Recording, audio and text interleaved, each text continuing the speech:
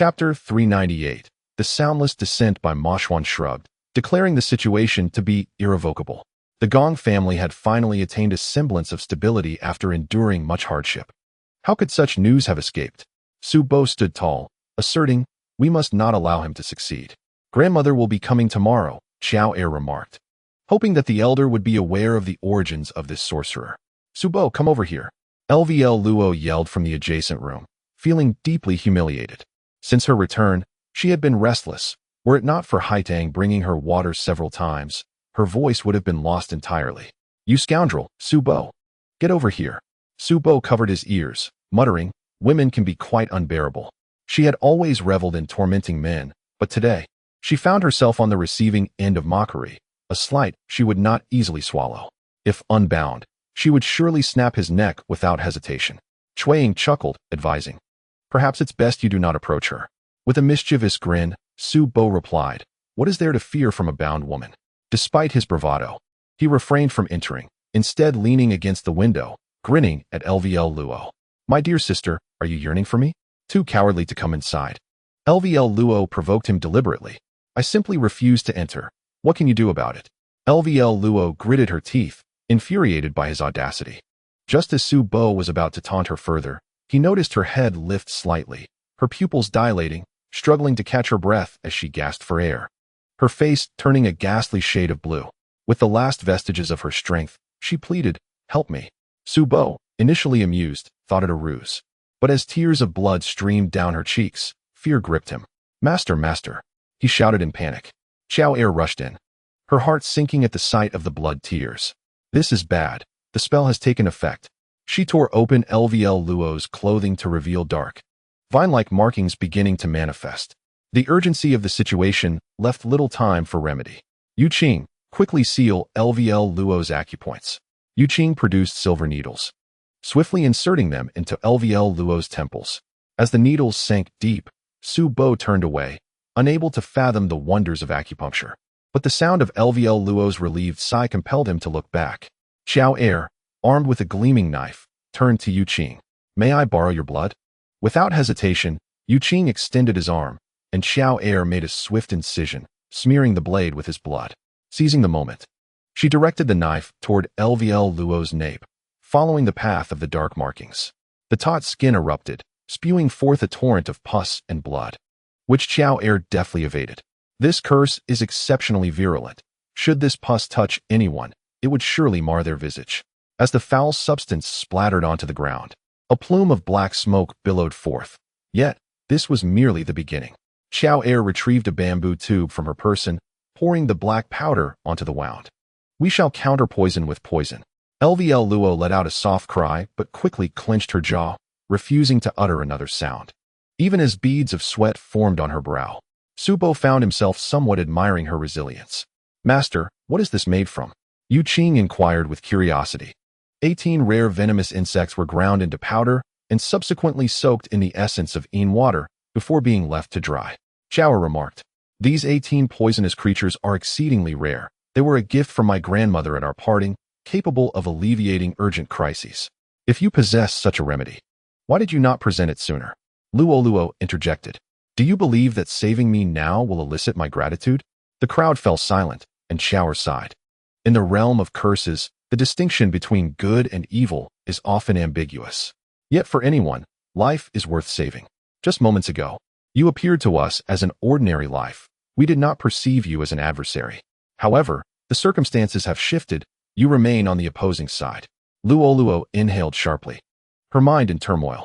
The affliction had arisen because her adoptive father could not reach her, ultimately deciding to end her life. A truly despicable fate. Qiao'er bandaged Luoluo's wounds, stating, "For the next few days, you will feel a dull pain. You must endure it. In time, you shall recover, though there may be scars. Fortunately, they are on your back." Luoluo let out a muffled sound. "You will regret saving me." "We shall see about that," Qiao'er replied. "As long as you live, there is hope." As the two conversed, Yuqing suddenly sprang into action, producing 2 silver needles. Luoluo soon understood the meaning of dull pain, her neck aching to the extent that she could barely lift her head, her mind feeling heavier than her body, forcing her to bow her head while gasping for air. Qiao'er instructed, For the next few days, you may only consume liquid food. Once these forces subside, you will be no different from an ordinary person. Luoluo closed her eyes, remaining silent, prompting the others to quietly exit. Meanwhile, Haidang was in the kitchen, using a simple stove to prepare porridge when Qiao'er entered stealthily. "Is this for Luoluo?" she inquired. "Yes, she can only eat liquid food. The available ingredients here are limited. She will have to make do," Haidang replied, her gaze lost in the flickering flames. "After 2 consecutive failures, my adoptive father will surely act swiftly, as long as he lives." Haidang abruptly halted her thoughts. Qiao'er noticed a subtle change in her expression. Having caught a fleeting glimpse of hatred and murderous intent that lingered for merely a fraction of a second. Quietly retreating, she found Yueqing and pulled him aside. "I sense something unusual, guided by a woman's sixth sense." "You are at it again. What is this sixth sense of yours?" Yueqing asked, bemused, yet he crossed his arms. Attentive. Qiao'er continued. Luoluo mentioned that the 6 of them have not merely enticed a single wealthy man over the years. Among them, only Haidang has failed to provide any accounts. The others have engaged in dealings worth millions. How could her adoptive father have borne this for so long? Qiao'er added. Earlier, Haidang exhibited emotions of hatred and murderous intent towards her adoptive father, which struck me as peculiar. Perhaps our understanding of Lady Wang is insufficient. Yueqing pondered her words, recognizing their validity. A practitioner of curses, well-versed in the arts of yin and yang, would not simply tolerate Haidang's behavior. Why had he waited so many years to take action against one? There must be a deeper intrigue at play. Setting aside these doubts, Haidang took great care of LVLV, and gradually, Qiao'er noticed that LVLV's attitude had softened considerably. She no longer resisted Haitang's concern, and her tone towards others had also mellowed. By the following day, Qiao'er's grandmother, Mu Wan'er, finally arrived. Su Bo and the others were taken aback upon seeing Mu Wan'er. Given Qiao'er's age, Mu Wan'er should be nearing 60 this year, yet like Bai Xian, she appeared ageless. Since Qiao'er had married and given birth to Lazy, Mu Wan'er had retreated to Thailand and had not visited until now. Hearing of the chaos caused by the sorcerer, she promptly flew over. And upon seeing Qiao'er in good spirits and hearing of her successful resolutions to the curses, she felt a surge of pride. Who would have thought that my Qiao'er could stand on her own? Qiao'er playfully protested, "Grandma, I am, after all, their matriarch." Understanding her sentiment, Mu Wan'er responded, "By the way, let me first see those 2 young ladies." Haidang and LVLV stood side by side, their backs to Mu Wan'er as she meticulously examined their wounds, even peeling back the bandages. Shaking her head, she remarked, "The highest level of sorcery relies on the birth date, name, photograph, and location to outline the target's silhouette, coupled with elements related to the body, such as hair, nails, or personal items imbued with strong psychological significance. One can pinpoint and connect with the individual, resulting in profoundly terrifying effects. This person operates the sorcery from afar, utilizing both the birth details and psychological factors." Chapter 399, The Soul-Trapping Bottle 1. Ms. Mu, what do you mean by that? Haidang inquired, somewhat astonished. "Your birth dates are both of the utmost yin nature, making it far easier to control the sorcery with toxic elements. Moreover, as orphans, your inner spiritual worlds are inherently more intense," Mu Wan'er explained. "After all, the yearning for affection surpasses that of ordinary people." Haidang found herself in agreement. "Ms. Mu is absolutely correct." LVLV, however, was more resistant, letting out a muffled grunt. Mu Wan'er remained unfazed. "If we speak of the most accomplished sorcerers, I know of 3, and I am one of them. The other 2 are either deceased at a young age or have reached their 70s, having relocated to the city and withdrawn from worldly affairs. I cannot say what the latter looks like now." Haidang said, "He is relatively short, with long hair that falls below his ears, and his eyebrows are rather close together. This is the most striking impression I have. As for his age, I cannot discern." Mu Wan'er's expression shifted dramatically. Eyebrows that are close together. This is a typical characteristic of the one who died young. Qiao'er interjected, "Grandma, isn't that person dead?" Qiao'er, "Do you remember I told you about the most outstanding 2 sorcerers in the 1930s? They had a falling out and agreed to duel, fasting for 3 days and nights without food or water. According to witnesses, each invoked their respective magical treasures, battling fiercely without resolution. They took turns cursing and dispelling each other, and ultimately, neither emerged victorious. Both seemingly returned home unscathed, yet within 24 hours, each perished mysteriously in their own homes. Luoluo remarked, "This matter holds a kernel of truth. One of the individuals involved had a grandson who subsequently became one of the most distinguished practitioners of the art of curses, known as Ba Yong, a descendant of the duelists from that time. Regrettably, he met a mysterious demise at the age of 35, leading many to believe he was the victim of foul play. Indeed, where there are virtuous individuals, jealousy often lurks. His visage was utterly disfigured, and even his residence was set ablaze, reduced to ashes. His extraordinary talent, extinguished in the bloom of youth, is truly lamentable. Were he still alive, how old would he be this year?" Haitang felt a sudden pang in her heart. "He is 9 months my senior," Luoluo replied. Haitang mused, "With such disfigurement, it would be difficult to ascertain his identity. What if he were merely a stand-in? Why would you entertain such thoughts?" Yuqing inquired, surprised. Just as Haitang was about to respond, Deli entered the room. "Why did you come in?" Haitang chastised. "Mayu is searching for her mother. What's been wrong with you these past few days? Can't you stay by your daughter's side?" Deli shook his head. "You should hurry along."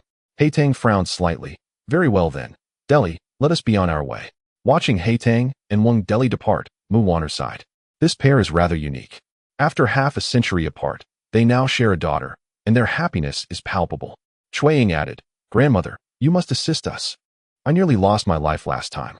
As she spoke, she tugged at her pant leg, drawing Luoluo's gaze. "The improved version of the silent curse," she explained. "What is the silent curse?" Qiao'er was taken aback. "It is a powder concocted from herbal ingredients, primarily composed of ground nails from the deceased, blended with various medicinal herbs. A mere pinch mixed into someone's food or drink ensures their consumption. The afflicted will first lose their voice, gradually wasting away until death ensues. The timing of their demise can be manipulated by the practitioner, ensuring they die precisely when desired. Due to the varying compositions of the poison, the onset of its effects can range from days to months or even years, allowing for precise control over the timing of its manifestation, provided it is coupled with the art of cursing. Luoluo continued, "The curse afflicting you has transformed after its enhancement. The powder is first introduced into the digestive system of a poisonous insect, and only those resilient enough to survive the powder can be used for the curse. The practitioner manipulates the 5 elements to induce an attack at will." Luoluo added, "This curse acts swiftly. Your survival is nothing short of divine providence." Qiao'er glanced at Yuqing, beaming. "Indeed, I must be under divine protection."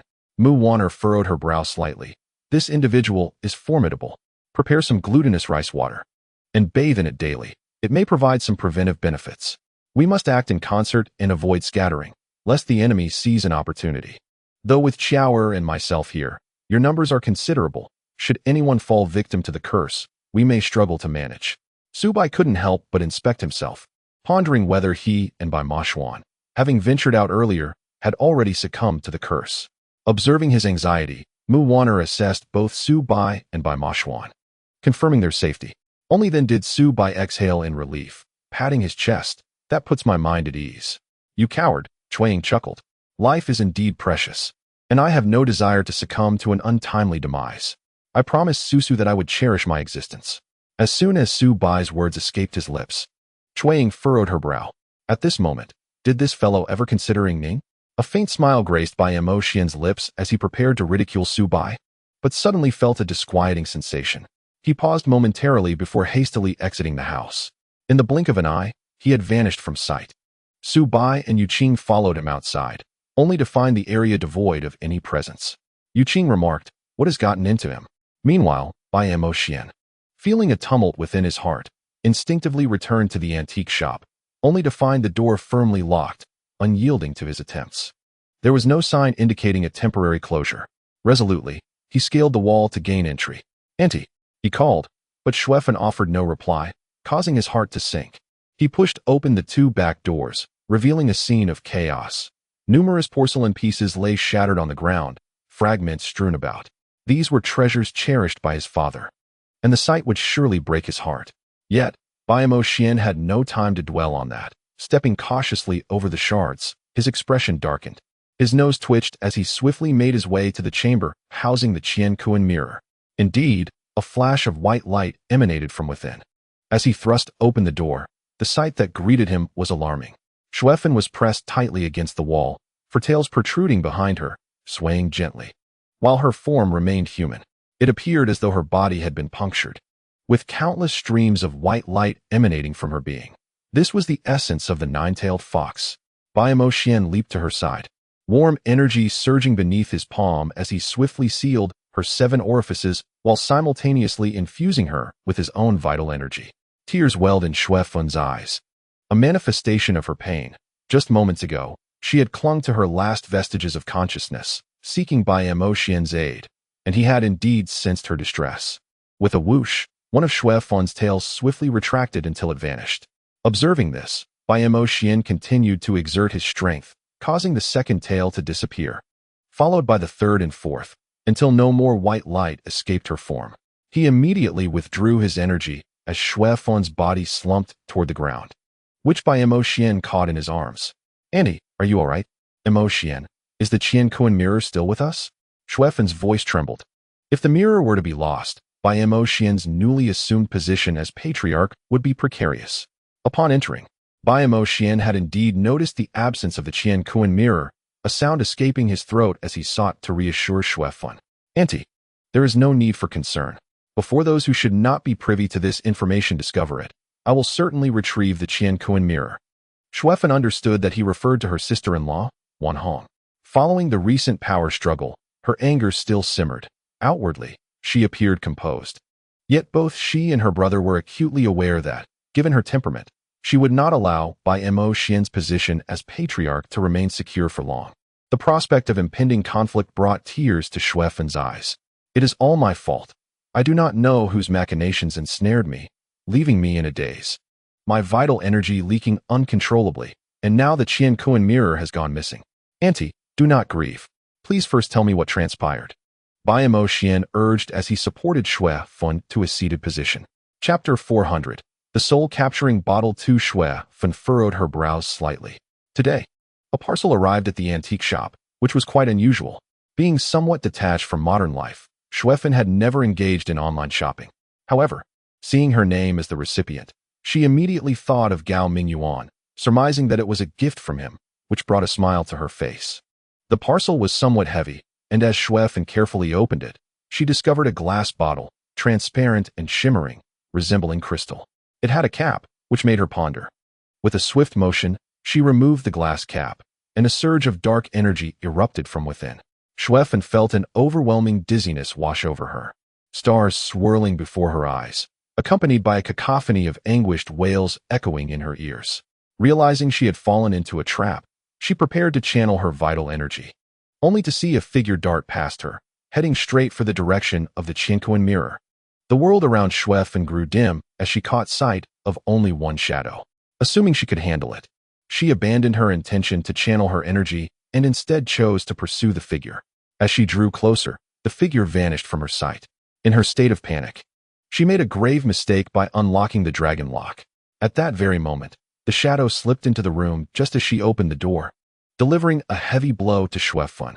Upon hearing this, Bai Xian understood why his aunt was in a state of mental disarray.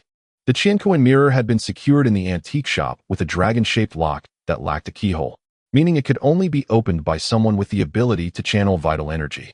The intruder had arrived first and waited for his aunt to unlock the door before breaching the premises, revealing a cunning exploitation of timing and her anxiousness. Realizing the magnitude of her error, Shuefan felt a surge of frustration. Suddenly, a series of piercing screams filled her ears, echoing relentlessly as countless ghostly figures lunged toward her. Startled, she instinctively struck out with her hands, only to grasp at empty air. In the ensuing chaos, her vital energy surged uncontrollably, and Shuefan found herself pinned against the wall. With her last ounce of awareness, she invoked her powers, urgently calling for Bai Xian. This was the reason for his sudden unease. Clutching her chest in distress, Shuefan lamented, "This is all my fault. Aunt, this was premeditated." Bai Xian replied, "I am aware of the Qiankuan mirror's whereabouts. You tend to the situation here. I need to step out for a moment." Seeing that Bai Xian displayed no signs of displeasure, Shuefan felt a wave of relief wash over her. "All right, I shall handle the shop." The shelves were likely toppled during her aunt's hasty pursuit of the shadow. She had been disturbed by illusions, causing her to lose her balance. Considering it was her own aunt, she hoped her father would not hold it against her. As Bai Maoxuan exited the antique shop, his expression darkened. He had suppressed his emotions for the sake of his aunt's feelings, but now, anger simmered within him. Conspiracy, premeditation, this was clearly a well-laid plan. When Bai Maoxuan returned, Su Bo shared the same sentiment. It seems too coincidental that the antique shop faced trouble while everyone was gathered here. By the way, where was Ying Ning at that moment? How could I even think of that? Bai Maoxuan struck the table with his fist and declared, "Who desires the Qian Kuan mirror the most? You all are well aware. The urgent matter at hand is to locate that necromancer." Mu Wanner interjected, "I know nothing of this mirror, nor do I care, but that young lady mentioned a black aura emanating and the sound of wailing spirits. This is clearly a matter of exorcism." Yu Qing added, "I too have heard of exorcism techniques, which utilize spirits as a primary medium, akin to the spirit-raising practices of Maoshan. Indeed, we prefer to refer to it as the soul-binding method. The necromancer traverses grave mounds, seeking freshly buried tombs, stealthily using a sharpened bamboo stake to pin down the corpse, then reciting binding incantations to summon the soul into a small glass vial, sealing it within and placing it at the foot of a tree, reciting the incantations day and night until the completion of 49 days. Once the merit is fulfilled, the soul may be retrieved for use." The young lady encountered a soul-binding vial that had not yet reached the 49-day period. Within it resided more than one spirit, predominantly those of children and infants, whose grievances are particularly intense. The spirits, eager to escape, surged forth, overwhelming her with their resentment, causing her dizziness and loss of reason. Mu Wanner remarked, "If an ordinary person is swept away by this resentment, their mind becomes chaotic, leading to calamity. In severe cases, it could even cost them their life." Bai Maoxuan spoke solemnly, "Our gathering here is a mistake, granting the adversary an opportunity." Su Bai remarked, "Something feels amiss." "We all understand the significance of the Qian Kuan mirror's disappearance," to Bai Maoxuan. Yu Qing suggested, "Should we not retrace our steps and examine how we arrived at this juncture?" Bai Maoxuan, perturbed, remained silent, and Yu Qing, noticing this, chose to ignore him. Mu Wanner and Qiao'er exchanged glances. "The four of you have pressing matters to discuss. We shall take our leave. However, I offer this advice. A calm analysis of events will surely reveal any oversights."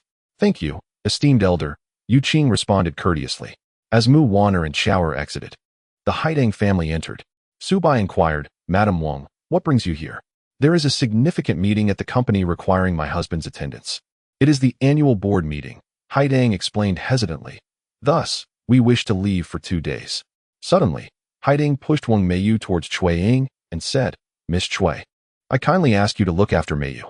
Cui Ying, observing the earnest yet sorrowful expression on Haitang's face, felt a pang in her heart. By the time she regained her composure, the Wang couple had already departed by car. Su Bai suddenly exclaimed, "I know where the problem lies. Quickly pursue them." Su Bai dashed outside, only to find a deflated tire, a gash upon it indicating it had been intentionally punctured. Frustrated, he kicked the tire and then recalled Luoluo. To his surprise, Mu Wanner and Qiao'er had already entered the room where Luoluo was imprisoned. Luoluo sat in a chair, blood gushing from her neck, staining the ground below. Her lips were pale, and her hands trembled.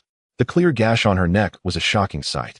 Experience speaks volumes. Before Mu Wanner even approached, she had already torn fabric from her clothing, and upon reaching Qiao'er, she swiftly bound the wound on Luoluo's neck. With wide eyes, the green vine trembled, her fingers quivering as she clung to the last remnants of breath lingering in her throat. When Su Bai approached her, her lips parted slightly, uttering, "He. Who is he?" Su Bai bent down, pressing his ear close to her mouth. Her lips moved faintly, but then her body stiffened, her hands falling weakly to her sides. Su Bai's form froze as he reached to check her breath, lifeless. Cursed be it, I could not discern her words clearly. Qiao'er shook her head, stating, "The scent of blood is overwhelming. Both my grandmother and I can smell it. Alas, we have arrived too late." Yu Qing and the others, alerted by the commotion, rushed over and upon seeing the lifeless body of the green vine, felt a chill run down their spines. Su Bai sighed, "Young one, when her spirit emerges, restrain it temporarily. I have many questions to pose." "What were you thinking just now?" Yu Qing inquired. "Who severed her throat? If I am not mistaken, it is either Haidang or Wang Deli," he conjectured. Su Bai replied despondently, "From the very beginning, Our involvement in this affair has been inextricably linked to the Wang couple. The revelation of Yingning's lineage through Inshan was merely an accident, but what followed? Haidang entered our sight. Yingning was poisoned with the child-conducting powder. And Shuiying suffered a curse. Step by step, we became ensnared in this web. Ostensibly, we followed the clues to find the green vine, uncovering more about the Crimson Soldiers. Yet the ultimate outcome was that to protect Haidang and her family, we found ourselves here. The antique shop's vacancy allowed them to exploit our weaknesses. Have you ever considered that from the outset, we have been led by the nose by them? Shuiying, still incredulous, exclaimed, "Are you suggesting that Haidang and Wang Deli are involved? I cannot ascertain if both are culpable, but at least one of them must be aware of the truth," Su Bai asserted. Over there, the Qianquan mirror was stolen, and here they hurried away. Our car tires were destroyed, and the green vine was murdered. What a remarkable coincidence. Chapter 401. Woman as she beheld the white mist emanating from the green vine's body. Yu Qing swiftly erected a lightning barrier around her corpse to prevent her spirit from escaping. Aware of the 5 elements, Yu Qing added an additional layer of protection with the 4 symbols array to safeguard against the obliteration of the green vine's soul. The spirit of the green vine began to emerge, the white vapor coalescing into a human form, her face contorted and her features grotesquely compressed. As if she had endured immense suffering. Her form wavered, and as she lunged forward, she inadvertently collided with the lightning barrier. The bloodlight's murderous aura destabilized her spirit, causing it to disperse, taking a considerable time before it could reconstitute. Green Vine, who murdered you? Su Bai implored urgently.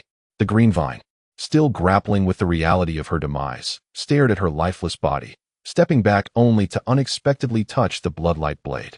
With a low cry, she reached out to touch her own corpse. Despite Su Bai calling her multiple times, she remained unresponsive.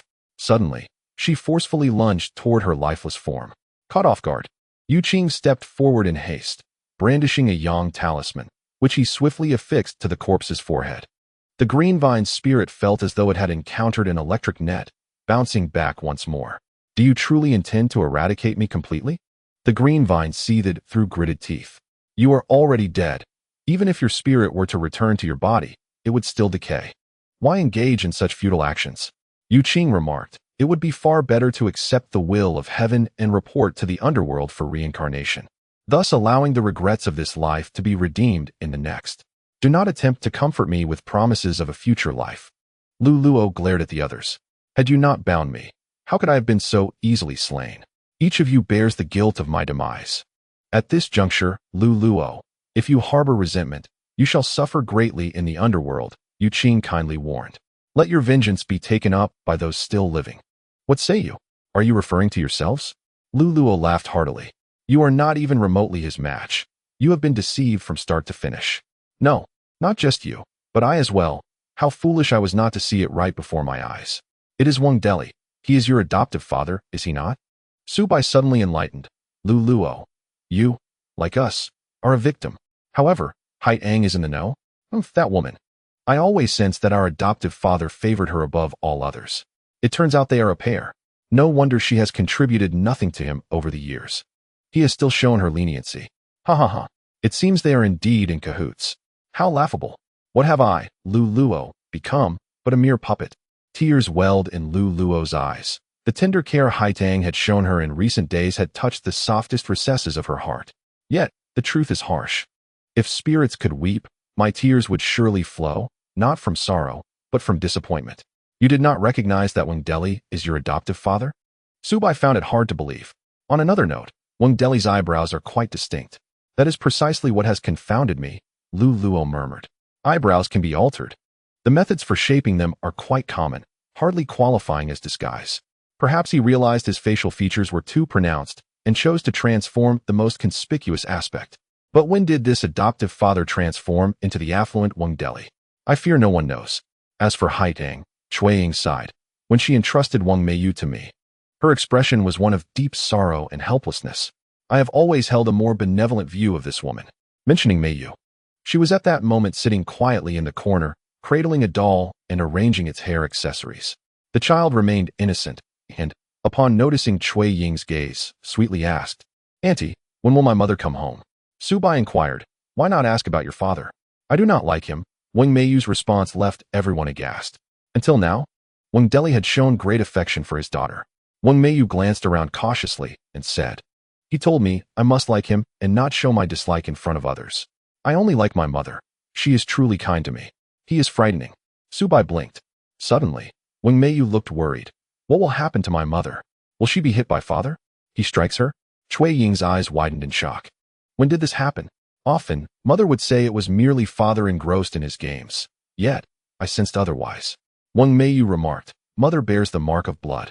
This statement sent shivers down the spines of the four, for the relationship between Haidang and Wang Deli was indeed shrouded in mystery.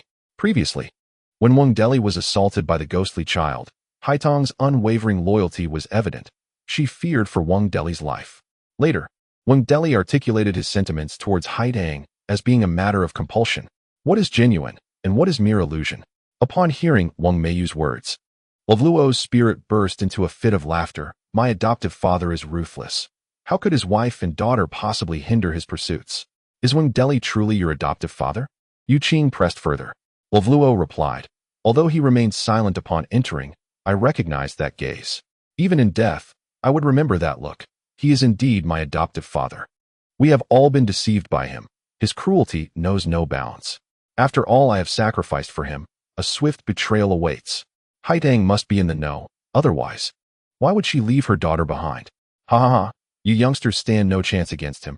He slipped right under your noses. Should we report this?" Subai hesitated. "What shall we do about Luoluo's body? Report it? Have you lost your senses?" Bai Moshuan interjected, "Do we possess proof that Wang Deli murdered Luoluo? Did you witness it? Is there surveillance or tangible evidence? Shall I invoke their pity with tears to reveal Luoluo's spirit? You think they are easily deceived? They are staunch materialists. With the body here, we could not clear our names even if we plunged into the Yellow River. What then? We cannot bear this responsibility." Subai exclaimed, "Hey, I say, dear sister, even in death, you would drag us down with you. Wait, fingerprints. Was he wearing gloves?" Subai gazed at Luoluo eagerly. Luoluo let out a muffled grunt. "Do you believe he was?" Subai smacked his forehead, and Bai Moshuan stated, "We will consign this woman's spirit to the underworld and withdraw. I will arrange for someone to handle this matter." The notion of seeking assistance was understood by all. Having faced this setback, the group felt helpless and resolved to return home. Luoluo's spirit was temporarily secured within a jade vessel, sealed with a talisman to prevent escape. Luoluo remarked, "You worry too much. If I were to flee, I doubt even my spirit could be contained." Subai replied, "As long as you are aware. Alas, I lament not having been able to eliminate you, rascal." Luoluo addressed Subai. "Little adversary, consider yourself fortunate." Subai responded with a shiver and a playful grin. "If fate permits, let us meet again in our next lives. Perhaps we shall remain a pair." Luoluo's expression darkened, yet the corners of her mouth curled slightly. Subai, glancing at Luoluo's lifeless form slumped in the chair, noticed her disheveled hair and was about to reach out to smooth it, when Bai Moshuan cautioned, "Do not disturb her. The more we meddle, the more difficult it becomes for those who will manage this later. Let us depart." Seated in a car distanced from the modest dwelling, an air of silence enveloped the group. Upon returning to the city, Mu Wanner and Qiao'er headed home to visit their little grandson. The quartet arrived at the antique shop, where the previously chaotic scene had been tidied up. Xuefan sat alone behind the counter, her demeanor lacking vitality. Upon their return, she immediately rose, her lips parting slightly. Yet all that escaped was a sigh, followed by a wave of self-reproach. "It is all my fault." Chapter 402.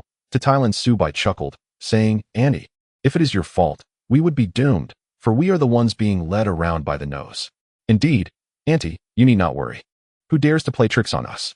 We shall make them regret it," added Cui Ying, her curiosity piqued. "Oh, but where is that girl Ning Ning? She has been coming and going at odd hours these past few days. When I inquired, she mentioned having made new friends." Xuefan replied, "She must establish her own social connections. As long as she is happy, that is what matters." A heavy feeling settled in Subai's heart. What if, with her level of intelligence, she befriends the wrong crowd? Bai Mo Xian let out a low grunt. She will inevitably grow up. For now, we cannot concern ourselves with her. We should focus on what lies ahead. Subai fell silent as Xuefan stepped outside to close the antique shop's door, hanging up a sign indicating a temporary cessation of business. The five of them retreated into the room, where Xuefan entered with a videotape in hand. "I have conducted my research, The individual in question is likely a woman. It turned out the shop was equipped with such devices, and Su Bai felt a flicker of hope reignite within him. The screen vividly displayed the figure, a woman clad in a form-fitting black outfit. Her head covered with a hood and her face concealed by a mask, appearing well prepared. In the footage, Xuefan stumbled, colliding with a shelf, causing antiques to tumble to the ground, leading to an awkward cough from her. The intruder seemed unfamiliar with the shop's layout, as Xuefan became disoriented. The woman swiftly inspected several rooms before finally honing in on one adorned with a dragon-shaped lock. She hastily manipulated the locking mechanism, and almost instantaneously, she suddenly retreated to a corner. Subsequently, just as Xuefan had described, she instinctively unlocked the dragon lock, allowing her swift entry. In the blink of an eye, the woman exited the antique shop, cradling the Qiao'er mirror in her arms. The shop was fortified with an intricate trap, allowing the woman to enter. Yet she could not unlock the dragon lock. The combination of her ordinary status rendered the trap ineffective against her. However, she still needed the assistance of the ant to unlock the door and seize the Qiao'er mirror. Bai Mo Xian remarked, the plan was meticulously crafted. This individual possesses a clear mind. At the time of the incident, Wang Deli and Haitang were in our midst, making it impossible for him to act personally. Su Bai noted, I believe the woman with a mole at the corner of her mouth merits our attention. As Levine mentioned, she was once a childhood companion. Yet upon their reunion, she felt no familiarity whatsoever, even forgetting about the mole. Our only lead at present is Haitang. She still cares for her daughter, which is why she entrusts the child to us, Chuang stated. She has always been a woman of deep loyalty. Let us commence our investigation with Wang Deli, examining his background and the path to his success. Yu Qing remarked, how can we continue searching for the whereabouts of these two individuals? Two living souls cannot simply vanish into thin air, can they? With no other recourse, the five of them exited the room. Unbeknownst to them, Ying Ning had returned at some point, engaging in playful banter with Wang Meiyu, both of them frolicking joyfully. Su Bai felt a twinge of irritation. This girl had stormed off in a fit of anger, and here he was, worrying about her well-being, yet she now appeared to be in high spirits. Su Bai's expression darkened. Where have you been? Having already cast aside her earlier unhappiness, Ying Ning replied without hesitation, I went out with Brother Yin. Brother Yin? Su Bai's expression stiffened. You can't possibly be referring to that peculiar-eyed Chu Yin, can you? The rival of Bai Moshuan? Let me correct you on that. I have never considered him an adversary, Bai Moshuan interjected with a low grunt. If that brat manages to replace me successfully, I would be indebted to his ancestors for 8 generations.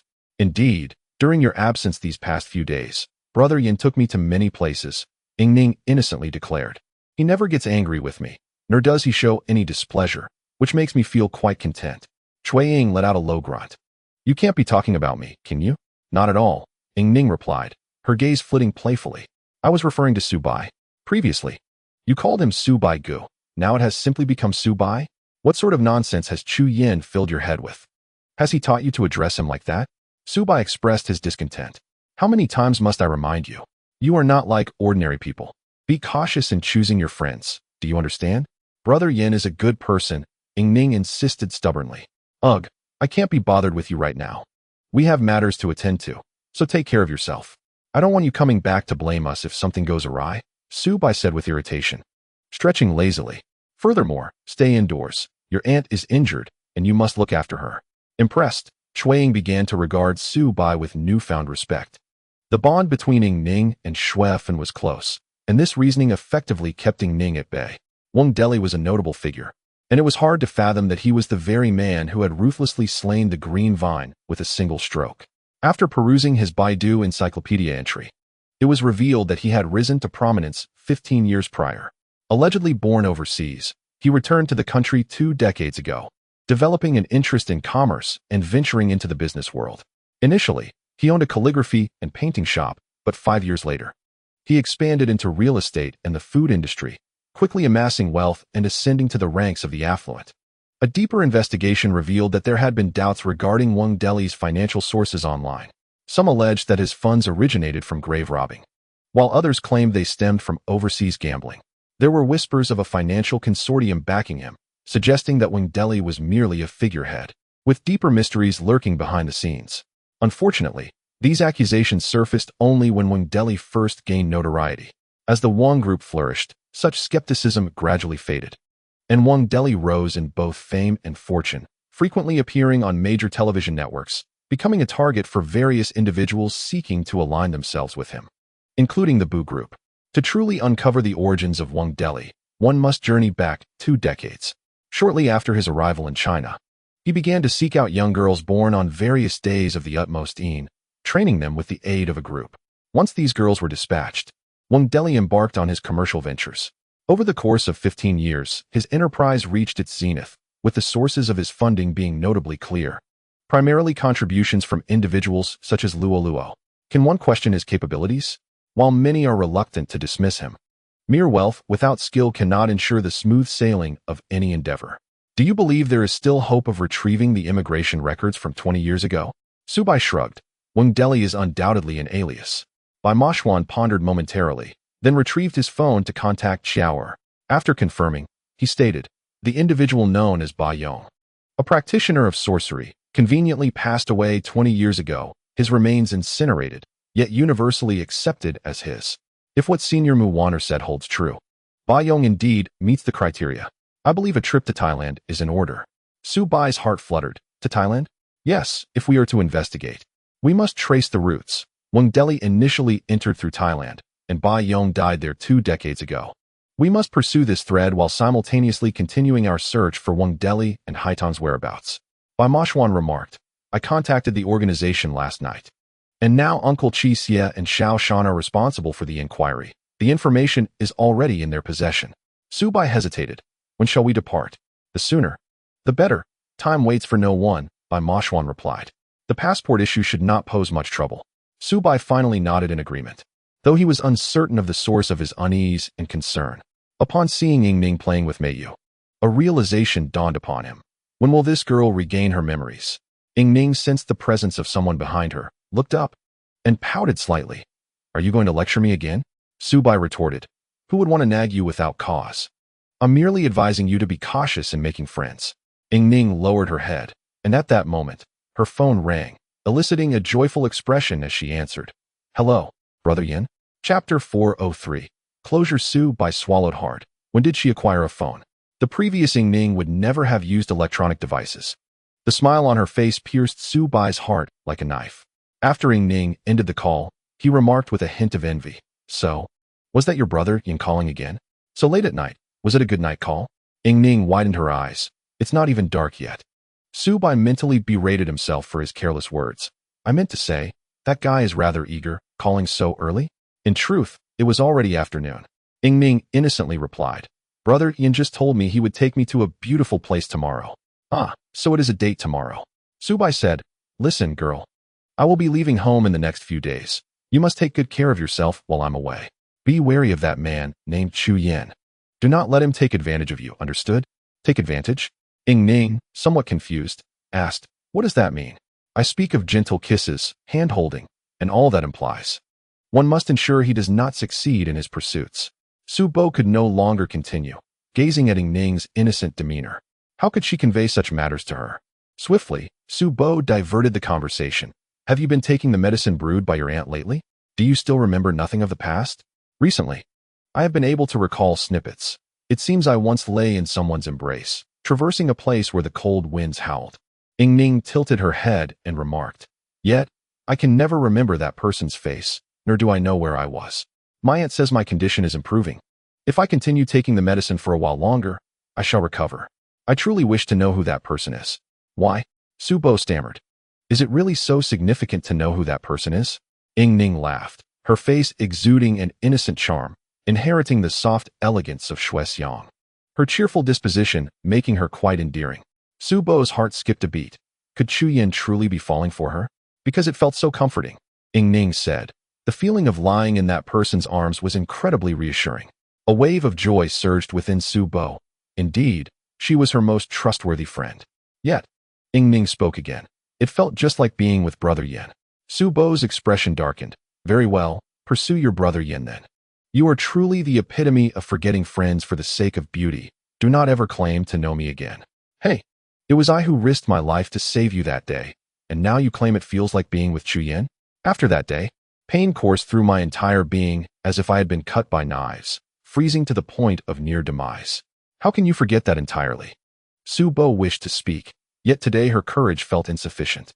Wang Meiyu tugged at Ying Ning's sleeve. Sister Ying Ning, I long to taste the cakes you make. They smell so delightful. Immediately, Ying Ning took Wang Meiyu to the kitchen. Su Bo's words remained unspoken, while Qiao'er looked on, genuinely anxious. I say, little brother, will you truly sit idly by and watch Chu Yin taking Ning from you? Ying Ning is merely seeking friendship, Su Bo replied. No man showers a woman with inexplicable kindness without reason. At least the affection this man shows Ying Ning does not resemble ordinary friendship, Qiao'er asserted. Gifting Ying Ning a phone is merely a means to cultivate a closer connection, though it is but a device. It brings him nearer to her. What is worse? It seems Ying Ning has transferred her affections onto Chu Yin, as he evokes a familiarity akin to what you offered in the past. She is now somewhat confused. You are aware of this, are you not? Why did you hesitate earlier? You ought to reveal to her that the person she has been concerned about is indeed you. Su Bo inhaled deeply. The most pressing matter now is to confirm whether Wang Deli is Bayong in Thailand, and to locate Wang Deli and Haidang, and retrieve the Qian Kuan mirror. Otherwise, that rascal by Ma Xuan will find himself in trouble. As Su Bo deftly shifted the conversation, Qiao'er sighed inwardly, realizing that Su Bo could never truly overcome the shadow of Guasusu. Guasusu had consumed an inordinate amount of Su Bo's emotional energy. The deeper his investment, the more arduous it became for him to embark on a fresh start. 4 days later, Bai Ma Xuan and his companions commenced their journey to Thailand. Just before their departure, Mu Wanner informed them that she had arranged for a Chinese-speaking individual to meet them there. This person, a journalist fascinated by the art of necromancy, had spent 6 months shadowing Mu Wanner, visiting various practitioners in an attempt to unveil the secrets of the craft. Initially, his aim had been thwarted, yet he became enamored with necromancy, persistently seeking to become Mu Wanner's apprentice, a request she had consistently declined. Now, in need of assistance, Mu Wanner recalled this individual. Upon exiting the airport, the four were greeted by an oversized sign bearing their names, written in a clumsy hand. Su Bo chuckled to himself as he approached the sign and inquired, "Are you Mr. Nia?" Nia, a man of mixed Chinese and Thai heritage in his 30s with a sun-kissed complexion, broke into a broad smile upon seeing Su Bo, revealing a set of pearly whites. "And you are?" he asked. Su Bo pointed to his name on the sign and replied. Su Bo Nia's Chinese was reasonably fluent, albeit tinged with a local accent. As Bai Ma Xuan approached, several women nearby gasped in awe, one of them eager to ask for an autograph, but Bai Ma Xuan hastily moved on, leaving the others behind. Nia's outstretched hand quickly retracted, and Su Bo reassured him, "That's just how he is, you'll get used to it." Settling into the vehicle Nia had prepared, Qiao'er gazed at the bustling streets outside, reflecting on the vibrant city that surprisingly embraced necromancy. "This is the marvel of Thailand," Nia remarked. "What are your plans now?" "We wish to investigate a man named Ba Yong who perished in a fire 20 years ago," Yu Qing replied. "It would be ideal if we could locate the records from that time." "Records? From 20 years ago? I wouldn't hold out much hope. I do remember Ba Yong. He was one of the most extraordinary necromancers of his time, exceptionally gifted. It is said that he mastered the secrets of death spells shortly after beginning his studies. He even traveled to your homeland to learn about the yin and yang and the 5 elements." "You mean he studied the 5 elements?" Yu Qing seized upon this revelation. "Given your age, you must have been quite young 20 years ago. How do you know so much?" "I was 11 at the time," Nia replied. "You may not know, but Ba Yong and I hail from the same place. His reputation in our hometown was quite remarkable." Nia continued, "Beginners in necromancy typically start with living poisons. Yet Ba Yong commenced with death spells. How can one distinguish between living and death spells?" Su Bo inquired with curiosity. "You truly are passionate about necromancy, aren't you?" "Alas, I am somewhat dim-witted. Achieving mastery in necromancy is quite challenging for me. Thus, I work as a journalist while concurrently studying. Living spells utilize venomous creatures. Typically the 5 poisons: snakes, centipedes, scorpions, spiders, and toads. Death spells, on the other hand, generally employ elements from deceased bodies, combining poison and negative energy, making them even more difficult to unravel." Nia, an ardent aficionado of the art of voodoo, spoke eloquently about it. Ba Yong was indeed one of the 3 eminent practitioners of this craft, but alas, he was reduced to ashes in a fire. The 3 masters of voodoo were Mu Wanner, Ba Yong, and what was the name of the third? Su Bai inquired. Shugli, Naya replied fluently. If he were still alive, he would be 75 this year. It is said that a voodoo master sacrifices his own lifespan with every curse. Shugli passed away at 70. It is rumored to have been a natural death, which is indeed fortunate. Qiao'er, our esteemed predecessor, attended his funeral. Consequently, suspicions surrounding Ba Yong grew ever more substantial. Chapter 404. The Green-Headed Snake by Mashwan realized that the car had unknowingly strayed far from the city center. The outside world barren and desolate. Where are we headed? He asked. To our ancestral home, Naya responded. Ba Yong's former residence still stands. Would you like to visit? Where will we spend the night? Subai gazed at the setting sun, the sky dimming, feeling uneasy in this foreign land as darkness enveloped them. Do not worry. My relatives reside in our hometown. Finding a place to rest for the night will be no trouble, Naya assured him, flashing a broad smile that revealed her pearly white teeth. Naya's hometown lay nestled within a deep mountain, the season transitioning from late spring to early summer. Lush greenery surrounding them, the sounds of chirping insects harmonizing with the gentle breeze. It was indeed a splendid retreat. As Chuang peered out the window, she spotted a ruin in the distance along the winding path. Upon disembarking, Naya remarked, "This is where Ba Yong once lived." It was thoroughly consumed by flames. Subai circled around, shaking his head. Surely, there is nothing left but the foundation. All the belongings must have been cleared away long ago. Where is Ba Yong buried? Naya's expression shifted. What are you planning to do? We merely wish to take a look, Ba Mashwan grunted. What? Are you unaware? No, of course not, Naya replied. Ba Yong was a notable figure in our village. Many powerful individuals sought to align themselves with him. It is said that his spirit can protect the village after his death, which is why he was interred at the highest point in the village. Do you see that mountain? Following the direction of Naya's finger, they beheld a peak resembling a lion's head. The summit? Subai inquired, to which Naya silently nodded. It is too late today. You should rest in the village for the night and ascend the mountain tomorrow. That sounds good, Ba Mashwan readily agreed. The villagers were secluded within the woods, their homes dispersed, and the narrow paths made it impossible for vehicles to navigate. Carrying their luggage, they followed Naya, who referred to the household they would be staying with as his distant uncles. The house felt solitary, inhabited solely by an elderly man who conversed fluently in Thai with Naya for quite some time. The house had electricity, though the lights were dim. Just as the elder was about to arrange their lodging, a hissing sound filled the air and darkness enveloped the room. Naya exclaimed, "What happened to the power?" The elder muttered a series of words, and Naya explained, "This area is remote. It is unclear whether this is a collective blackout or a problem with the wiring. Please bear with us for a moment. We will seek assistance to restore the power." For individuals stood within the dim confines of a small, shadowy room. In their recollections, a few dilapidated chairs were nestled in the corner, and they groped their way to take a seat. Nia and his distant uncle pushed open the door to depart.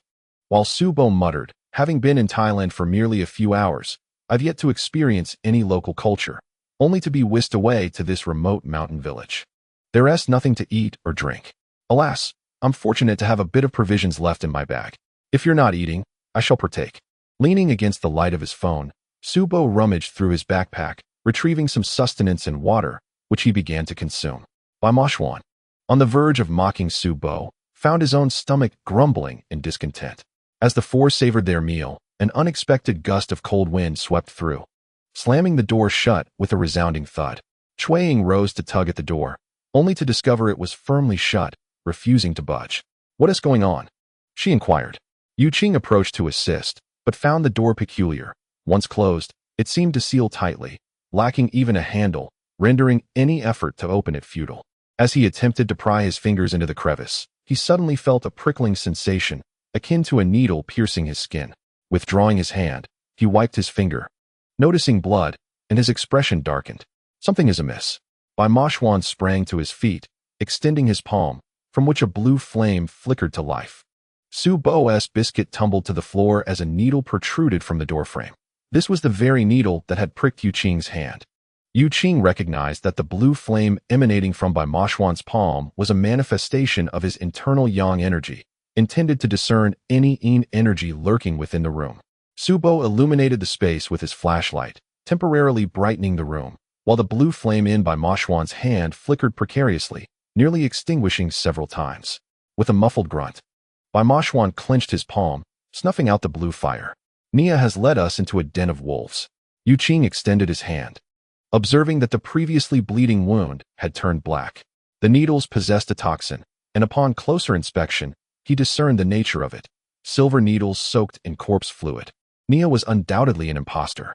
Su Bo spat on the ground, declaring, "This house must be haunted," as Yu Qing squeezed the toxic blood from his finger. Bai Moshuan surveyed their surroundings.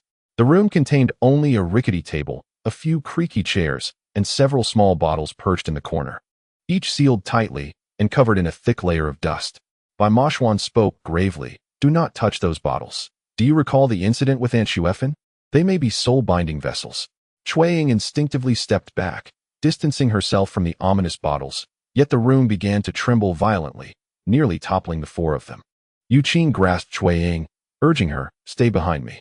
Su Bo also sought refuge behind Bai Moshuan, who scolded, "You run faster than a woman." The room continued to shake for a considerable time, accompanied by a booming noise. As this sound reverberated, an unusual noise escaped Bai Moshuan's throat. "Damn it." The caps of the soul-binding vessels clattered to the floor, releasing a pungent odor as black smoke billowed forth, enveloping the entire room in a thick, suffocating shroud.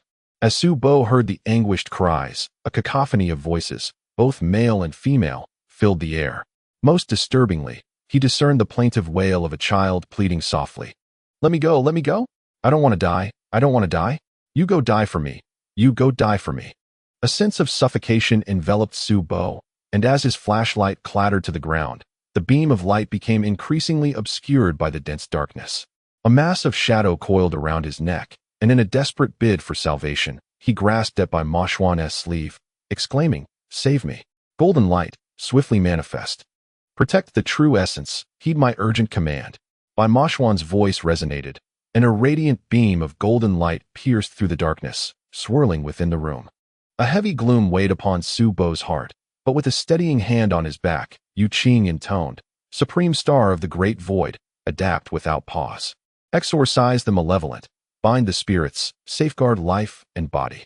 Clarity of wisdom, tranquility of mind. Let the three souls endure, may the spirit never wane. Heed my urgent command." As Su Bo finally grasped the significance of the calming incantation, he began to recite it fervently within his mind. Clarity gradually returned, and upon noticing Su Bo's expression normalize, Yu Qing leapt to a corner of the room. The earlier disturbance had dislodged the lid of the soul-capturing vessel, and spirits continued to flow forth from within. Swiftly, Yu Qing sealed the lid, pricking his tongue to let blood drip upon it, then pressed a bloodlight blade atop, repeating this ritual until every vessel was secured.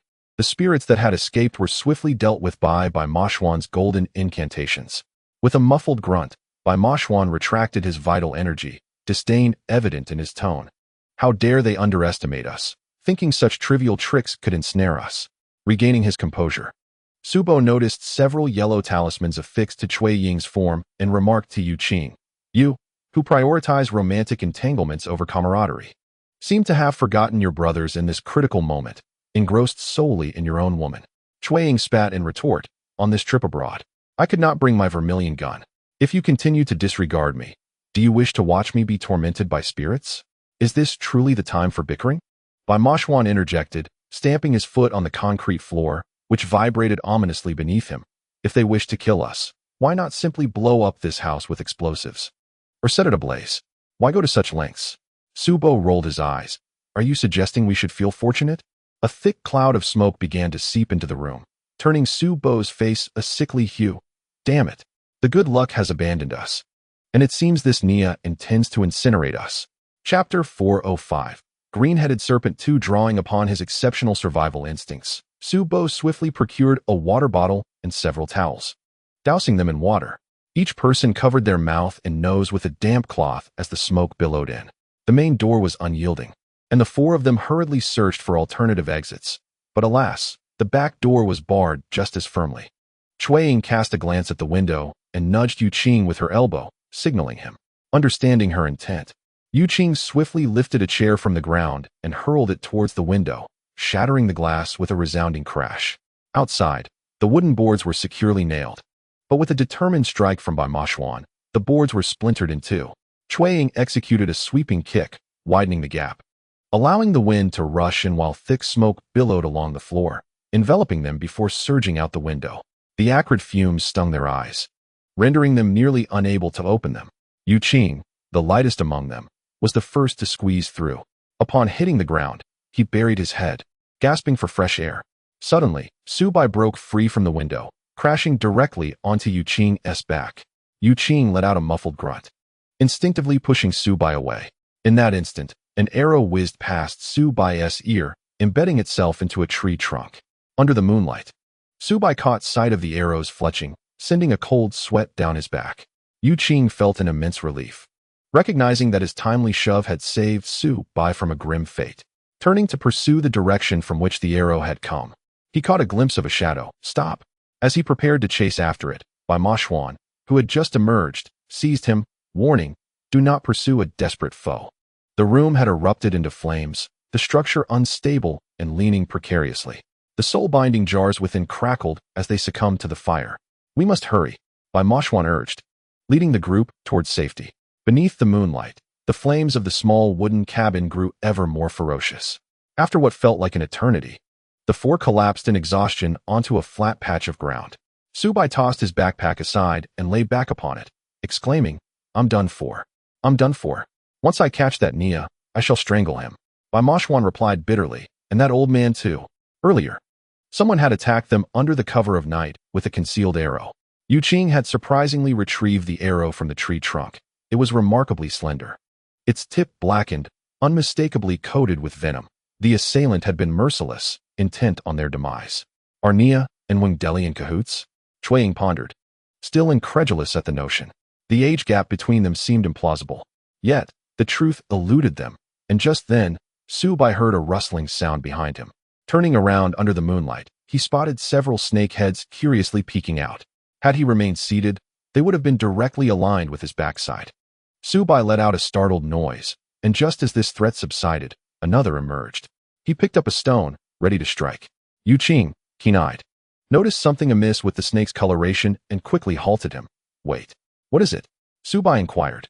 "Green-headed snakes," Yu Qing warned. "Creatures with green heads possess potent venom and malevolent energy. A single bite guarantees death. We call them ghosts that sow despair." Su Bai shone his flashlight on the snake's eyes. Yet instead of retreating, they extended their tongues and advanced with an ominous demeanor. Stepping back, Su Bai questioned, "What should we do?" Cui Ying shed her coat. "Let us use this." Bai Moshuan took it, glancing at Yu Qing. "Setting it ablaze is our best option."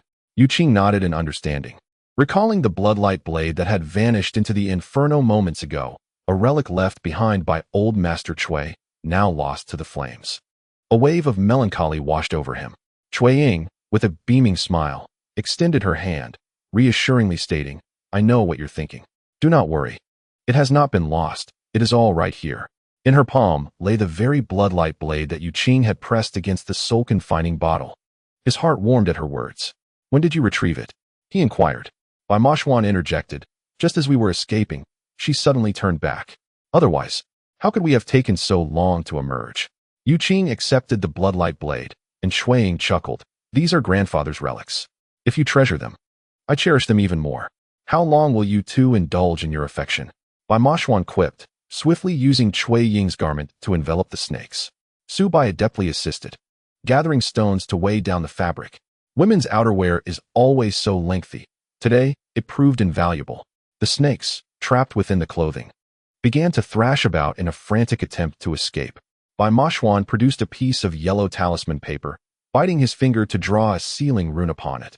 A righteous young talisman sprang to life on the paper, which he affixed to the garment just as one snake managed to break free. It fortuitously aligned beneath the talisman. And as the snake's tongue flicked out, a sudden burst ignited, flames leaping forth. The serpent's head was ensnared within the blaze, its green visage made even more vibrant against the flickering firelight. Under the purifying flames of the righteous young talisman, the snake's head began to swell like popcorn, filled with a viscous green liquid. "Step back. If that liquid splashes on you, you will not fare well." Yu Qing urged the three to retreat. Moving back about 5 or 6 steps, the snake that had emerged first suffered the brunt of the explosion, its head bursting with a resounding pop, green liquid spraying everywhere. Strangely, when the righteous yang flames touched this viscous substance, Their intensity only increased, causing the snakes beneath the clothing to writhe in a frenzied dance. A foul stench mingled with an odd meaty aroma wafted through the air, prompting Su-bai to swallow hard. What a shame to waste such fine flesh. If you lament the loss, once it's all burned away, snag one for yourself, Bai Mashwan suggested. A word of caution. The poison of the ghost seeing woe has no antidote. Once you are touched by it, your demise is certain. Su-bai shook his head vehemently. I think I'll pass on that. Finally, the flames subsided, leaving Cui Ying's garment tattered and charred. Yu Qing had already removed his own coat to drape over her. Cui Ying pondered, what shall we do now? If Niao was truthful, we could have reached the mountaintop to find Baiyong's tomb by dawn. However, after this ordeal, it's highly probable Niao is our adversary. And the veracity of his words merits scrutiny. What do you think? Bai Mashwan scoffed. Should we sever his head or break a leg? Cui Ying laughed. If it were up to me, I would prefer to have him torn apart by horses. It is no wonder they say a woman's heart is the most venomous. I merely thought to bind him to a tree and let him starve for 3 days and nights, while you suggest a gruesome fate. Truly terrifying, Su-bai remarked, patting his chest before yawning. I'm so tired. What should we do? Will other chaotic entities come our way? We will take turns keeping watch until dawn, Bai Mashwan replied. Yu Qing spoke. You all rest. I will keep watch. Su-bai, eager for this arrangement, set a timer. I will wake up in 2 hours to take your place. However, Cui Ying had a different notion. Yu Qing, I shall accompany you. We can alternate shifts, allowing us to cover more ground. It is prudent for at least one of us to possess knowledge of magic in this truly sinister place. Very well, Bai Mashwan replied, casually scattering some powder around the 4 of them. Su-bai, intrigued by the substance, was pleasantly surprised when Bai Mashwan explained, this was given to me by my mother. It serves as a protective barrier against venomous creatures in the wild. It is a specialty of Xiangxi. Su-bai winced at the idea, such a peculiar specialty. It isn't available for purchase elsewhere.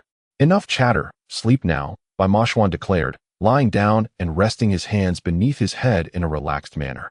Su-bai, however, felt a chill and quickly wrapped himself tightly in his clothing. Sensing his discomfort, Bai Mashwan removed his own jacket and draped it over Su-bai, saying, I only did this out of pity for you. Gratefully, yet somewhat embarrassed, Su-bai replied, but what about you? Do not forget, I was born in the frigid ice of Tian Shan. In such weather, even if I were to shed all my clothing, I would not feel cold, Bai Mashwan smirked, his lips curling into a smile that could enchant a woman to her demise. Thus, you needn't worry. Chapter 406. Soft and hard to please. Who are you smiling so beautifully for? Thank you. Su-bai wrapped himself in Bai Mashwan's coat and lay back down, finally succumbing to a deep slumber. When Su-bai awoke once more, he was greeted by a delectable aroma and a bright light that dazzled his eyes. Upon opening them, his first instinct was to check his phone, only to realize, goodness, it's been over 2 hours. No, the sun is already up. He sat up apologetically. Apologies, everyone. His nose twitched as he noticed Yu Qing and the others gathered around a fire, skewering fish on slender twigs, the natural fragrance enticing despite the absence of seasoning. Su-bai scrambled toward them, his eyes sparkling with hunger. It smells so good. You really can sleep, can't you? Aren't you afraid of being possessed by a ghost in the middle of the night? Cui Ying chided. Enough. I thought you were just being playful. Such words should not be spoken lightly, Su-bai retorted. My dear sister, after the turmoil of yesterday, simply waking up today is a blessing. However, seeing you all grilling fish is an even greater joy. Now, do pass me a fish. Cui Ying handed him a freshly grilled fish, and although it lacked salt, Su-bai savored it with delight. After satisfying his hunger, he surveyed the surroundings, realizing they were not far from the charred remains of the wooden cabin. Thankfully, the local residents lived dispersely, and the previous night's fire had not drawn much attention. Yet, as they finished their meal and prepared to embark on their journey, they discovered that the situation was far from straightforward.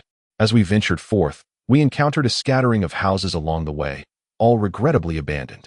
The dust within spoke of their long-forgotten state. The wooden doors had succumbed to decay.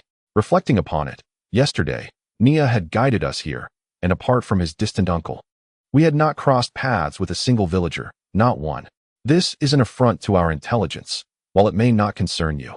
My intellect stands at a commendable 180, and I find this unbearable, Su-bai lamented. The force of yesterday's hidden arrows was substantial. If it were that old man, it would have been impossible. I sense a strong possibility that Nia is involved. At the mention of the arrow, Yu Qing drew it forth once more, flipping the shaft to reveal a character inscribed upon it, the Chinese character for bravery. Cui Ying shuddered. The character for bravery? I do not know, Yu Qing replied, carefully wrapping the arrowhead. I cannot shake this feeling of unreality. It is as if we are being propelled by an unseen hand. We nearly lost our lives, and now, the direction we should follow is obscured. Nia, that elderly gentleman. I believe we ought to locate them first. That is impractical. Subai countered. We are deep in the mountains. They likely retreated after their misstep last night. We should contact the teacher's wife. Nia was recommended by Senior Wanner. Why have we overlooked this? Bai Moshuan took a deep breath and remarked, it is no wonder that the bystander sees more clearly. The least invested among us can discern the critical points. Would it kill you to offer me a compliment? Subai retorted. The most powerful charm of language lies in praise, you know? He produced his phone, relieved to find a faint signal, sparing himself the expense of international roaming fees. Mu Wanner was by Qiao'er's side when she received Su Bai's call, snatching the phone from him. Where are you now? Nia did not meet you at the airport. Where exactly have you arrived? Su Bai's mind buzzed. We were led by a man named Nia to a mountain, where we witnessed a burned house, nearly perishing in the flames. What? Mu Wanner gasped. That man named Nia is an imposter. He was delayed by some business and did not wait for you at the airport. I will provide you with his number. You can contact him, and the truth will become evident. Su Bai noted the number and heard Mu Wanner continue. Is there a mountain nearby that resembles a lion's head? Indeed, Su Bai affirmed. It is said that Bai Yang's remains are buried at the summit. That is true, Mu Wanner confirmed. I once paid homage to him atop that mountain. Regardless of the intentions of the imposter posing as Nia, you should first verify the remains. Be cautious of the purple six-petaled flowers. This season, the pollen is abundant. Do not allow it to enter your eyes, remember. Looking around for the purple flowers, Su Bai found none in the vicinity described by Mu Wanner. After ending the call, he relayed her words to the others. Bai Moshuan was fuming. This is truly a disaster waiting to happen. As Bai Moshuan's voice fell, his ears twitched slightly, and he suddenly leaped into the air. As he descended, Su Bo heard a piercing scream, and an object flew towards him, landing right at his feet. It was a bow. Clenching his fist, Su Bo quickly vaulted over the earthen embankment, only to find Bai Moshuan perched atop a man's back, his right arm forcefully pressing down on the man's nape. It was none other than Mr. Naya. Su Bo chuckled softly. Mr. Naya, you are indeed persistent. It must have been quite arduous to follow us all this way. Why not take a moment to rest here? By the way, would you like some water? What a time for frivolity. Bring the rope. Bai Moshuan, brimming with a pent-up fury, was eager to unleash it. Let me bind him. Noticing the cold smirk at the corner of Bai Moshuan's mouth, Su Bo realized that this fellow had landed himself in quite a predicament. Naya was hung from a tree trunk, his legs bent and tied to his waist, a position that was most excruciating. Distorted by pain, Naya's features contorted, emitting deep, thunderous groans from his throat, yet his lips remained defiant, refusing to plead for mercy. Bai Moshuan remarked, hands clasped behind his back, that old gentleman is in league with you, isn't he? Where has he gone? Naya grunted, kill or maim as you wish. Bai Moshuan, exasperated, said, stop wasting words on him. He won't shed a tear until faced with the coffin. Su Bo chuckled mischievously. I have a splendid idea. Su Bo's scheme involved gathering a pile of firewood and stacking it beneath Naya's feet. I have long heard that the roasted lamb on the vast prairie is delectable. Alas, I have never had the fortune to savor it. Today, let us try something different. I have heard human flesh is also quite exquisite. Naya's face twitched. His mouth opened slightly, yet no words escaped. He stubbornly turned his head away, exuding an air of indifference. With a determined bite of his lip, Su Bo ignited the wood beneath. The flames rose slowly, and Su Bo's expression stiffened as he dropped to the ground, blowing fervently until the flames finally surged upward, scorching Naya's knees. If his feet were not bound to his waist, his shoes would surely have caught fire. Well, still nothing to say? Let's take it step by step. You are not Naya. Who are you? And how did you come to know our flight information? Cui Ying, a true novelist, articulated her thoughts with remarkable clarity. Why do you wish to harm us? Su Bo muttered. Is this truly taking it step by step? Throwing out so many questions at once. Cui Ying shot him a glance and continued. Murder, even in Thailand, is subject to justice. You seem educated. Surely you understand this principle? Moreover, murder requires a motive. We are strangers to you, yet you would seek to end our lives. It is utterly cruel. Humanity's capacity for brutality is indeed terrifying, as it allows one to take another's life at will. Su Bo turned to Yuqing. Sister, it seems you have a knack for observing micro-expressions. Such a talent is ideal for interrogation. Yuqing was taken aback. How was I unaware of this? Foolishness. Let me enlighten you. Will you not then conceal your emotions in the future? Su Bo grinned mischievously. So, you had better behave and refrain from wronging my sister. With her keen perception, she will detect any deceit at once. Do you comprehend? Chapter 407. Fire. The two individuals engaged in leisurely conversation, seemingly oblivious to the flames that had begun to rise.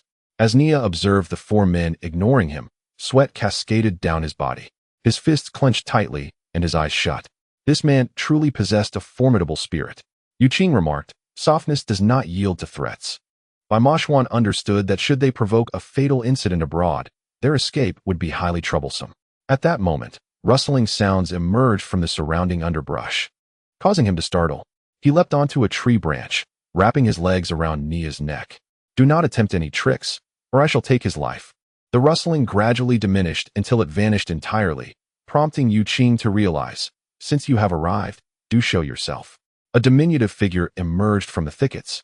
Glancing at Nia suspended from the tree, he pressed the short flute against his chest. He gazed at Nia and began to articulate a lengthy sequence of Thai words. Nia's expression was one of profound anguish as he vigorously shook his head, his voice resonating with conviction. Su Bai cursed himself for not having learned Thai sooner, having previously focused on English. Suddenly, the old man discarded the flute, raised his hands, and pointed at Nia hanging from the tree. He approached Su Bai with a serious demeanor, likely due to Su Bai's towering stature, then turned his back, indicating that Nia should be bound. Su Bai understood. You intend to exchange your life for that of this young man? Nia abruptly shouted. Do not put him in a difficult position. It was I who conspired against you, and it was I who shot the arrows. He is an innocent. Nonsense. Would a virtuous person contemplate locking someone in a room to burn? Would a good person scheme to harm others with poisoned arrows? Su Bai spat on the ground in disbelief. I care not whether you believe me. I do not care if you believe me, Nia insisted. Yesterday we received word that someone intended to disturb the grave of the esteemed Bai Yong. Therefore, we resolved to intercept them in advance. You indeed show great interest in Bai Yong. My uncle and I decided to take the initiative. Bai Yong is a hero of the mountains, and though he has passed, we cannot allow you to desecrate his remains.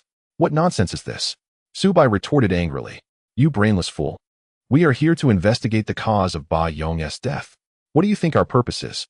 You are not here for Bai Yong, are you? Nia suddenly fell silent, glancing at the old man. Seeing that the elder harbored no objections, he continued, I believe there has been a misunderstanding. Lives are at stake. And now you mention misunderstandings? Su Bai was seething with frustration. At this moment, you speak of misunderstandings? Just yesterday, we nearly became sacrifices to those spirits. And your arrows were truly merciless. Bai Moshuan and Yuqing had already subdued the elder, binding him aside.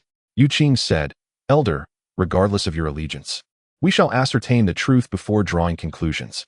Hey boy, what is your name? How do you know Nia? Su Bai scattered the flames, ensuring they would not reach the young man's knees. However, this was merely a temporary measure, should he utter a single unsatisfactory word. Nia is my colleague.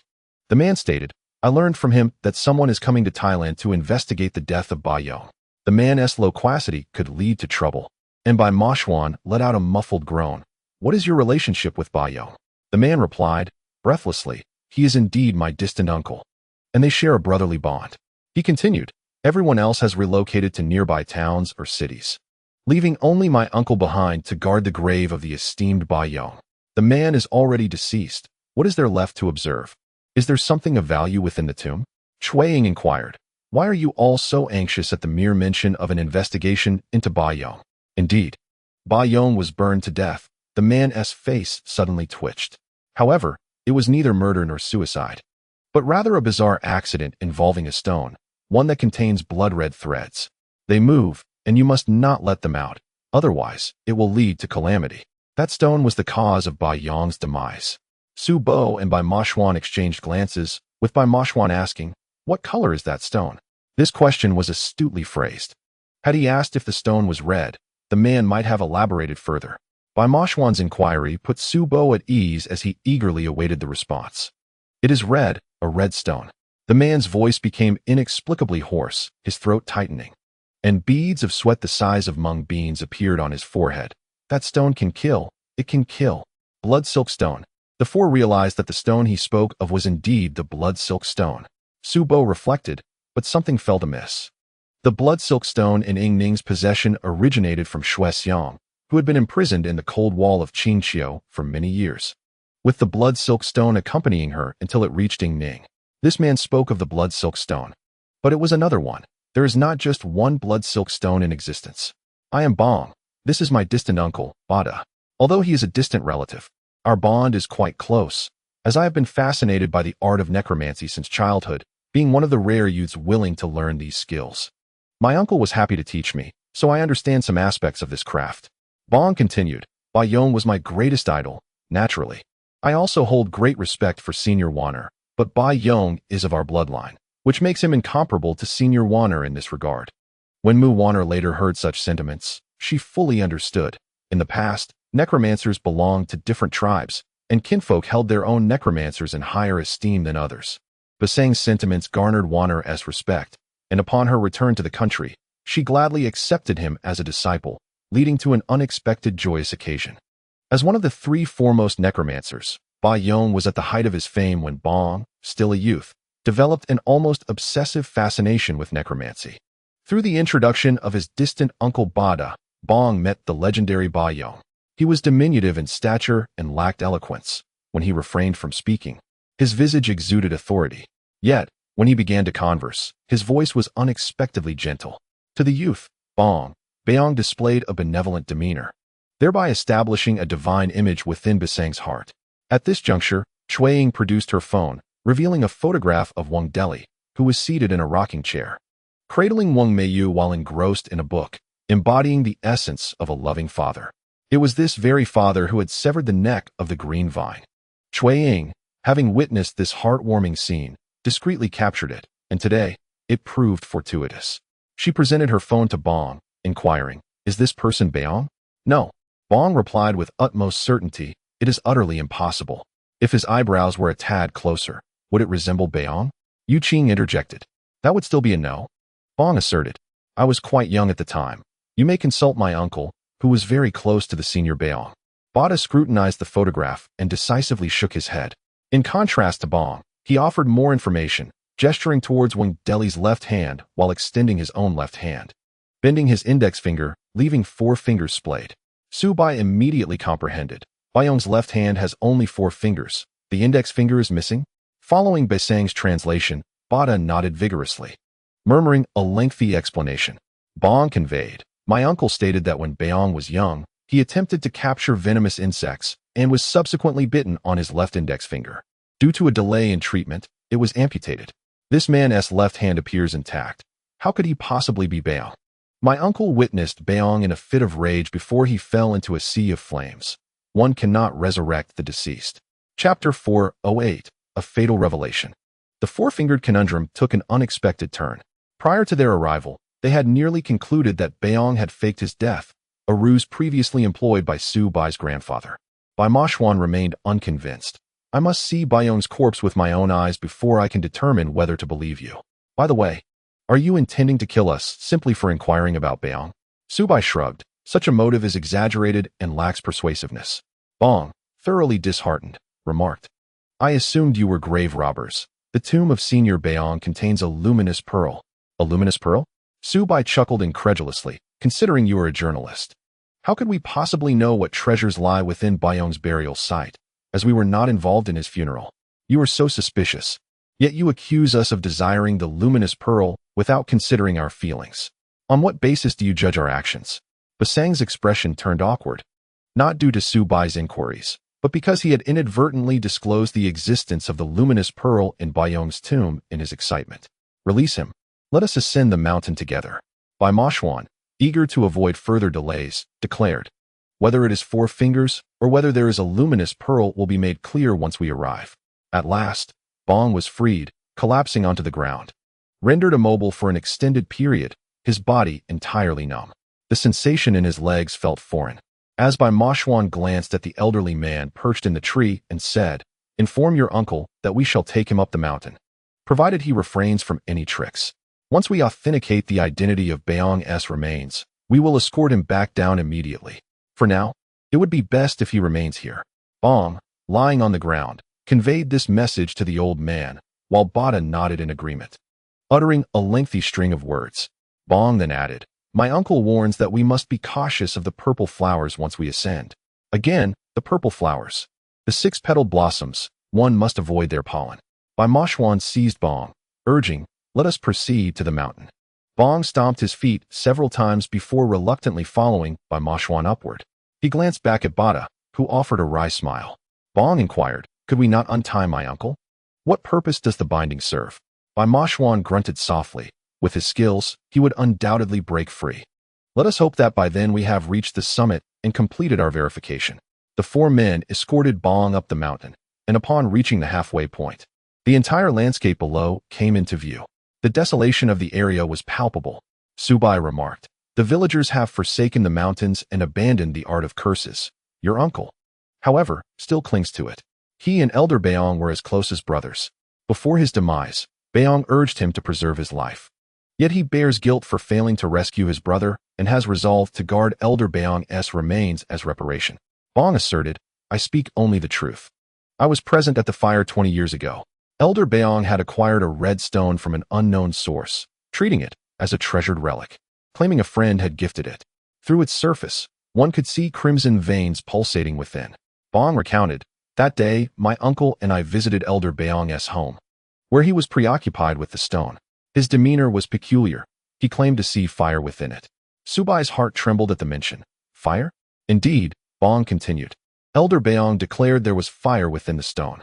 He seemed entranced, and when he struck the stone to the ground, it shattered, unleashing flames that engulfed him. He flailed about like a human torch. I was paralyzed with fear until my uncle pushed me to the doorway. From there, I witnessed my uncle douse Elder Baong with a bucket of water, yet the flames remained unquenched, impervious to the water. My uncle, in a frenzy to save him, was thrust aside by Baong, and I distinctly recall him uttering something. After a long pause, Bong murmured uncertainly. I could not hear clearly, but it sounded like he said, "I have been deceived." Deceived? A thought flickered in Subai's mind. Was the stone a gift from someone? Yes, it must have been from a Huaxiao individual. Someone who spoke Mandarin. Bong affirmed, "My uncle knows this matter best. Once we descend, you may inquire with him." Yueqing found this amusing, reflecting on the notion that humanity's instinct is to prey upon the weak and fear the strong. Basang's earlier ferocity had vanished, and now he appeared as docile as a timid kitten before the four. Just then, a gust of wind swept through, and Subai sniffed the air. What a fragrant aroma. Yet it carries a hint of something fishy. How peculiar. Cui Ying, with her keen eyes, exclaimed, "It's the purple six-petaled flowers. We must not touch them," Bong urged. "Let us continue onward." Atop the mountain lies a barren expanse, with the grave of Baong positioned precisely at its heart. Yueqing observes the peculiar choice of this burial site. Among the surrounding peaks, this lion-headed mountain occupies a central location, a point through which anger must inevitably flow from every direction. Who selected this site? My uncle, Bong replies, adding that the luminous pearl was also placed here by him. The grave, square and crafted from blue stone, presents itself before them. Upon reaching the tomb, Basang's demeanor shifts once more. Might we refrain from disturbing it? You Huaxiao people say that entering the earth brings peace. Why disrupt the tranquility of the departed? Bai Machuan asserts, our current task is to verify that the one resting within is indeed Baong. Have you considered the possibility that Baong may still be alive in this world? Bong immediately shivers at the thought. The blue stone grave is meticulously arranged, indicating that Bada frequently ascends the mountain. The stone tablet before the grave bears no inscriptions, only a few rudimentary patterns. To open the coffin, they must resort to blasting the tomb. Bong suddenly implores, I beg you, let this be the end. Do not allow the spirit of our esteemed predecessor Baong to find no rest. At this juncture, what more is there to discuss? Bai Machuan states, blasting is out of the question. We did not think to bring explosives, yet we must enter the tomb. Bong swallows hard. What do you intend to do? Subai responds, theoretically, there is only one method, digging. Bai Machuan rolls his eyes at Subai, yet he cannot deny the validity of this sole approach. Bong finds himself compelled to excavate the grave of his most revered shaman. As the grave is unearthed, Qiao'er shines her flashlight inside, prompting Bai Machuan to grunt, a spirit snake. The large serpent, its scales gleaming in the light, coils tightly around the Namu coffin, its enormous maw facing the intruders, its tongue flickering in agitation. Bong remarks, "My uncle's prowess is lacking. This is merely a regularly fed giant snake, yet it is highly venomous and not easily dealt with. However, we possess this." Yueqing reveals a poisoned arrow. If I am not mistaken, the toxin smeared upon it is the blood-stopping poison, correct? Bong lowers his gaze. Indeed. Subai, having heard of such a thing, feels a chill at the thought of the arrow nearly striking him. Goodness, I nearly found myself in the realm of Yama. The blood-stopping tree, a tall tree with extremely toxic resin, is also known as the arrow poison tree. This tree bears flowers and fruit, with the resin oozing forth as poison. In the past, locals often harvested this resin to concoct poisons, applying it to crossbow bolts to hunt ferocious beasts. It is said that once this poison enters the bloodstream, the creature will cease to breathe. The effects manifest swiftly, with the lore stating that beasts struck by the poisoned arrow can only run 7 paces uphill, 8 on flat ground, and 9 downhill before succumbing. As for humans, alas, Subai could only speculate on the effects, having narrowly escaped the arrow's flight. Recalling the past, Basang's lips twitch slightly. Yueqing chuckles, "You need not worry. I am not here to settle old scores. You should be grateful that you did not strike me, for otherwise, we would truly be adversaries. And I would ensure that you paid dearly, regardless of the cost." Bong wished to explain further, but Yueqing raised a hand. "Let us first deal with this serpent." Chapter 409. Kindred Spirits 1. Although this snake was not a spiritual beast, incomparable to the guardian spirit within the Lama's tomb, it had resided underground for 2 decades. The creatures that Bada used to nourish it were all living beings, and it had absorbed the corpse energy from the depths, making it a half-evil serpent, albeit not truly mystical. Yueqing handed the bow to Bai Moxian, saying, "Let us see how formidable this venom is." As Bai Moxian took the bow, the massive serpent suddenly moved, raising its head high and flicking its tongue towards him. Hiss. "Is this beast warning me?" Bai Moxian scoffed, raising his right hand as the arrow flew through the air like a shadow, striking true as the serpent opened its gaping maw. Bong was taken aback. Incredible. How swift. Compared to my father, my skills seem trivial. Had these individuals known of Bai Yi's prowess in marksmanship, they would deem Basang's efforts insignificant. Ah, the lethality of this venom is indeed remarkable. The serpent's initial shock gradually morphed into agony. After a low groan, it coiled tighter around the coffin, its tail thrashing up and down with a thunderous sound. Bong felt a surge of anxiety, the remains of Senior Beong. Exchanging a glance with Yueqing, Bai Moxian said, "Let us add a bit more force." Bai Moxian hesitated, contemplating the presence of Bong, an outsider. Just as doubt lingered, the serpent's belly emitted a gurgling sound, as if something hard was stirring within. Its once pale, taut belly distended further, and the serpent's head finally sank to the ground, its tail limp beside it. Bai Moxian retracted his hands. "It seems we need not stoke the flames any further." With a pop, the serpent's belly erupted, countless black spots emerging on its pallid skin, red foam foaming from its mouth, releasing a foul stench. Subai waved a hand beneath his nose. "The smell is unbearable. What on earth does this snake consume?" "It must be decayed flesh," Bong replied. "The rotting meat of animals, though it also consumes the living. My uncle says that this allows the serpent to grow rapidly and enhances its aggression." At last, the serpent exhaled its final breath. Bai Moxian clapped Subai on the shoulder. "Please, assist in moving the serpent swiftly." "Why must it be me?" Subai grumbled. "Why can't you two do it? We've already exerted ourselves. Must we now bear the burden again?" Bai Moxian retorted impatiently. "Move quickly." Bong suddenly stepped forward. "I shall do it." Having witnessed the capabilities of the 4, he felt a sudden respect arise within him, grateful that he had not acted rashly. Had he harmed any of them, his fate would surely have been dire. Bong approached, with Subai aiding him, both suppressing their revulsion as they shifted the serpent's massive body aside. The Namu coffin lay before them, and Basang's eyes suddenly welled with tears as he knelt. "Senior Beong, I am an unfilial descendant. However, if I can uncover the truth behind your demise, I believe my decision will have been justified. I beg your forgiveness." Bai Moxian and Yueqing lifted the coffin lid from either side, raising it upwards, yet it remained steadfast. Upon closer inspection, They discovered several black coffin nails driven into the lid. After considerable effort, they finally managed to pry it open. A hazy violet glow emanated from within the coffin. Bai Moshuan remarked, a violet luminous pearl. Historical records indicate that luminous pearls appeared as early as the era of the divine Emperor Yan. The legendary Shinnong is said to have possessed a stone sphere known as the Night Mine during the spring and autumn and warring states periods. The treasures of Xuanli and Qiki were valued beyond measure, comparable to the He Bai. At that time, only the high-ranking officials Tao Ligong and Jie Dun could afford them. The nobles of states such as Chu, Qin, and Wei often borrowed luminous pearls to symbolize philosophical concepts and deliberate on matters of state.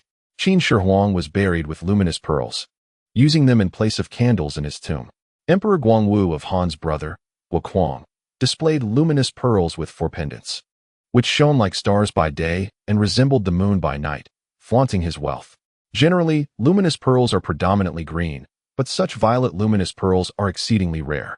It is said that during the Tang dynasty, a luminous pearl named water pearl could fetch a price of up to 100 million. This violet luminous pearl could easily rival the water pearl. Bai Moshuan pondered, it would be a tragedy for such a rare gem to remain buried underground.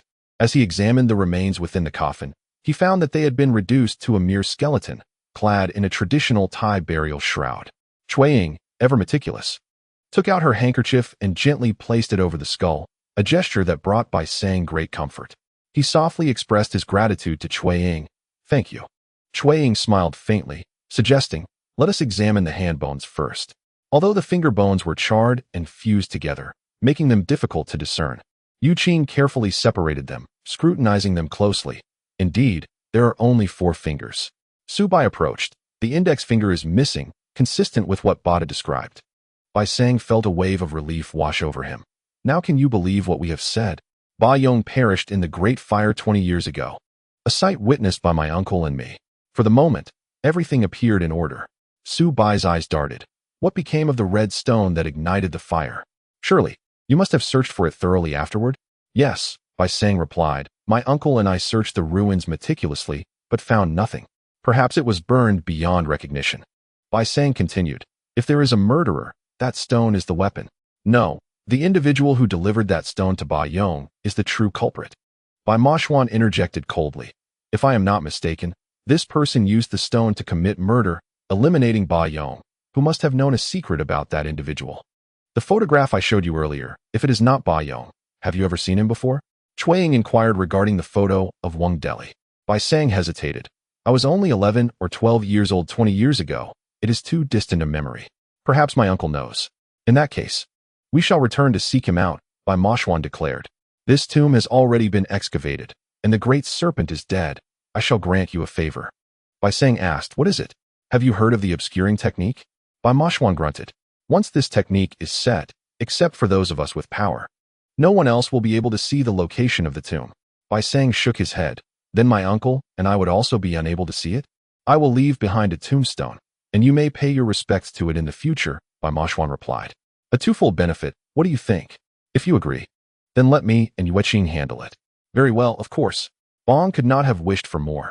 Then I shall entrust it to you. But what of this giant serpent? It has accompanied Beong for 20 years. Its death, too, is a fitting end, so let it remain here. Bai Moshuan urged. You may leave now. Yueqing and I must perform the spell. A shiver ran through Yueqing as he sensed something. He immediately stood side by side with Bai Moshuan, both reciting incantations in unison. Bai Sang's eyes widened, as if they were bronze bells, unwilling to miss a single detail. As Bai Moshuan and Yueqing concluded their chant, a thick mist arose, and when it dissipated, both the coffin and the giant serpent's corpse had vanished without a trace. This is truly extraordinary, Bong exclaimed in awe, unaware that Bai Moshuan had discreetly acquired an additional item in his backpack. Bai Moshuan sneered. Now we must construct another layer so that outsiders cannot perceive the Qingshi tomb. Once their spell was complete, Bai Sang's spirits lifted considerably, and he cheerfully led the 4 down the mountain, expressing his apologies. I sincerely apologize for initially mistaking you for thieves. It was a grave misunderstanding. Indeed, you nearly found yourselves in serious trouble, Cui Ying jested. Fortunately, you recognized the error in time. One must remember that in fierce conflicts, casualties are inevitable. Bong wiped his brow, resignedly stating, "The demise of Senior Beong was shrouded in mystery. The fire of resentment has burned in my heart and my uncle's for years. There is little we can do but guard the senior's grave. We were too sensitive. And I am truly sorry." Chapter 410. Kindred spirits too, should we perish within that small abode, or fall beneath your treacherous arrows? One certainty remains. We shall not let you escape our vengeance after our demise. Time will reveal all. By Mashwan's words struck Bong like a clarion call, causing him to involuntarily shudder. The descent was slightly quicker, and as anticipated, Bada had loosened his bonds. Upon seeing Bong return safely, he exhaled in relief. After a brief consultation, Bada suddenly bowed to the group. Bong remarked, "My uncle realizes he has wronged you. He wishes to apologize in the manner of the Huaxia people." Bada, aware of the bowing gesture, clasped his hands and raised them high, slightly bending his body, a sign of respect that has been practiced for 3,000 years. A graceful and cultured tradition among the Huaxia, regrettably seldom employed even by their own. Yet, unexpectedly, a foreigner in Thailand utilized this form of greeting. With the misunderstanding resolved, the uncle and nephew led the four to their true residence. It turned out that the small cabin had been meticulously arranged by the duo in advance, prepared for any unforeseen circumstances. The door was specially crafted, and the soul-capturing bottles had been readied long ago. Those vessels were the culmination of Bada's years of toil. And now, activated, they all turned to naught, an unjust fate indeed. However, it was evident that Bada was not an intruder in an antique shop. He was born and raised here, never having ventured beyond. Bada's true residence is situated on a flat area halfway up the mountain, where sturdy stone houses stand. The interior is rather unadorned. With a scarcity of stools, a few individuals sit upon their backpacks, inquiring about events from 20 years prior. The death of Beong remains a thorn in the hearts of the uncle and nephew. Bada soon becomes engulfed in gloom as he responds gradually to the queries of the others, while Bong diligently translates into Mandarin. "My uncle says he and Beong grew up together. Beong is a year older. From a young age, he studied the art of necromancy under a renowned master. My uncle wished to learn as well, yet his talent was insufficient, and it wasn't until he was well into his 40s that he could wield the soul-capturing spell. In contrast, Beong quickly rose to prominence as a celebrated necromancer, attracting numerous royal and influential patrons to seek him out in the remote mountains." Bong shyly touches his nose. "These matters feel distant to me. By the time I began to form memories, Beong's reputation had already reached its zenith. I developed an interest in necromancy, and my uncle introduced me to the esteemed Beong, whereupon I commenced my rudimentary studies, as you are already aware."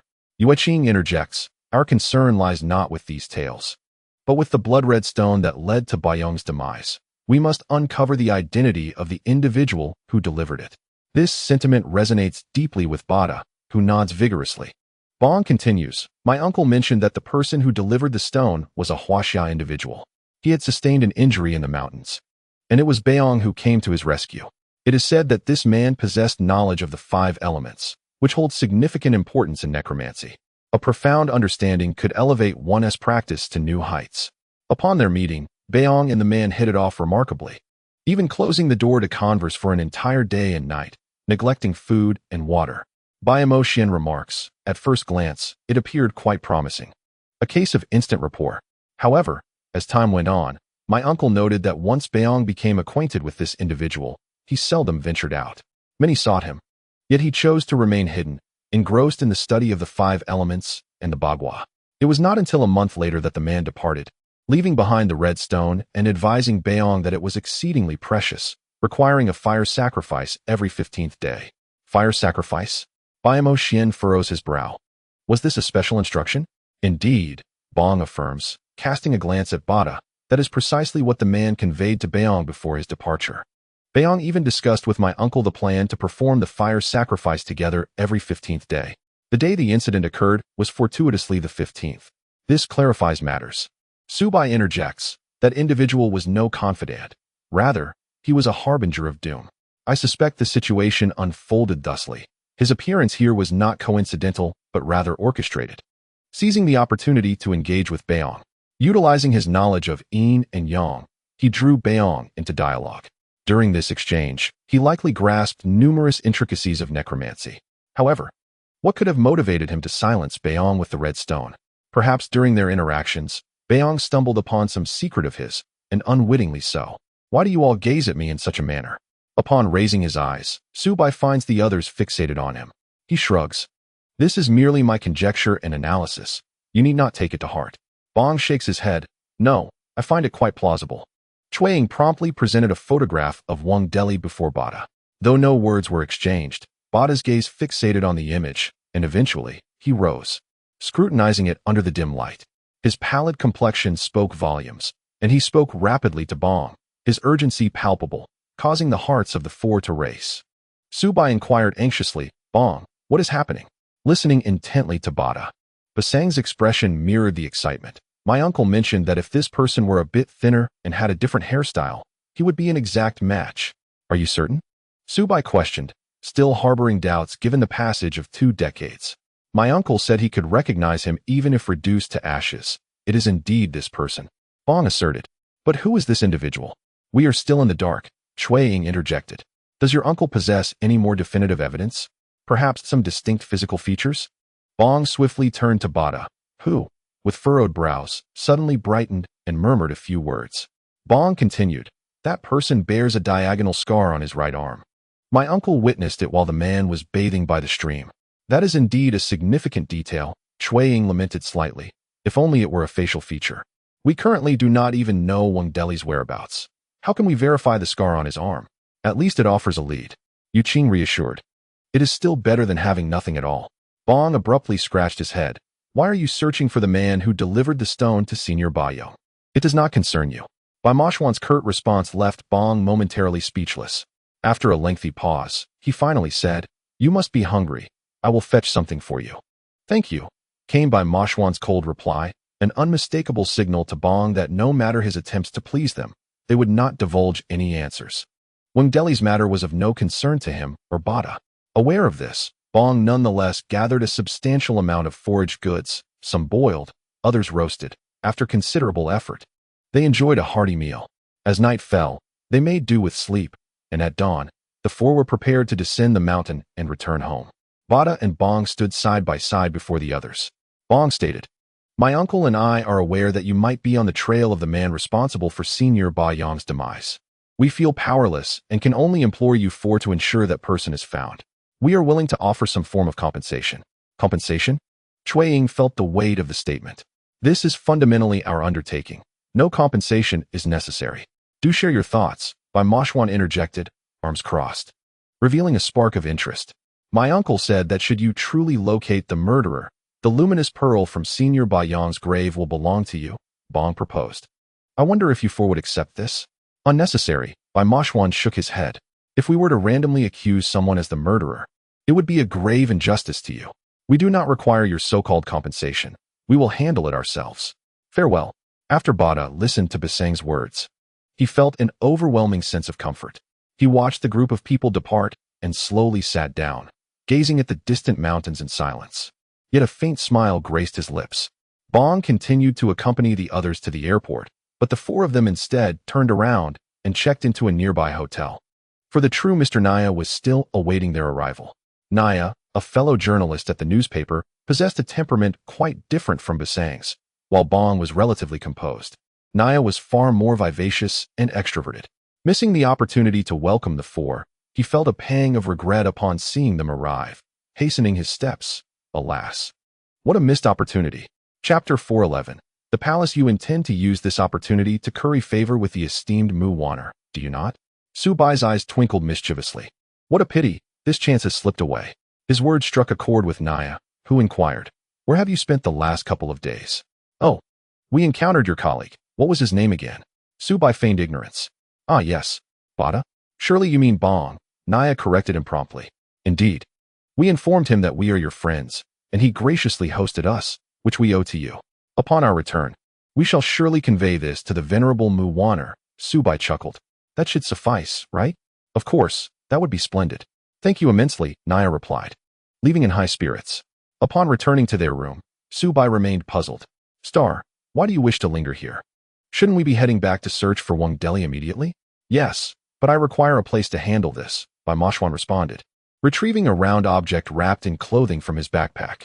The purple, glowing night pearl. Both Su Bai and Cui Ying sprang to their feet. What?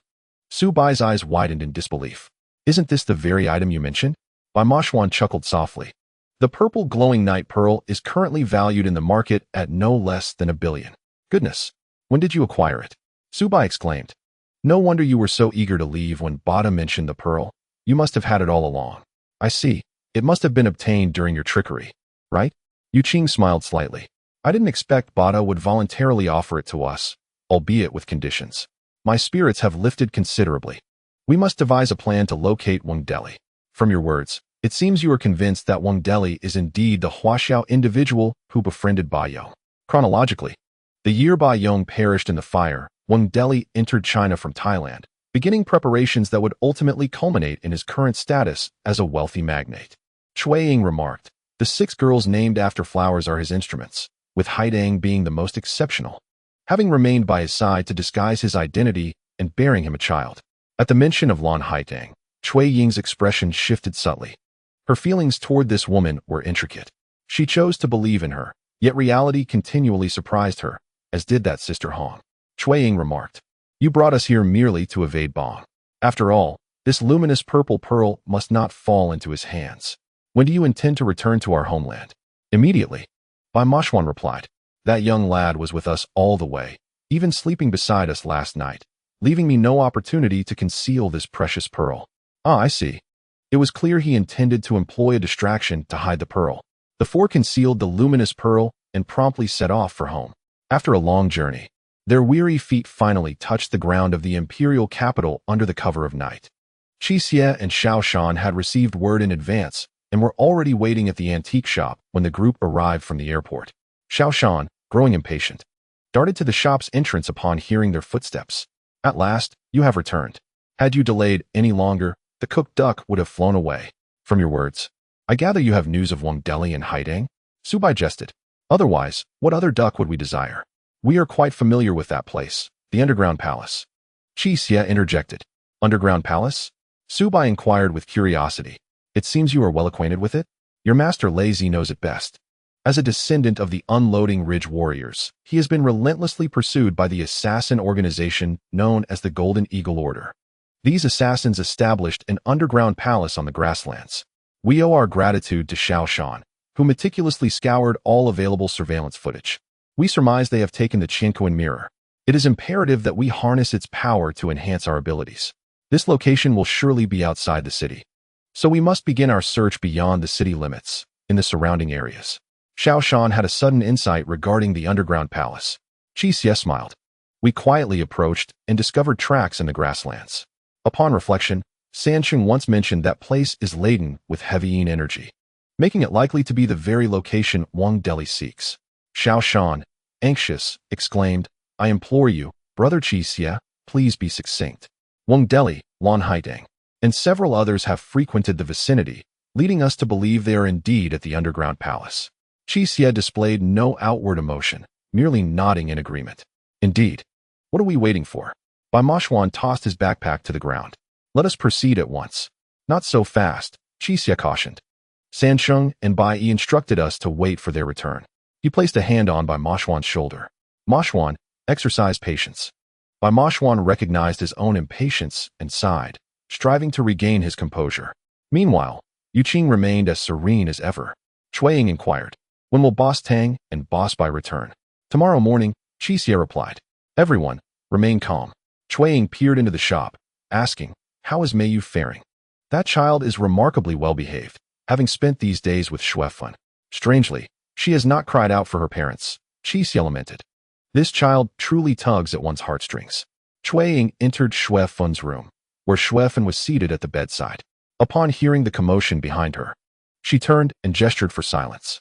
Cui Ying noticed that when Meiyu was soundly asleep on the bed, her delicate nostrils rhythmically flaring. Cui Ying nodded, and Xuefun promptly stepped outside. How did your trip to Thailand go? Xuefun inquired. The progress has been significant, Cui Ying replied with a smile. The harvest has been plentiful. This child is quite easy to manage, Xuefun remarked.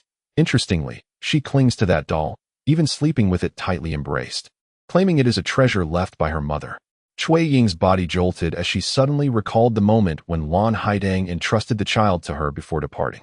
She lightly tapped her forehead, exclaiming, "How did I not think of this sooner? What have you realized?" Xuefeng questioned. Qiao'er smiled mysteriously and tiptoed to the bedside, gently extracting the doll from Wang Meiyu's grasp. After closing the door, Qiao'er let out a sigh of relief.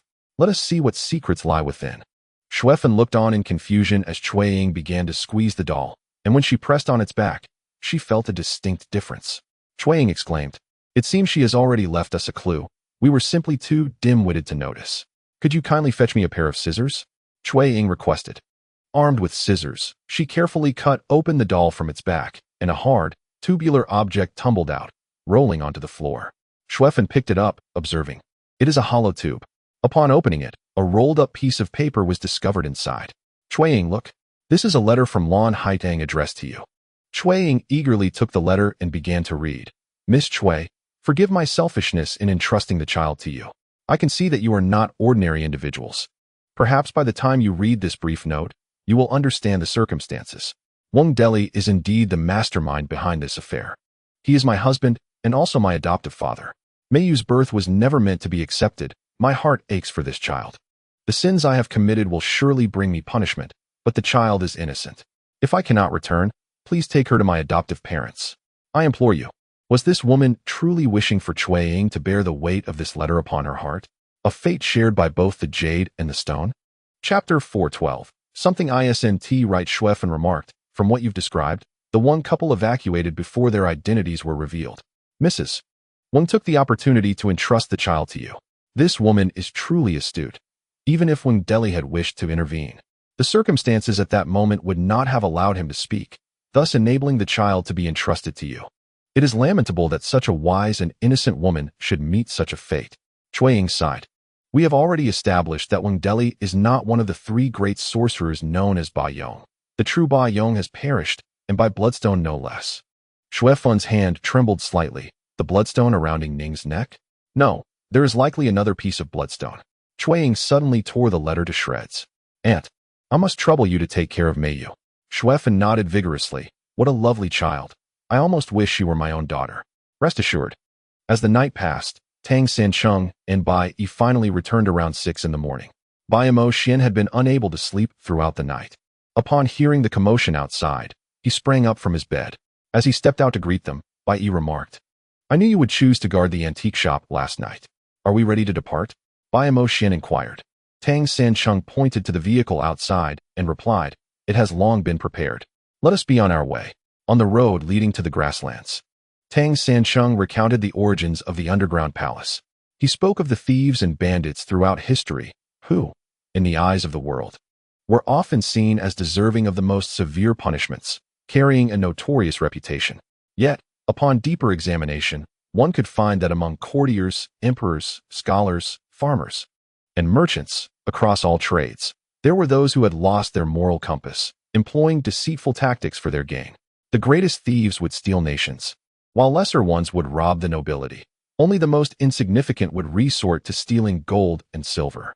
Thus, it could be said that even thievery had its principles. The Unloading Ridge warriors originated from the Green Forest, and among the thieves of that era, they were the most renowned. These warriors either roamed the land or gathered in the mountains, venerating Guan Yu and honoring the Western Chu overlord as their ancestors. Whenever they encountered ancient tombs or great burial mounds, they would swarm to excavate, leaving no trace behind, emulating the actions of the Red Eyebrow rebels of yore. During the Yuan and Mongol period, due to their opposition to the Mongol regime and facing severe persecution, they retaliated by seeking to disrupt the feng shui of Genghis Khan's tomb, determined to undermine the Yuan dynasty. Ultimately, they desecrated several of Genghis Khan's mausoleums, restoring the Han people's dominion. Consequently, they became sworn enemies of the Mongols. When the Mongols ruled the world, they issued the Golden Eagle Edict, summoning a secret organization of assassins to hunt down the Unloading Ridge disciples. It is said that to this day, descendants of this assassin group continue to adhere to ancestral teachings, pursuing the heirs of the Unloading Ridge.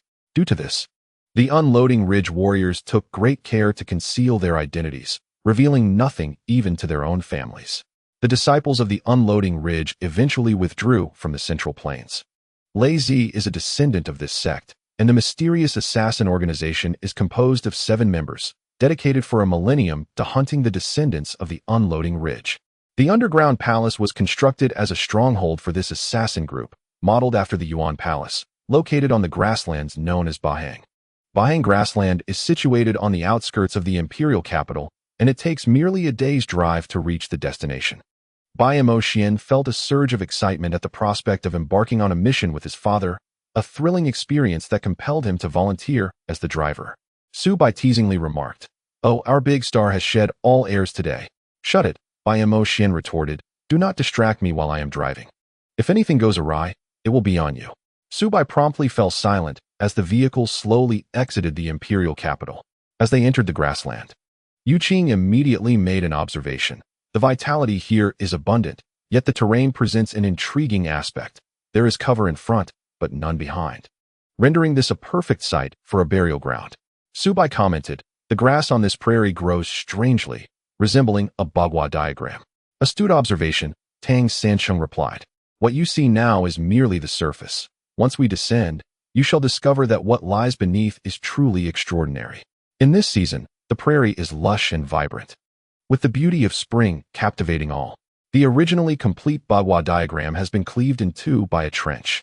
Tang Sansheng and Bai exchange whispered words, and Tang Sansheng gestures for Bai Mashuan to halt, leaping down first.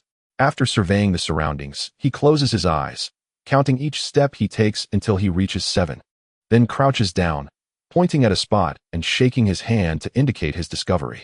The group disembarks and gathers around Tang Sansheng. Bai remarks, "Descending from here leads to the underground palace. Once down, you must exercise caution. Now that Wang Deli has discovered this place, it is uncertain whether he has made modifications. Our previous experiences cannot be blindly applied.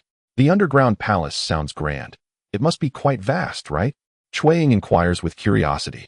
Although it is constructed according to the layout of a palace, its scale has been considerably reduced.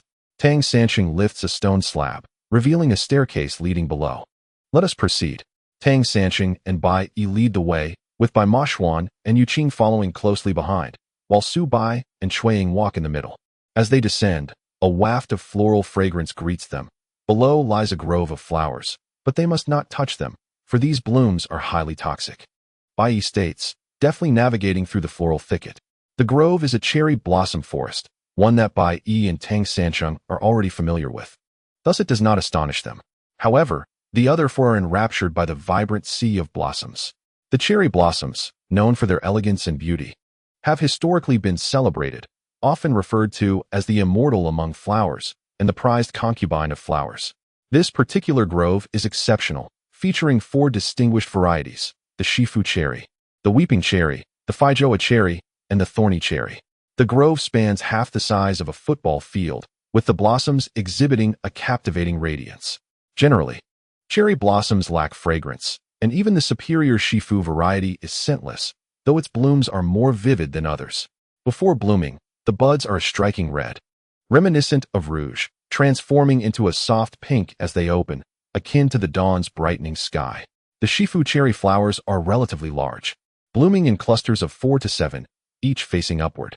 The architecture here mirrors that of the Yuan dynasty's royal palace, with the main hall resembling the Grand Ming Hall of the Yuan, arranged in a shape. The hall's foundation rises 10 feet above the ground and comprises 3 tiers, each adorned with white jade railings intricately carved with dragons and phoenixes. Below the railings, stone tortoise heads protrude, serving as outlets for rainwater. Their design reminiscent of the Taihe Hall in the Forbidden City of present-day Beijing. Behind the Grand Hall lies a columned corridor, with the northern end leading to the rear sleeping quarters, also known as the Incense Pavilion, measuring 50 feet in width, 20 feet in depth, and 70 feet in height, colloquially referred to as the Crossbow Hall. The interior of the main hall contains 11 official chambers, 5 bedrooms, and 6 additional rooms flanking the sides. Including the 3 rooms in the Incense Pavilion, there are indeed numerous rooms accessible. Having visited before, Bai still feels a sense of dizziness upon this return. He mutters under his breath, "I wonder where that group is." Qi Xie and Xiao Shan only mentioned seeing traces of tire tracks outside, and they were not extensive, hidden among the lush grasses. Cui Ying's mind stirs with a thought. Could it be that the cherry blossoms intentionally left the tire tracks exposed? Otherwise, why would they leave only such discreet marks? In the palace, Fire pits were scattered everywhere, yet they dared not ignite them. Even the flashlight emitted only a faint glimmer. Bai Yi nudged Tang Sancheng with his elbow, inquiring, "Did you hear anything?" Tang Sancheng's ears twitched slightly. "There seems to be some movement in the east. But must we confront it so soon? You old fool, are you already frightened?" Bai Yi retorted, "The younger generation is present. Do not allow them to witness your folly." With a clenched jaw, Tang Sancheng replied, "Fine, let us proceed eastward. By the way, do you recall that old passage? The one beneath the couch? It appears to be precisely to the east," Bai Yi noted. "It is located in Yinchun Pavilion." As Bai Yi lifted his foot, he noticed something descending from above. "Indeed, there is a disturbance. Quickly evade." The group dispersed to the sides as a net descended softly to the ground. Although they managed to avoid it, anxiety gripped their hearts. Bai Mo Xian spoke up, "Master, there is activity in the east. We should head that way without further delay." Chapter 413, Luoluo very well. Bai Mo Xian took hold of Tang Sancheng and led him eastward. With his remarkable hearing, Tang Sancheng could detect any mechanism before it was activated. Sure enough, after traversing less than 10 meters, he raised his hand, signaling the others to halt. Someone is approaching. In the corridor ahead, a figure hurriedly rushed toward them. Through the haze, Qiao'er felt a sense of familiarity with the silhouette. As the figure drew nearer, it became clearer, prompting Qiao'er to exclaim, "It's Haidang." The newcomer was indeed Lan Haidang, who was clutching a box and sprinting with urgency. Upon seeing the size of the box, Bai Mo Xian felt a jolt of realization and abruptly leaped forward to intercept Haidang. She reacted swiftly, momentarily startled, but, upon recognizing him, instinctively pulled Bai Mo Xian down. "What are you doing here? Quickly, take this." Bai Mo Xian received the box, which contained the Qianquan mirror. Just as he was about to inquire, Haidang urged, "They will discover it imminently. We must leave this place at once." Bai Mo Xian glanced at Bai Yi, who shook his head slightly. "We cannot depart yet. Deli is within, is he not?" Haitang's voice trembled with emotion. "I beg of you, I have brought out the Qianquan mirror. I merely wish to escape that demon with Meiyu and live our own lives. You may leave, but we cannot. As long as Deli lives, the matter remains unresolved." Bai Yi asserted, "Our vehicle is outside. Here are the keys. You must drive to the antique shop where someone named Shui Fen will surely take care of you and your daughter. Go." Bai Yi pushed Haidang gently and with determination. She dashed towards the exit. Su Bai remarked, "She escaped from that direction. It seems Deli is over there. Let us proceed." After walking for a short distance, a strong scent of blood soon wafted through the air. Tang San suddenly recalled a scene from many years prior, when his gaze met Bai Yi's. Both of them understood the gravity of the situation. The fragrant pavilion was a place of dark practices, most suitable for the cultivation of corpses. Given the intensity of the blood's aroma, it was likely that several lives had already been claimed. Tang San quickened his pace, the fragrant pavilion now in sight, brightly lit within. As he approached, he pulled everyone aside just in time to see several figures rush out, led by a woman. Thanks to the illumination, Su Bai clearly recognized a mole by the woman's mouth. It was her. "Who?" Qiao'er inquired. "She is the peculiar woman, as Greenvine mentioned. Her name is Sister Hong," Su Bai replied in a hushed tone. "They are after Haidang. We cannot let them succeed." Qiao'er clenched her fists, ready to charge forward, but was restrained by Ma Xuan. "We do not yet understand the situation inside. By the time we comprehend it fully, Haidang will be captured," Qiao'er retorted, leaping into action. With a swift kick, she sent the foremost woman sprawling to the ground. Yu Qing silently chastised Qiao'er for her impulsiveness. She was a woman of genuine emotion, fiercely protective of Haidang and her daughter, even at the risk of her own life. Yu Qing followed closely behind Qiao'er, as several burly men surged forward from behind the woman. In a state of panic, Su Bai seized a nearby stone and hurled it, striking one man squarely in the back. Seizing the opportunity, Qiao'er executed a powerful kick, dispatching another assailant. Bai Yi, drawing 4 throwing knives from his waistband, wielded 2 in each hand and released them simultaneously, striking the arms of 4 adversaries. Su Bai watched in astonishment, momentarily stunned, when one of the burly men shouted, "Intruders! Arm yourselves! Arm ourselves!" Su Bai was momentarily taken aback, but quickly realized that several individuals emerged from the fragrant pavilion, each brandishing firearms. Bai Yi muttered, "This is never-ending." With a cold smirk, he tossed a gun to Bai Ma Xuan, saying, "Catch." Bai Ma Xuan took hold of the firearm but did not use it. as those men emerged. He adeptly maneuvered behind them, delivering decisive strikes that left them incapacitated. Yu Qing recognized a figure emerging from the fray. It was 6'. As he waved his hand, a wisp of white smoke drifted towards Bai Moshuan. Yu Qing sprang forward, shoving Bai Moshuan aside, and shouted, 5 thunder curse. The wispy smoke abruptly altered its course, now directed at 6'. Tang San was aware of this technique. Yu Qing's father, Yu Bai, had employed it before. Yu Qing first harnessed her spiritual energy to force it into the microcapillaries of her skin, causing them to swell and become rigid. Then, she redirected the energy back, allowing the white smoke to return, striking 6' as he was caught off guard. Seizing the moment, Yu Qing swiftly invoked the 5 thunder curse. However, in his haste, 6' countered with the golden light spell. The two spells collided with a resounding bang, causing both Yu Qing and 6' to stagger back several steps. 6' cursed loudly. It is that wretched woman who has thwarted my plans. He turned to flee, but Bai Yi and Bai Moshuan, father and son, simultaneously pursued him. As they stepped into the grand hall, they were met with a gruesome sight. 3 lifeless female bodies lay sprawled on the floor, each with a sharp bamboo stake protruding from their chests, the blood staining their upper bodies like a blood-red chrysanthemum in full bloom. Enraged beyond measure, Bai Yi raised his firearm and aimed at 6's back, firing a precise shot that pierced directly through to his heart. Blood gushed forth, and 6' stood rigidly in place. Bai Moshuan's heart sank as the blood quickly thickened, oozing down his back. Father, something feels amiss, Bai Moshuan stated. Just as 6' turned to face them, a new wound appeared on his body, yet he continued to breathe, and Tang Sanqing distinctly heard his labored breaths. He is not dead, Bai Yi remarked. What is happening? A cold smile crept across 6's lips as he leaned against a pillar of the fragrant pavilion, a steel wire hanging beside him. With a forceful pull, he descended, and the ground beneath him swiftly returned to its original state. Bai Moshuan dashed forward to grasp the steel wire, but upon pulling it, he discovered it had fallen to the ground.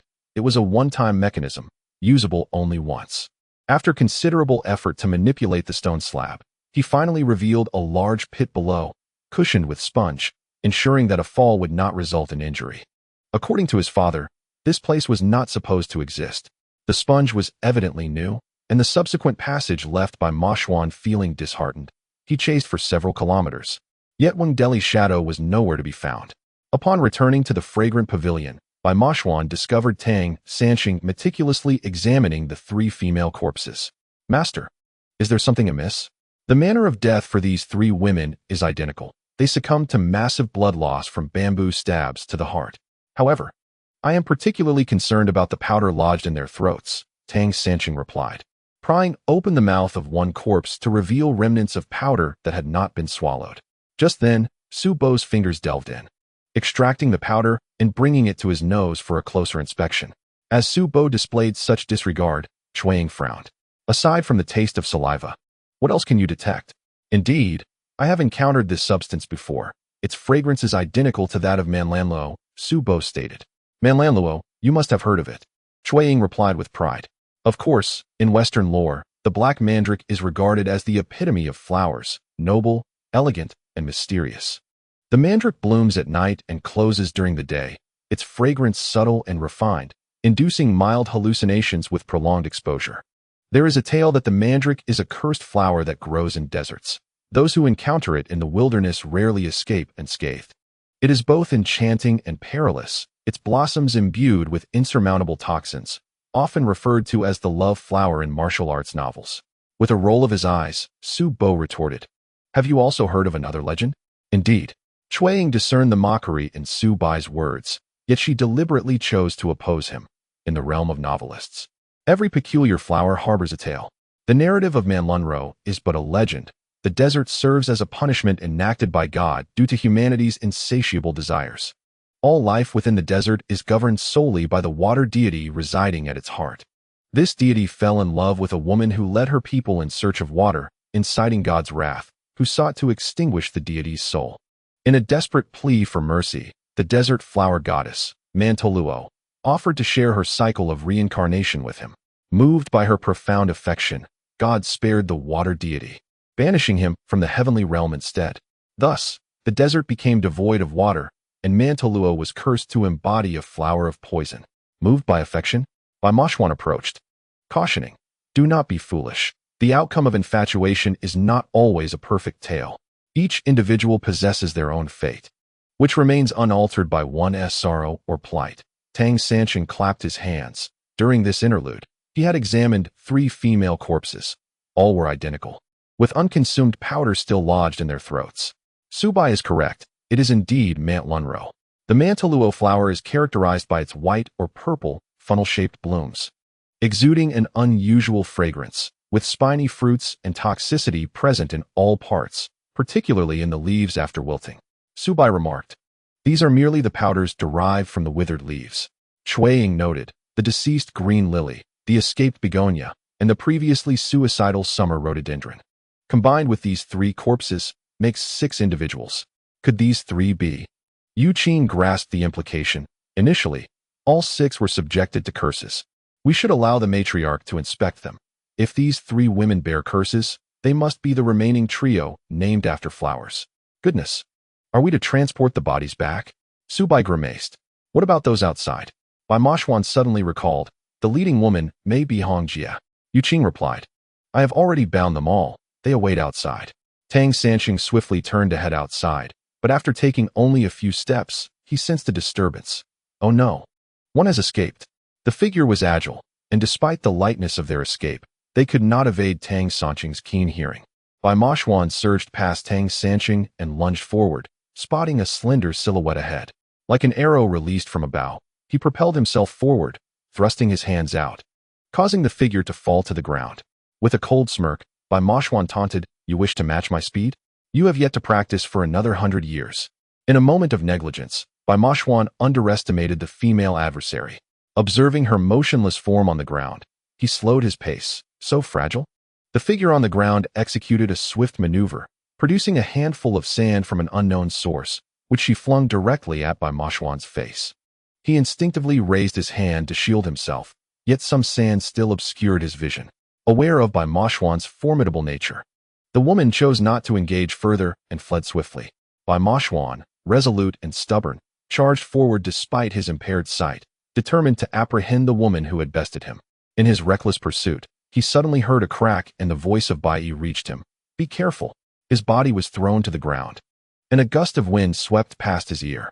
Bai Yi cursed, Fool. Do you not understand that a cornered enemy should not be pursued? You still fail to grasp this principle? Do not berate him.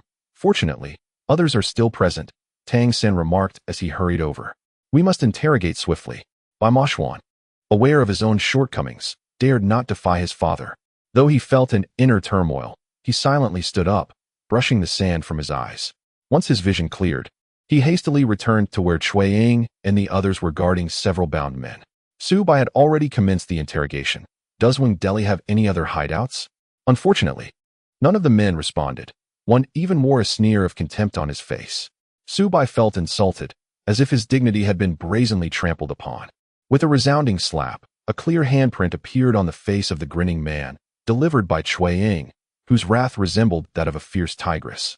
She proclaimed, You are but pawns. Even in death, Wang Deli will trample over your corpses to advance. We willingly accept this fate. Do not press us further, or you will surely regret it. Such resilience incited by Mashwan's fury, which he unleashed upon the man, tightening his grip around the man's neck. The man felt as though he were on the brink of suffocation. Bai Mashwan declared, In Wang Deli's eyes, your life is as insignificant as grass, and in my eyes, you are even less than that. Shuiying glanced at the other men, noticing a flicker of fear in one man's eyes. She whispered to Bai Mashwan, This one is tough. Interrogate that one instead. Bai Mashwan grunted, The hardest bones must not be easily let go. I have ample time to toy with you.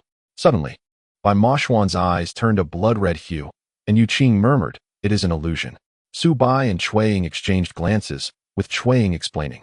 Illusions are essentially attacks on one's mental fortitude, inducing a state of disorientation that leads to various hallucinations. This can shatter the opponent's mental strength, thus achieving our aims.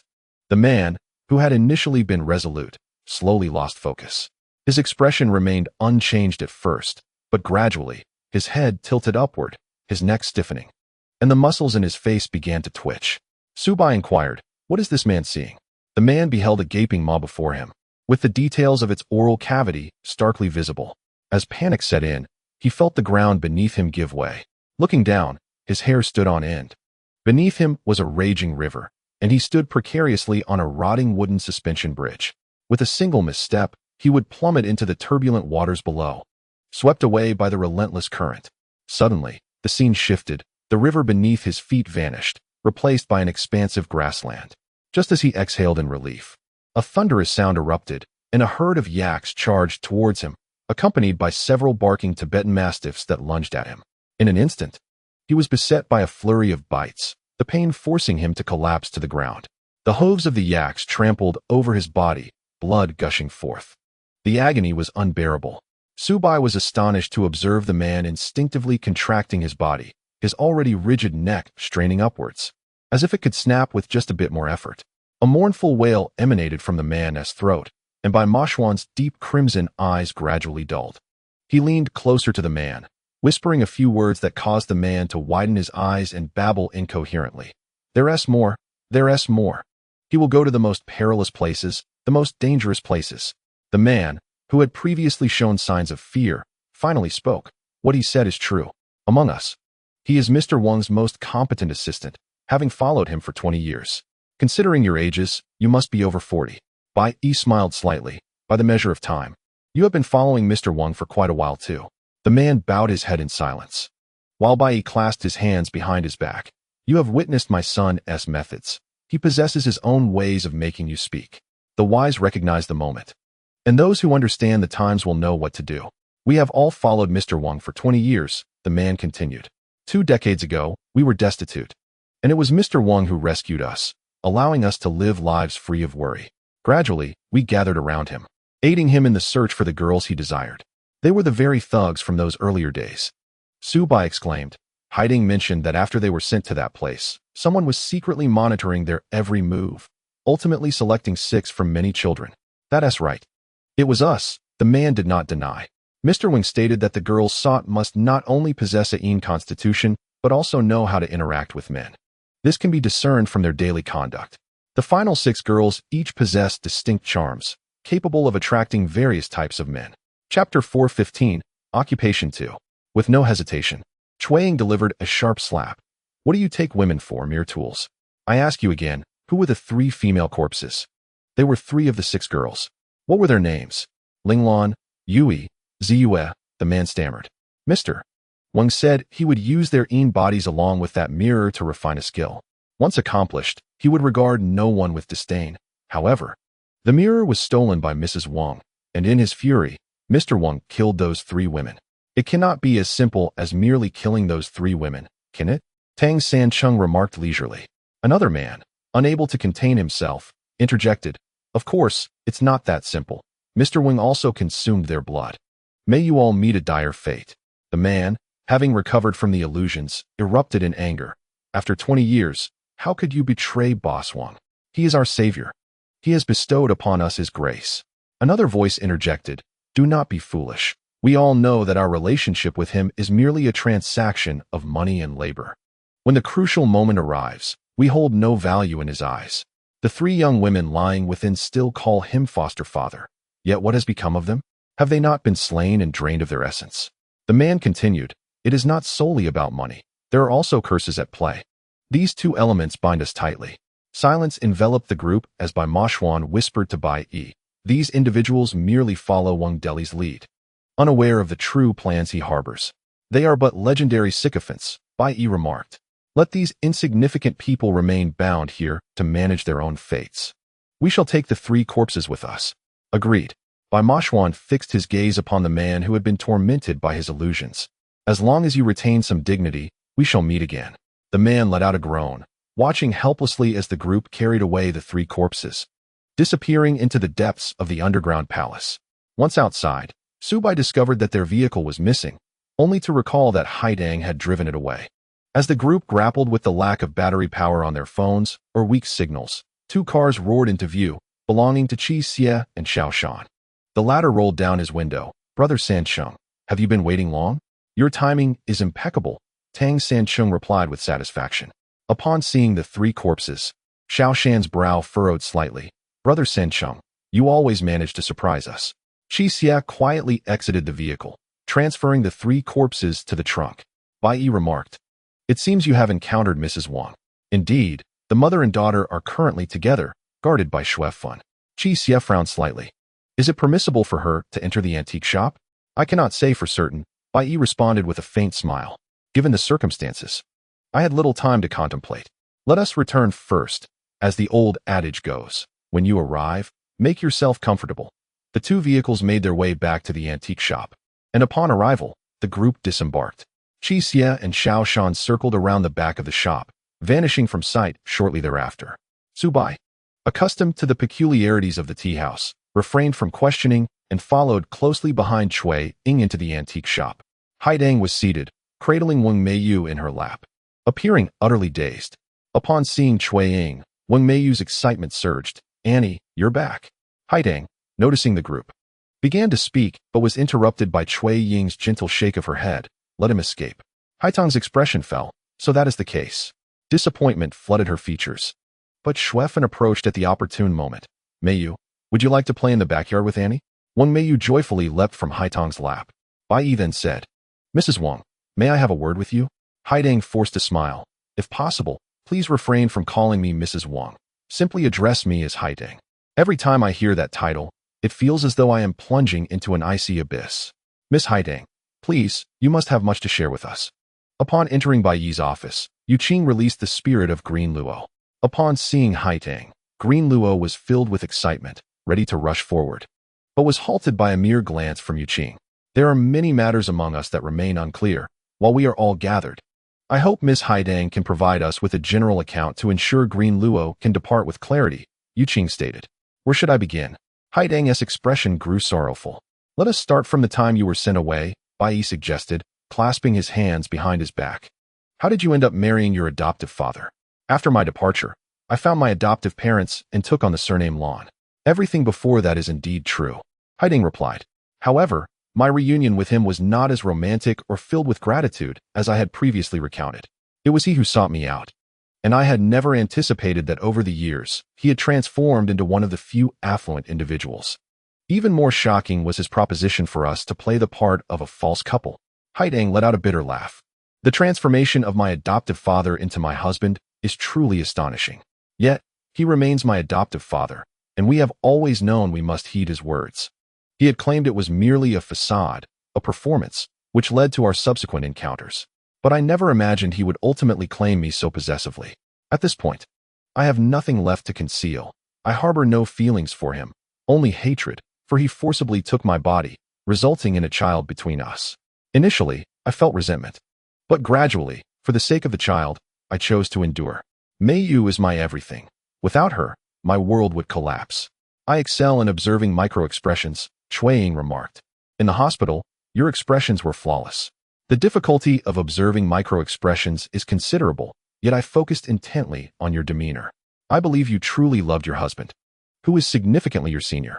I never expected the outcome to be as it is," she continued. "I remember him saying that if I were willing to act, I would undoubtedly be worthy of an Oscar," Haitang noted. "The tale of the ghost child was entirely his own creation, and I was complicit. It was merely a performance." "Quite simple indeed."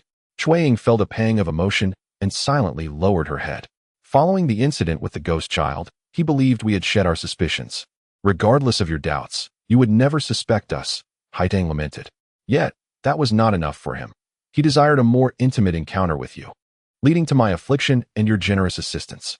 You were willing to extend a helping hand while ensuring our safety, aiming to draw out my adoptive father. Thus, the antique shop would be left unguarded, granting him the chance to acquire the Qian Kuan mirror. When it was stolen, we were together with you, providing you as our witnesses in time, completing the scheme. So, all this talk of half a century and avoiding calamities was merely fabricated to deceive us?" Bai Moshuan's expression twitched. The sensation of being led by the nose was truly unpleasant, especially given the certainty that the other party was his adversary. "Indeed, according to the original plan of my adoptive father, the intention was to eliminate obstacles one by one. However, it was unforeseen that you approached us ahead of time. As Meiyu had been possessed by a spirit," Haidang remarked. "In truth, he could have resolved this matter himself, yet being a businessman, he is aware that many would seek to curry favor with him, inviting numerous experts. He wished to discern if there were any worthy candidates among them, thus allowing Meiyu to be possessed until your arrival. Then, does this mean his affection for Meiyu is feigned? Suijing felt shaken. No, it is genuine. He is indeed concerned for Meiyu, Haidang clarified. After all, she is his biological daughter. Now, let us discuss the subsequent events. Bai waved his hand. We are already aware of the matters in between. Please explain why you suddenly departed and sought to eliminate Luoluo. The situation with Luoluo was unforeseen. We did not anticipate that Subai and Suijing would find her, and that you would uncover further clues through her, Haitang explained. You cast a love spell on Luoluo, rendering her incapable of maintaining her reason and clarity. He believed that Luoluo could no longer live, and coincidentally, having acquired the Qiao'er mirror, he acted swiftly to end Luoluo's life. I must clarify that I was unaware of his intentions. He concealed them from me, knowing that I would not be able to take such action and would likely intervene. Tears shimmered in Haidang's eyes as she continued, in my youth, I harbored a strong disdain for Luoluo. She was always the instigator of my torment, and at times, I truly wished for her demise. However, upon encountering her again, I realized that we were, in fact, passengers on the same boat, devoid of freedom and self, both pitiable souls. The only solace I can find is in the fact that she did not suffer greatly in her passing. Luoluo's form wavered, and as Haidang could not perceive Luoluo's spirit, she felt liberated to express her emotions. I also owe an apology to Xiao'er. In truth, I was aware of her extraordinary feelings for me long ago. It was my own fear that prevented me from confronting it. I did not dare to tell her. I only wished to remain lifelong friends and could not envision being lovers. I evaded the truth, allowing her to become enmeshed in an unrealistic affection. Had I been brave enough to voice my thoughts earlier, she would not have taken her own life in pursuit of my happiness. She should not have been made a scapegoat. It was I who caused her demise. Chapter 416. The Betrothal. It is sufficient that you are aware, Luoluo spat bitterly, though her lips twitched, revealing a lessening of her former animosity towards Haitang. Haitang continued, you are already aware of the ensuing events. His objective is the Qiao'er mirror. After acquiring its power, he can officially set his plans in motion. He aspires to become emperor, claiming to know of a place where this ambition can be fulfilled. How did he come to know this? Bai inquired with a hint of indifference. Miss Haitang, although you have not articulated it, I can sense that your adoptive father harbors unusual feelings for you. Otherwise, you would not have survived until now, nor would you have had the opportunity to reclaim the Qiao'er mirror. Therefore, you are the only one with potential access to his secrets. Haitang's cheeks flushed slightly. Yes, he mentioned it once. Bai Mashwan's demeanor was less than favorable as he crossed his arms. How much do you know about Wang Deli's past? I am not certain. Haitang remarked. He seldom speaks of his past. He once told me that as long as I remained obedient by his side, he would grant me wealth and all that my mind could conceive. However, all I desire is to lead a normal life with my daughter, something he can never provide.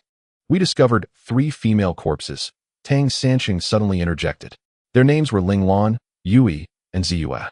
Haidang suddenly exclaimed with bitterness, had he not mercilessly slain those 3, I would never have resolved to steal the Qiao'er mirror.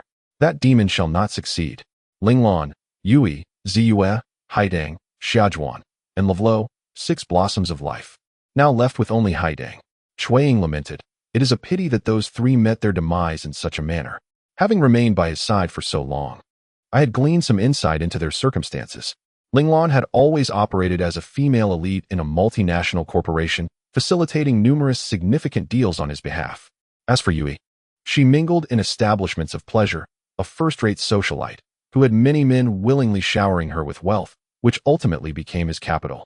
Ziyue, on the other hand, maintained connections with high-ranking officials, contributing slightly less financially, but secretly garnered substantial backing for the Wang family enterprise.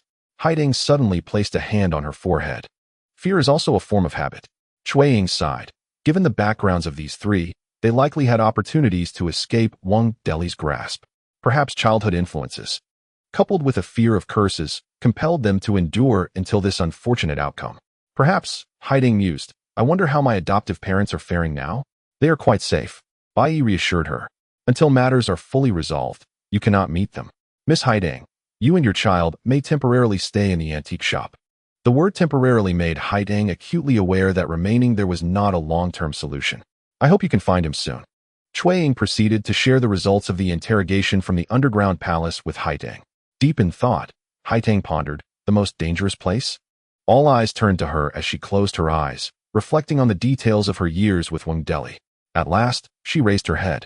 He once mentioned that he nearly met his demise from poison in the location where he discovered the ghost child. That was the most perilous place he encountered. Bai Moshuan felt a stirring in his heart. I understand. Haidang continued. Thank you. You should harbor hatred towards me. We act on behalf of the child. Bai Moshuan replied curtly. Do not venture outside while you remain here. And regarding the Qianquan mirror, I appreciate your assistance. I too am a principal culprit. There is no need for gratitude. Haidang suddenly frowned. Yet there is something I do not quite comprehend. Are you referring to Sister Hong? Su Bo quickly responded. Linglan Yui, Ziyue, Haidang, Xiaozhuan, and Luoluo were all accounted for. Yet Sister Hong was conspicuously absent. What was her origin? Indeed, I have only encountered that woman once recently, Haitang stated. It was in the underground palace. I sensed that he harbored considerable trepidation towards her, a rare phenomenon. Bai exchanged a glance with Tang Sancheng and then spoke. This woman deserves attention, Miss Haitang. We have retrieved the bodies of Linglan, Yu Hui, and Ziyue. Do you wish to take another look? Haitang's body trembled slightly as she sighed. They are gone. What is there left to see? Perhaps it is best not to look. Tang Sancheng remarked. 6The used their pure Yin blood to practice dark arts, yet he spared you, evidently still holding some affection for you. Is that so? Haidang retorted coldly. I do not share that sentiment. It no longer matters. Suddenly, Bai interjected, Miss Haidang, it is time to seek Miyu. Haidang immediately rose, having conveyed all she knew, leaving no further words to share. When Luoluo saw Haitang about to depart, her expression grew anxious. Yu Qing inquired, do you wish for her to see you? Luoluo hesitated briefly before shaking her head. Enough. It is sufficient now. Among us 6, she alone has survived. May she escape and free herself from her past.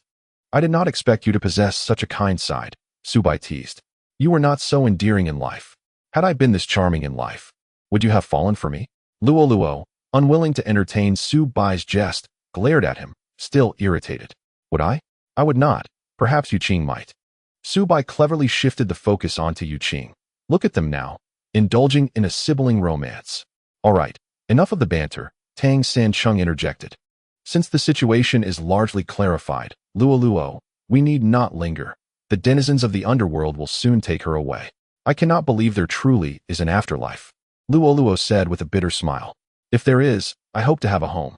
As Luoluo was prepared for her departure, Su Bai exited Bai Yi's office and found Xuefan embroidering a painting. Auntie, what are you doing? He asked. Xuefan concealed half-finished work behind her back. Nothing much. Have you finished?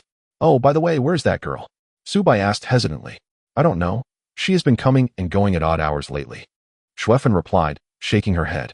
Since she lost her memory, she has become much harder to manage. Is the medication ineffective? Su Bai expressed concern. After so many days, how can she remember nothing? Should we increase the dosage? Do you think Ming is a guinea pig? You cannot simply raise the dosage at will. If anything were to happen to her, would you take responsibility? Bai Mo Xian interjected. Do not forget your promise to Aunt Shuexiang to take good care of Ning. I am taking care of her, Su Bai retorted. Just then, Tang Sancheng emerged, pointing outside. Ning has returned. Su Bai hurried outside and spotted Ning walking towards the antique shop, accompanied by an exceedingly unpleasant man. Chu Yan. With hands clasped behind his back, Su Bai feigned nonchalance as he approached the pair. Upon seeing Su Bai, Chu Yan smirked, Ning. Someone has come to fetch you. Ning gazed at Su Bo with wide eyes, her expression tinged with unfamiliarity, which pierced Su Bo's heart with a pang of pain. Irritated, he lightly tapped her head and exclaimed, What are you staring at? Have you lost your memory? In just a couple of days, you've forgotten me? Of course. I remember, Ning replied, pouting. I merely wanted to ask why you were so kind as to come and fetch me when brother Yin would have taken me home. At a loss for words, Su Bo suddenly pulled Ning closer, speaking softly. Have you forgotten? I promised your mother I would take good care of you. I've been busy lately and haven't been able to look after you, but rest assured, once this tumultuous period passes, I shall fulfill my promise. Chu Yan chuckled. That's wonderful. In fact, Ning has been quite worried about you these past few days. Who said that? Ning's face flushed with embarrassment as she angrily pinched Chu Yan's arm. Brother Yan, how can you say such nonsense? Why would I worry about him?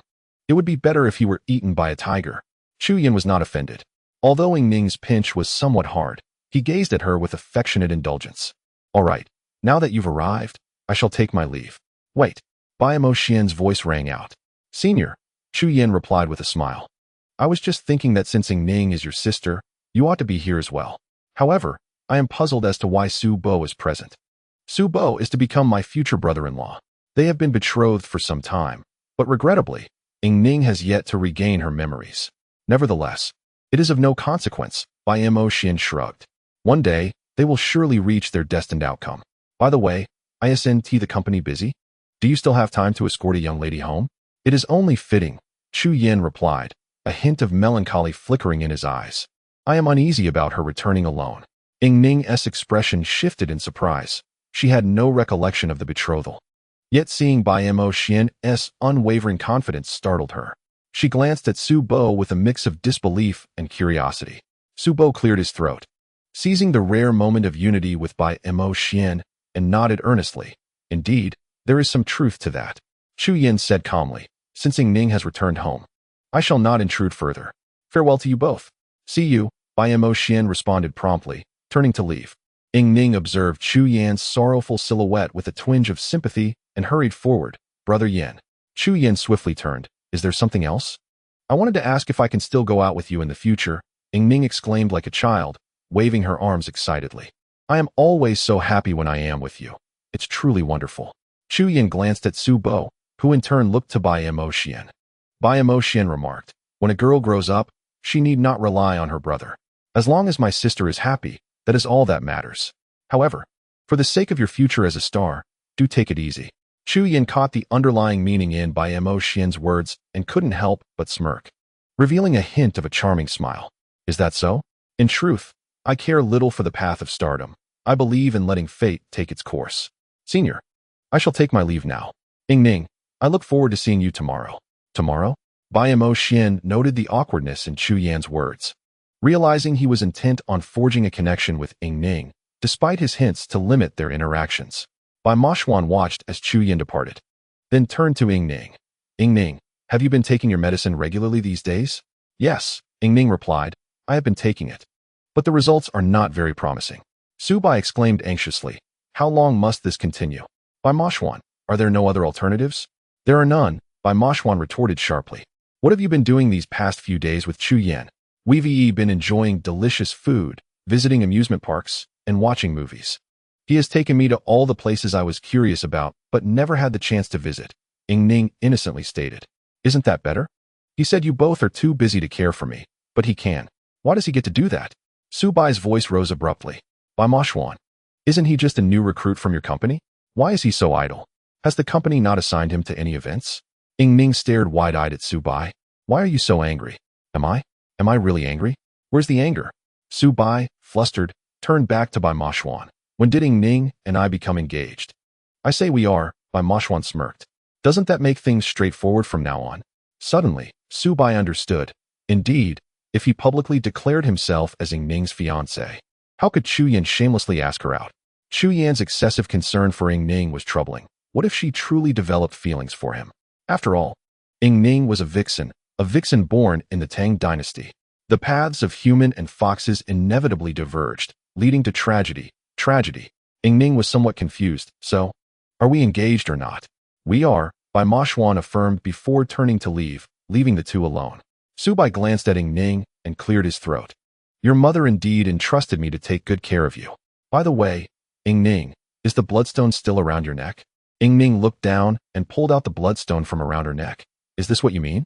Su Bai's expression turned serious. This stone must not come near fire. Do you understand? Why?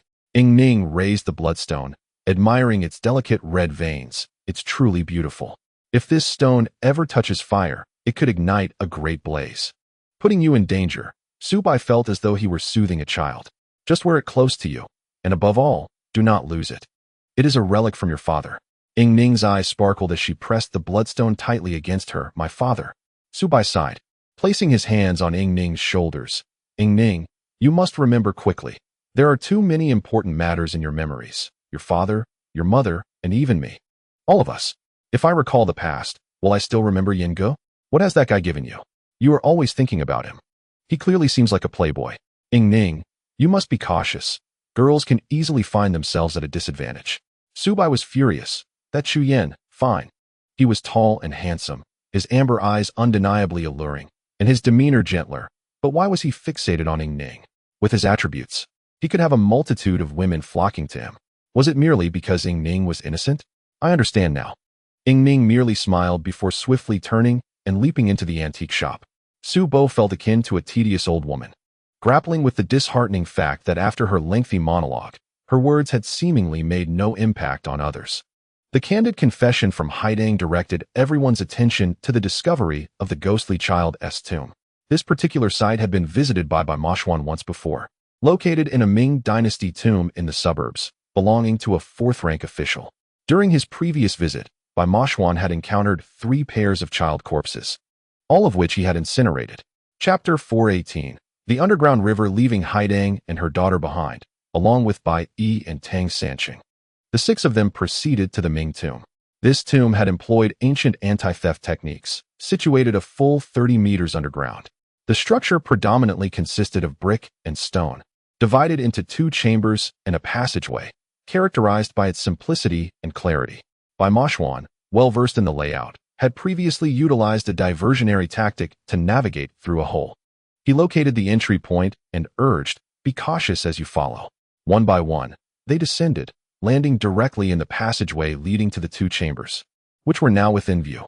The stone door of the tomb was adorned with exquisitely carved beast heads and neatly arranged studs. Flanking the tomb door were 2 wing walls, commonly known as 8-character walls, aptly named for their resemblance to the number 8. Such walls were typically found at the entrances of grand residences or government offices, often inscribed with slogans or couplets such as justice and integrity. Pointing to the rear chamber, Mashwan remarked, "It is there that I discovered the child corpses. This chamber is laden with malevolent energy, yet it is rather confined. Where could Wang Deli possibly hide?" Inside the front chamber lay a Nanmu coffin containing the remains of the 4th-rank official. The garments of the deceased had not decayed. The knots of the clothing could still be easily untied. He was adorned in a yellow official robe, with identifiable insignia on both the front and back.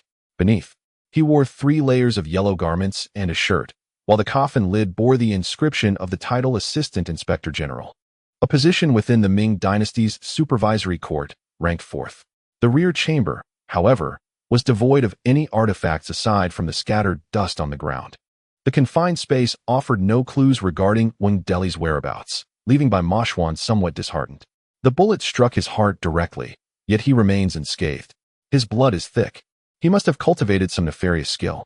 Without indulging in further speculation, Bai Yi suggested, "Let us search for any hidden mechanisms or secret passages." This was directed towards Tang Sanqing, whose keen ears would undoubtedly discern any concealed mechanisms. Tang Sanqing understood and began to tap along the walls, pressing his ear closely against the surface to listen intently. After completing a thorough circuit, he found no anomalies. Mashwan, inspired by his master, followed suit, stepping carefully on the stones. Yet, no discoveries were made. Tang Sanqing then led everyone back to the coffin of the 4th-rank official, surveying the surroundings until he made a significant observation. Bai Yi, notice how the coffin is positioned incorrectly. Typically, whether it be a living person's bed or a deceased person's coffin, the orientation is generally north-south. Yu Qing remarked, "Yet this coffin is oriented east-west." Indeed, that is correct. Tang Sin kicked the side of the coffin and remarked, "Look here, the dust is uneven in thickness. The structure of this ceiling is flat. Thus the dust that settles on the ground should also be uniform in depth. Yet, this area is noticeably thicker, suggesting it has been artificially added, which feels rather unnatural." "Mr. Tang, are you implying that someone has moved the coffin and scattered dust to conceal the traces?" Subai inquired. "Indeed, my young friends, let us proceed." Tang Sin replied cheerfully. "Time waits for no one, and it seems the clues provided by Haitang are indeed useful." The group joined forces to shift the coffin, revealing traces that originally ran north to south.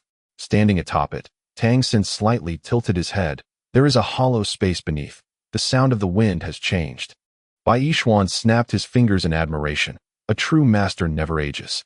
"Not at all," Tang Sin said modestly as he moved to the side and crouched down to explore. With a strong pull, The bluestone slab shifted slightly. Su Bai, sensing something amiss from the sound, knocked on it. This isn't a stone slab. It's merely a wooden board designed to mimic stone. Impatient, Bai Moshuan kicked it, causing the wooden board to split in two, revealing a downward passage. Chuang chuckled. You are quite efficient. The six of them jumped down. The passage was not well constructed, featuring only rudimentary steps made of stone blocks. As they descended, both sides were lined with muddy walls. Despite their grimy appearance, the excitement within them was indescribable. Bai Moshuan and Su Bai led the way, crouching low, with Su Bai occasionally bumping into Bai Moshuan's back. Bai Moshuan, slightly irritated, said, Why are you in such a rush? The space is limited. Do you think you're racing to reincarnate? Before he could finish his sentence, Bai Moshuan felt his footing give way, and he uncontrollably fell downward. Su Bai reached out to grab him, but the force of gravity was too great, and both plunged into the pitch-black abyss. Su Bai felt his head strike something heavy, followed by a muffled thud. He called out, Bai Moshuan. Falling into unconsciousness, Su Bai sensed his body being moved, his feet brushing against something, then being dragged further along until it came to a stop. The ground beneath him felt cold. He mumbled in irritation, What are you doing? You've always been one to drag your feet. Bai Moshuan's cold voice responded, You didn't seem to hit your head too hard. Su Bai forced his eyes open, catching a glimpse of faint light behind him. He realized he was being pulled forward by Bai Moshuan, who wore a headlamp. The light he saw emanated from the lamp. Su Bai noticed he could scarcely put weight on his right leg, and a sharp pain throbbed at the back of his head. Am I injured? You seem to have retained your wits, Bai Moshuan replied. You fell, hit your head on a stone, and fractured your right leg. Don't worry. I've realigned your bones. You? Su Bai exclaimed in shock. I've never heard that you could set bones. Well, now you know, Bai Moshuan retorted, suddenly releasing his grip, causing Su Bai to thud onto the ground. Darn it, Bai Moshuan, what are you doing? That hurts. Bai Moshuan stared into the expansive passage ahead. Grunting softly, there are 9 paths. Struggling to rise, Su Bai adjusted his position, exclaiming, Indeed, there are 9. Before them stretched a total of 9 small pathways leading outward. 9. In such a confined subterranean space, the 9 exquisitely detailed passages are nothing short of breathtaking.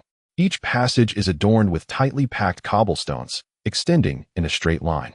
Bai Moshuan tugged at Su Bai, prompting him to rise. A piercing pain shot through Su Bai's legs, and he exclaimed, It hurts. If you walk briskly, it won't be so painful, Bai Moshuan replied. Do we really have to explore each passage one by one? Su Bai asked cautiously as he stepped forward. The orderly arrangement of the 9 passages dazzled his senses, yet, as he ventured forth, it indeed proved less painful than anticipated. A bit of endurance made it bearable. Where are the others? Su Bai inquired. I don't know.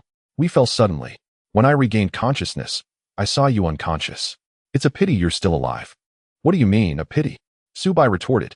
A word of concern won't kill you, nor will the world come crashing down. Thanks, by the way. Humph. Bai Moshuan suddenly produced a coin. Let us flip a coin to decide which passage to take. I believe we should retrace our steps and reunite with the main group. Su Bai felt that the 9 passages resembled 9 hands, attempting to lure them into a trap. You're quite the coward, Bai Moshuan remarked, returning the coin and pulling Su Bai towards the central passage. 1 out of 9. Let us proceed and see what awaits us. Why do I feel this is perilous? Su Bai hesitated, trailing reluctantly behind. The narrow passage seemed endless. Ignoring Su Bai's murmurs, Bai Moshuan continued, until suddenly, his headlamp extinguished. Su Bai halted, retrieving a flashlight from his backpack and illuminating the space. Catching a fleeting shadow that made his heart race. Someone else here.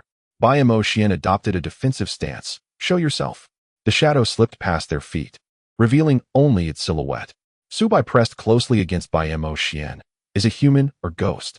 Chapter 419. The Underground River 2 Not a Ghost.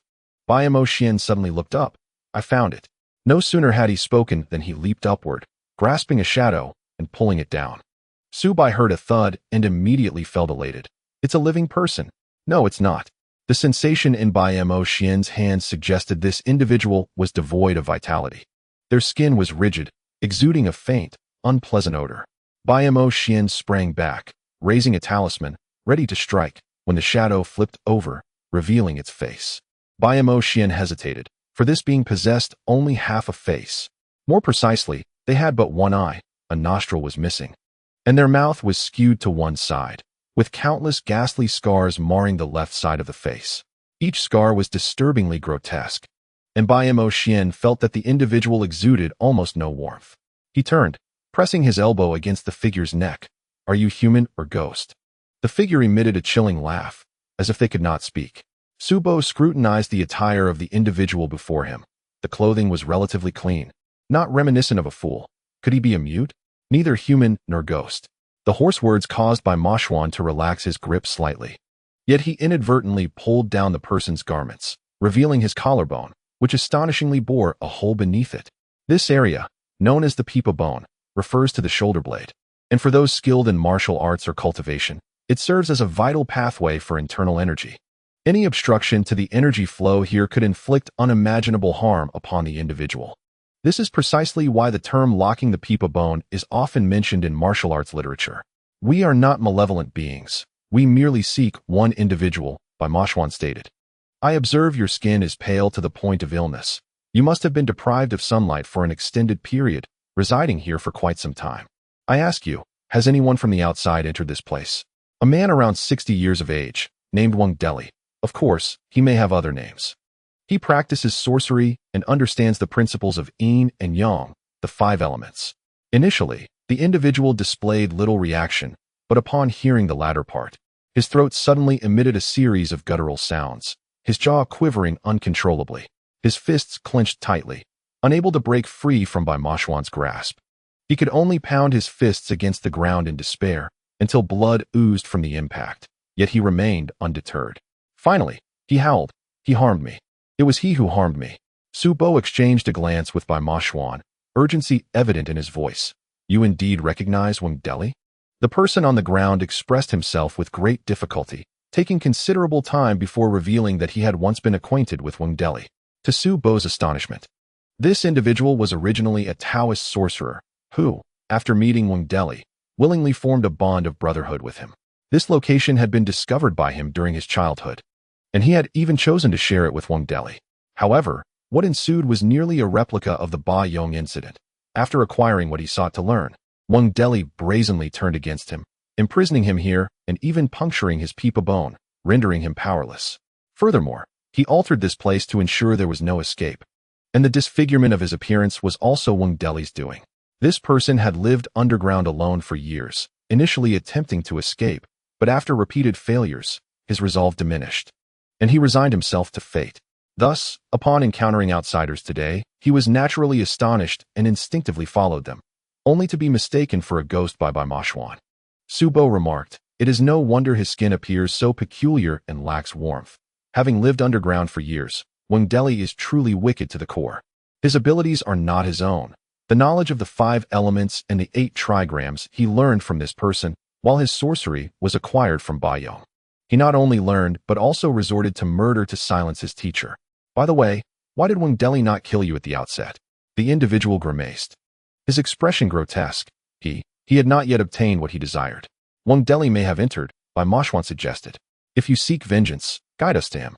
Based on your understanding of him, where is he most likely to conceal himself?" The man suddenly paused, bewildered, pondering his own name. Observing his disorientation, it seemed evident that he had been profoundly shaken by some prior ordeal. Bai Ma Xuan began to exhibit signs of impatience, while Su Bai gently coaxed the man.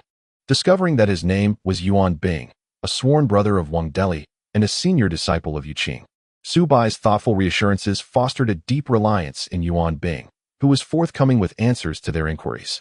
He revealed that they were in an underground river, and among the 9 passageways, only one led to the river, while the other 8 were deadly traps. Su Bai, upon hearing this, felt a swell of pride.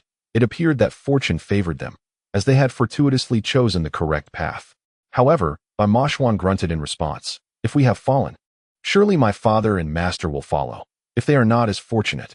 Su Bai promptly silenced himself, recognizing that while he was safe, the whereabouts of the others remained uncertain, and his earlier pride had been misplaced. "I apologize, I can be rather thoughtless at times. Enough chatter.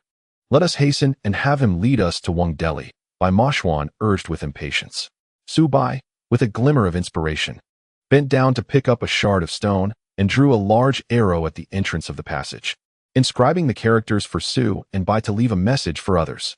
Observing this, Bai Mashwan ceased his urging, allowing Su Bai to proceed with his endeavor. Once Su Bai completed his markings, he instructed Yuan Bing to lead the way. Though frail, Yuan Bing moved with remarkable agility, leaping about like a monkey, and astonishingly, he could scale the rock walls with bare hands, advancing through the passage. Su Bai and Bai Mashwan had no choice but to quicken their pace to keep up. After an indeterminate amount of time, the dampness of the underground air intensified, and they soon encountered a magnificent natural cavern, its entrance gaping like a vast maw. Upon reaching the threshold, Yuan Bing halted, trembling slightly as he gestured inside. We must go there. Both understood that Wang Deli was likely beyond this cave. Yet the palpable fear emanating from Yuan Bing hinted at the potential dangers that lay within. Crossing the threshold, they were enveloped in a thick mist. Their feet disappeared beneath them, and stone pillars rose toward the heavens, vanishing into the obscurity above. The visibility was severely limited, and the sheer height of these pillars, which seemed to support the very sky, added to the sense of awe. What a grand place, Su Bai remarked, marveling at the existence of such a wonder underground. If this were known to the world, it would be a veritable paradise.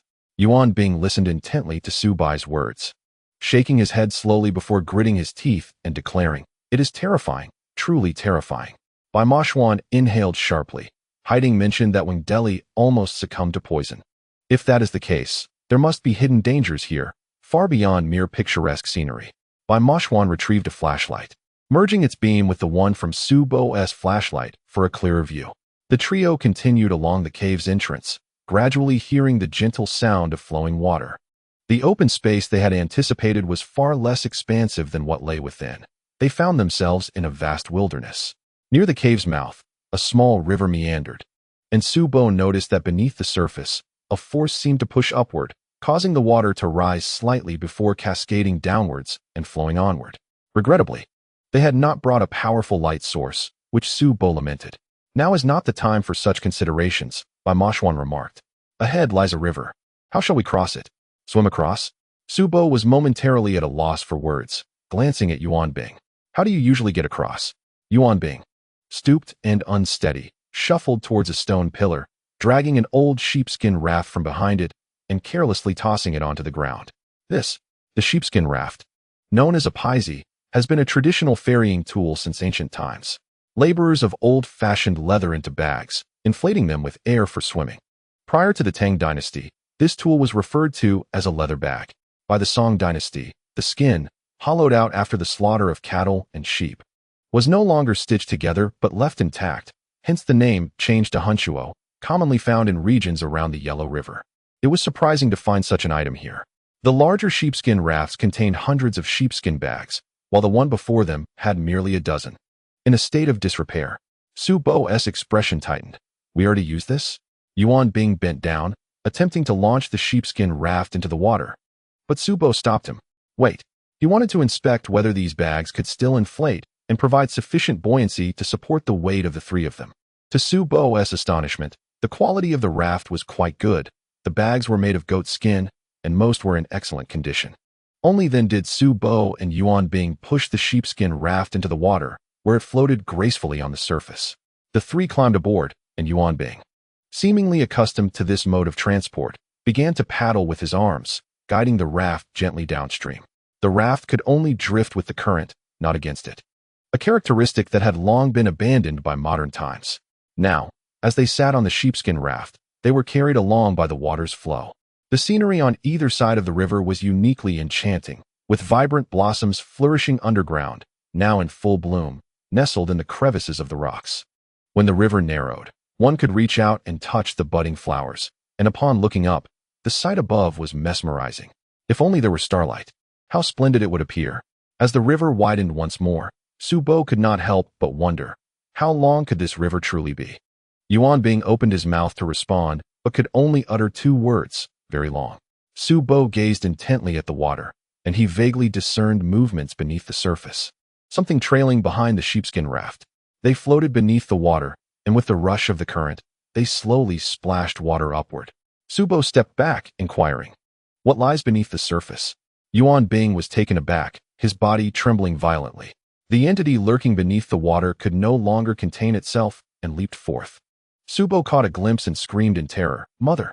Yuan Bing hurriedly covered Su Bo's mouth, silencing him, while Bai Ma Xuan seemed to grasp the situation, closing his mouth tightly and remaining silent. The creature that had emerged was grotesque and nauseating. Its head resembled that of an infant, albeit devoid of ears, with two dark orbs appearing to be its eyes. A mass of flesh protruded from its face, while its body was unmistakably serpentine, glistening yet, upon closer inspection, covered in scales of a pale hue that could only be discerned with scrutiny. With his mouth muffled by Yuan Bing, Su Bo watched in horror as the creature with a human head and serpent's body slithered closer, perilously close to his feet. He strained his neck, desperately trying to suppress his emotions, but his legs began to tremble. The creature showed no intention of retreating. Rather, its interest intensified as it crawled to the very root of Su Bo's being. Tears welled up in his eyes as he gripped his thigh tightly. Closer, closer it came, just a step away from making contact with his most vulnerable area. With a sudden intake of breath, Su Bo bent his left leg and forcefully kicked the creature back into the water. Bai Ma Xuan, in excellent sync with him, immediately inscribed a talisman on his hand and began to paddle furiously, propelling their leather raft forward. It was only then that Yuan Bing released his grip on Su Bo's mouth, his grotesque face still reflecting the shock of the encounter. He clutched Su Bo's arm tightly, urging him to flee. Beneath the surface, there was not just one of those creatures. Another followed the current, brushing against Su Bo's hand adorned with the yellow talisman. Curiously, he wondered why the talisman remained intact despite being submerged, and why it did not wash away under the rushing water. Later, Su Bo would discover that the talisman bore no inscriptions, merely a simple water talisman that rendered his warm arm undetectable to the entities lurking below.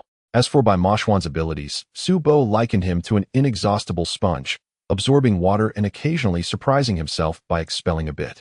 While Su Bo was still in awe, Bai Ma Xuan flipped his palm over and exerted a slight force, causing the water to suddenly reverse flow, destabilizing the pursuing creature. Seizing the opportunity, the leather raft surged ahead, finally distancing itself from those grotesque beings.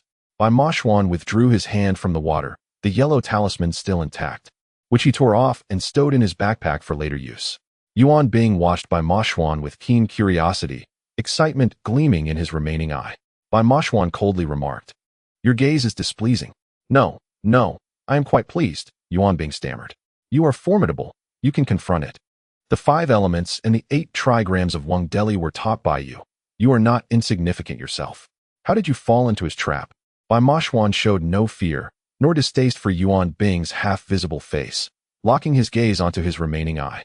"He drugged me," Yuan Bing remarked, upon awakening. "This is the state I found myself in. After his departure, I lost track of time. Not long ago, he returned, seemingly intent on the ghostly child." Yuan Bing engaged in more dialogues with the two individuals, gradually reclaiming his ability to articulate. In the years of solitary existence, his conversational skills had waned. Yet these two unfamiliar faces rekindled his innate humanity, and his confidence began to return. He was Yuan Bing, the prodigious Taoist sorcerer from 25 years prior. "That creature might be the Ying Ran," Su Bo suddenly interjected. "Hey, Bai Ma Xuan, do you recall the book that the ground rat Tong Rin gifted me? It contains numerous peculiar entities, including a painting named Ying Ran. It describes a creature with a human head and a serpent's body, also known as the echo serpent. It is said that upon hearing the first sound made by a human, it will memorize that voice. Should it hear it again, it will relentlessly pursue until it consumes that individual." Bai Ma Xuan cast a meaningful glance at Su Bo, who, taken aback, quickly covered his mouth. "Oh no, I think I was the first to make a sound." "Not to worry," Su Bo reassured himself. "The ground rat's information has always been dubious. Perhaps this time is no exception, right?" Both Bai Ma Xuan and Yuan Bing remained silent. Su Bo, with a troubled expression, implored, "Please do not look at me with such eyes. You aren't imagining me being devoured by that creature, are you? I find it odd. How could something so small possibly swallow a person? It's implausible, isn't it? By the way, Senior Yuan Bing, are there any other entrances in this place? Our 4 companions have also come here. Entering is easy, but exiting is challenging," Yuan Bing murmured. "It would be best if they did not come in." "Is the exit known only to Wang Deli?" Bai Ma Xuan inquired. "Indeed, he is the sole custodian of that knowledge. He has remodeled this place, sealing all original exits, making them impassable. After a moment's hesitation, Yuan Bing continued. During his last visit, he came down to see me, inquiring if I had changed my mind about handing over the record of strange ghosts. After that, he departed, and now, having returned, he must possess knowledge of another exit. Wait, did you mention the record of strange ghosts? Su Bo questioned, puzzled. Is there more than one copy of it? No, it was originally a single volume. However, during the early Ming dynasty, it was split into two due to certain events. I possess the latter volume, while the former is lost to history. Yuan Bing sighed. I have been trapped here for 20 years, all because of that 5-year friendship. He spared my life merely to obtain the record of strange ghosts. The upper volume no longer exists in this world. Bai Moshuan pointed a finger at Su Bo, stating, this fellow burned it. Su Bo recoiled slightly. The record of strange ghosts contains extremely malevolent practices that have harmed many. In the past, Mr. Zhuge intended to destroy it, but alas, it has persisted. I believe that by burning it, I could prevent it from causing further harm. How then does the latter volume still exist? Senior, rather than allowing Wang Deli to take the latter volume, it would be better to destroy it entirely, ensuring peace and tranquility. Yuan Bing's expression revealed hesitation, and from this, Bai Moshuan discerned that Yuan Bing was reluctant to destroy the second volume of the record of strange spirits. At the moment he had covered Su Bo's mouth. A portion of his wrist was exposed, with veins prominently bulging, indicating that his strength was gradually returning. It was likely that the hidden record of strange spirits held significant power. Bai Moshuan spoke in a low voice. Mr. Zhuge possesses the record of strange spirits, and fortunately, he has utilized it for righteous purposes. Moreover, before his death, he realized its dangers. This book must not be left to future generations, as it has the potential to lead one astray. Even those who walk the righteous path can easily veer into darkness. There are always circumstances where extremes lead to a reversal. Su Bo interjected, Senior Yuan Bing, if possible, please prevent Wang Deli from obtaining the record of strange spirits. Could you also destroy it? Yuan Bing's face clouded with difficulty. I still wish to rely on it to restore my vitality and seek vengeance against Wang Deli. We shall avenge you. Bai Moshuan suddenly inquired. Wang Deli learned the yin-yang and 5 elements from you, and you, in turn, benefited from the latter half of the record of strange spirits. Does that not mean Wang Deli would also possess the nefarious techniques contained within it? To be precise, it is merely a small portion, Yuan Bing replied. Upon realizing his treacherous ambitions, I concealed the record of strange spirits, which was one of the reasons he ultimately turned against me. Su Bo murmured softly. What a nuisance. Is he not a second Yi Chongqing? What are you saying? Yuan Bing felt that having been underground for so long diminished his hearing ability. He needed the 2 younger individuals to raise their voices for him to comprehend. It's nothing. Merely expressing that you are nurturing a tiger to your own peril, Bai Moshuan replied coldly. A strange sound emanated from Yuan Bing's throat. He had no ability to counter Bai Moshuan's mockery. At that moment, the leather raft suddenly lost its balance. Bai Moshuan released his grip on Yuan Bing and glanced into the underground river, where a series of small whirlpools had emerged. At first glance, they seemed inconspicuous. Yet a powerful suction was pulling the leather raft downward. Su Bo reached out to steady himself against the rocky wall, only to find that the river had unexpectedly widened, distancing the stone wall that had previously been within reach. Strange, this has never happened before. Yuan Bing, now anxious, found his restored speech faltering once again. I was alone before, but now there are 3 of us. 3 people. So it is overloaded? Bai Moshuan frowned slightly. The combined weight of 3 individuals on the leather raft will indeed cause it to sink slightly. Su Bo's hair stood on end. Big star. Please do not have any intentions towards me this time. That so-called responding snake might still be lurking beneath the water. I absolutely refuse to go in. You have become a parasite in my belly. Bai Moshuan raised an eyebrow. We must leave here swiftly. Everyone begin to paddle and escape this whirlpool area. Upon receiving this command, Su Bo and Yuan Bing simultaneously reached into the water. The moment Su Bo's hand touched the water, a chill ran down his spine as he recalled the head snake creature. His hesitation nearly cost him as Bai Moshuan almost kicked him into the water. What are you dawdling for? Hurry up. All right, for heaven's sake. Do not lose your temper so easily. Su Bo let out a muffled grunt, disregarding all else as he plunged his hands into the water, beginning to paddle. The moment his hands submerged, he felt the formidable force of the whirlpools. He had underestimated their power. His body surged downward, nearly toppling into the water, but fortunately, Yuan Bing grasped him firmly. "Be careful." "Thank you," Su Bo replied, unfazed by the unattractive Yuan Bing, offering a smile as he met his gaze. It was Yuan Bing who appeared more sensitive. Upon locking eyes with Su Bo, he immediately lowered his head. The trio worked in unison, straining to escape that treacherous area. Finally, they distanced themselves from the whirlpool zone. After the sheepskin raft had propelled forward for about 10 meters, it encountered an invisible resistance, spinning in place until it made a complete 360-degree rotation. The three of them twirled like spinning tops, and drawing on their previous experience, they instinctively separated to maintain the raft's balance. "What is happening?" Su Bo exclaimed. "It must have come in." Yuan Bing's face revealed no color, but his voice trembled. "Could it be that he has discovered where I hid the records of strange spirits?" Upon hearing this, Bai Moshuan, who had been crouching on the raft, stood up. "It is the 7 seals of Tiangang." "What is that?" Yuan Bing's body quivered. "The records of strange spirits provides a detailed explanation. It is one of the seals passed down from ancient times. The seal is based on the 7 natural elements: gold, wood, water, fire, earth, wind, and thunder. Typically, in Taoist practices, the arrangement is set according to the positions of the Big Dipper, and the 7 seals of Tiangang follow this principle. Is there any way to break it?" Su Bo's head was spinning.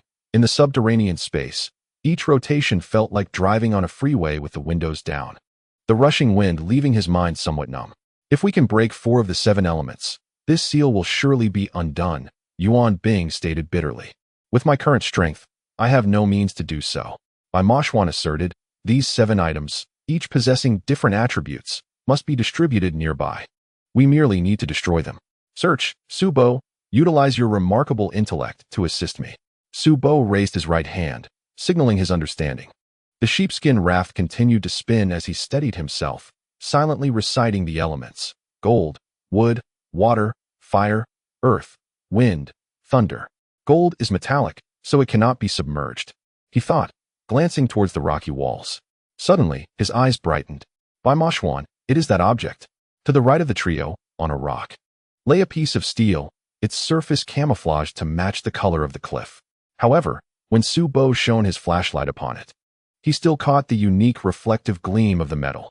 Locking onto the target, Su Bo signaled to Bai Moshuan, who glanced around and then suddenly leaped into action, prompting Yuan Bing to exclaim in alarm, "Be careful." In the dimly lit underground river, Bai Moshuan moved as freely as the wind. With a leap, Yuan Bing felt a fleeting blur before his eyes, and when he opened them again, he found Bai Moshuan tightly clinging to the rock wall. Bai Moshuan sensed that the metallic object was enveloped by a powerful aura of true energy. To forcefully break, it would be detrimental to himself. The principles of the 5 elements dictate that they both nurture and restrain each other. Metal generates water, water nourishes wood, wood fuels fire, fire transforms into earth, and earth produces metal. Conversely, metal is subdued by fire. Thus, it must be fire. Su Bo observed as Bai Moshuan produced a lighter but did not ignite it. Instead, he placed his palm over the lighter, pondering what trick this fellow was attempting. Ordinary flames would be ineffective against the metal at hand. Yuan Bing remarked, "If I am not mistaken, he intends to use his true energy to conjure fire in order to shatter the metal." His voice was raspy, and his speech slow. Although the leather raft spun continuously, he remained fixated on Bai Moshuan's movements under the faint beam of the flashlight. As Bai Moshuan's palm grew warm, a smile curled at the corner of his mouth. He shattered the lighter, pouring its gasoline over the metal. Given the dampness of the surroundings, igniting the target was a formidable challenge. Nevertheless, Bai Moshuan's true energy was not to be underestimated. As the gasoline cascaded down, flames erupted instantly. Su Bo heard a crackling sound, wondering if the celebrity had gone to set off fireworks. However, when Su Bo glanced back at the metal, he was astonished to see wisps of white vapor emerging, swirling, and then dispersing chaotically. "He succeeded," Yuan Bing exclaimed. "Who on earth is he?" Su Bo found himself in a quandary, struggling to classify Bai Moshuan's identity. Was he a city-dwelling Taoist? No, that didn't quite fit. He was simply a prodigy. At a loss for words, Yuan Bing fell silent. During their exchange, Bai Moshuan had already soared back, barely skimming the water's surface. "When did you learn to walk on water?" "I had no idea," Su Bo teased as Bai Moshuan landed. "Enough of the small talk. Metal, wood, water, fire, earth, wind, and thunder are needed to break through. Remember, manipulating wind, water, and earth is the most challenging. In this environment, they are omnipresent. Can you eliminate water? Can you halt the underground winds? And as for earth, behind the rock wall lies a muddy barrier, with soil and stones surging even within the river.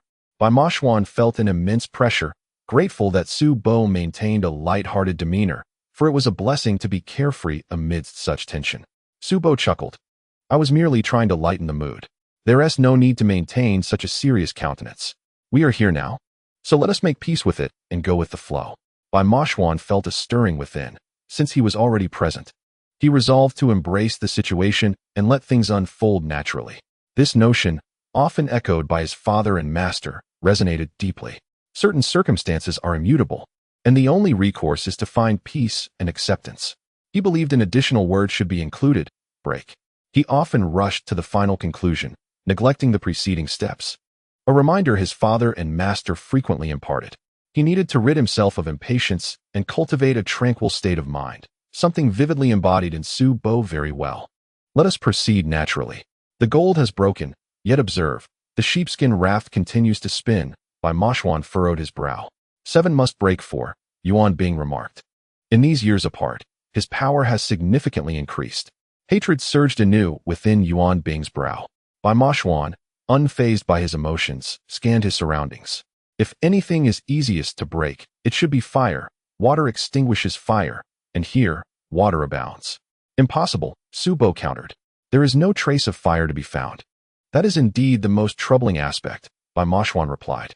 Without fire, the Tiangang's 7 seals must possess fire. But where could it be? Su Bo suggested. Fire can manifest as both open and hidden flames. It need not be in plain sight. If the scheme is to be forged with fire, it must either take a form akin to fire without existing in a fiery state or have exceptional protective measures ensuring its presence. Bai Machuan felt a flicker of realization. Suddenly, Su Bo's gaze sharpened, and he slapped his thigh with vigor. I've thought of something. However, you may consider me mad, as I am pondering the most improbable possibility. Fearful of Bai Machuan's potential mockery, Su Bo cast a pitiful look at him. Should Bai Machuan disparage his idea, he resolved not to voice it. Speak, Bai Machuan urged. As Su Bo gestured toward the depths of the water, underwater, Bai Machuan paused, involuntarily exclaiming, that's intriguing. This was the most contradictory aspect. Water and fire are fundamentally incompatible. Yet Su Bo had struck upon this very notion. Were it him, he would have employed such an unexpected tactic to avoid detection. Wang Deli had deceived both Yuan Bing and Bai Yong in succession, first mastering the art of the 5 elements, then employing it against Bai Yong. Demonstrating a meticulous mind and audacious approach, such a method was not beyond the realm of possibility. Unless there exists a completely sealed container, fire would extinguish upon contact with water, wouldn't it? Bai Bing remarked. It appeared both were in agreement with their hypothesis. Su Bo had already begun to dive beneath the surface. I wonder how deep this water is? Approximately 6 meters, Yuan Bing responded. He has entered. He truly has come. If he hadn't, it would be a grave issue. I shall descend to investigate, Bai Machuan declared, though he harbored a fondness for the cold. He was not particularly enamored with water. It harbored filth and impurities, incomparable to the purity of snow. The Jiuwei Fox clan was inherently proud, preferring the company of clean and beautiful things.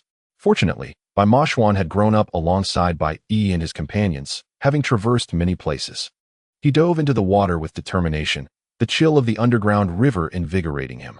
However, the visibility beneath the surface was poor. After descending 4 meters, he saw no signs of fire, casting doubt on Su Bai's claims and feeling a twinge of regret for having believed his words. His father's voice echoed in his mind. One must never give up until the final moment. Gritting his teeth, he continued to plunge deeper. At over 5 meters, he finally discerned a glimmer of light ahead to his left. As he approached, he felt something ensnare his right foot. Turning around, he saw a long object, and the beam of his headlamp proved to be of little help. With a firm tug, he discovered it had some resistance. Upon closer inspection, it was a woman's hair. A sense of foreboding washed over him as he exerted a bit more force, severing the locks. What emerged was a head, a woman's head. He had anticipated this, yet he was unprepared for the strikingly beautiful visage that smiled at him from beneath the water. Her exquisite features were captivating, her dark, deep-set eyes brimming with tenderness, stirring his heart. The scant fabric that covered her only concealed the essentials of her form, leaving her upper body almost bare. Her slender waist accentuated her ample bosom, which seemed ready to burst forth. She swam toward him, wrapping her arms around his neck, her long legs entwining his waist. Breathing softly, she whispered in his ear, "Hold me tightly." White Mashwan felt his body betray him, succumbing to a wave of weakness and desire. Helplessly watching this enchanting figure ensnare him. Unable to resist, he reached out to caress her hair, a fragrant aroma wafting into his senses. The allure of the moment overwhelmed him, and he faintly heard his name being called. Suddenly, clarity struck him, and he jolted, forcefully pushing away the beautiful apparition while reciting the golden light incantation. Within lies thunder. The thunder god remains unnamed. Enlightenment flows freely, the 5 energies rise. Golden light manifests swiftly, shielding the true being. Urgently, as the law commands.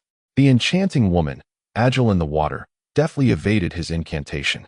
Yet, her facade shattered, revealing a horrifying visage. Her eyes darkened with bruises, her lips an inky blue, and her belly grotesquely swollen. She was a vengeful spirit, known as a Jinpa. A Jinpa is a female spirit formed from a woman who has faced indignity and been cast into the water, harboring a lingering resentment. Once the corpse absorbs enough negative energy, it transforms into a Jinpa, with all its grievances embedded in the bones. If those bones are shattered, the spirit dissipates. Otherwise, it lingers near the remains, causing harm day and night. On dark moonlit nights, it lures men to their demise, dragging them into the depths. This particular Jinpo's remains must have been swept into the underground river, which is connected to the outer waters. As White Mashwan invoked the golden light incantation, the Jinpo avoided him skillfully. She had never anticipated encountering someone of cultivation. Suddenly, the waters grew murky and turbulent. When the current settled, there was no trace of the Jinpo to be found. Chapter 4:23. The descendants nail thanks to the cursed witch. The fire that lay submerged in the depths of the water was retrieved. Bai Mashwan extended his foot and hooked an iron hook, deftly grasping it in his hand. This was a traditional oil lamp, but the oil used was certainly not ordinary kerosene. Bai Mashwan could already detect the foul stench emanating from it. This was corpse oil. The lamp was heavy, and Bai Mashwan could not afford to linger. Having spent so long underwater, it was time to resurface. Even though he was a 9-tailed fox, he was not a creature of the depths. He kicked off with his feet and shot straight towards the surface. As soon as he broke through the water, he heard Su Bo's voice filled with surprise. He was alive. Bai Mashwan struggled to climb onto the sheepskin raft, noticing the weariness etched on Su Bo's face. Su Bo anxiously exclaimed, "Why did you take so long down there? I almost thought you were in trouble." "I encountered the cursed witch," Bai Mashwan replied. "Do not inquire about her now. I will explain later. First, let us examine this lamp." The lamp still flickered with light, and Yuan Bing recognized it. "It is corpse oil." "Indeed, this is a corpse oil lamp." Bai Mashwan felt a flush of embarrassment recalling his earlier behavior underwater. Fortunately, the surroundings were dimly lit, and Su Bo did not notice. His attention was wholly diverted to the corpse oil lamp. Corpse oil refers to the fat that seeps out from a body in advanced decomposition, becoming oil-like, particularly during the summer months. When a corpse is left to decay, it resembles one immersed in oil. There is a notion of corpse fluid, yet corpse oil is distinctly extracted from it. The fat of the deceased is the primary source of corpse oil. This fellow managed to extract corpse oil as well, Su Bo remarked, his body shuddering. "By the way, Wang Deli has been to Thailand. Did you know that corpse oil is quite easily obtained there?" Yuan Fong was hearing for the first time about Wang Deli's travels to Thailand and was about to inquire further when Bai Mashwan interjected, "What do you mean?" "In much of South Asia, it is said that some practitioners sever the jaws of deceased pregnant women, burning them with white candles to collect the dripping oil, known as corpse oil. It is believed that this oil can help women attract men. Applying it between the eyebrows can draw male attention." Seeing Bai Mashwan frowning, Su Bo quickly added, "Let me get to the point. There is no need to rush. Thailand is a nation steeped in Buddhist traditions, where the local perspectives on life and death are rather transcendent. Parents often place the bodies of deceased infants in temples, awaiting the completion of rituals before burial. However, some particularly spiritually potent infant spirits are kept at home for veneration. While strolling through traditional markets in Thailand, one can easily spot jars of orange-yellow liquid resembling peanut oil, which actually contain corpse oil. 6th, having traveled to Thailand to study necromancy, must have encountered such practices. Subo pondered. Could this corpse oil also be extracted from infant corpses? There's more to it, Yuan Bing suddenly interjected.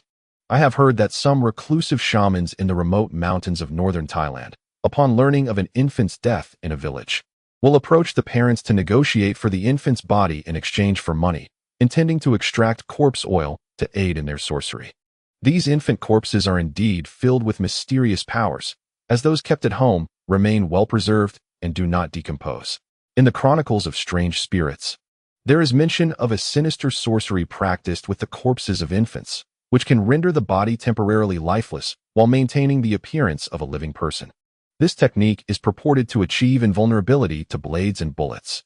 When Bai Mashwan exchanged glances with Su Bai, they recalled the previous encounter in the underground palace, where a bullet had pierced Wang Deli's heart from behind, yet he had merely bled a thick stream of blood and retreated unharmed.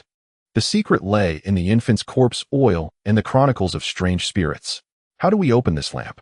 Su Bai observed Bai Mashwan struggling with the corpse oil lamp for quite some time, yet it remained obstinately shut. I don't know. I'm trying, Bai Mashwan sighed. Pushing the lamp towards Su Bai, you take a look. As Su Bai lifted the corpse oil lamp, he immediately sensed an unusual weight. Tapping it with his index finger, he listened closely and declared, it's neither glass nor plastic, it's made of stone. Undoubtedly to provide heft, so that the lamp sinks to the bottom of the water, achieving concealment. Yuan Bing remarked, even if it's made of stone, it must be able to open. There are 2 small pieces of glass on top that allow light to shine through, yet why can't they be shattered? Those 2 are also stone, Su Bai replied. They should be quartz crystals. That's not the crux. What matters is that there must be a joint, which should be able to be opened. If it cannot be opened from a physical standpoint, we may require your assistance. Yuan Bing said, let me take a look. Upon receiving the corpse oil lamp, Yuan Bing's expression shifted. He truly possesses exceptional talent. I have only instructed him once.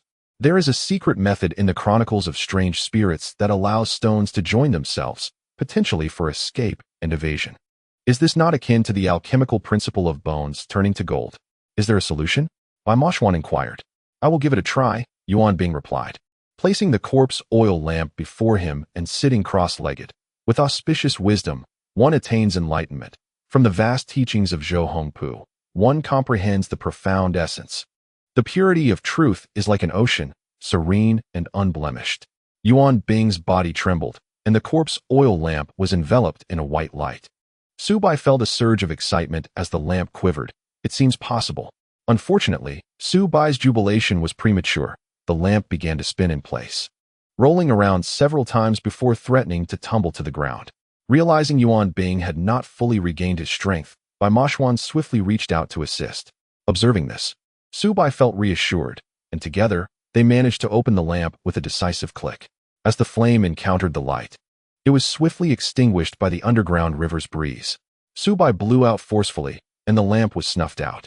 The 3 of them exhaled in unison.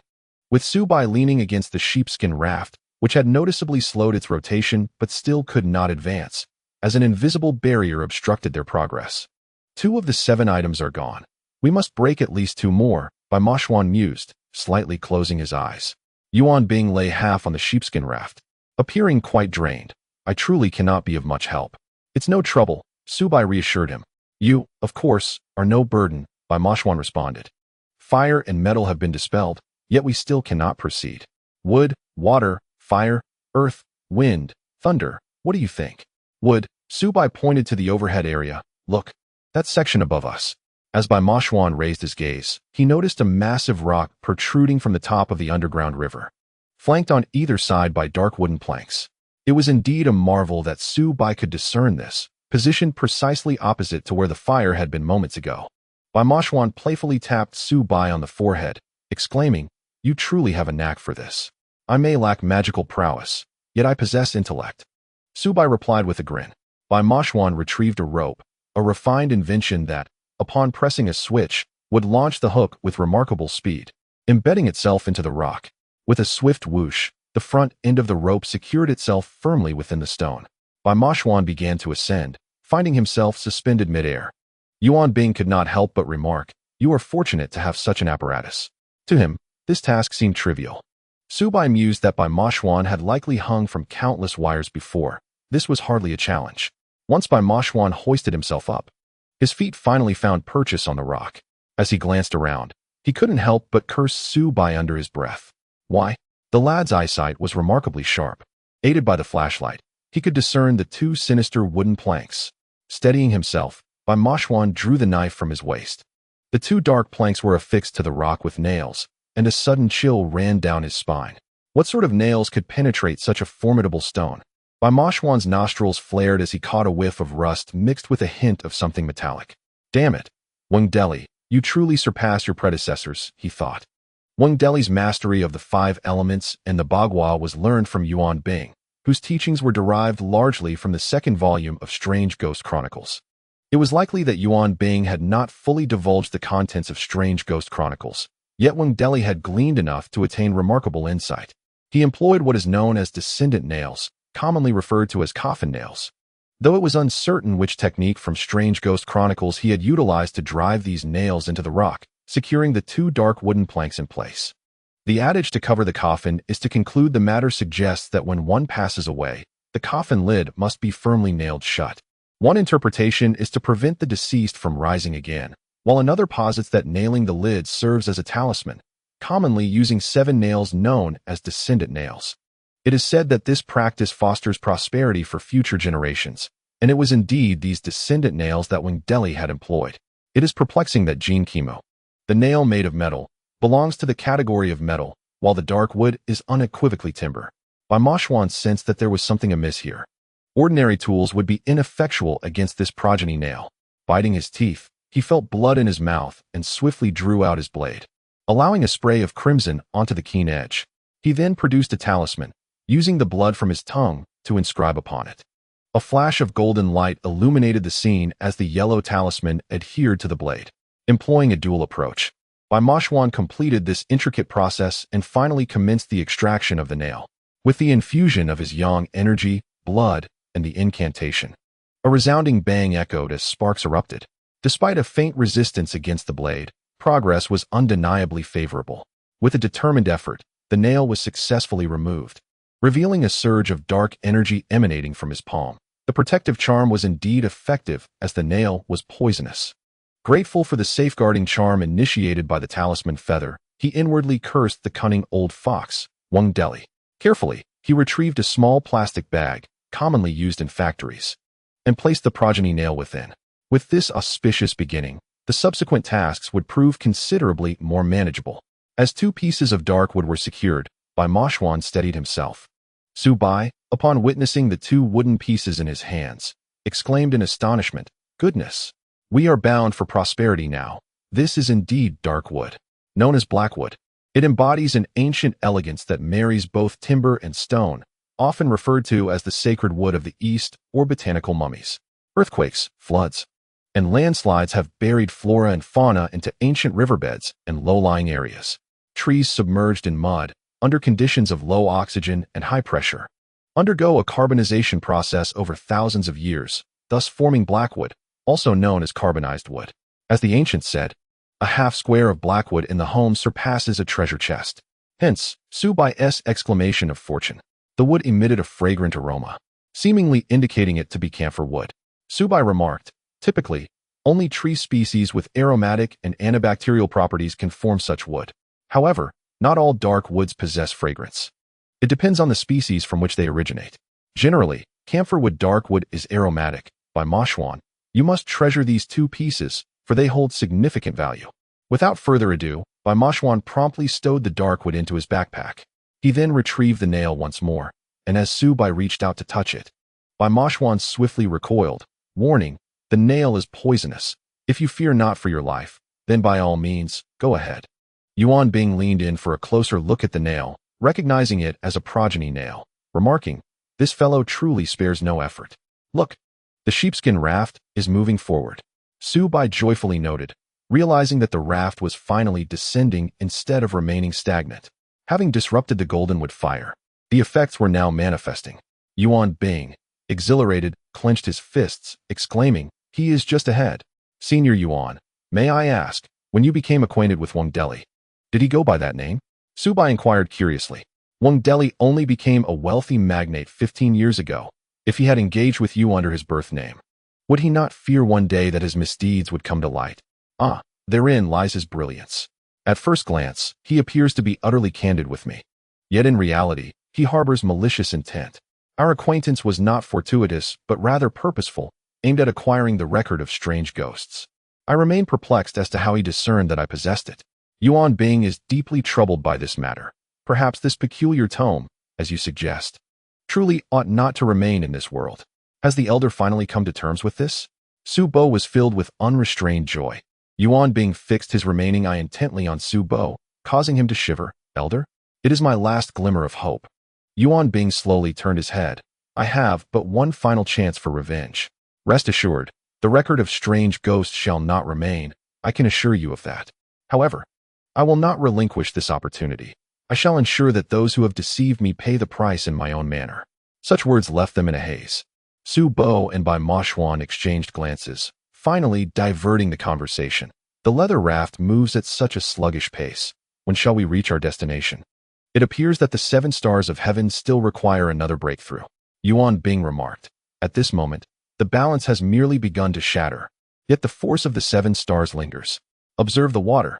The initial current was quite rapid, but it had previously come to a complete standstill. Now, although it had resumed flowing, it lacked speed. Metal, wood, water, fire, earth, wind, and thunder. Metal, wood, and fire have all been disrupted. Only water, earth, wind, and thunder remain. And among them, water, earth, and wind are challenging to break. Thus, we are left with thunder. Thunder, Su Bo mused, resting his chin on his hand. I truly wonder where this thunder resides. Thunder is the yang within the yin. In mid-spring, it announces its presence, while in mid-autumn, it begins to recede. An ancient saying also posits that thunder is the harmonious union of yin and yang. Bai Moshuan's eyes sparkled. Where did you hear such ghostly words? From the ancients. Su Bo replied with a sly grin. Have you forgotten that my IQ is 180? Indeed, thunder is the yang within the yin. Yuan Bing also grew animated. I believe we may have found it. Once the boat advances a bit further, there exists a place that is precisely where yin meets yang. I don't comprehend, Bai Moshuan shrugged. In the realm of yin, there exists yang. In yang, there exists yin. The sun represents yang, while the moon symbolizes yin. Life is yang, and death is yin. Male is yang, and female is yin. Fire is yang, and water is yin. Yin and yang are not merely 2 halves of a single entity. They encompass above and below, heaven and earth, movement and stillness, ascent and descent. With the upper realm belonging to yang and the lower to yin, heaven is yang, while earth is yin, movement is yang, and stillness is yin, ascent is yang, and descent is yin. Yuan Bing did not engage in debate with Bai Moshuan, but simply stated, when we arrive at that place, it will be abundantly clear. Though such was the case, the leather raft glided at an exasperatingly slow pace. The 3 of them exerted their strength, yet it did not hasten. The flow of water mirrored this sluggishness. By the time they reached the place Yuan Bing had mentioned, half an hour had already elapsed. Bai Moshuan conceded that this location was indeed self-evident. Suddenly, a stone cave emerged before them, through which the leather raft needed to pass. The cave displayed a striking contrast of black and white, resembling the bagua. The interplay of these colors represented the duality of yin and yang, as well as the division of heaven and earth. The boundary between black and white delineates the realm of yin and yang. The white with black dots signifies yin within yang, while the black with white dots indicates yang within yin.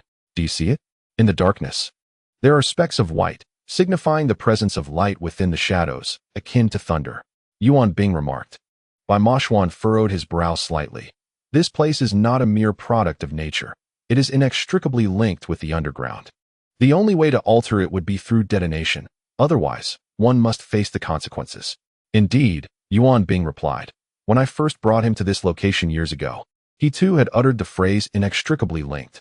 I never imagined that today he would utilize this site to lay down the 7 seals of the heavenly gang. If blame is to be placed, it can only fall upon my misplaced trust. Suddenly, Su Bo inquired. Your anxiety stems not only from your desire for vengeance, but also from the fact that the second volume of the Chronicles of Strange Spirits lies just ahead. Does it not? Taken aback by Su Bo's question, Yuan Bing's expression shifted, betraying his thoughts. Su Bo shrugged. You have indeed concealed the book within, haven't you? Chapter 425. Thunderchild 2. Thus, it follows that Wang Deli has set the 7 seals of the heavenly gang here to obstruct you, facilitating his own search for the second volume of the Chronicles of Strange Spirits. Once he finds it, your life will be in peril. Bai Moshuan asserted. Your foremost priority must be survival, not revenge. We must hasten our journey. No, for me, there is little distinction between the two. Yuan Bing smiled grimly. Let us not digress. We ought to focus on how to breach this place. Su Bo smacked his forehead. We lack explosives. If only our master were here, for he is said to be an expert in demolition. Bai Moshuan scoffed, daydreaming. Just as he spoke, a thunderous roar erupted from above, and the three hastily maneuvered the boat forward a few inches. With a resounding crash, debris rained down upon them, the lightweight sheepskin raft becoming increasingly unstable, nearly capsizing several times. Duck and cover, Bai Moshuan shouted, and the trio shielded their heads. Fortunately, the falling debris was minimal, and after a brief clatter, silence returned. What on earth is happening? Su Bo brushed off the rubble from his shoulders, looking up to find a hole above him. Luckily, the height had decreased, and no large stones had fallen, leaving the three unscathed. Suddenly, a head peeked down, a beam of light illuminating Su Bo's face. He instinctively raised his hand to shield his eyes, an odd sensation creeping over him. After a moment's delay, he suddenly realized, damn it, Bai Moshuan, someone is coming. As Su Bo prepared to rise and wave, Bai Moshuan grabbed him. We cannot ascertain whether they are friend or foe. Why the rush? Goodness, your vigilance is excessive. A voice from above called down, belonging to Lazy. Speak of the devil, and he shall appear. Lazy descended along the rope, frowning upon seeing the dilapidated sheepskin raft. Damn it, it's so small. How are we to fit so many of us? Hanging there, Bai Moshuan retorted. Lazy, what brings you here? Your father summoned me urgently. How could I not come? Lazy hung there, unable to decide whether to ascend or descend, cursing under his breath. Damn it, Bai Yi, it's too cramped down here for us to descend.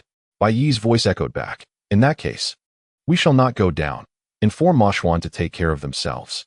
Oh, and is there another person with you? Lazy gazed at Yuan Bing, nearly exclaiming about the man's lack of charm, but a sudden shiver caused him to swallow the words back down. Is there another person? Bai Yi was evidently unaware of what Bai Mo Xian and Su Bo had experienced in the underground river. Dad, let brother Lazy come down. You all think of other methods, Bai Mo Xian suggested. Yu Qing leaned in. Are you all alright? Not only are we fine, but we have just broken 3 seals of the Heavenly Gang's 7 seals. Now, we merely need to detonate this obstacle ahead, and we shall successfully advance to find Wang Deli. This is Yuan Bing, from whom Wang Deli learned the 5 elements and 8 trigrams.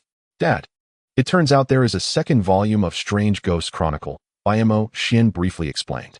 Given this, Lazy, descend and assist them, we shall devise another plan. Bai Yi consented. Lazy cautiously uncoiled the long rope and descended onto the sheepskin raft. His gaze immediately landed on Yuan Bing's face, his nose twitching slightly as he remarked, This esteemed gentleman has quite the memorable presence. Allow me to introduce myself. I am Lazy. Yuan Bing. The man grunted in response. Lazy rubbed his nose. What is the matter? Noticing the backpack behind Lazy, Su Bo chuckled. Master, did you bring your tools? Of course.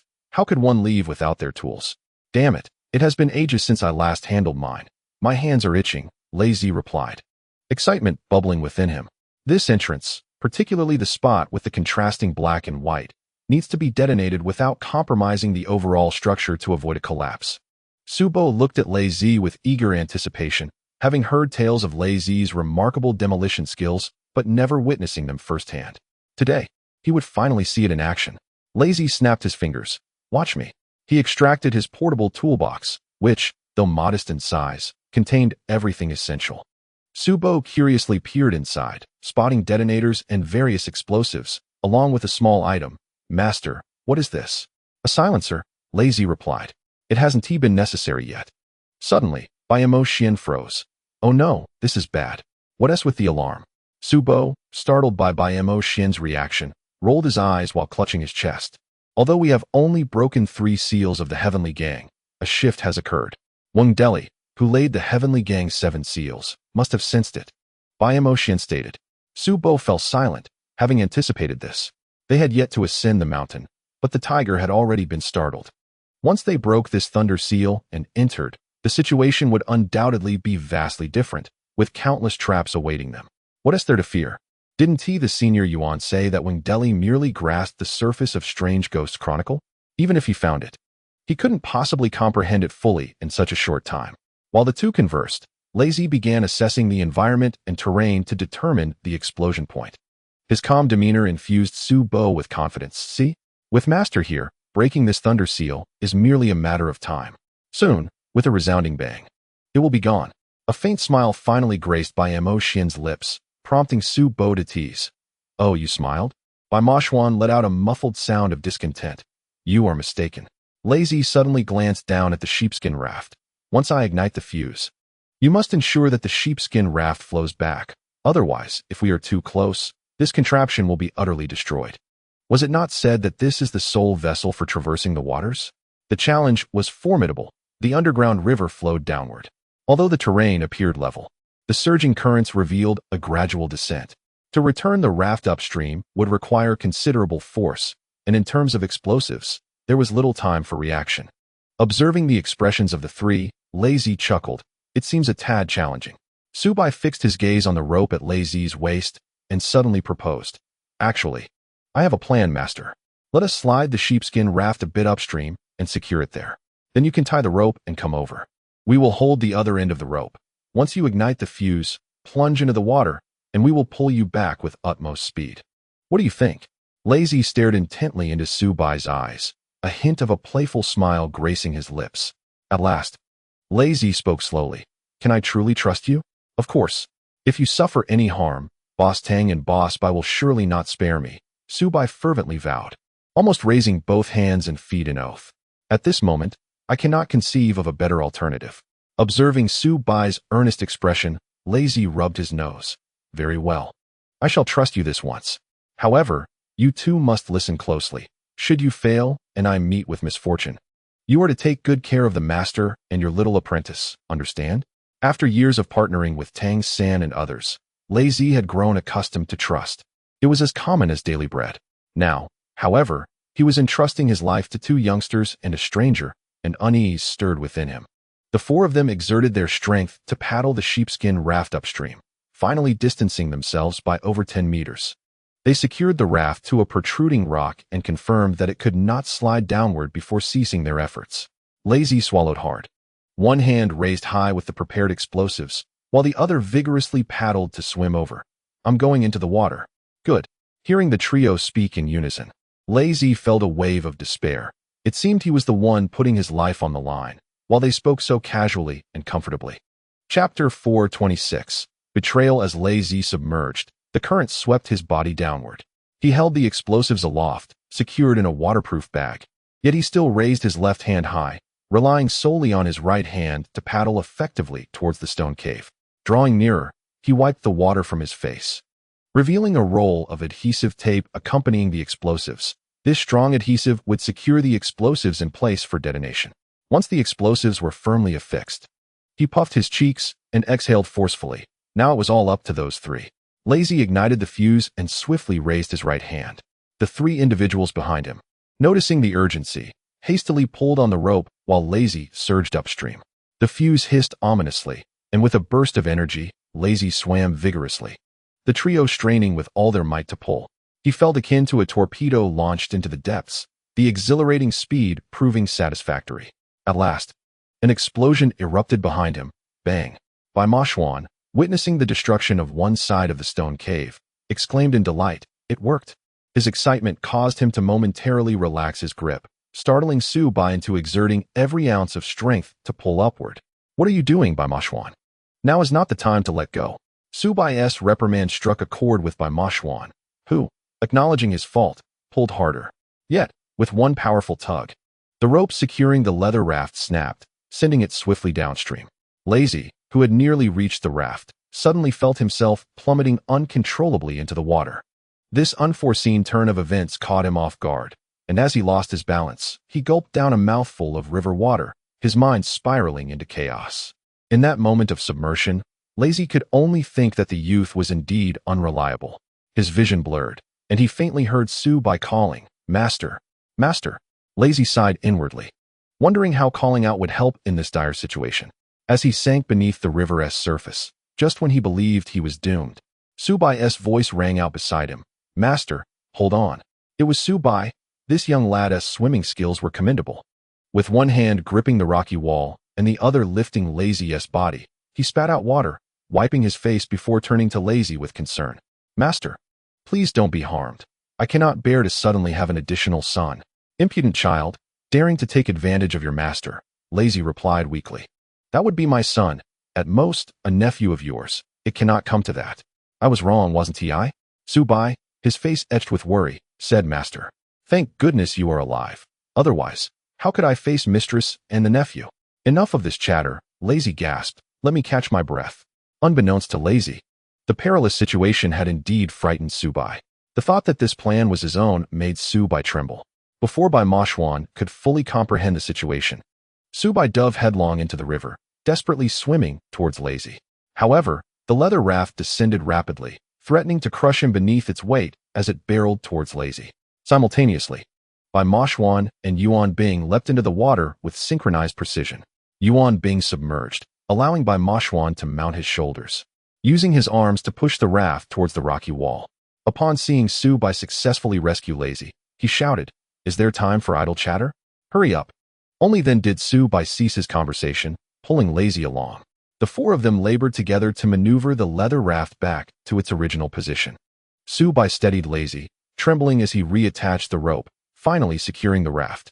Exhausted, the four clambered onto the leather raft, breathless. Su-bai leaned against the stone wall, panting, "The thunder seal has been broken. Why is there no response?" The thoughts of Yuan Bing were entirely consumed by the enigmatic 6'ed. The tumultuous changes outside were impossible for him to ignore. Could it be that he had discovered the chronicles of strange spirits? If such were the case, the events to follow were too daunting to contemplate. Yuan Bing's visage, perhaps due to having been submerged in water, appeared even more fearsome than before. And coupled with his grimacing expression, the three companions found it difficult to meet his gaze. Finally, Lazy regained his composure. "I wonder if Bai E and the others can descend safely. For now, we shall not concern ourselves with them. Let us seek out 6'ed. Come." Bai Mashwan deftly severed the recently tied rope, allowing the sheepskin raft to drift downstream. The urgency on Yuan Bing's face was palpable. They were nearing their destination. "What lies at the end?" Su-bai inquired with curiosity. "It is an ancient tomb," Yuan Bing replied, his expression wavering slightly. "I have not disclosed how I acquired the second volume of the Chronicles of Strange Spirits." "Indeed, you have not," Bai Mashwan retorted coldly. His distrust was evident, and his earlier willingness to assist had caught him off guard. "Thank you truly. It is thanks to you that I have begun to regain some trust in others," Yuan Bing confessed. "Your solidarity in a moment of peril has profoundly moved me. I once placed my faith in someone similarly, only to face betrayal, leading to my current plight." Su-bai felt a deep sympathy for Yuan Bing. The cost of his trust had been a fate worse than death, enduring a wretched existence in this subterranean river, suffering the pain of betrayal and harm each passing moment. Surely, over the years, he had persevered through sheer unwillingness to accept defeat. Yuan Bing's gaze was fixed ahead. The underground river was finally approaching its terminus, and the fleeting moments were just enough for him to unburden his soul. "At the age of 11, I fell into this underground river from a cave, my youthful recklessness saving me from death. Instead, I discovered a paradise of sorts, a realm of wonder beneath the earth. The intricate twists and turns of this subterranean world captivated me to no end, and I chose to keep this secret, sharing it with no one. At that time, I knew nothing of the ways of the world. For years later, I matured from a naive boy into one aware of life's complexities. And it was in my 15th year that I stumbled upon the Chronicles of Strange Spirits at the river's end. You might wonder why it took me 4 years to uncover it. The answer is simple. A boy of 11 requires considerable time to navigate and comprehend the terrain here. You must have followed the river's course, Su-bai remarked thoughtfully. As we descended, the underground river has continuously flowed downward. I suspect we are now over 100 meters below the surface, yet curiously, the vitality of this place remains abundant. Indeed, You are astute, Yuan Bing acknowledged. In those days, my curiosity was boundless, and naturally, it was this river that captivated me the most, Yuan Bing remarked. Thus, I resolved to follow the course of this river. Regrettably, I lacked the necessary tools. Initially, my intentions were rather simplistic. I believed that merely relying on my own two legs would lead me to my destination. However, successive failures awakened me to the harsh reality. At the tender age of 14, I finally acquired a sheepskin raft, and after a year of arduous effort, I reached the terminus of the subterranean river. At that time, I still had family, and I had to keep my endeavor secret from them. My time in the underground river was limited, necessitating an immense expenditure of time and energy. Yet the outcome was unexpected. Yuan Bing's thoughts seemed to drift back to that day. At the river's end lay a tomb, eerily empty, save for a pristine set of azure robes. The tomb chamber was devoid of dust. Beneath the robes rested a book, alongside a skeletal figure, kneeling in supplication, facing the coffin as if in a state of penitence. Though fear gripped me at the sight, I was astonished by the immaculate condition of the tomb, which had endured for countless years without a speck of dust. After a brief moment of shock, I instinctively seized the book and fled. Strangely enough, just as I departed, the skeletal figure collapsed suddenly. Perhaps its fall was a reminder to Yuan Bing that acquiring the book was not a stroke of fortune. The subsequent events are likely familiar to you. I rose to prominence through the chronicles of strange spirits. Alas, such brilliance was fleeting. Shortly thereafter, during an earthquake, I encountered him. We met amidst the chaos of falling debris. A large stone nearly claimed my life, yet he pulled me to safety. In trials, true bonds are forged, and I felt fortunate to have encountered a benefactor.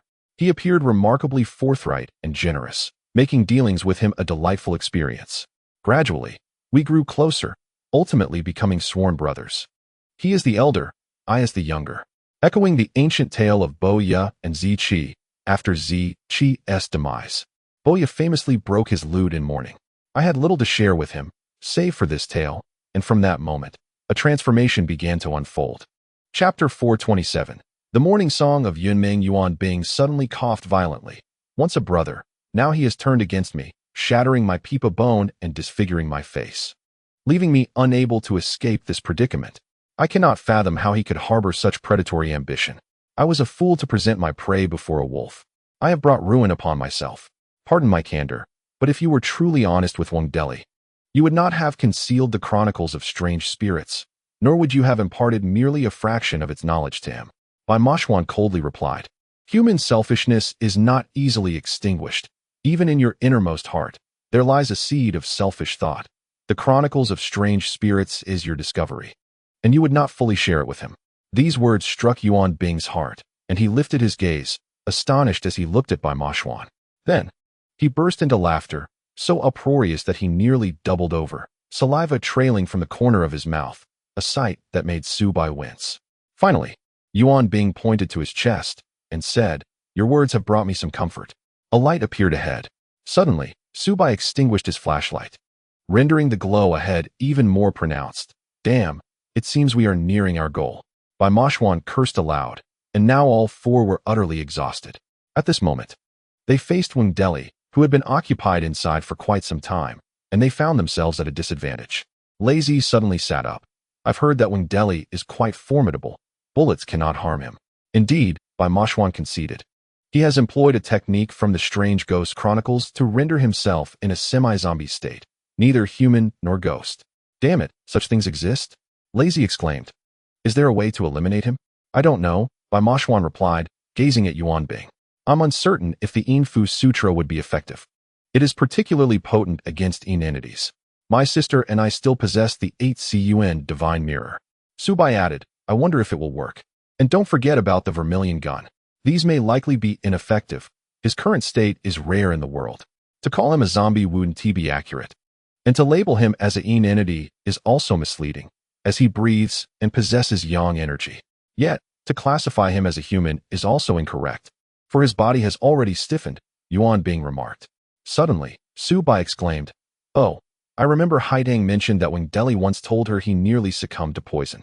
Is there toxic substance in this underground river? Poison? Yuan Bing clearly had no knowledge of 6's experience here. Let me think, what could possibly poison him? The river finally approached its end, and a towering stone wall abruptly obstructed the path of the four. The water continued to flow, and as they drew nearer, Subai noticed a narrow crevice at the bottom of the wall.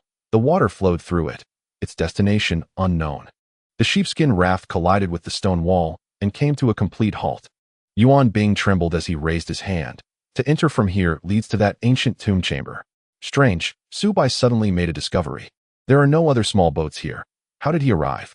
Yuan Bing was equally perplexed. Could it be that he found another entrance? No matter, let's proceed inside first. Bai Moshuan's impatience resurfaced. How do we enter?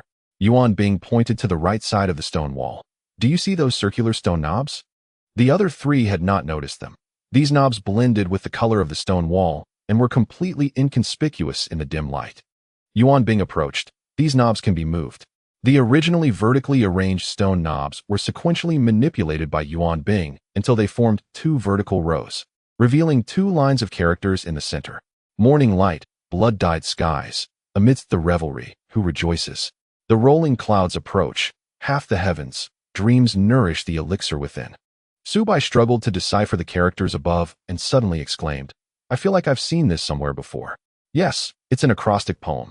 The first character of each line spells Zhao Gu Yun Ming. Bai Moshuan trembled slightly. Giguzi.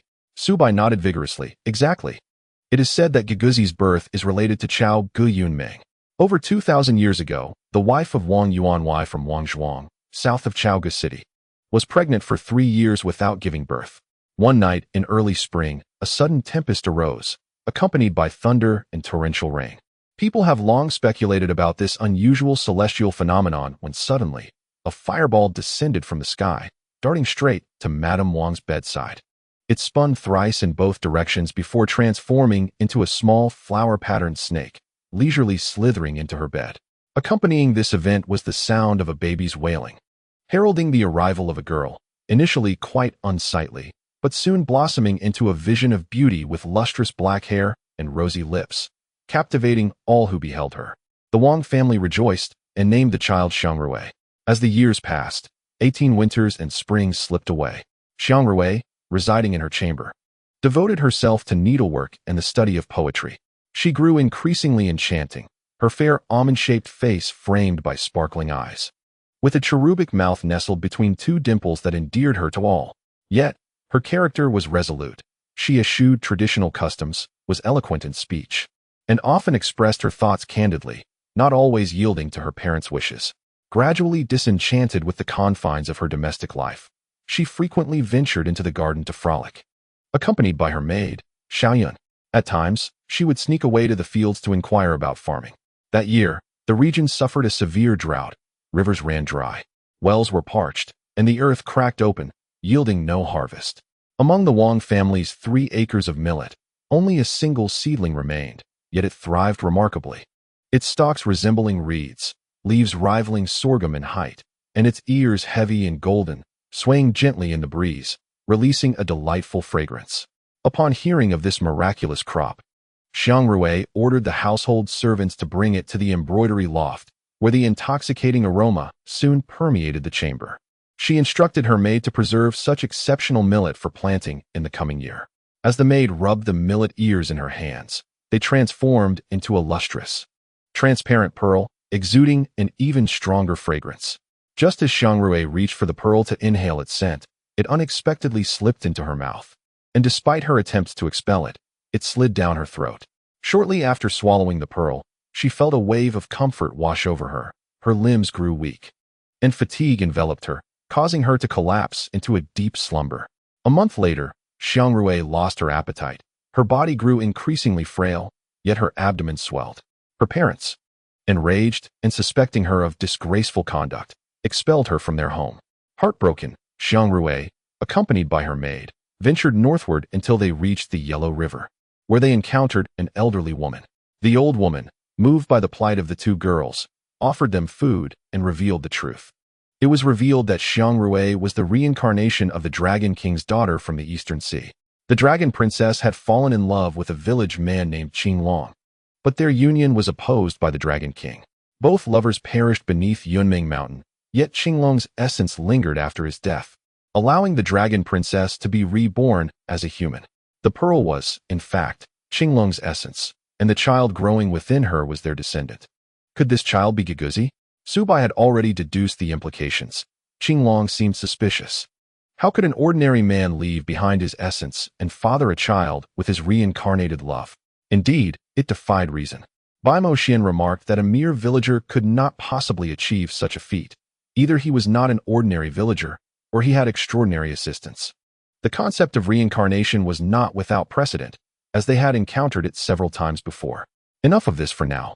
Why is the emergence of these few lines of poetry such a significant matter worthy of your prolonged discussion? Lazy expressed his impatience. Shouldn't you hurry inside?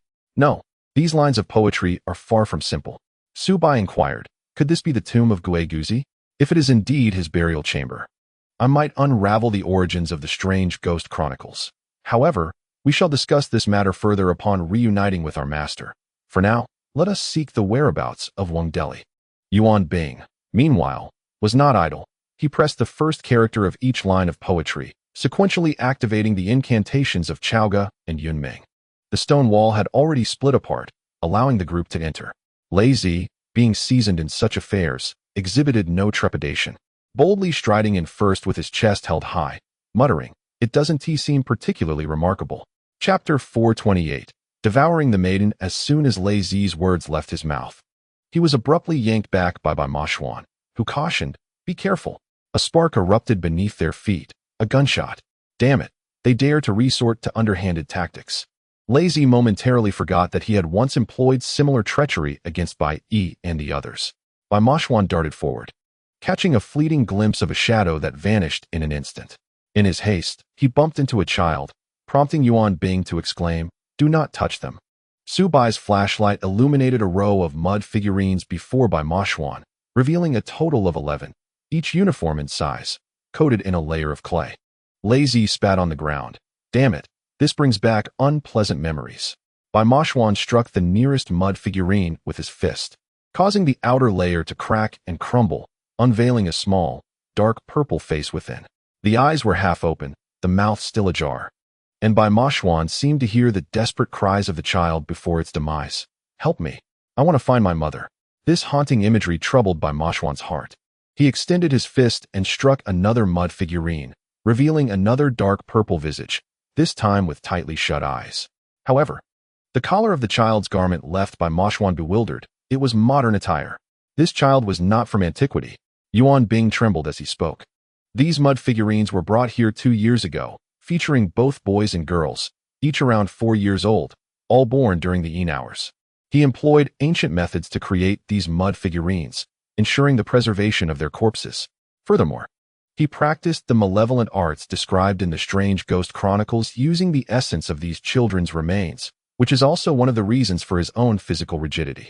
If this is akin to the ancient method of burying young boys and girls as offerings, then it is essential to cast these living children in clay. In addition to ingesting mercury, holes must be drilled into the crown of the head, back, and soles, filled with mercury. After death, the body is coated with mercury powder, preserving it like a specimen for millennia without decay. Numerous areas of the corpses have already developed patches of dark purple spots. Those buried alongside them, or the gold, silver, and jade artifacts, are often treated with mercury powder, leading to chemical changes over time. More recent specimens exhibit reddish-brown hues, while older ones turn dark purple, commonly referred to as mercury spots or mercury immersion, with some regions even labeling the post-mortem discoloration as rotten in-child mercury blue. The method of preserving corpses through water is inapplicable to the deceased. Once life ebbs away, blood ceases to circulate, rendering mercury incapable of traversing the body alongside it. This technique is solely applicable to the living. Thus, Wang Deli forced mercury into the mouths of children, then carved flesh from their crowns, backs, and soles to fill with the substance. These innocent souls endured immense suffering, being cherished by their parents. What a beast! Bai Moxuan abruptly turned and grasped Yuan Bing by the neck. "You are most familiar with this place. Tell me, where is he most likely to be?" You, follow me," Yuan Bing stammered, staggering forward. "If I am not mistaken, he must be in the basement." Under Yuan Bing's guidance, the four ventured toward the main tomb chamber, which was stark and devoid of any burial goods, save for a solitary coffin housing the azure robe Yuan Bing had mentioned. The kneeling corpse lay upon the ground, cloaked in a thick layer of dust, with a trail of footprints leading to the coffin. Lei Zi, acting swiftly, discovered a mechanism, causing the coffin to shift leftward, revealing an opening within. A voice echoed from within, unexpectedly bursting forth in laughter. You arrived quite swiftly, yet alas, you remain a step too late. Do not descend. The moment the voice resonated, Su Bai felt a chill run down his spine. Haidang, what is happening? He looked helplessly at Bai Moshuan. Were they not at the antique shop? Lei Zi spat on the ground. It seems you are unaware. You have been here for a day and a night, during which time Haidang and her daughter mysteriously vanished from the antique store. But what of Auntie? Bai Moshuan furrowed his brow. What sort of person could bypass her? Shuefen was drugged. I suspect it was not someone with power, but rather an ordinary person taking advantage of the guise of a guest, Lei Zi whispered. This is one of the reasons your father urgently summoned me, Yuan Bing suddenly exclaimed. Deli, are you even willing to poison your own daughter? Humph. Meiyu is a rare Ninine body. She is my flesh and blood, a life I bestowed upon her. Now, it is her turn to repay me, ha ha ha. Mommy, save me, rescue me. Wang Meiyu's cries rang out as she desperately twisted her body, yearning to leap into Lan Haitong's embrace. Should Su Bai and the others descend, they would witness Wang Meiyu struggling within a circular barrel, her body trapped, unable to free herself, while Haitang was bound to a chair, her face haggard. Eyes filled with terror, lips drained of color. Wang Deli gently caressed Wang Meiyu's face. My dear daughter, you are 4 years old now, are you not? Tears welled in Wang Meiyu's eyes. Her once adoring father now resembled a ferocious beast, capable of swallowing her whole with a mere word. Tears brimmed in her eyes as she bit down on her lip, her stubbornness rendering her silent. Wang Deli's expression shifted. Daddy needs your blood. Do not worry. I shall ensure you suffer no pain. Scoundrel! Haidang leaned forward, tears streaming down her face as she vehemently cursed, You old wretch. Your initial intention in seizing me was to have me bear a child of the Ninine physique. You heartless monster, you wretched creature. Return my Meiyu to me. My daughter, my daughter. Mommy, I am so afraid, mommy. Wang Meiyu's voice had turned hoarse from weeping, her sobs muffled, her confinement in this iron barrel causing her great distress. Yuan Bing stepped forward. Do you remember me? Do you recall the strange ghost chronicles? Wang Deli's gaze was sharp. Where have you hidden it? That girl is your daughter, is she not? You still resort to any means necessary to exploit others, not even sparing children. Yuan Bing replied. I have heard that you once harmed a Tai sorcerer named Ba Yong. No man may act solely for himself without incurring divine retribution, Wang Deli muttered. In my lifetime, I have manipulated far too many, and the number of those who perished because of me is incalculable. However, one day they will understand that their sacrifices were not in vain. My dear daughter, you too are unaware of the great undertaking your father is engaged in. Silent tears flowed down Wang Meiyu's cheeks, while Haitong's heart ached unbearably. She is your only flesh and blood, your sole descendant. If you were to kill her, how could you ever have progeny again? You would be left without heirs. I implore you, spare her. You may take my blood. I will offer my life for hers. Humph, if you were of any use, why would I need to harm Meiyu? Wang Deli grunted. Subo suddenly realized why those 3 women had met with such tragic ends. All 6 flowers were of the extreme Yin physique. Wang Deli had drained their Yin energy in the subterranean palace to sustain his uncorrupted form. With this vitality, he would be unstoppable in the Dragon Vein territory. These women had lived to accumulate wealth for him, and even in death, their essence would serve his purpose. Yuan Bing spoke suddenly. I understand now. You intend to use your daughter, born of the 9 Yin physique, to complete your uncorrupted body. Though you have summoned numerous young boys and girls to practice your wicked arts, they cannot compare to the 9 Yin physique. You are waiting for your daughter to turn 4, aren't you? Haidang trembled again, a low, mocking laughter escaping her. So this is your plan. Meiyu will turn exactly 4 years old at 10 o'clock tonight. At 4, the Yin energy reaches its zenith. Once I have drained her essence, my grand achievement will be realized. From that moment on, you will be powerless against me, ha? Wang Deli declared triumphantly. Our years of planning will not be in vain. I am weary, my age weighs heavily upon me. Success is but 2 hours away, 120 minutes. In 120 minutes, this world shall be transformed. Haitong's head drooped in defeat, yet her voice remained resolute and powerful. You may kill me alongside her. If Meiyu is no more, I have no reason to continue living. Rest assured, I shall ensure your success. Wang Deli grunted again. Life is hard to attain, yet death is all too easy. Subo whispered, what shall we do? Should we rush in now? The girl's life hangs in the balance. Yuan Bing forced a wry smile, saying, I am all too familiar with the kind of person he is. Even if she were his own flesh and blood, he would not hesitate to strike. The thought of watching him kill Meiyu was unbearable. Subai clenched his fists tightly, pondering if he could utilize his hidden power to eliminate Wang Deli. Just as these thoughts raced through his mind, someone patted him on the shoulder. There is still a way, said Boss Tang. Subai exclaimed in delight. You finally made it. Tang Sancheng chuckled. Can a living person be suffocated by their own urine? Bai Yi interjected impatiently. What are you joking about? We have pressing matters at hand. Yu Qing and Chuiying approached, with Chuiying expressing her concern. Are you all right? I'm fine. But the mother and daughter below are in serious trouble, Subai replied, furrowing his brow. In 2 hours, Wang Deli intends to turn Mei Yu into a clay figurine. And he plans to inject her with mercury. Whether we can save them depends on your assistance. Bai Yi suddenly stated. Tang Sancheng added. I have heard that the echo snake now only responds to your voice. We need you to lure it here. Subai rubbed his hands together. That serpent with a human head and snake body. Why? Because of this, Bai Mo Xian came over and placed a note in Subai's hand.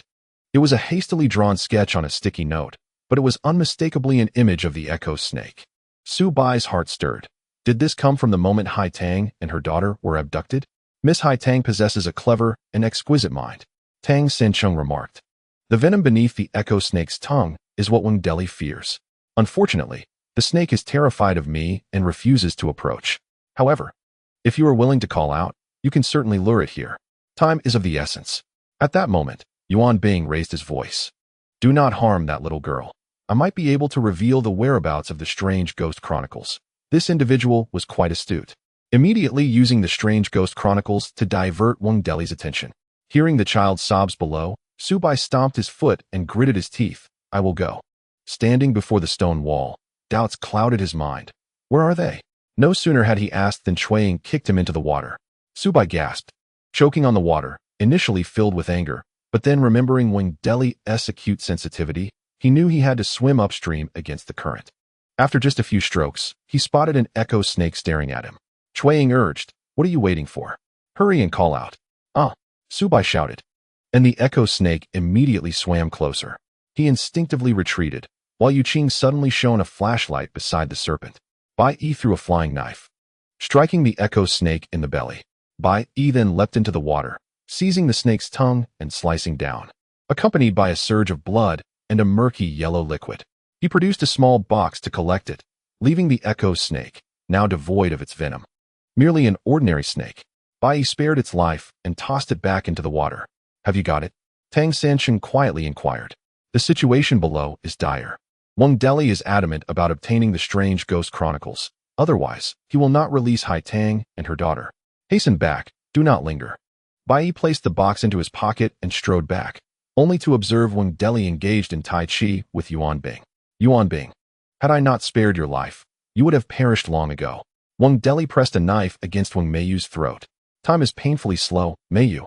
Behave yourself for a moment. When the blade slices your throat, you will feel less pain if you do not struggle.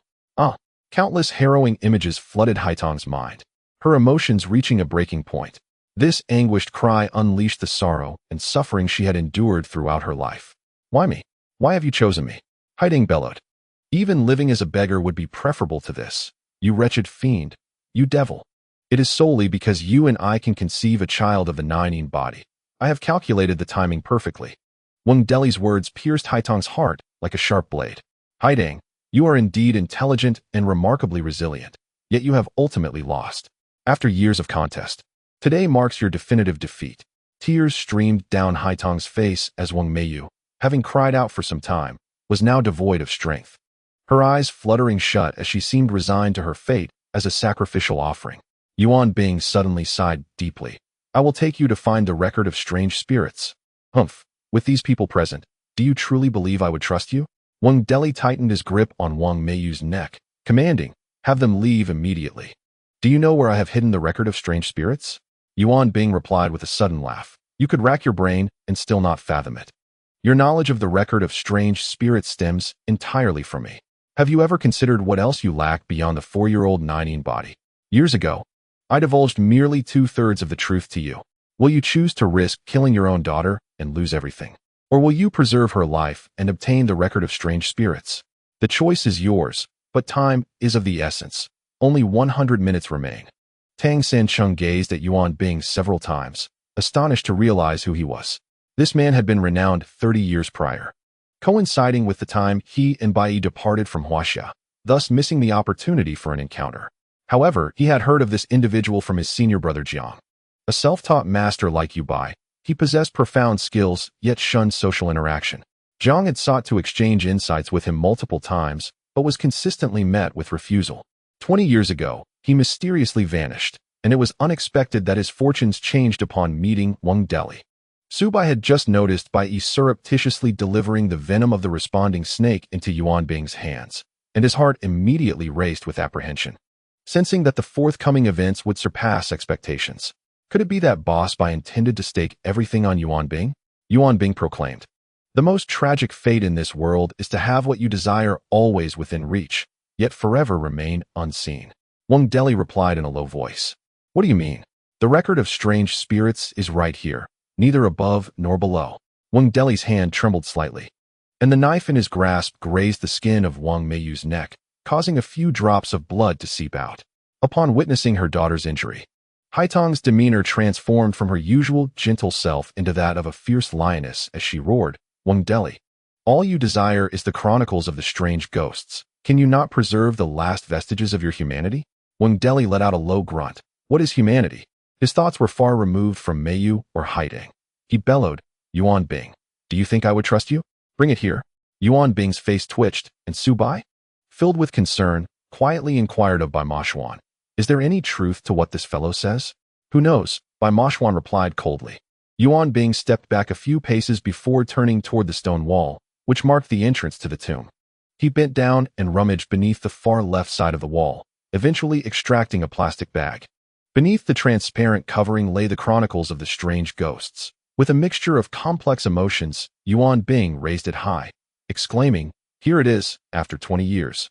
Right under your nose. Each time you entered or exited this place, you passed it by.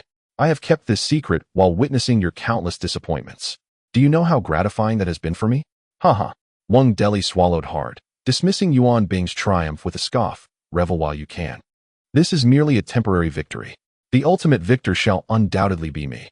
Seeing the turn of events, Haitong's hope reignited. The chronicles of the strange ghosts indeed existed. The very thing 6The cherished most. Meiyu is saved," she pleaded. "Since the chronicles of the strange ghosts is here, can you not release Meiyu?" "Humph. With so many of you, do you think I would be so foolish?" "First, throw the book down," 6The grunted. "Release these 2 women, and I will exchange myself for them," Yuan Bing declared as he descended, each step resolute. Subai, puzzled, murmured, "Has he lost his mind? Why would he want to save the mother and daughter?" "Fool, his goal is not to save, but to exact revenge," Qiao'er replied. She noted the subtle changes in Yuan Bing's expression, initially marked by anger, with furrowed brows and tense eyelids. It then shifted to a smirk of disdain and satisfaction directed at 6The. Satisfaction? Subai was about to further probe Cui Ying's observations when, in the depths of the secret chamber, Yuan Bing had already untied Haitang, leaving only Wang Meiyu in 6Th's grasp. Yuan Bing pressed on, "Release this little girl, and both I and the chronicles of the strange ghosts will be yours." 6Th's lips pressed tightly together, his eyebrows arched. "Open it, and let me see." Haidang watched Yuan Bing anxiously. Meiyu's life now rested in the hands of this unseemly man. Weary, Meiyu's delicate nostrils quivered, her eyes narrowing as she murmured, "Mommy." Haidang gazed at Yuan Bing with pleading eyes, to which Yuan Bing sighed, "Stand behind me. I never imagined you would take on the role of a protector. Given our connection, she is still your sister-in-law." 6The chuckled mockingly, as Haidang reflected on the years spent with this man. A profound sense of revulsion and loathing flooded her heart. The scars left on her inner thighs by his brutal hands served as a grim reminder of their tumultuous past. The only source of solace remained her beloved Meiyu. And, no, she could not forget her adoptive parents, who radiated the warmth of genuine affection. The thought of the Lan couple struck her with urgency. Having lost their biological daughter, they could not bear the thought of losing their adopted daughter and granddaughter. In a moment of desperation, she knelt before Yuan Bing, bowing her head 3 times. I implore you, please exchange the chronicles of the strange and unusual for Meiyu. I would do anything for you, even if it means laboring like a beast. Yuan Bing fixed his gaze upon the kneeling Haitang, his fists clenching tightly.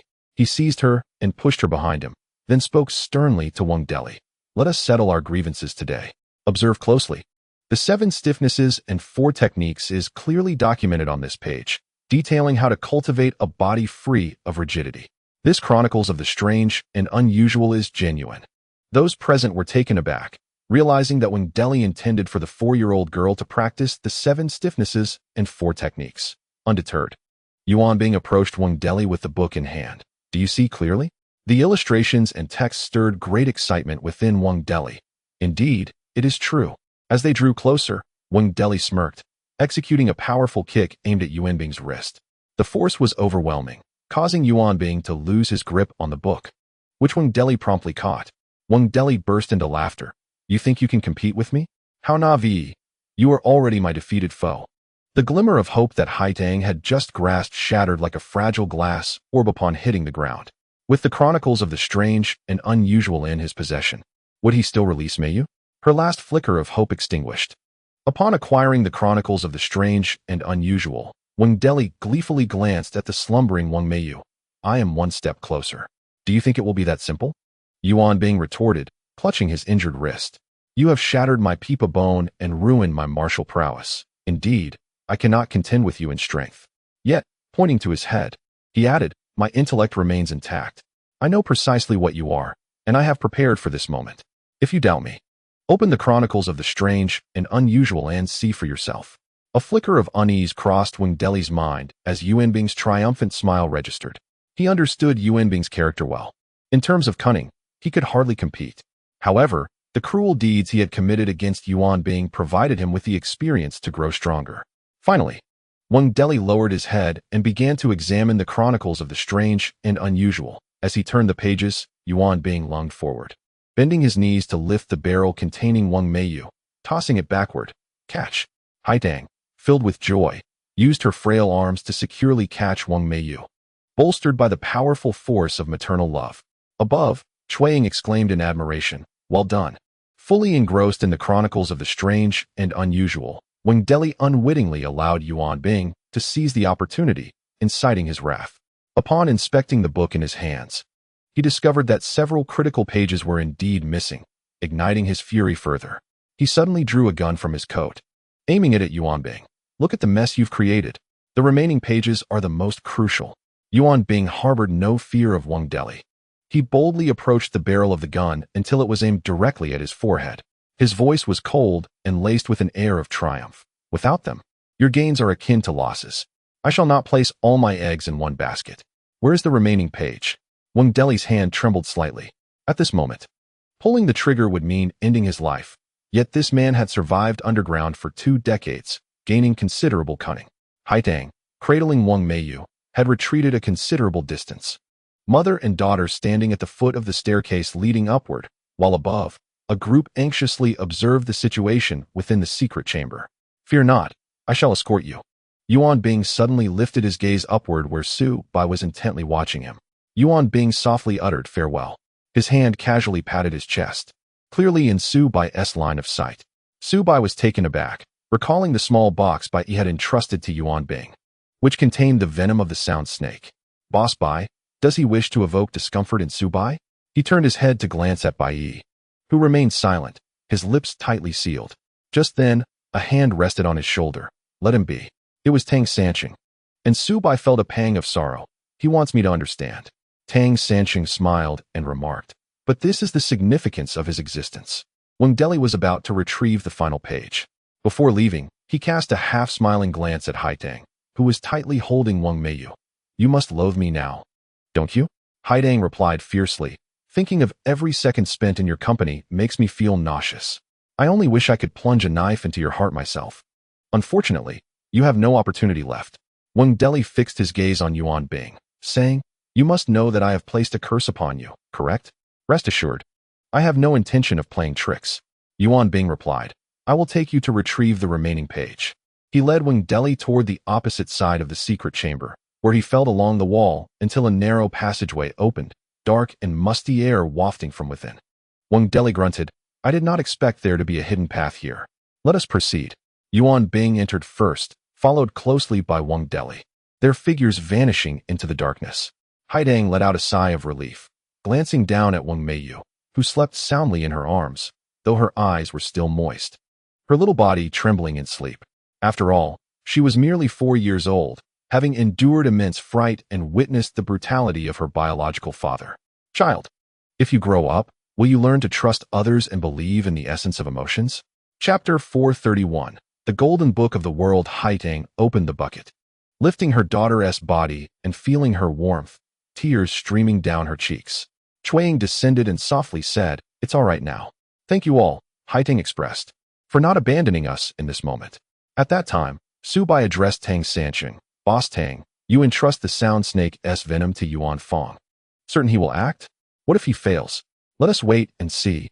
Tang Sancheng replied with a smile, "If worse comes to worst, you can always summon the sound snake again and extract its venom once more." A quarter of an hour elapsed in silence, causing Bai Moshuan to become increasingly restless. "I must go and investigate," he declared. Impulsive by nature, Bai Moshuan leaped into the secret chamber just as the passageway opened, revealing the staggering figure of Yuan Bing, who stumbled in, his body swaying and his face smeared with blood, obscuring his features. Upon closer inspection, Bai Moshuan noticed that Yuan Bing clutched the shredded remnants of the strange Ghost Chronicles. "Senior." Upon seeing the blood at the corner of Yuan Bing's mouth, Bai Moshuan's heart raced with anxiety. Had he failed? Yuan Bing raised the bloodied fragments of the strange Ghost Chronicles, now in tatters, the crimson liquid obscuring the text and illustrations. With a boisterous laugh, he declared, "You need no longer worry about anyone obtaining it."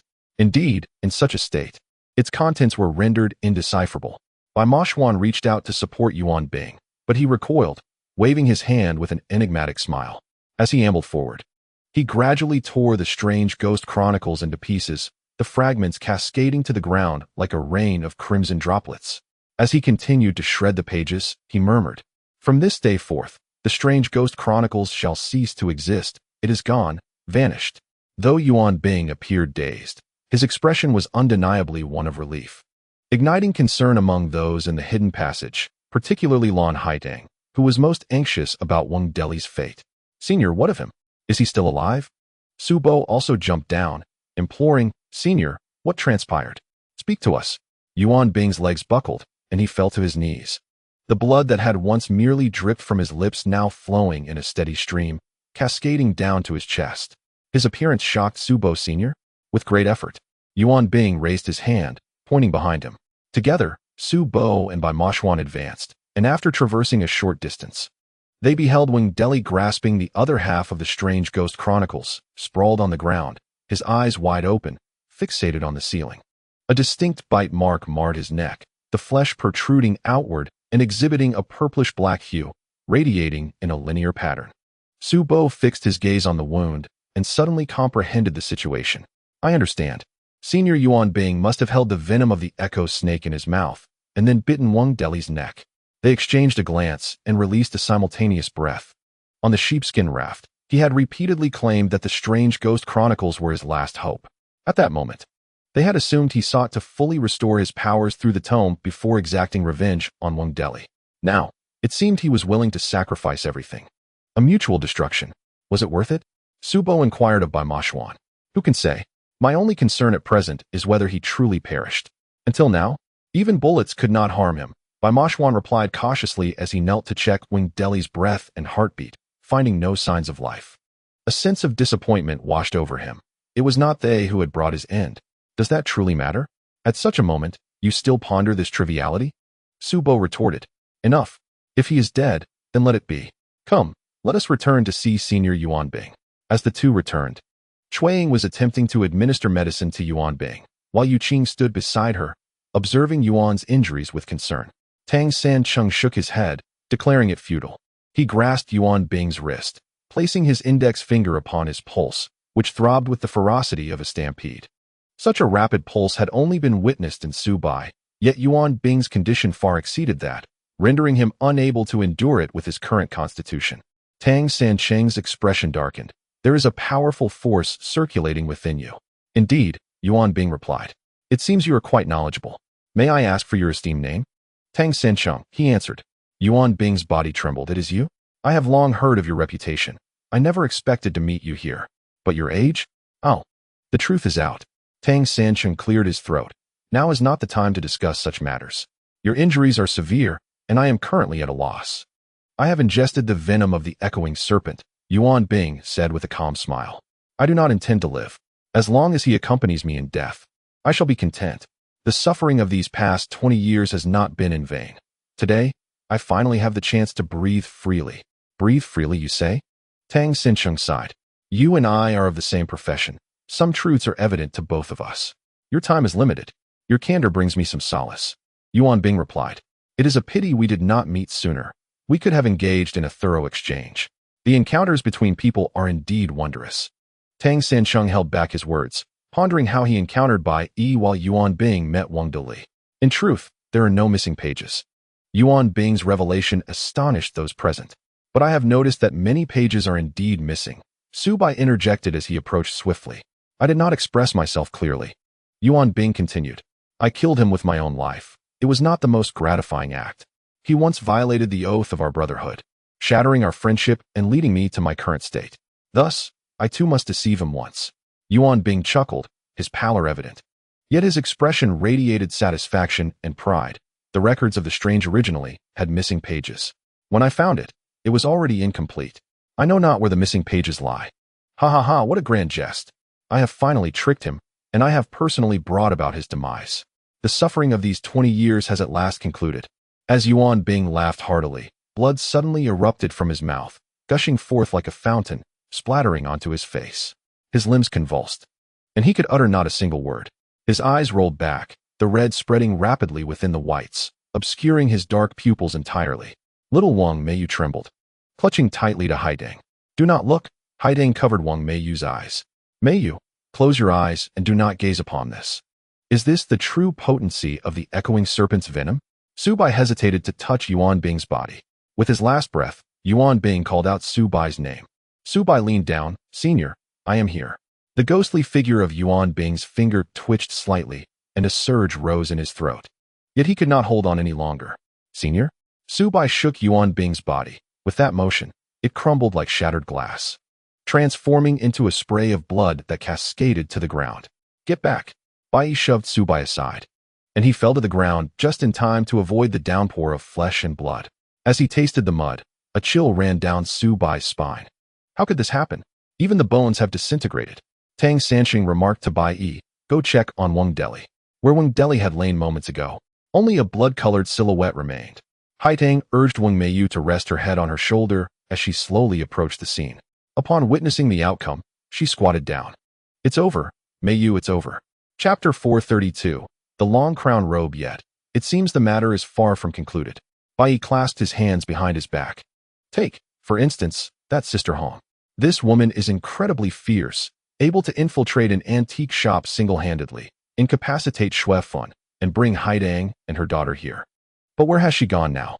That woman, Haidang said, has a mole at the corner of her mouth. Though she speaks little, I can tell she carries a heavy heart. I have no recollection of her.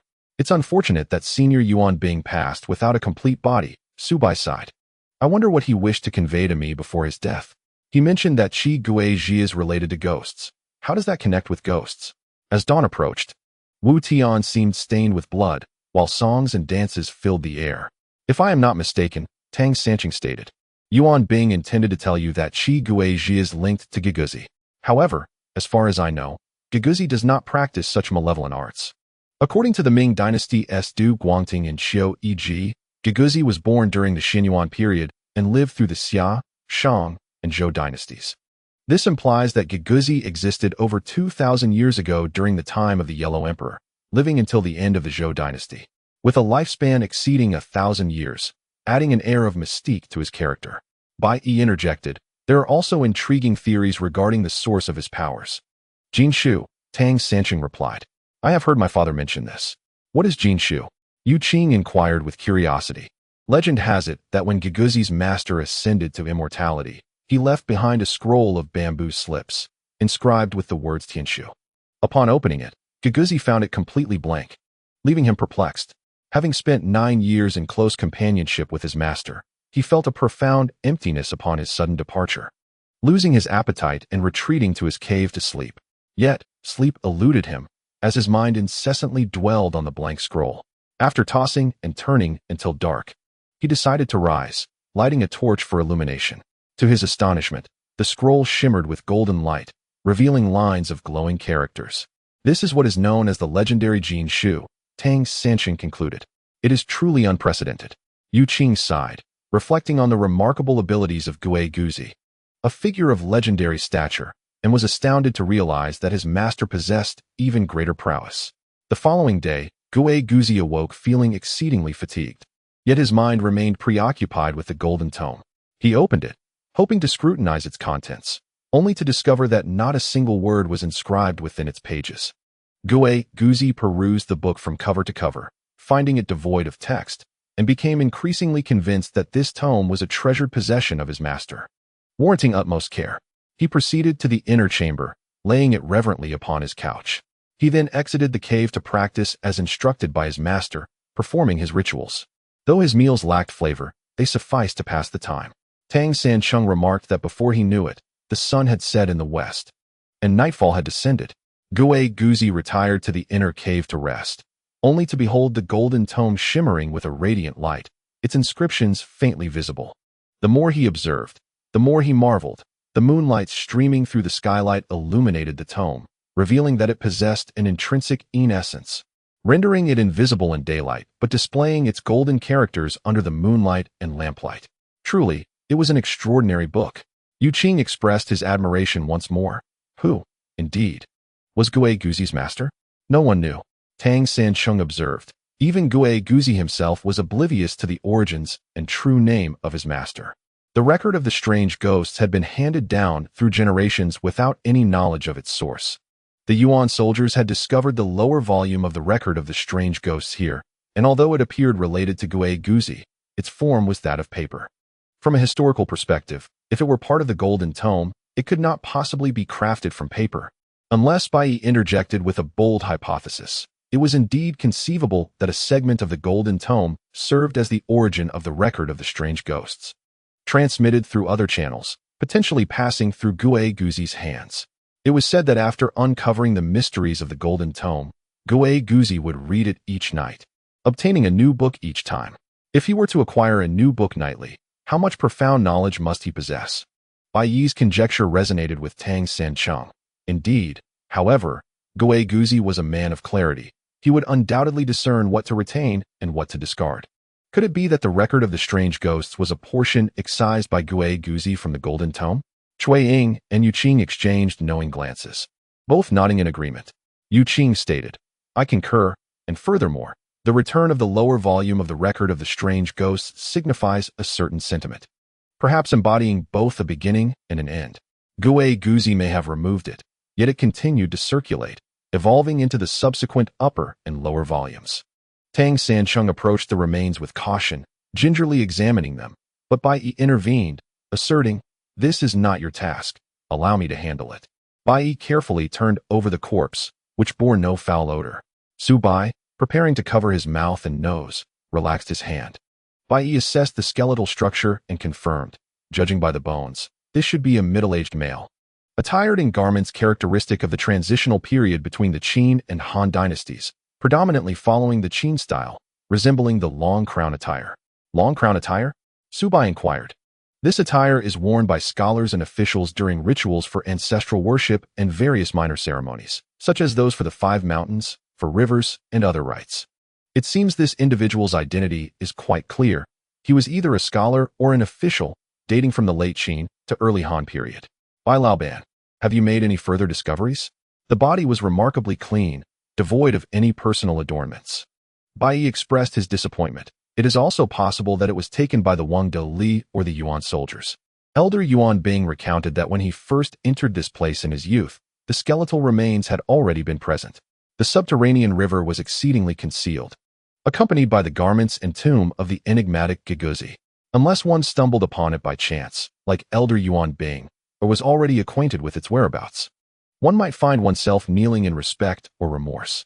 Su Bo lamented, "Alas, it is unfortunate that the truth remains elusive. One ought to strive to uncover the truth.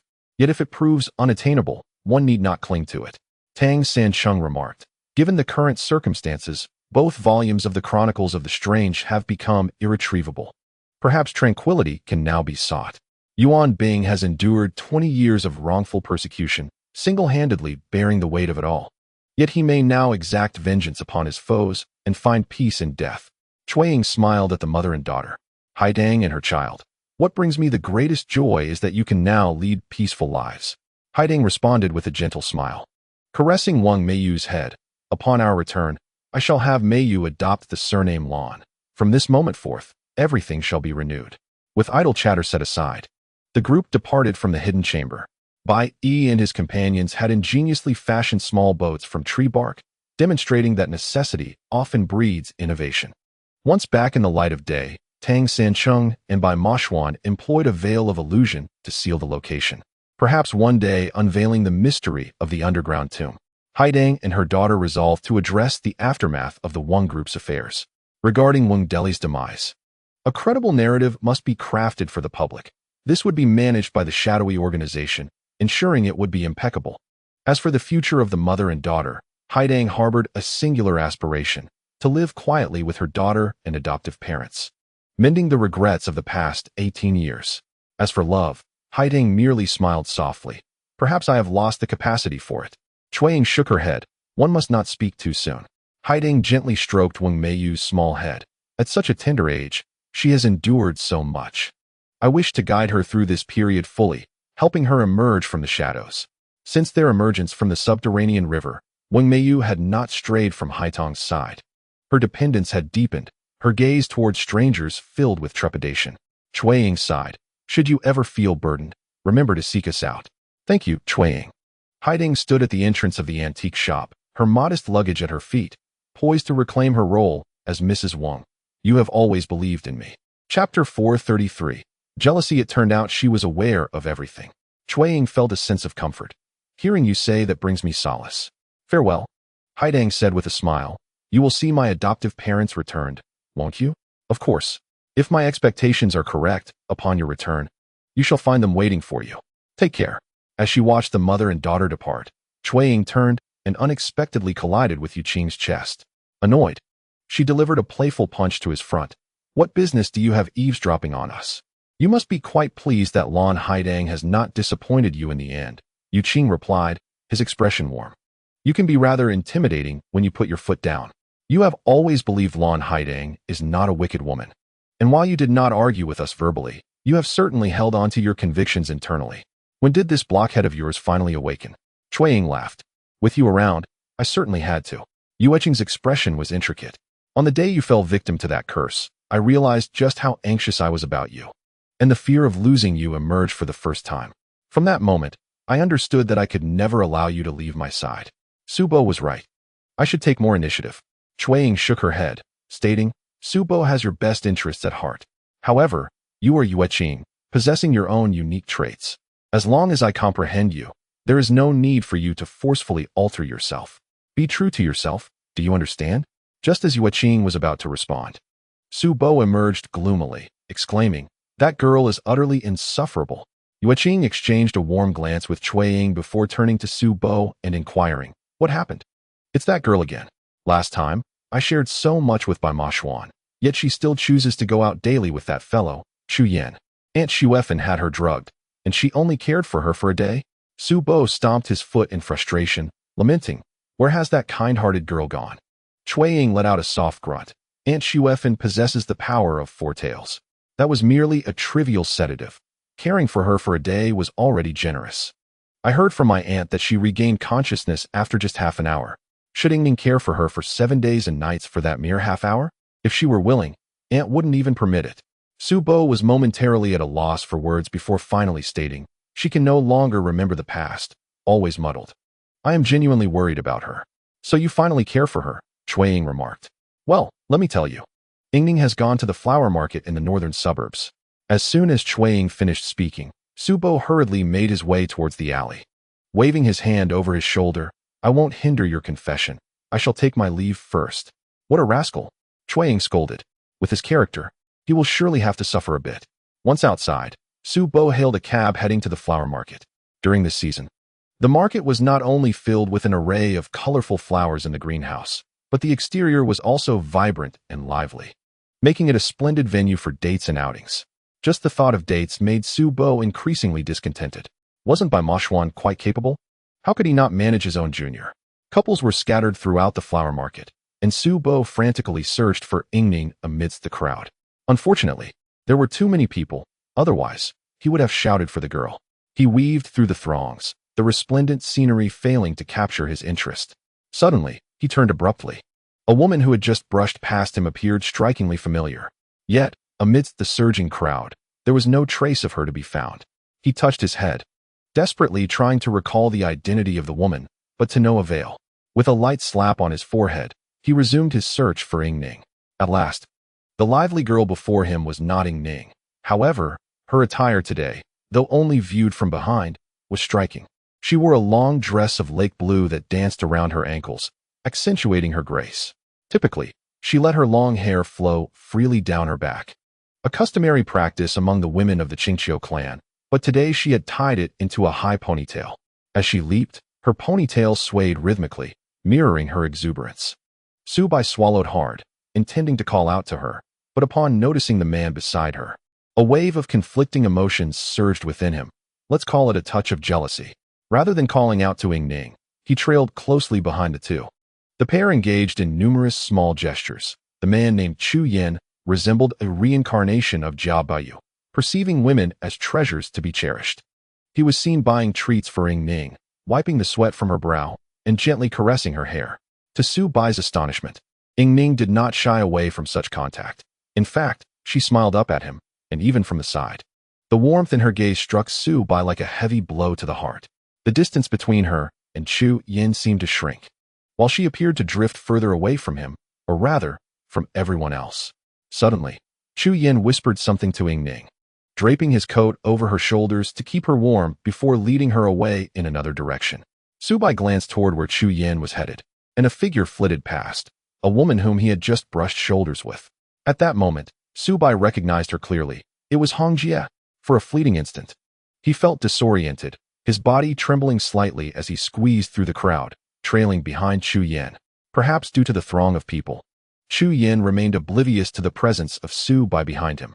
In the blink of an eye, he turned into a narrow alley, and when Su Bai hurried after him, he found no one there. As Su Bai stood in astonishment, Yingning's voice rang out. "What are you doing here?"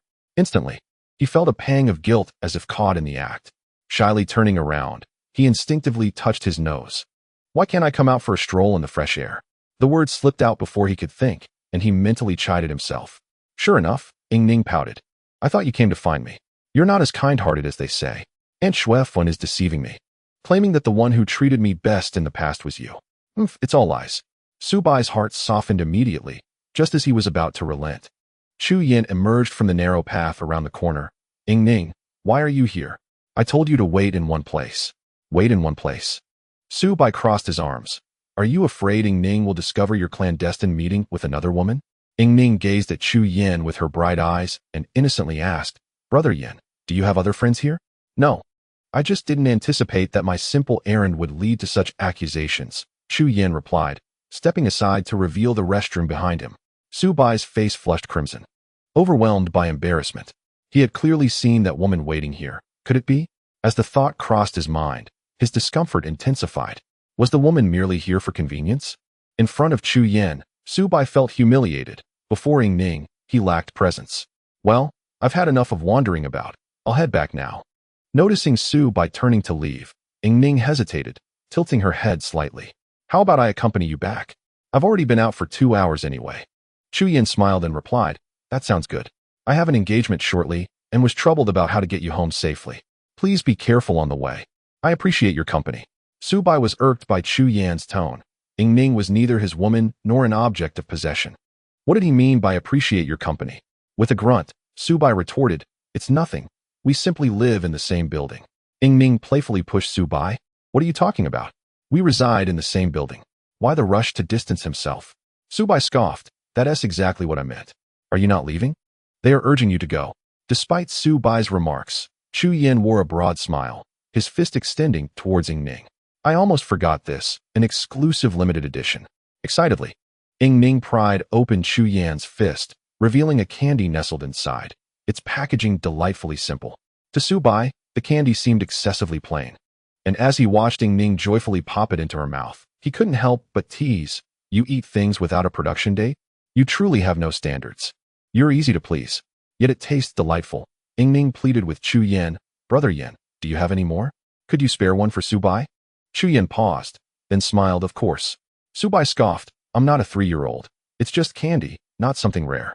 Hey, girl, do you want to head back? Taking Yingning's hand, Su Bai walked away.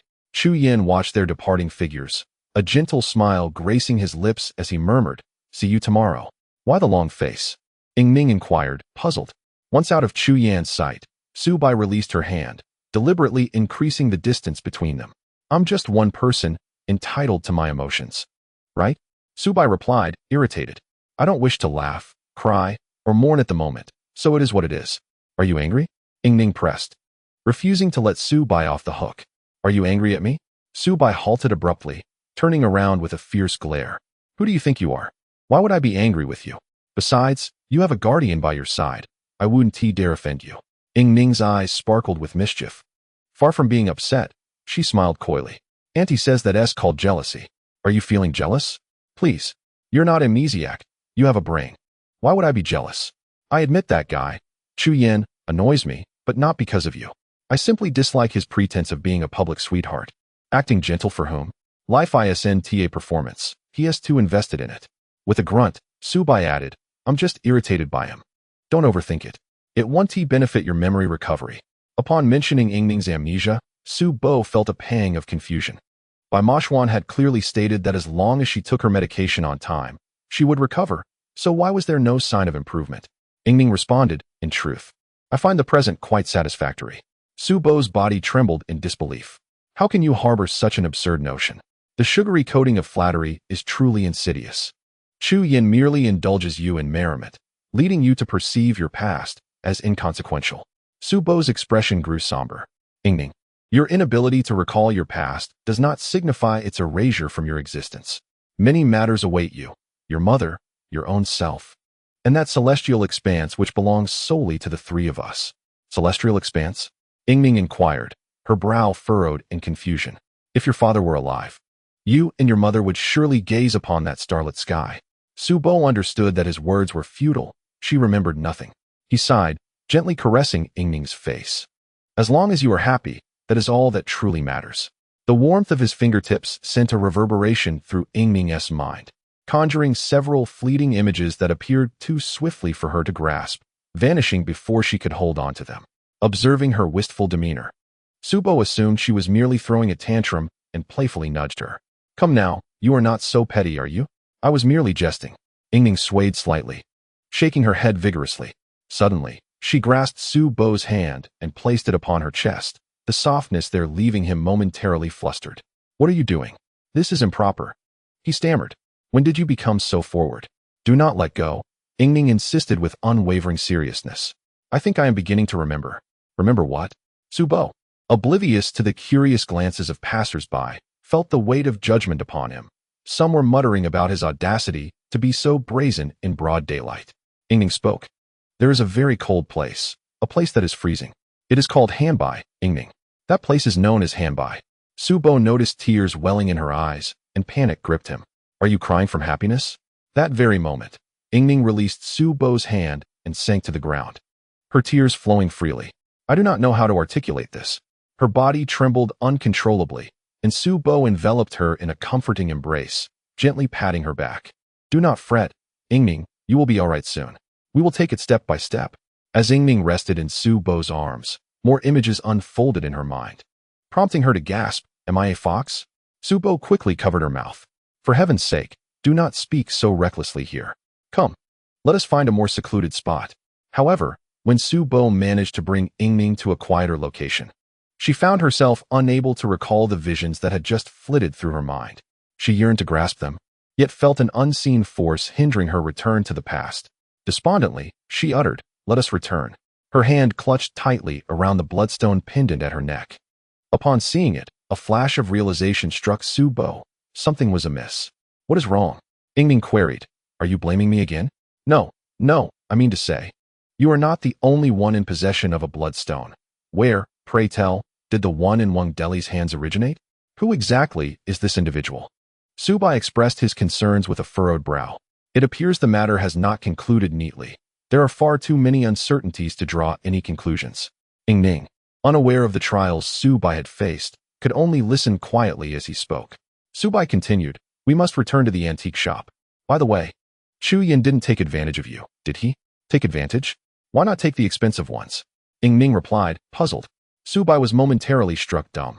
He patted Yingning on the shoulder, lowering his head for an extended moment before he could lift it again. "Child, I concede defeat to you. Alas, let us be on our way." Upon returning to the antique store, it was unsurprising that the apparent discrepancies were already noted by the two owners. Once everyone had gathered, a meeting was promptly convened. The group settled in Tu Bai Yi's office, enveloped in an eerie silence. Su Bai broke the stillness. "Today, I encountered that woman with a mole at the corner of her mouth. Luoluo refers to her as Sister Hong." The others remained relatively composed, prompting Su Bai to feel a twinge of boredom.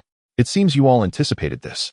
The woman had appeared on 3 occasions. The first, when Yingning disrupted her and Luoluo's plans. The second, when she conspired with Wang Deli to invade the antique shop and seize the universe mirror.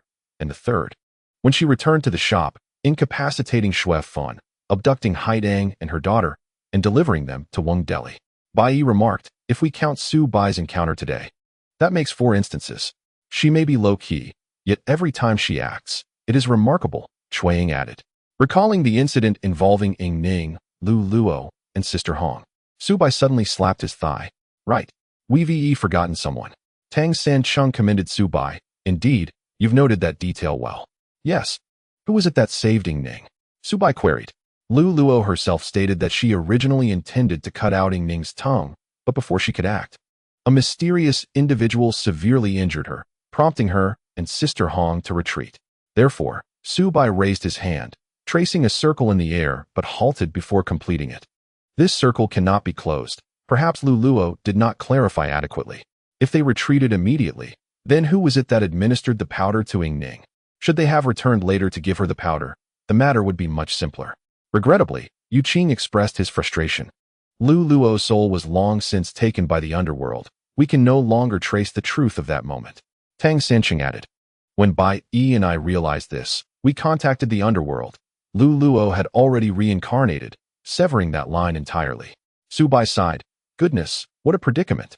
Bai Mo Xian shot him a sidelong glance and replied curtly, "It's a pity you lack connections with King Yama. Otherwise, there might have been a chance. The trail has run cold, and that is the reality. Let us accept it calmly." "What is the status of Yingning?" Bai Yi inquired with concern. Chapter 435. The Perfect Lover 2. Upon mentioning this matter, Bai Moshuan furrowed his brows deeply. "I have already instructed the physician from the Qingshui kingdom to prescribe medicine for Yingning and procured medicinal herbs from Qingshui. Logically speaking, she should have regained her memory by now, yet the situation has worsened." "Worsened? How so?" Tang Sancheng inquired with curiosity. "Previously, she could recall some fragments, but recently, such instances have dwindled. Mayan informed me that she has even doubled the dosage of her herbal concoction, yet there has been no effect," Bai Moshuan replied. "Master, I am at a loss for more effective solutions."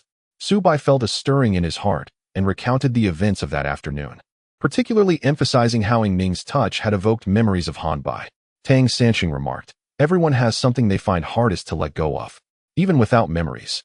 That feeling remains buried within the heart. Once awakened, it surges forth. Yingning harbors profound feelings for you, and Han Bai holds her mother captive. The bond you both shared there was one of life and death. For Yingning, Han Bai is the most significant place of existence. Su Bai, for now, there is nothing else to attend to. You should spend more time with Yingning and see if it aids her in recovering her memories." "That is not my responsibility," Su Bai retorted with irritation. "Big star, when will your little apprentice achieve fame? Otherwise, he is far too idle, constantly seeking outings with Yingning." What is he truly up to? Men pursue women, Bai Moshuan replied nonchalantly. Are you not the clever one? Chu Yan's gaze towards Ying Ning is unmistakable. Su Bai swallowed hard, only to hear Bai Moshuan continue. As for personal feelings, I shall not interfere.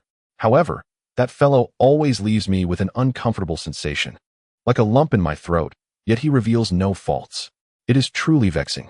Surprised by Bai Moshuan's shared animosity, Su Bai quickly asked, have you inquired about his background from the company's staff? Has anything seemed amiss? Nothing. His background and education are impeccable, Bai Moshuan grunted. His conduct is equally perfect. The female employees of the company, and even his fans have dubbed him the perfect lover. The perfect lover? So he is quite the flirt? Su Bai endeavored to uncover Chu Yan's discrepancies. Without a girlfriend, he treats the female artists he collaborates with at filming sites with utmost courtesy, maintaining an appropriate distance. For so long, there have been no rumors, and he reportedly lacks any romantic history, Bai Moshuan stated. Do you not find that too flawless? Here is a pristine sheet of paper, and you both insist on tainting it with a bit of black, Qiao'er remarked, finding the man's jealousy quite formidable. We must respect Ying Ning's right to choose her friends. I harbor no disrespect. Su Bai felt he could not clear himself of the accusation of being petty. I merely worry that this man gives me a bad feeling. He has no faults to point out. Such a man either has no flaws at all or harbors significant ones. What nonsensical reasoning. Cui Ying and Yu Qing exchanged amused glances, with Yu Qing saying, in that case, you should keep a close watch on your little girl while you have the chance. Do not let her be taken away by someone. Bai Yi raised a hand, interrupting the lively chatter of the crowd. The matter is not yet concluded. After Qixia and Xiaoshan have fulfilled their current tasks, they will continue to search for the whereabouts of Hongjia. You all must remain vigilant. Should you notice anything amiss, promptly inform us. Understood. The four juniors replied in unison. As Tang San and Bai Yi prepared to depart, Su Bo hesitated for a moment before calling out to Tang San. Wait, Boss Tang. Do you recall the divination you performed for me? You mentioned that I would die and be reborn, a fate sealed by destiny, and that it would come to pass within a month. Of course, I remember, Tang San replied. The month has not yet elapsed. Su Bo felt a chill run down his spine. So Tang San raised a finger, shaking it gently. The secrets of heaven cannot be divulged. One's fate is predetermined. Su Bo gasped, realizing the implication. My calamity is yet to pass. It must not be spoken of. We shall take our leave now. You all should rest well. Tang San and Bai Yi exited the room. Feeling a sense of loss, Su Bo reflected on the 20 days since the divination, with only 10 remaining before the predicted calamity would arrive. Noticing Su Bo's pale countenance, Bai Moshuan commented, Are you afraid? When have I ever shown fear? Su Bo firmly denied. Did you not hear? First death, then rebirth. The ultimate outcome remains life. Has your master not informed you that divination can be inaccurate? Calamities may not exist, and death does not necessarily precede rebirth, Bai Moshuan replied coolly. The truth shall only reveal itself in due time. Are you trying to frighten me? I was raised on fear, Su Bo retorted, somewhat irritable. Enough. I am not afraid. I simply wish to be mentally prepared. I need to return home for a bit. By the way, sister, if Ying Ning goes out, call me promptly. It's a matter of utmost importance, you understand. Determined to be a protective presence for Ying Ning and Chu Yan, Su Bo was oblivious to his own subconscious motivations. Upon returning home and sharing his decision with his mother, Bai Ling playfully smacked his forehead with the TV remote. Why the sudden concern for Ying Ning? Even if this Chu Yan is a villain, what gives you the right to protect her? Isn't it simple? I am a friend of Ying Ning, he asserted. I, along with Bai Moshuan, Cui Ying, and Yu Qing, are her friends. Moreover, I promised Aunt Shuexiang to take good care of Ying Ning. A man's promise must not be broken. Su Bo spoke with conviction. I am merely fulfilling my commitment. Bai Ling gazed intently into Su Bo's eyes as he stood. The savory aroma of his father's cooking wafting from the kitchen, evoking the essence of home. I'm going to see what delicious dishes Dad has prepared, he declared cheerfully. You little rascal, don't even think about escaping, Bai Ling said, knowing her son too well. When he wished to avoid a topic, he would try to make a run for it. She grasped the hem of his shirt. Are you still thinking about Su?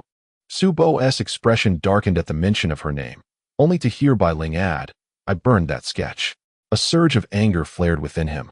But he quickly regained his composure. Impossible. Mom would never do such a thing. You wouldn't want to see me upset. Bai Ling was defeated. She raised her hands, exclaiming, You are fully aware of Yingning's affections for you. Alas, She may no longer remember her feelings for you, thus fulfilling your wish.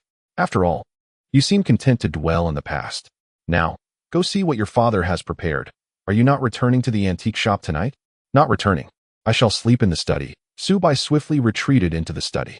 Bailing shook her head in resignation. Foolish child, one cannot escape their destined romance. Your grandmother has glimpsed your fated match. Unfortunately, Subai did not hear her, as he had already closed the study door. The curtains were drawn, casting a dim light within. Subai turned on the lamp and approached the bookshelf, casually retrieving a book. As he placed it on the desk, it opened automatically to the middle, a consequence of frequent use. A sketch immediately came into view. Subai delicately lifted it, the yellowed paper serving as a poignant reminder of Gong Susu's departure. No one can escape the cycle of reincarnation. Susu had ventured down another path. Fully aware of this, Subai struggled to contain his longing, which surged uncontrollably, an insatiable tide. Yet, he would never receive a response. Tears cascaded down his cheeks, falling onto the sketch. In a flurry, Subai lifted the paper, blowing gently to hasten its drying. A gust of wind rushed past the window, causing it to rattle ominously. Subai set the sketch down and prepared to open the window to investigate. As he did, a black cat leapt from the external pipe, and the wind surged into the room, lifting the delicate paper and brushing against Subai's face, carrying it towards the open window.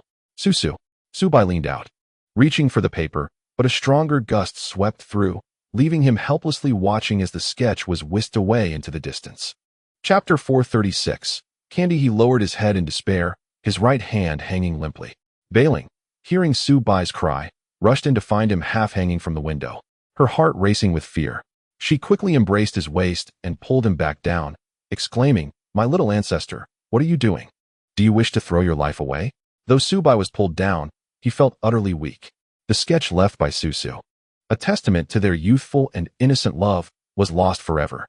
The wind had carried it away. Subai's head rested against the wall. Susu did not leave me much. Why was I so reckless as to open the window at this moment? Cursed be my folly. Seeing her son repeatedly strike his head with his fists, Bailing reacted swiftly, delivering a sharp slap to Subai's left cheek. The sound echoed, leaving 5 red marks on his face. Before Subai could respond, Bailing, filled with anguish, declared, "How long will you continue in this manner? You are a man of great stature. Most of the dragon clan are unremarkable, yet you possess a unique spirit. You bear responsibilities. You must assist Ening in dispelling evil and seek out your grandfather.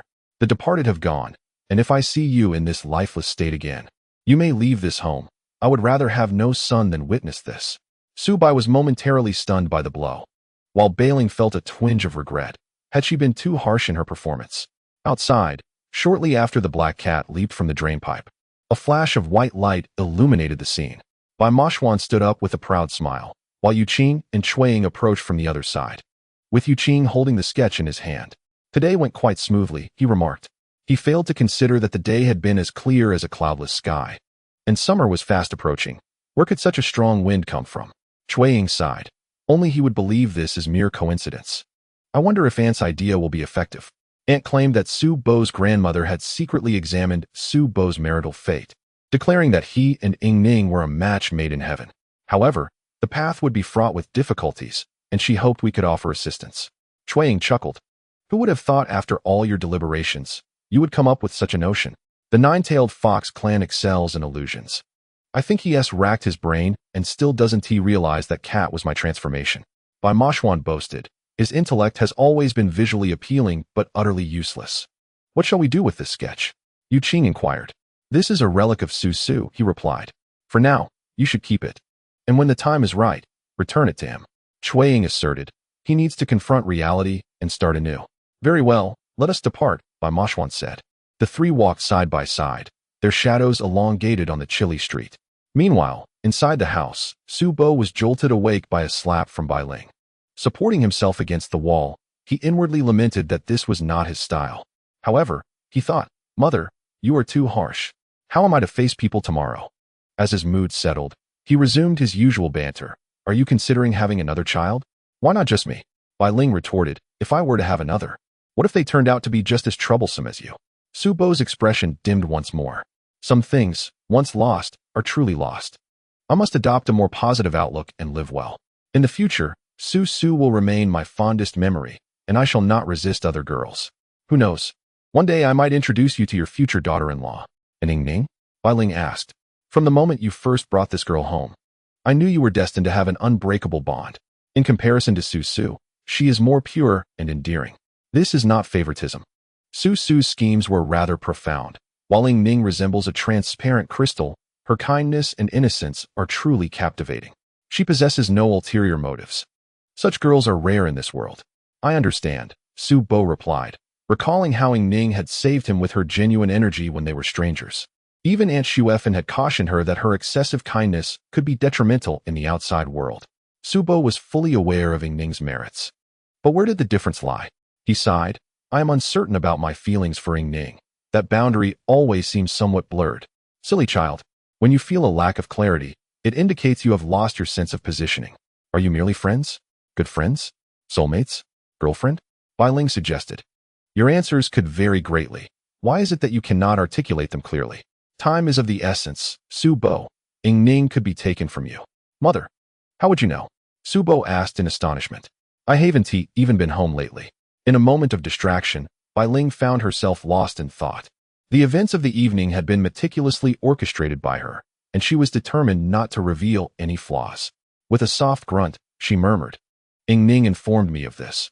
She mentioned that there is an exceptional older brother. Pa, Su Bai scoffed. That fellow makes me uneasy. I shall certainly uncover his secrets. Su Dahong knocked on the study door, exclaiming, You two are truly heartless. Not even a hand to set the table tonight. Su Bai immediately dashed out of the study, exclaiming, I'll do it. That night, Su Bai found himself tossing and turning, contemplating whether to venture out in search of that sketch. His mind was a battlefield of conflicting thoughts, but ultimately, he succumbed to sleep, his fingers brushing against the imprint on his face, perhaps a release of his burdens.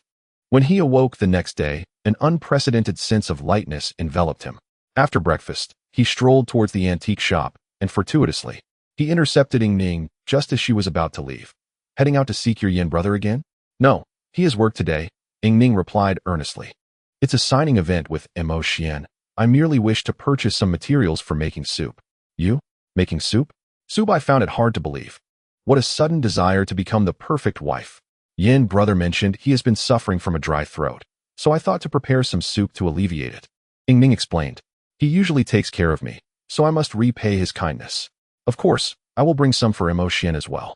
Had she only spoken of the latter, Su Bai would have been tempted to leave, but thankfully, with Mo Xian involved, he reluctantly decided to stay and assist Ning in making the soup. To his surprise, Ning possessed remarkable dexterity. Her knife skills were impressive, and her sensitivity to flavors was exceptional. With proper guidance, she would surely become an exemplary wife in the future. What are you thinking about? Ning asked softly. This must be tedious for you. The soup needs to simmer for 4 hours. If you find it boring, you may take a walk. You need not wait here. No need, Su Bai replied. I shall accompany you shortly and also check in on Mo Xian. Unaware of Su Bai's true intentions, Ning agreed cheerfully, even feeling a twinge of guilt. Once the soup was ready, Ning divided it into 2 portions. As she finished the distribution, Su Bai noticed something amiss. What about mine? This is simple, Ning replied, pouring a bit from each thermos into a single bowl and handing it to Su Bai. Here, this is yours. Su Bai retorted with feigned annoyance. You mischievous girl, forcing a bit out like that. It wounds my pride. Despite his words, the aroma captivated Su Bai's senses, and he accepted it gratefully. Ning blinked her eyes playfully. Is it good? Quite delightful, Su Bai stated, reaching out to pinch Ning's nose. She leaned back, dodging his gesture, and Su Bai paused, realizing that this version of Ning was no longer the same as before. In the past, such an action would have filled her with joy, her cheeks flushed, accompanied by a cascade of melodic laughter. Ning had already prepared the soup for departure. Let us go. The signing event that day was exceptionally vibrant. There is an inherent tendency for people to seek out discomfort. By Mo Xian, this peculiar character rarely displayed kindness towards fans. The more aloof he was, the more his admirers delighted in it, even calling him the cold prince. What kind of people were they? Sitting in by Mo Xian's lounge, listening to the screams from outside, Su Bai felt an urge to scoff. Ning propped her hands beneath her chin, her previously intense focus now yielding to fatigue as she dozed off. ultimately resting her head upon the makeup table. Su-bai, removing his coat, gently draped it over her and tenderly tucked away the stray strands of hair by her ears. "Little girl, we seem to have grown distant," he murmured. Chapter 437. The enchantment fruit. Ning mumbled a response in her dream state, causing Su-bai's heart to ache. Fearing that she might awaken suddenly and catch him in an awkward moment, he quietly pushed open the door to the lounge, exhaling softly. Adjacent to him lay Chu Yan's lounge, its door slightly ajar, revealing not a whisper of sound within. Compelled by an inexplicable urge, Su-bai approached and peered through the crack in the door, discovering the room entirely unoccupied. As he reached out, the door swung open, and despite anticipating this outcome, he found himself startled. Casting a quick glance around, he swiftly entered Chu Yan's lounge, which mirrored its occupant, flawless, pristine, and almost unnaturally tidy. Is there truly such perfection in this world? Su-bai pondered aloud, the immaculate surroundings making it difficult for him to remain. Just as he turned to leave, his hand brushed against a canvas bag resting on the table, from which a small object tumbled forth, a white wrapper. Picking it up, Su-bai realized, isn't this a candy without a production date? Unwrapping the paper revealed a candy resembling white jade, glistening with a sheen akin to oil. Captivated by this confection, he was suddenly interrupted by Ning's voice behind him. "Su-bai, what are you doing?" In a flurry, Su-bai hastily pocketed a piece of the candy, rewrapping the remainder. "Nothing, just found this," he replied. Upon noticing the white candy wrapper in his hand, Ning chuckled. "Ah, so that's it. This is an exclusive limited edition candy from Brother Yen. It's absolutely delicious." "Well then, you should have it," Su-bai said, unwrapping the candy and unceremoniously placing the bitten piece into Ning's mouth. Watching her swallow it, he felt a rush of anticipation. "How does it taste?" "Just a hint of sweetness, so refreshing," Ning replied. "Eating this feels addictive. If I go a day without it, I find myself yearning for it." Suddenly, footsteps echoed from outside, prompting Su-bai to smirk mischievously. "Oh dear, now you'll need to explain why you were sneaking candy." Ning's eyes widened, the sweet flavor lingering in her mouth. Chu Yan entered, observing the two without alarm, merely laughing. "Ah, it appears we have esteemed guests." Ning was about to speak, but Chu Yan interjected with a grin. "I certainly wasn't referring to you, but rather to Mr. Su-bai." "Humph, I'm merely accompanying my fiancé," Su-bai replied with a playful chuckle. "However, our dear Ning has made a slight indiscretion, and I hope you can find it in your heart to forgive her." Ning looked utterly embarrassed. Clearly, Su-bai gently covered her mouth, whispering, "Little girl, no need to speak. It's merely a stolen piece of candy. Is there any reason to be so frightened? Mr. Chu is not a petty man. He won't hold it against you." Inhaling the unique scent emanating from Su-bai's hand, Ning's heart raced, her mind exploding with a familiar sensation. She took a deep breath, striving to recall more from this aroma. However, Su-bai withdrew his hand. "Mr. Chu Yan wouldn't let Ning spit out that candy, would he?" "Ning, did you eat it?" A smile adorned Chu Yan's face. "Yes," Ning replied, feeling a sense of grievance. "It's all Su-bai's fault, but I've already swallowed it. I can't bring it back up. Brother Yen, I promise I won't sneak any more treats in the future." Chu Yan affectionately reassured her, "It's merely a piece of candy. It's no cause for concern." Bai Mo Xian stood at the doorway of Chu Yan's lounge, arms crossed, observing the scene with an amused expression. Su-bai eagerly wished for Bai to engage in conversation, but Bai Mo Xian merely cast a cold glance before retreating to his own quarters. Fortunately, Ning remembered her purpose for the day and rushed to fetch the soup. "Brother Yen, this is the soup I made today. It's soothing. Please give it a try." Chu Yan glanced at Su-bai. "Ning, you needn't be so kind to me." "Why not?" Ning innocently replied. "You treat me well, so I must reciprocate. Isn't that only just?" Chu Yan furrowed his brow slightly. "Habit can be a terrifying thing. I fear that once I grow accustomed to you, you may no longer be here." "I will always be by your side," Ning assured him. Su-bai's expression shifted subtly, but Chu Yan, ever perceptive, gently stated, "You have a fiancé. You ought to prioritize him." "Ning, it's best we maintain some distance." Ning cast a glance at Su-bai, her memory of the engagement hazy, yet the peculiar feelings she harbored for Su-bai were vividly present. Chu Yan's words caused her to hesitate. Oblivious to the fact that he had clenched his fist, his voice remained tender. "I wish to be alone for a while. Time to go. He is dismissing us," Su-bai declared, gripping Ning's wrist and leading her back to Bai Mo Xian's lounge. Ning's spirits dampened. "I'm heading back to the antique shop." Watching Yingning leave, Su Bai did not rush after her.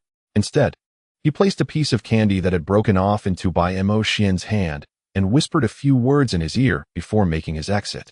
Bai Mo Xian took a sip of Yingning's soup, momentarily neglecting to marvel at her culinary skills, and leaned in to sniff the fragment of candy. His expression froze. What is this? Ultimately, that small piece lay upon the table in the antique shop's room, igniting a fervor within Bai Mo Xian. No wonder Yingning has been unable to regain her memories. Is it connected to this? Yu Qing inquired curiously. I've already had it analyzed by my mother. Bai Mo Xian responded. It contains a substance known as fruit, which coincidentally originates from Xiangxi. My mother is well acquainted with it. It possesses a naturally refreshing fragrance that can induce dizziness upon inhalation. And if consumed, what happens? The three asked in unison. It affects one's mind. To be precise, my mother suspects that Yingning has been unable to recover her memories precisely because she consumed this candy containing fruit. Bai Moshuan remarked. Is this Chu Yan's action a mere coincidence or a calculated scheme? Su Bai, filled with rage, responded, I knew it. Without a production date and such shabby packaging.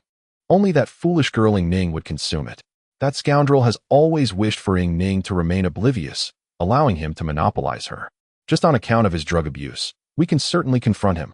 Hold your horses, Bai Moshuan interjected. While there may be fruit in it, that is not the crux of the matter. The main event lies ahead. What else is there? Su Bai's fists clenched. What on earth did that fellow give Yingning? Fruit and opium, Bai Moshuan stated. Combined, they will cause Yingning to lose her past memories and become addicted. This rascal has finally revealed his true colors. Su Bai felt an insatiable itch of frustration. Then what are we waiting for? Let us confront him. Sit down, Bai Moshuan said sternly. We cannot act rashly. That fellow is extremely cunning. Just now, your sudden appearance in his lounge might have raised his suspicions. Furthermore, how do you intend to question him? How? Su Bai retorted. We shall demand to know why he included fruit and opium in the candy he gave Yingning. This is direct evidence. That is unwise, Cui Ying frowned. I have a feeling that this matter is not so simple. Where would such a good young man acquire fruit and opium? Knowing Yingning has amnesia, why would he give it to her? Do you have any insights? Bai Moshuan asked with genuine curiosity. He truly harbored feelings for Yingning. Yet having heard of Su Bai's engagement to her, he acted out of selfishness, wishing for her to forget her past. As long as Chu Yin captured Yingning's heart, the engagement would be irrelevant. Cui Ying stated, the motive is love. What can you say? Other than reproach and condemnation, what else can be done? Currently, Yingning is quite reliant on Chu Yin. No, it must be more than that. Su Bai's stubbornness flared. Fine, I want to confront him. But I will keep a close watch on him until he slips up. Chapter 438. Cigarettes Bai Moshuan said, now that we have identified the source, I will have my aunt prepare new medicine to help Yingning recover swiftly. Su Bai cursed vehemently. I knew he was no good. He merely possesses a deceptive facade. Calm yourself, Yu Qing interjected gloomily. The more proactive you are, the easier it is for the opponent to lead you by the nose. When the enemy remains still, you too must remain unmoved. Yu Qing used you instead of I, clearly believing, as Cui Ying suggested, that this was merely a matter of jealousy in the realm of love. Su Bai was indeed envious, but refused to admit it while relentlessly pursuing Chu Yin. Wasn't he that a clear case of self-deception? The four of them were crowded together in a meeting when the sound of footsteps resonated from outside. Meiyu, what brings you here? It was Meiyu. Cui Ying excitedly rushed out to greet her. Meiyu flung herself into Shui Fun's embrace, playfully acting coy, with no trace of the previous gloom. Haideng stood there, smiling faintly, though her brow remained furrowed. After the demise of Wang Deli, Haideng found herself embroiled in a whirlwind of responsibilities. On one hand, she needed to publicly announce Wang Deli's death. On the other, she had to ensure the smooth operation of the myriad affairs within the conglomerate. The company had numerous stakeholders involved, creating a tangled web of interests. As a woman who had not been engaged in the management of the business for years, she felt overwhelmed by the challenges ahead. Fortunately, with the assistance of the shadowy organization, a corpse remarkably similar to Wang Deli was procured, a figure of matching appearance, physique, and age, who also shared a history of heart disease. Through meticulous planning, the organization fabricated a scenario of sudden cardiac arrest, slightly adjusting the body temperature and arranging for eyewitnesses.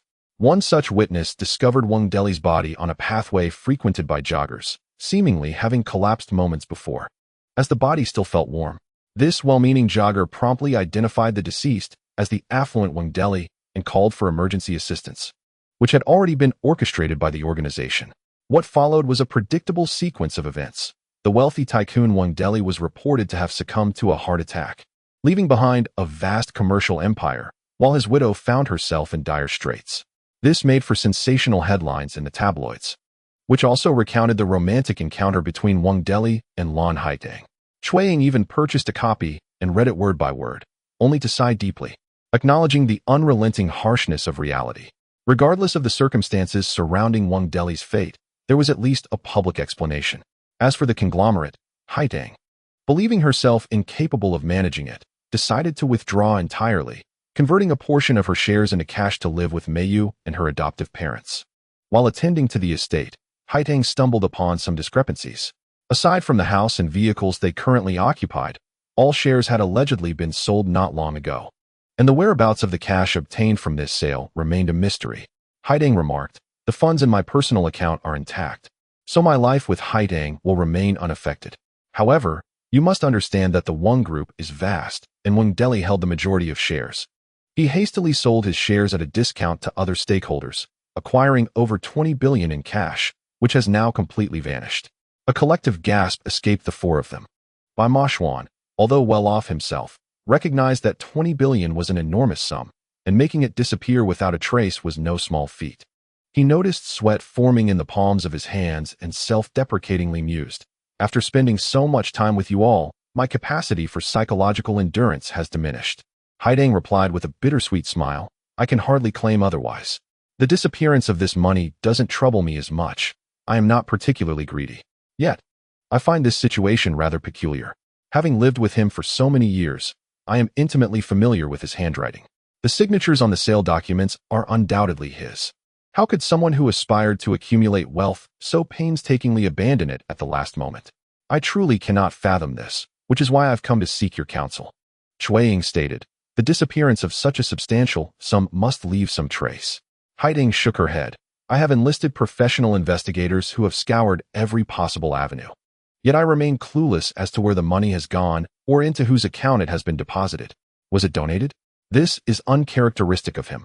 There have been no recent reports of such a substantial donation." Bai Moshuan remarked, "We have taken over this matter. What are your plans moving forward? The Wang Group is no longer my concern. I intend to dispose of my house and car and return to the Lan family. Meiyu has the companionship of my adoptive parents, and as of now, the impact of the previous incident on her remains unclear." Haitang said, "In recent days, I have also done something. I have buried the remains of the other 5 sisters together." Mentioning Xiao'er caused tears to uncontrollably fall from Haitang's eyes. "I especially feel remorse for her. Living well is the best tribute you can offer her," Qiao'er stated. "Her sacrifice is truly deserving." Haitang replied with a bitter smile, "This will forever weigh heavily on my heart."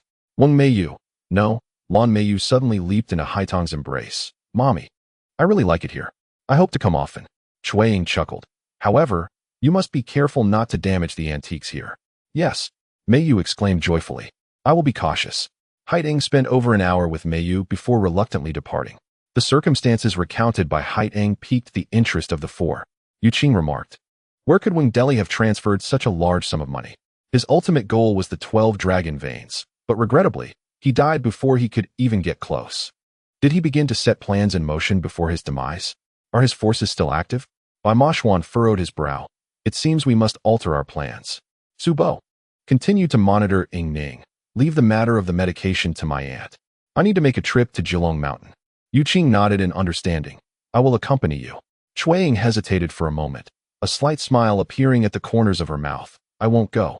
I want to stay here and see how Su Bo deals with that troublesome Chu Yan. It seems she intends to stay and observe the spectacle. This woman is inherently gossipy."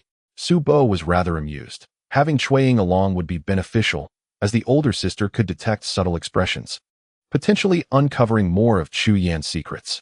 Outside, Xuefan suddenly coughed lightly. "Ning, where are you going?"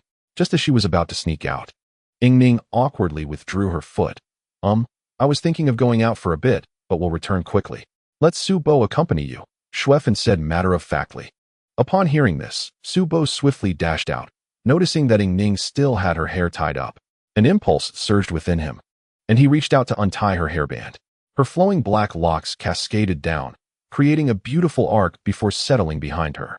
Ning stared at Su Bo. Bewildered, what are you doing? Did he tell you to tie your hair up? Su Bo, feeling somewhat accusatory, was unsure of how to respond. Ning tilted her head back defiantly. Brother, Yin said I look prettier with my hair tied up. Nonsense. Su Bo grumbled. Are you going to listen to him or to me?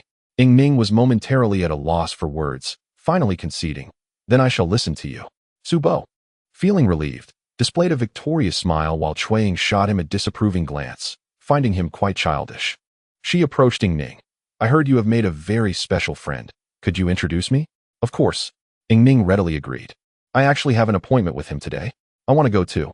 Suabai chuckled ominously. How can I, as the fiancé, be at ease when my betrothed is going out with another man? Ning, slightly flustered, inquired, are we truly betrothed?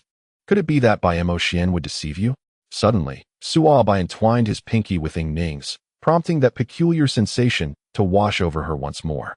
Her mind buzzed with chaotic thoughts, blurred images flickering through her consciousness, Suabai's face appearing in rapid succession, expressing anger, laughter, and impatience. She longed to grasp these fleeting moments. Yet an overwhelming sense of helplessness enveloped her. Her throat felt parched as her pinky clung tightly to Suabai's finger. Sensing something amiss, he turned to find Ning's pale countenance. What is it? Chapter 439. Until we meet again in nothing, Ning stammered, retracting her hand and instinctively linking arms with Qiao'er. I'll just walk with Qiao'er. Chu Yin stood alone by the riverbank, his tall silhouette drawing glances from passers-by, his chiseled profile captivating all who beheld it. He spread his fingers wide, allowing the invisible breeze to weave through his grasp, caressing his fingertips with its refreshing touch. Chu Yin closed his eyes, relishing the sensation that mirrored the comfort Ning provided, a feeling he found profoundly endearing. Suddenly, he opened his eyes, realizing the wind had vanished, leaving him with a sense of loss, as if something beautiful, fragile as crystal, had slipped away. Brother Yin. The thought he had been mulling over appeared before him, yet regrettably, it was accompanied by two unexpected guests. Chu Yan's smile froze momentarily, soon replaced by a courteous grin. Ah, two friends have arrived. Qiao'er sighed inwardly. Ah, Suabai, this man named Chu Yan is indeed a formidable rival. His stature and demeanor are unparalleled. The moment Chu Yan turned upon hearing Ning's call, the expression on his face, a slight upturn of his lips, a gentle furrow of his brow, and the subtle lines at the corners of his eyes, betrayed a fleeting joy, evident even if only for a fraction of a second. Qiao'er felt that joy, yet it was quickly overshadowed by disappointment, likely due to the presence of two additional light bulbs. This joy emanated from the heart. It was clear that Chu Yan harbored feelings for Ning. Indeed, he was quite handsome, rivaling by emotion. No wonder the agency employed a twin marketing strategy. Chu Yan's gaze upon Ning was imbued with such profound affection that any girl would be enthralled. My sincerest apologies. I am merely curious about the brother Ning speaks of so frequently. Qiao'er began. I hope Mr. Chu does not mind my persistent presence today? Not at all. Chu Yan replied with a smile. It is rather astonishing to meet someone with such high-quality friends. Such praise was truly delightful, prompting Qiao'er to wonder if he had undergone professional training in eloquence. His seemingly casual words struck a chord deep within, evoking joy. Brother Yin, what brings you here? Ning inquired. Her curiosity piqued as she studied Chu Yan's expression. Chu Yan's amber eyes dimmed slightly as he replied. I merely wish to inform you that the company has decided to send me to Singapore for training. We shall not be able to meet for the next week. Ning's eyes suddenly glistened with unshed tears. Is it going to be that long? Qiao'er swiftly turned to examine Su Bo's face, which had taken on a pallid hue, resembling a pitiful stray cat on the streets. Poor child, how could one fail to cherish such a sight? When Ning had clung to you, you had often found her bothersome, had you not? Yet now, how splendid it is that she no longer pays you any heed. Having found her brother Yin, are you not feeling lost? Are you not suffering? Now you realizing Ning's worth, do you not? You deserve to find a tofu block and end it all. I will return shortly. Chu Yin remarked, as company events increase, our opportunities to meet will dwindle. Ning, take good care of yourself. I must take my leave. Qiao'er shuddered at that moment. Chu Yan's amber eyes narrowed, his brows instinctively furrowing, lips curling downwards, and chin slightly raised. He was indeed saddened. Such a brief separation felt akin to a devastating farewell. Cui Ying, too, was affected by this emotion. Gazing at Chu Yan's retreating figure alongside Ying Ning, what a truly exceptional man he is. Compared to Bai Moshuan, he is the very embodiment of gentleness. How strange. Ying Ning suddenly crouched down. I feel an overwhelming sense of heartache. Su Bo felt pain as well, an inexplicable ache pulsating within him, rendering him quite miserable. He clenched his fists. Would he not return? Perhaps this is good. You need not indulge in those limited edition candies for a while. Do you not know? Cui Ying interrupted. Pinching Su Bo, let us return at once. Auntie mentioned that the time for taking medicine has been moved up today. The medicine prepared by Shui Fun was a newly concocted brew, enhanced with several ingredients to neutralize the toxins from the fruit and poppy, exuding a thick, fragrant aroma. Ying Ning drank it all in one go and still felt unsatisfied. Is that all? Foolish girl, this is medicine. Too much would not be beneficial, Shui Fun lovingly replied. What do you feel now? Tired, Ying Ning admitted honestly, her double eyelids beginning to flutter, her body swaying unsteadily until Cui Ying steadied her. Cui Ying escorted Ying Ning to her room, and, having tucked her in with a blanket, was met with the gentle sounds of her breathing.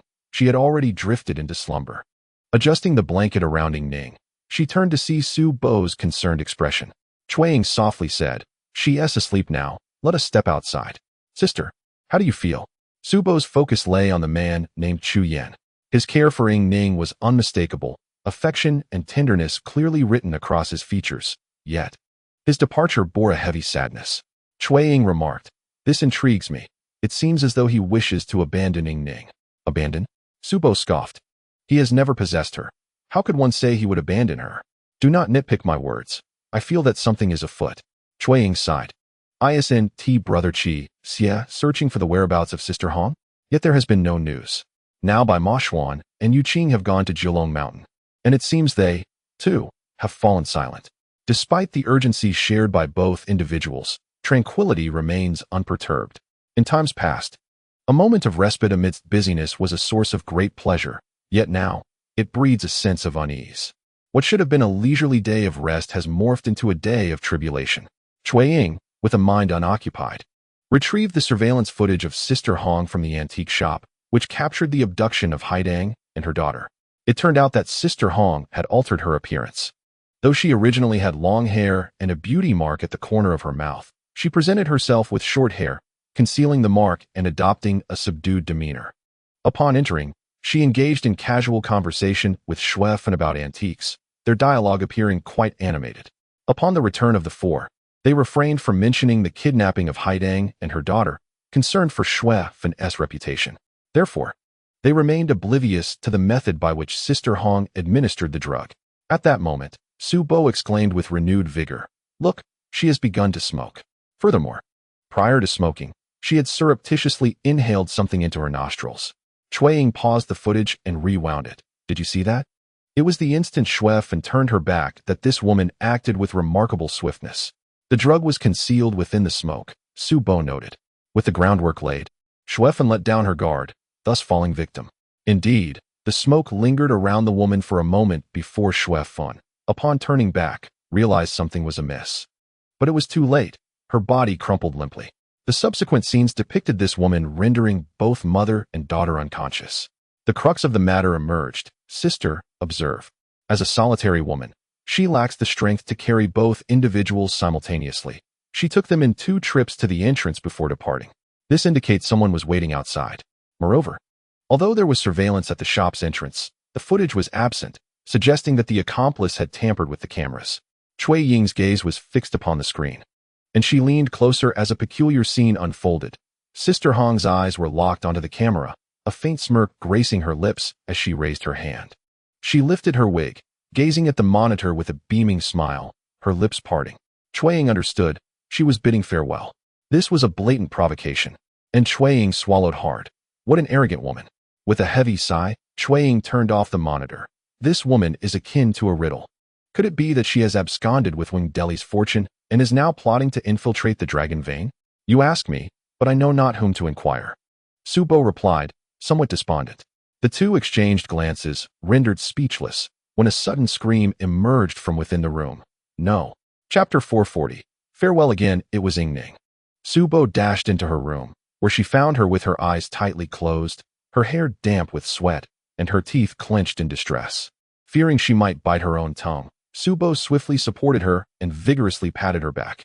"Yingning, wake up, wake up." Yingning coughed, gasping as she awoke. And upon recognizing Subo, she burst into tears. "What should I do? What should I do? I saw you die." "Foolish girl, dreams and reality often invert." Qiao'er chuckled. "Did the elders not tell you so? Look at you, drenched in sweat from fright. How detestable of Subo to wish for death." Yingning inhaled sharply, her hands resting feebly upon Subai's chest. Her damp hair clung to her ears, and she dared not raise her gaze to meet his.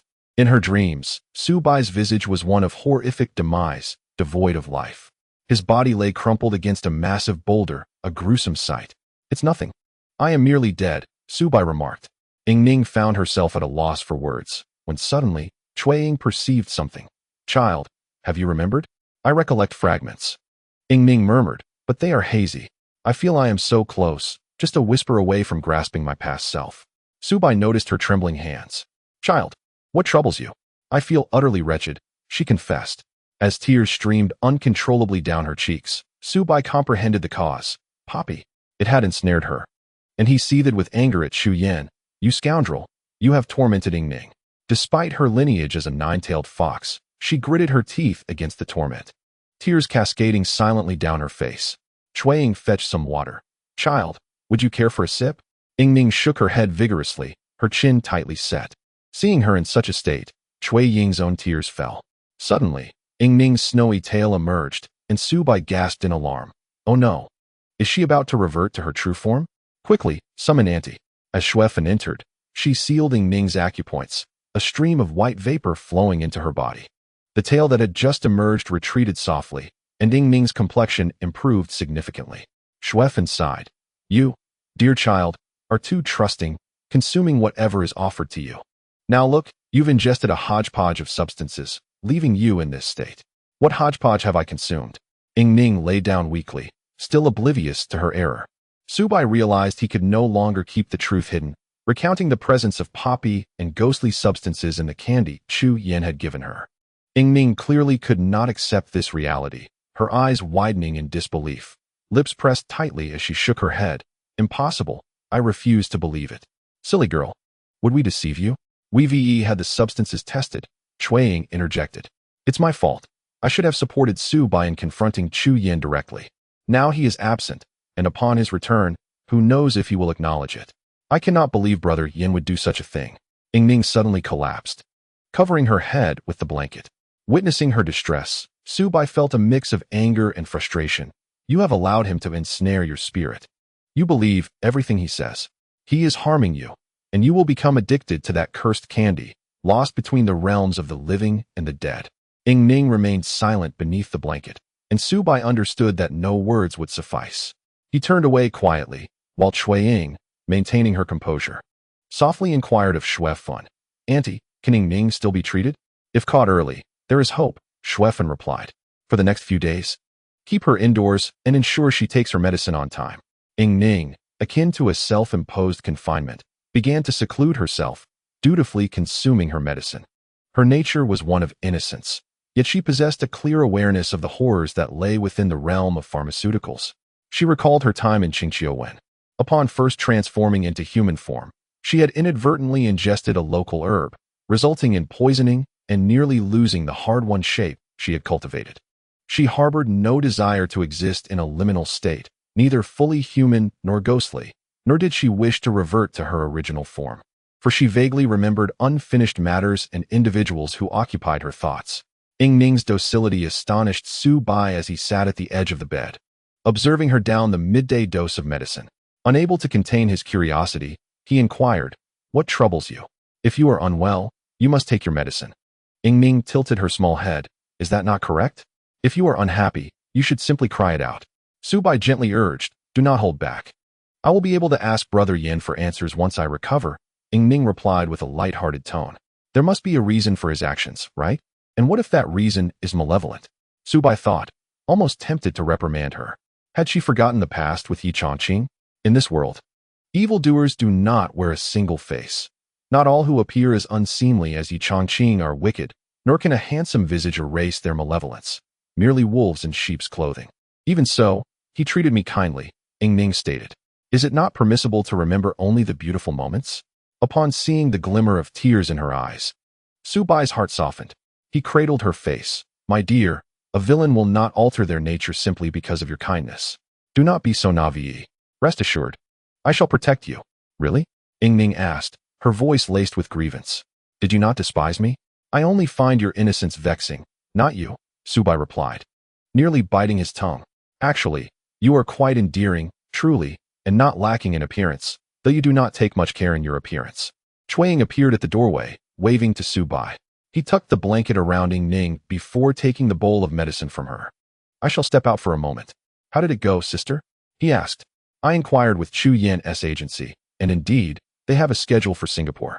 Chuang responded. However, when I called the hotel they provided in Singapore to check for Chu Yan as a guest, they reported no such client.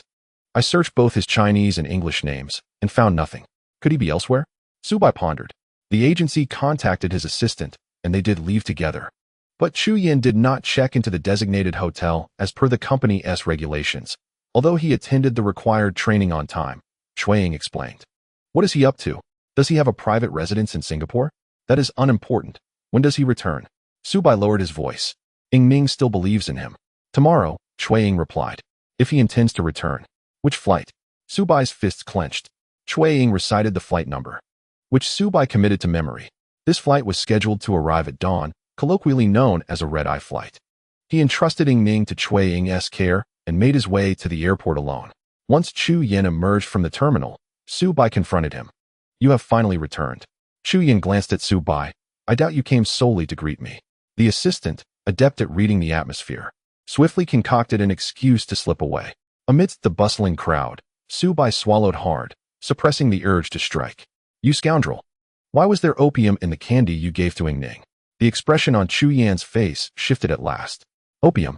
Without allowing Su Bai to respond, Chu Yan pulled Su Shi to a secluded spot, his demeanor grave. Did you just say there was opium in the candy I gave Ning? The pent-up fury within Su Bai finally erupted. He swung his fist with all his might, his robust frame, fueled by anger, delivered a forceful blow that sliced through the air. Chu Yan extended his hand, gripping Su Bai's fist with a strength akin to iron. Su Bai's countenance changed. You? Let me explain, Chu Yan interjected. I admit, there is fruit in the candy, but there could never be opium. You acknowledge the candy is tainted? Su Bai spat, his voice laced with bitterness. Do you have any idea how much you've harmed Ning? She has become addicted, suffering immensely during her withdrawals. Chapter 441. The gentleman Su Bai extended his arm for inspection, revealing numerous scratches inflicted by Ning's desperate grasp, each mark etched into his left arm. A testament to her struggle. Chu Yan spoke in a subdued tone. I understand. I will ensure Ning receives an explanation. As Chu Yan turned to leave, Su Bai positioned himself in his path. You intend to depart so easily? Chu Yan's expression darkened, devoid of any mirth. You are no match for me. At that moment, the aura emanating from Chu Yan compelled Su Bai to take a step back. Chu Yan spoke with a low voice. I am fully aware of my actions toward Ning, and I will provide her with an explanation. As Chu Yan attempted to walk away, Su Bai hesitated, calling after him, Ning wishes to see you. Are you certain? Chu Yan's amber eyes flickered momentarily, and when he turned back, they were devoid of emotion. Are you certain? You, of all people, Su Bai gasped. It is you who approached Ning, and it is you who now shows indifference. What do you truly regard her as? Chu Yan continued forward in silence. I have promised to give her an explanation. Seething with anger, Su Bai struck Chu Yan's back with a punch. Chu Yan did not flinch. Su Bai felt as though his force had met a sponge, dissipating entirely. This man was not ordinary. Chu Yan glanced back. I allowed that blow, not out of fear, but out of respect for your engagement to Ning. Until we meet again. Su Bai's futile aggression had no impact, and as he watched Chu Yan's retreating figure, he could only vent his frustration upon himself.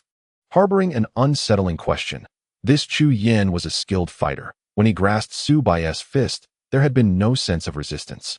Yet his own hand remained ensnared. There was undoubtedly something amiss. Meanwhile, upon exiting the airport, Chu Yan held his palm upward, the warmth radiating from it reflecting the fury within his heart. His phone rang, and a sultry voice emerged from the receiver. Are you angry? You placed opium in it.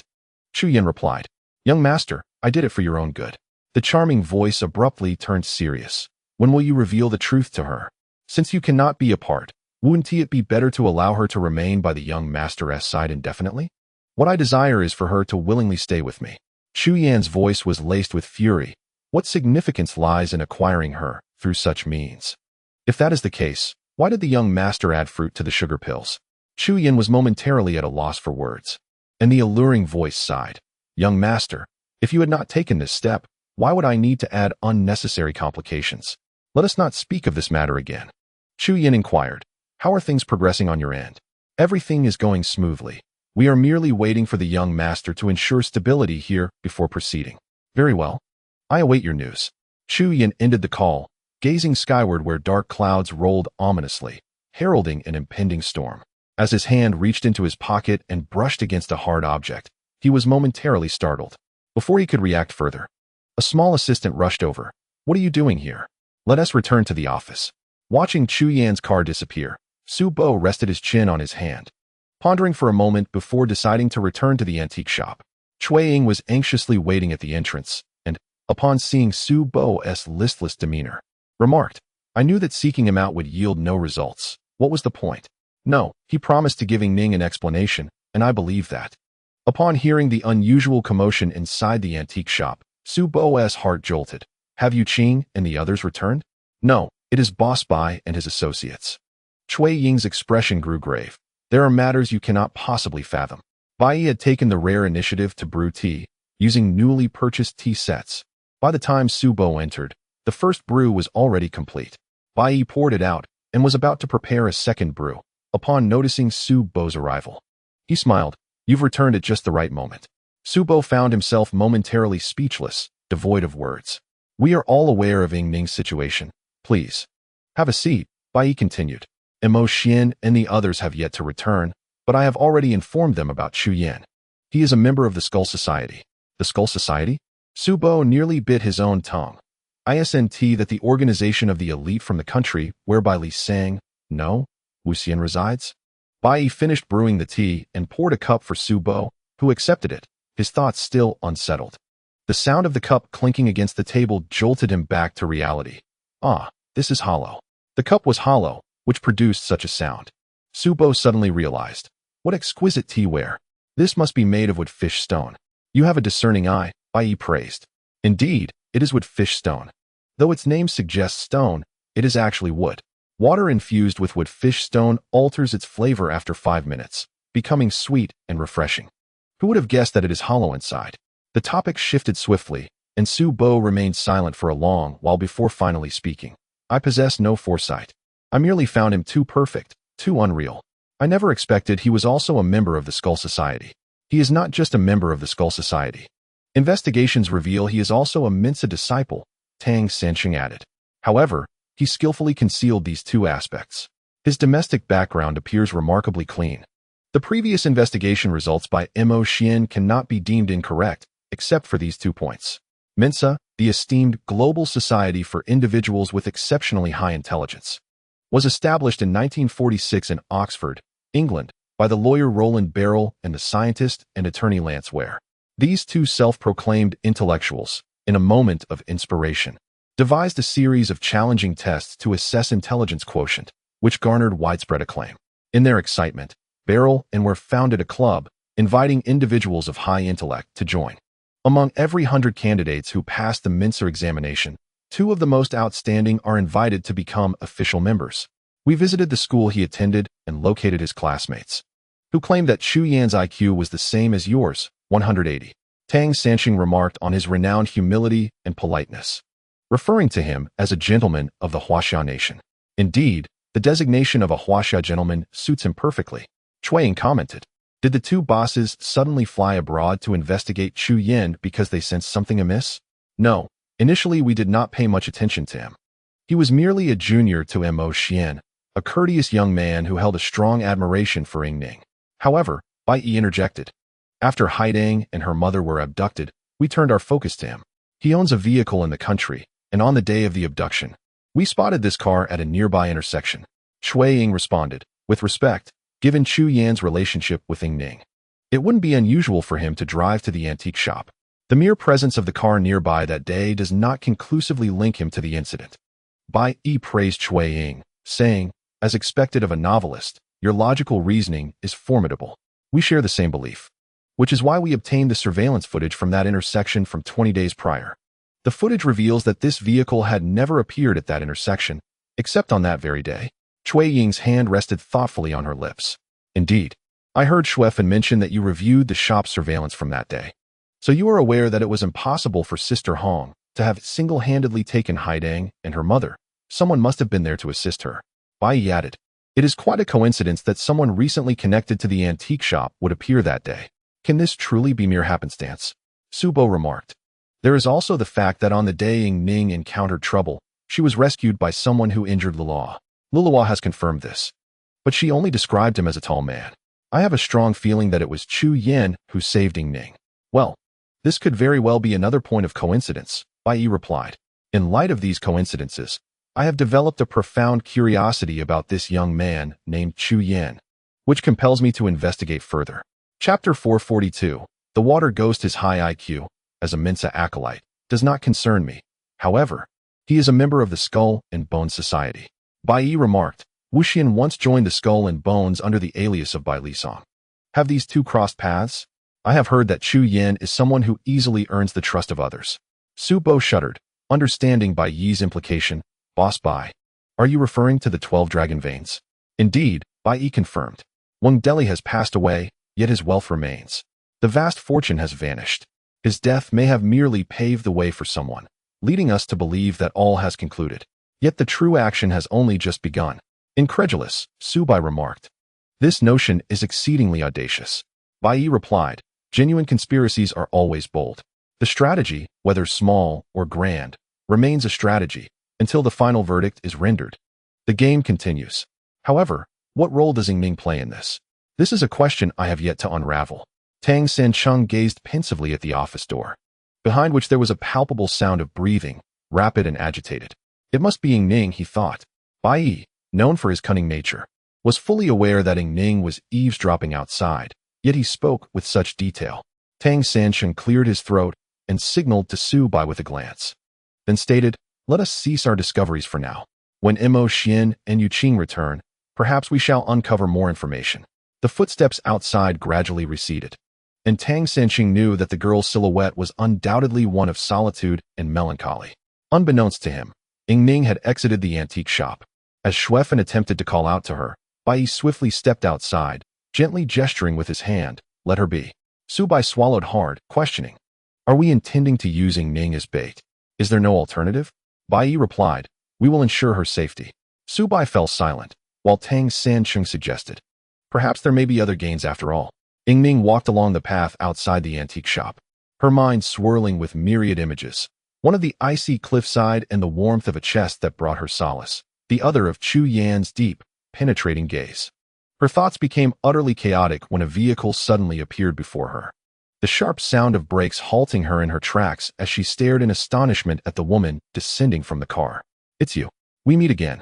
The woman standing before her was alluring, a beauty enhanced by a small mole at the corner of her mouth. I am here to apologize. Apologize? We seem to have no grievances, Ying Ning replied, puzzled. Ah, you are a friend of Yengu, aren't you? The woman appeared slightly taken aback, neither confirming nor denying, merely opening the car door. Please, get in. Without hesitation, Ying Ning entered the vehicle. Behind them, Su Bai gaped in disbelief. Isn't that Hong Jia? Something felt amiss. Follow her, he commanded. Cui Ying interjected, that woman exudes a dangerous aura. Before she could finish her sentence, Su Bai dashed out, hailing a taxi with remarkable speed. Cui Ying, tall and swift, quickly caught up with him, but the vehicle ahead had already noticed them, weaving through several turns. Leaving the taxi far behind, Su Bai let out a furious roar. Damn it. Stay calm, Cui Ying advised. Boss Bai will ensure Ying Ning's safety. He must have made arrangements. Remember the invention of the Bu brothers? The tracking device. A sense of relief washed over Su Bai. Right. Ying Ning must have a tracker on her. We need to contact Boss Bai swiftly. Meanwhile, seated in Hong Jia's car, Ying Ning felt a surge of unease as the vehicle sped dangerously through the city. In the urban district, 40 miles per hour constituted reckless driving. And now they were heading toward the suburbs, a favored destination for spring outings. Yet, Ning sensed that something was terribly off. Ning recalled the woman who had once engaged her in conversation at the amusement park. The woman had inquired whether they had met before, but at that time, Ning had no recollection of her past, let alone that of a stranger. Now, however, things had changed. She distinctly remembered this woman, whose small mole at the corner of her mouth served as a symbol in her mind. Observing the woman's profile, Ning noticed her jaw tightly clenched and her hands gripping the steering wheel with a grave expression. A wave of anxiety washed over her. "Where are you taking me?" "To meet Brother Yin." "How astute of you to deduce that I know him," the woman replied, her lips pursed into a cold smirk. "If I were to kill you, he would undoubtedly seek vengeance upon me. Yet your existence has disrupted all my plans. You must perish. I shall die with you." Ning was taken aback, glancing out the window to see the woman steering the car toward the reservoir. The reservoir was approximately 100 meters deep, and as soon as she had boarded, the woman had locked the doors. Did she intend to? "I know what you are thinking.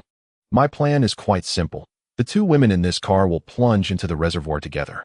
Can you guess the outcome?" The woman turned to Ning, her smile alluring. "If I do not die, your brother Yin will not spare me. If sacrificing my life can pave the way for his grand ambitions, I am willing. Whether you are willing or not is of no concern to me." Ning's heart sank. If they fell into the water, their fate was sealed. Hearing her rapid breaths, the woman chuckled softly. "This is a normal reaction before facing death. How amusing. By the way, I am quite curious. How did you know I was acquainted with your brother Yin?" "The scent. You have been in contact with him. You carry his fragrance," Ning responded, her hand instinctively moving to the door handle. She pulled, but the door would not budge. The woman noticed her futile attempt. "It is of no use. You truly are an extraordinary girl. No wonder he claims you are one of a kind. How wonderful it would be if you could willingly remain by his side. Alas, why can you never take that step? Without you, he could focus more intently." Even Ning, despite her naivety, recognized the peril of her situation. The first person who came to mind was surprisingly Su Bo, that towering figure who always called her silly girl. She slammed her body against the door, pleading, "Let me go. Let me out." The woman ignored Ning's desperation, pressing the accelerator with force, the car hurtling towards the reservoir. Ahead loomed a tall barrier, and behind lay the unfathomable depths of the water. "No, I do not wish to die yet." Ning clutched her head in despair. "I do not want to die. My mother is still waiting for me." Images raced through her mind. The delicate woman smiling at her from the cold wall. Her mother, the one who had given her life. Memories surged closer, yet there was no time to react. The car accelerated rapidly, the tires screeching, and the vehicle was already airborne. "You are insane. We will both perish." Ning reached out to seize the steering wheel from Hong Jie, but Hong Jie's agility surpassed her expectations. Her right leg firmly pinned Ning down. "If you perish, the young master will finally loosen his grip. All these years of effort will not be in vain. If you must blame someone, let it be your ill-timed appearance." The vehicle soared high into the air, plummeting toward the reservoir. Ning's head struck the window with a resounding thud. Her body pressed against the front windshield due to inertia. Panic engulfed her as gravity rendered her body foreign. Her internal organs quivered. As the car plunged into the water, she cried out, her innate instincts as a nine-tailed fox surging forth. The energy within her coursed chaotically, and her tail suddenly emerged, sweeping outward, shattering the windshield completely. Hong Jie would not allow Ning to escape. She reached out, gripping Ning's leg with unwavering resolve. Frustrated, yet unwilling to abandon Hong Jie to her fate, Ning grasped Hong Jie's arm, pulling her with all her might. With a powerful kick, Ning propelled both of them upward. Alas, the reservoir's depths had long been saturated with malevolent energy. As Ning focused solely on dragging Hong Jie to safety, she remained unaware of the shadows lurking beneath the surface, drawing closer. In Chapter 443, Fishing for Water Ghosts 1, despite her limited cultivation, Ning remained a spirit fox, her aura attracting the sinister energies of the reservoir, primarily drawing the attention of several water ghosts seeking a substitute. Meanwhile, Cui Ying's deductions were not misplaced. Bai Yi had already implanted a tracker on Ning. Upon noticing the tracker nearing the reservoir, a jolt of alarm coursed through him. While Tang Sancheng's reaction was even more pronounced. "This is bad. There are 7 gates beneath the reservoir." Having collaborated with Bai Yi for an extended period, Tang Sancheng was familiar with the concept of the 7 gates. His expression shifted to one of concern. The two accompanying Ying Ning are oblivious to the ways of the Tao. In the context of Maoshan techniques, the 7 gates represent the Yunqing Gate, Shanjiang Gate, Ziqing Gate, Shangyang Gate, Tianyang Gate, Yusui Gate, and Taiyu Gate, corresponding to the 7 stars of the Big Dipper. They signify the flow of vitality in any location. When these gates transition underwater, they delineate the direction of malevolent energy, forming a gathering pool of Yin. This pool attracts various sinister entities, with water ghosts being the most common. Not only was Ying Ning's cultivation shallow, but she was also in a state of amnesia, rendering her control over her abilities woefully inadequate. Tang Sancheng strode forward, while Bai maintained a composed demeanor behind him. The situation, spiraling out of control, was beyond his expectations. If Ying Ning's life were to be lost, how could he justify it to Bai Mo Xian or Fei Subo? Having navigated perilous situations throughout his life, he never anticipated such a downfall today. Can we catch up? Bai inquired, observing the tracker's position. They were still some distance from the reservoir, and Ying Ning might not necessarily plunge into the water. Tang Sancheng replied, "It would be best if we could reach her. We fear not the 1,000 dangers, but the one unforeseen." The two hastily drove toward the reservoir. While the individuals originally tasked with following Ying Ning were now in a state of disarray, they had never anticipated the vehicle would careen into the water. And faced with the 100-meter deep reservoir, their lack of swimming skills left them in a state of panic. The speed was too swift, and they could not intervene in time. They could only watch helplessly as the car plummeted. Just as they were consumed by regret, they witnessed a man dive directly into the reservoir. They exchanged bewildered glances. Who is that? Ying Ning, while holding her breath underwater, struggled to control Hong Jia's movements. This woman seemed to have a death wish, relentlessly pulling Ying Ning downward. As Ying Ning fought desperately to ascend, she caught sight of 2 dark shadows approaching her, sending a jolt of terror through her heart. Water ghosts. Those who perish by drowning, whether by suicide or accident, linger in the depths, transforming into water ghosts. They patiently wait in the water, luring or forcing others to meet the same fate, in hopes of finding a substitute for themselves. For centuries, these water ghosts have effortlessly reincarnated through this method, escaping the torments of hell. In rural areas, there are always children who inadvertently fall into the water. Even those skilled in swimming sometimes cannot resurface, claiming to be ensnared by aquatic weeds. Yet, only a few with spiritual insight understand that it is the water ghosts who have taken them as substitutes. Behind these 2 water ghosts lurked several more, along with indistinct shadows that eluded clear sight. Although Ying Ning's instincts had returned, Hong Jia was dragging her down. Ying Ning's greatest skill was her ability to flee. When faced with peril, her immediate response was to escape. Suddenly, an eerie smile appeared on Hong Jia's face as she removed her outer coat and bound her wrist to Ying Ning's calf. Ying Ning internally cursed her luck. Binding was one thing, but after doing so, Hong Jia spread her arms wide, allowing herself to sink. This was truly troublesome. With a heavy sigh, Ying Ning realized that today was a day of unavoidable calamity. The dark figures in the water grew increasingly dense. The reservoir had been constructed for over 30 years, and countless souls had perished here. Ying Ning, possessing a certain spiritual aura, quickly became the target of these water ghosts, who rushed towards her in a frenzy. At the critical moment, a strong hand grasped Ying Ning's wrist. The grip was powerful, and with surprise, she looked up to see a familiar face. Was it Su Bai? As he drew closer, she recognized him clearly. It was Chu Yan. A flicker of disappointment crossed Ying Ning's heart as she noticed Chu Yan's furrowed brow. His gaze fixated on the water ghosts below.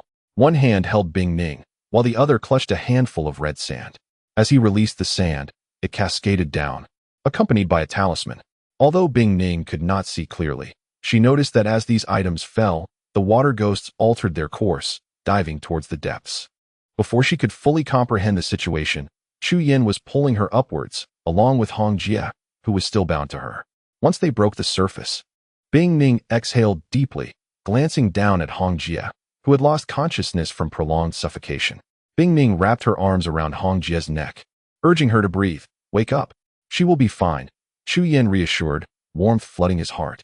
Even at such a moment, Ying Ning was concerned for the safety of the one who sought her harm. Truly, she was a foolish girl. Together, Chu Yan and Ying Ning swam towards the shore.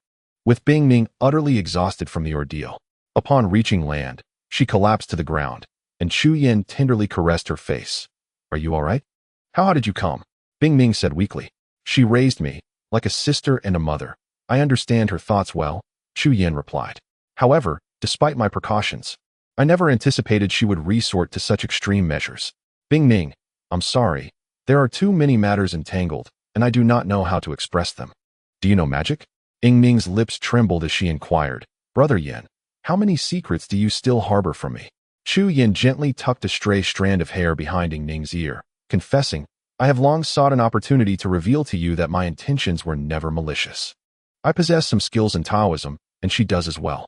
Who exactly is she? Ying Ming asked. Chu Yin cast a glance at Hong Jie lying on the ground.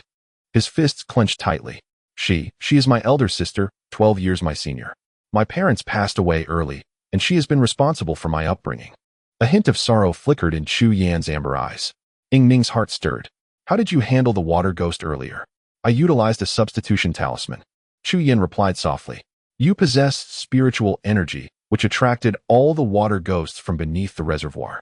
The substitution talisman, crafted from red nitrate and talisman paper, can create a temporary doppelganger that mimics your vital essence, albeit for a brief duration, sufficient for our escape. A substitution talisman, wasn't that a form of Taoism? What other secrets does this man conceal? A sense of melancholy enveloped Ying Ming. Brother Yin, how much more do you keep from me? Chu Yan's expression stiffened. That day had finally arrived. As Hong Jie, who had fainted, stirred slightly, Ying Ming sighed. Let us revive her first. Noticing Ying Ming's refusal to meet his gaze, Chu Yin felt a pang of despondency. He stared intently at Hong Jie's face, reflecting on how a woman driven by impulse could be more fearsome than a devil. Do you realize that your recklessness today almost cost me the most important person in my life? Ying Ming turned back, seeing Chu Yin still unmoving, and urged, what are you waiting for? Check if she is all right. Chu Yin reached out to pinch Hong Jie's acupoint, and the desperate woman awoke, her eyes clouded. Upon seeing Chu Yin's face, her expression turned indifferent, and a sardonic smile tugged at her lips. You have indeed fallen for her. How long must you meddle in my affairs? Chu Yin replied coldly. History is replete with astonishing coincidences. The outcome, however, remains uncertain. Hong Jie's words enveloped Ying Ming in confusion. Hong Jie glanced at Ying Ming and remarked, there are many naive souls in this world. Yet truly benevolent individuals are rare. You could have left me behind. You are a life, Ying Ming asserted. Every individual possesses the right to exist. Hong Jie, suppressing her voice, cackled, I have lost. I have truly lost. Is this fate? It must be fate. Ha ha ha. History is always astonishingly similar. Ying Ming was engulfed in bewilderment. What is she saying? Chu Yan's face twitched slightly. His throat felt constricted. Ying Ming, Ying Ming. Su Bo slid down the slope. His backside jolted painfully by the uneven terrain. Ignoring the discomfort, he rushed toward Ying Ming. Girl, are you all right? I'm fine, Ying Ming replied, gripping Su Bo's wrist. There are water ghosts beneath. Fortunately, Brother Yin arrived in time, or the consequences would have been dire. Su Bo frowned, scrutinizing Chu Yin, whose face betrayed no emotion. We should depart at once. Wait, Shui Ying interjected, stepping in front of Chu Yin. Do you not wish to explain? What is your relationship with this lady? We have witnesses who saw her driving Ying Ming into the reservoir. To put it bluntly, this could be construed as murder. Ying Ming's mind was in disarray, weakened. She leaned on Su Bo for support. Shui Ying, please refrain from further inquiries. Let us treat today's events as if they never transpired, shall we? The girl implored. You mustn't be so kind. She nearly cost you your life. Shui Ying responded. This matter cannot simply be overlooked. And you, Chu Yin. It seems this place is quite lively. Bai Yi and Tang Sin descended together, accompanied by two unfamiliar men. Bai Yi chuckled, surveying Chu Yin from head to toe. Truly a paragon among men. No wonder Mo Xian often speaks of you. Uncle Bai? I did not expect you to be so youthful, Chu Yin replied, maintaining his composure. What brings you here? You may not be aware, but Ying Ming is Mo Xian's sister. Naturally, this concerns me. Bai Yi would not be outdone by a junior. His demeanor remained calm. Exuding a sense of strategic foresight, Mr. Chu, Ying Ming nearly lost her life. Given your acquaintance with this young lady, your timely appearance raises suspicions. If you could clarify your position, it would be most appreciated. Sister Hong let out a muffled groan, having just regained consciousness. she realized her significant misstep, one that could jeopardize all past efforts. Chu Yin remained unperturbed by Bai Yi's blend of firmness and softness. His expression was serene, his tone neither humble nor arrogant. I do have matters to elucidate, but they pertain solely to Ying Ning. Should Mr. Bai find this unacceptable, it may complicate matters. What a remarkable young man. Bai Yi coughed lightly. Ying Ning, unwilling to pursue accountability, knew that even with witnesses, they could attest to Chu Yin as the savior, which would only serve to benefit him. Supported by Su Bo, Ying Ning clutched him tightly, looking helplessly at Chu Yin. Brother Yin, if you wish to listen, let us depart together now. Chu Yan's words carried an undeniable authority, yet upon meeting Ying Ning's gaze, they transformed into profound tenderness. Is that agreeable? Su Bo turned to Ying Ning, meeting her pleading eyes. He inwardly scolded himself, but graciously said, I trust he will not harm you. You may go. Chu Yin took hold of Ying Ning's hand, his thoughts shifting as he swept the frail Ying Ning into his arms. The princess carried causing her to clutch tightly at his chest, while Su Bo's face paled. Sister Hong glanced back at Su Bo with a cold smile. We shall take our leave first. It was remarkable that, despite such a severe impact, she could still move on her own. There was a reason for her repeated ventures into the antique shop. Bai Yi stood with his hands clasped behind his back. Once the three had distanced themselves, he remarked, carelessness can lead to dire consequences. Yet, it is not entirely without merit. At least we now know that Sister Hong and Chu Yin are connected. Chu Yin is the one lurking behind Wang Deli, Shui Ying noted.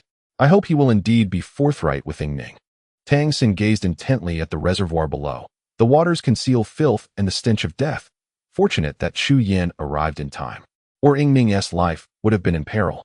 He remained fixated on the depths. The efficacy of the substitute talisman Chu Yin had deployed had worn off, and the water spirits, realizing they had been deceived, lingered, refusing to disperse. This was alarming, triggered by Ying Ning's spirit energy. Those water spirits would likely enter a state of heightened activity, and it was uncertain how many they might endanger next.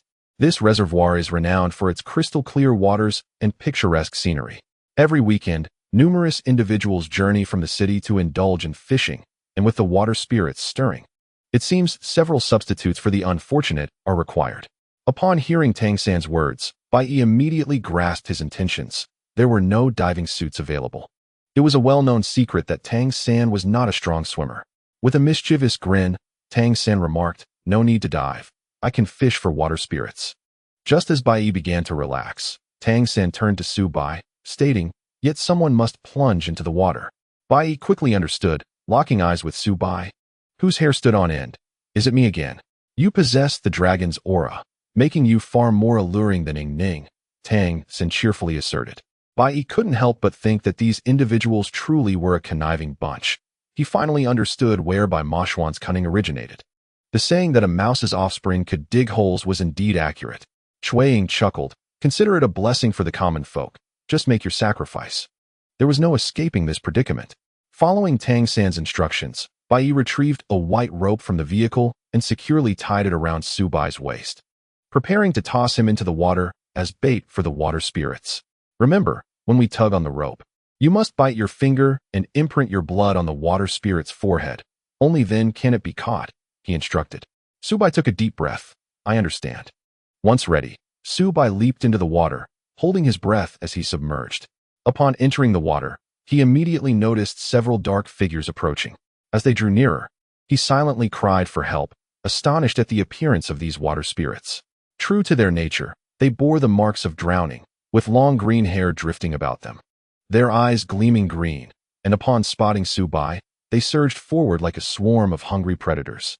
Just as Su Bai anticipated their imminent attack, an unbelievable scene unfolded. They began to fight amongst themselves. From above, Tang San observed the chaos below with amusement. Excellent. The feeding frenzy has commenced. This will simplify matters for both Su Bai and myself. Amidst the fray of spirits, the strongest among them devoured the others, victoriously heading towards Su Bai.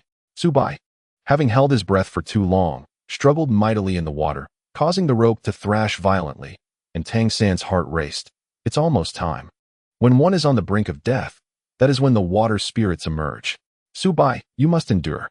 The massive green-haired water spirit floated upward, and upon noticing Su Bai's eyes rolling back, it swiftly mounted his back, its hands gripping his neck. Remembering Tang San's instructions, Su Bai bit his finger. Realizing that the blood dissipated quickly underwater, he needed to act swiftly. Fortuitously, being tall with long arms, he managed to reach back and imprint the blood on the spirit's forehead. The water spirit, capable of consuming its kin, was no ordinary foe. Sensing Su Bai's intent, it fought desperately to break free, yet the two were seemingly glued together. The commotion beneath the surface caused the rope to tremble incessantly. Tang San nodded. The time has come. Pull. United in their efforts, the three individuals hoisted the rope, and at long last, Su Bai inhaled the fresh air, exhaling it hurriedly, exclaiming, "Goodness, my lungs feel as if they might burst." Upon turning back, he noticed the water ghost attempting to free itself. However, it was helplessly marked with blood seals. Tang San burst into hearty laughter, casting a golden spell that reduced the water ghost behind Su Bai to a wisp of ash, which was whisked away by the wind, leaving no trace. Exhausted, Su Bai slumped onto the ground as Qiao'er supported him, inquiring, "Are you all right? Can you breathe?" "Somewhat." Su Bai replied weakly, "It nearly took my life." "As long as you're alive," Qiao'er retorted without sympathy.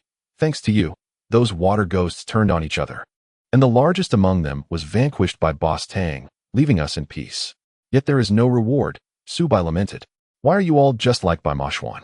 With his hands clasped behind his back, Tang San strolled a bit, affixing several talismans among the trees surrounding the reservoir before returning. Observing Su Bai sitting there, looking dejected and feeble, Tang San chuckled. "The person has been handed over. It's too late to have second thoughts now." Chapter 445. Destiny. Ning, cradled in Chu Yan's arms, dared not meet his gaze. Hong Jia, displaying great tact, departed alone once they reached the shore. Chu Yan carefully placed Ning into the car and was about to withdraw when she asked, "Have you ever divined the future? Even if you knew she would come for me, how could you have known she would do so here?" Chu Yan remained silent. Ning, not foolish, simply sat in silence as he drove away. Along the route, she closed her eyes, reflecting on everything that had transpired with Chu Yan.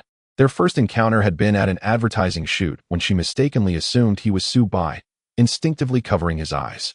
Only upon his turn did she realize her error. Perhaps had that little incident not occurred, everything that followed would have been altered. During her moments of sorrow, had he not appeared just in time, would their bond have grown so profound? Upon reaching their destination, a magnificent sea of flowers unfolded before them. It was Ning's first time witnessing such beauty in the capital. Chu Yan remained resolute, his gaze fixed upon the floral expanse. "Your memories should all have returned to you now," he remarked. Ning clenched her hands, uncertain how to respond. The effects of Shui Fun's medicine, coupled with her earlier instinctive outburst, had caused past events to emerge in her mind like a well-ordered lantern show, revealing everything. Her lineage, her connection to the antique shop, everything resurfaced. "Indeed, you have remembered," Chu Yan said. "What I care about most is whether you and Su Bai are betrothed." "No," Ning shook her head. "It was merely a lie spun by Brother Mashwan." A smile graced Chu Yan's lips, a hint of relaxation evident as he reached into his pocket. "You are certainly familiar with this." As he retrieved an object, Ning sat upright in surprise, her frail body momentarily invigorated by the revelation, the blood silk stone. Her hand instinctively moved to her neck, where her own blood silk stone rested securely. Confusion washed over her as she pondered, "What does this mean?" Fire within the flame. "Ning, do you not understand?"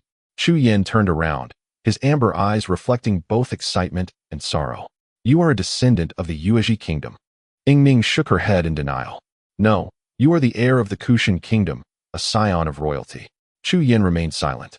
As Ning reached out and tugged at the fabric of his collar, revealing a flame-shaped birthmark on the nape of his neck, identical to her own. Bewilderment washed over Ning.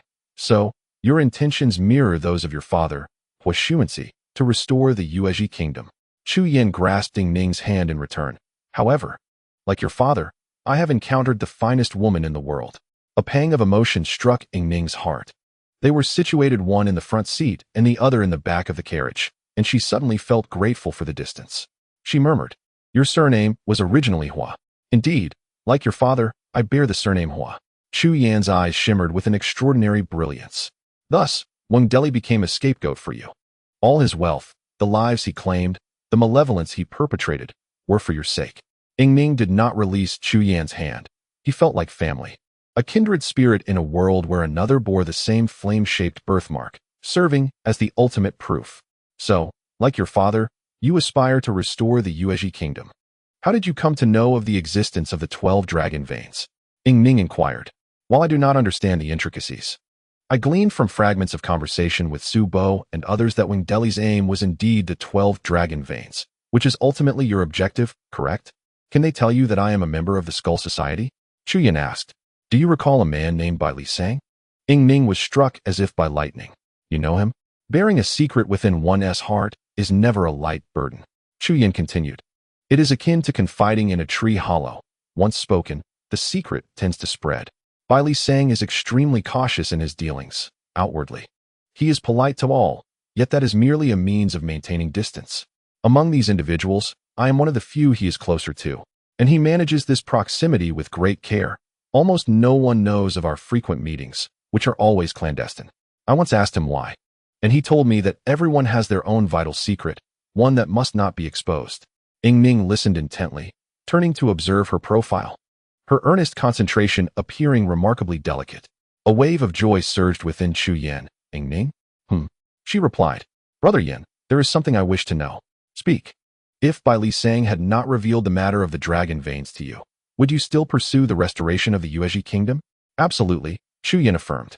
From a young age, my kin have told me that this is an unfinished grand undertaking of the Yuezhi descendants, and I am the one chosen by fate. Only I am worthy of becoming the king of the Yuezhi. Thus, even in your youth, your kin began to strategize for the future. Ning began to comprehend. Wang Deli is your most loyal subordinate, isn't he? Indeed, he and Hong Jia are my right and left arms, Chu Yan replied. From the moment of my birth, he orchestrated all affairs through his means, while I had to undergo various forms of training. In their words, I must possess the demeanor of a king. Our encounter was indeed a matter of design. The light in Ning's eyes dimmed. No, it was an unexpected rendezvous. Chu Yan remarked. You mistook me for another, and at that moment, I had no inkling of your identity. Yet, your gaze was so pure. As if I glimpsed a sanctuary, a place where I found tranquility. Ning, I yearned to draw closer to you, and on that day, an event transpired. Ning lowered her head, tears welling in her eyes. My amnesia is also intertwined with you. Chu Yan was momentarily at a loss for words. The circumstances then were extraordinary. I had to manage the situation in that manner. After your altercation with Su Bai, you departed, and I witnessed it all. I searched for you everywhere. That day coincidentally marked the actions of Green Orchid and Sister Hong. When you entered that alley, it alerted the two of them. Green Orchid intended to silence you, but Sister Hong, fearing the situation would escalate, intervened. However, Green Orchid sought to sever your tongue. Ning was oblivious to this unfolding drama, yet upon hearing it now, she broke into a cold sweat. Sever my tongue? Green Orchid is a subordinate of Wang Deli. Her temperament is peculiar, with a particular taste for using tongues to accompany her drinks. Chu Yan, wary of startling Ning, refrained from elaborating. When I arrived, she was about to take action. To save you, I injured her, and she was unaware of my identity, thus I concealed my face. Sister Hong, having known me for many years, understood my intentions and did not reveal my identity to Green Orchid. No wonder there was so much blood, yet I bore no wounds. That was Green Orchid's blood. Yet you witnessed both of their faces. I could not harm you, nor could I kill you. I truly had no other recourse. Chu Yan continued. I resolved to administer the amnesia powder to you. So that was it. Chu Yan observed Ning's silence and sighed. If one were to say I fell for you at first sight, it is true. Yet, at that moment, I did not feel the weight of destiny. That night marked a turning point for me. As I administered the amnesia powder, I discovered the bloodstone at your neck. In this world, there exist but 2 bloodstones. Why only 2? Ning inquired. Because the descendants of the Hua family split into 2 lines. Your father belongs to one, and my ancestors to the other. Each lineage possesses 1 bloodstone. Chu Yan elaborated. The commonality lies in the flame-shaped birthmark at the nape of the neck. Upon seeing the bloodstone on you and confirming your birthmark, I instantly recognized your lineage. The Huasun-Si lineage ceased to exist during the Tang dynasty. Yet according to the lore passed down through my ancestors, Huasun-Si once had a daughter, born of a union with a fox woman. After Huasun-Si's demise, his wife and daughter vanished without a trace, along with the ancestral bloodstone. Chapter 446, Growing Up. So this tale has been handed down through generations. Ning's face suddenly flushed. So, you have long known that I am not human? To some extent, yes. Chu Yan, relieved to see Ning accept this truth, felt his burdens lift. Ning, upon learning of your true identity, I felt a sense of fortune. The woman I first laid eyes upon is deeply connected to my fate. It is destiny. Your father encountered your mother, and I encountered you. The destinies of our two generations are remarkably similar. From the moment you covered my eyes at the filming location, it was all preordained. Ning, I rejoice. For it is you who embodies this connection. Ning pressed her lips together, asserting, no, we are inherently different, Yin Ge. Was the candy you designed intentionally? She recalled that day when Su Bo brought home the green vine, claiming it to be his girlfriend. In that moment, her heart shattered. During her deepest sorrow, Chu Yin appeared and offered her that limited edition candy. Its sweetness indeed provided solace, gradually easing her grief. No, it was certainly not the first time, Chu Yin remarked. Seeing you weep by the roadside, I felt an ache in my heart. I wished to comfort you. That candy is made from a unique plant found at the ruins of the Yuezhi kingdom, embodying the essence of nature's sweetness. If it wasn't the first time, then what about the future? Ning placed her hand over her heart. When did you begin to add extraneous elements to it? The fruit is truly captivating. Chu Yin sighed ruefully. The more I engage with you, the more I find myself unable to part from you. Your innocence, your kindness, each aspect tugs at my heart. When I close my eyes, all I see is you. Each separation brings me heartache. Even before your memory loss, I discerned your affection for that boy named Su Bo. Once you regain your memories, I fear I will lose you. This thought keeps me awake at night. I have struggled. I do not wish to deceive you, nor do I wish to employ such means to keep you by my side. Yet I did. I ground the fruit into powder, enveloping it in a layer of syrup, rendering it undetectable. Chu Yin paused momentarily. You are easily trusting. Each time I watch you joyfully consume the candy, my inner torment deepens. Yet, I cannot restrain myself. The poppy was not my addition. Hong Jie perceived my profound feelings for you and, unbeknownst to me, added it to the mix. Ning sighed. She truly cares for you. There was no hint of malice in her tone, which only intensified Chu Yan's heartache. Su Bo discovered the secret of the candy, and I was frantic. Hong Jie, seeing my distress, believed you might become an obstacle to our plan. If I cannot keep you by my side, she intends to eliminate me. Without me, you would still be the former young master to her. Ning comprehended. So that explains today's events. Were I in her position, I would likely do the same. Ning, do not be so kind, Chu Yan urged. The tall one has said the same, Ning replied with a smile. My aunt has scolded me as well, but while humanity possesses both good and evil, one is not inherently malevolent from birth. Is the tall one referring to Su Bo? Chu Yan murmured. So, that is how you refer to him. Ning immediately lowered her head, her hands entwined. Memories flooded back to her. The time she was captured to be transformed into a ghost fox, reverting to her original form in his embrace, the warmth reassuring her. She recalled the torture she endured, and how he rushed into the underworld to rescue her, braving dangers to bring her warmth against the cold, despite the pursuing enemies. Leading her to meet her mother, one by one. How could she have forgotten such precious memories? Gazing at Chu Yan before her, she pondered why he had embarked on the path of his father. Their history ran so deep. It was no wonder she felt an extraordinary connection upon first meeting him. There was an undeniable familial warmth about him, yet she must prevent him from following a path leading to ruin. Ning, what are you thinking? Chu Yan inquired. Are you still planning to proceed? Ning inquired. Do you not realize that the birthmarks upon us signify the presence of malevolent spirits? We risk succumbing to madness, potentially harming those we hold most dear. Our immediate priority should be to expel this malevolence. The state of Yuezhi has already met its demise. History relentlessly marches on, and each fallen dynasty bears its own reasons for decline. Why do we linger in the shadows of the past? Were it not for the burdens my father bears, our family of 3 could live in peace. Yin Ge, are you truly willing to place yourself in a predicament? The decision rests with you. Chu Yan's voice grew increasingly gentle. Me? Ning replied, perplexed. Why? Everything is in place. The descendants of Yuezhi are prepared. The funds are secured. With but a command from me, the plan will commence, Chu Yan stated. Yet I am weary. From the moment of my birth, everyone has told me that I was born under extraordinary circumstances, destined to be the hope of the Yuezhi lineage, the second Huoxuan, destined never to fall. But I am tired, Ning. If you are willing to share your life with me, I would forsake everything. I do not wish to be the king of Yuezhi. I desire only to be the king of your world. Ying Ning swallowed hard as Chu Yan turned to her, his gaze piercing into her eyes. I need you to provide me with an answer. Ying Ning's hands trembled. The significance of this answer was abundantly clear. Chu Yan's gaze fell, noticing her quivering hands, and he grasped them firmly. Wait, do not rush your response. I do not know how to express this. Ying Ning's body shook incessantly. I have never told a lie. Do not say that, Chu Yan urged. Ying Ning, I have a plan to dispel the malevolent spirits that afflict us. There are numerous endeavors we can undertake together.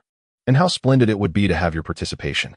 We are destined individuals, capable of experiencing a love as fervent as that of your parents, culminating in the simplest of happy endings. I understand you have just regained your memories. Your mind is cluttered, and there is much to sort through. Allow me to escort you home. You may provide your answer later, if that suits you. This proposition resonated perfectly with Ying Ning. Yes, I wish to return to the antique shop. Subo sat on the steps in front of the antique shop, periodically glancing to the left.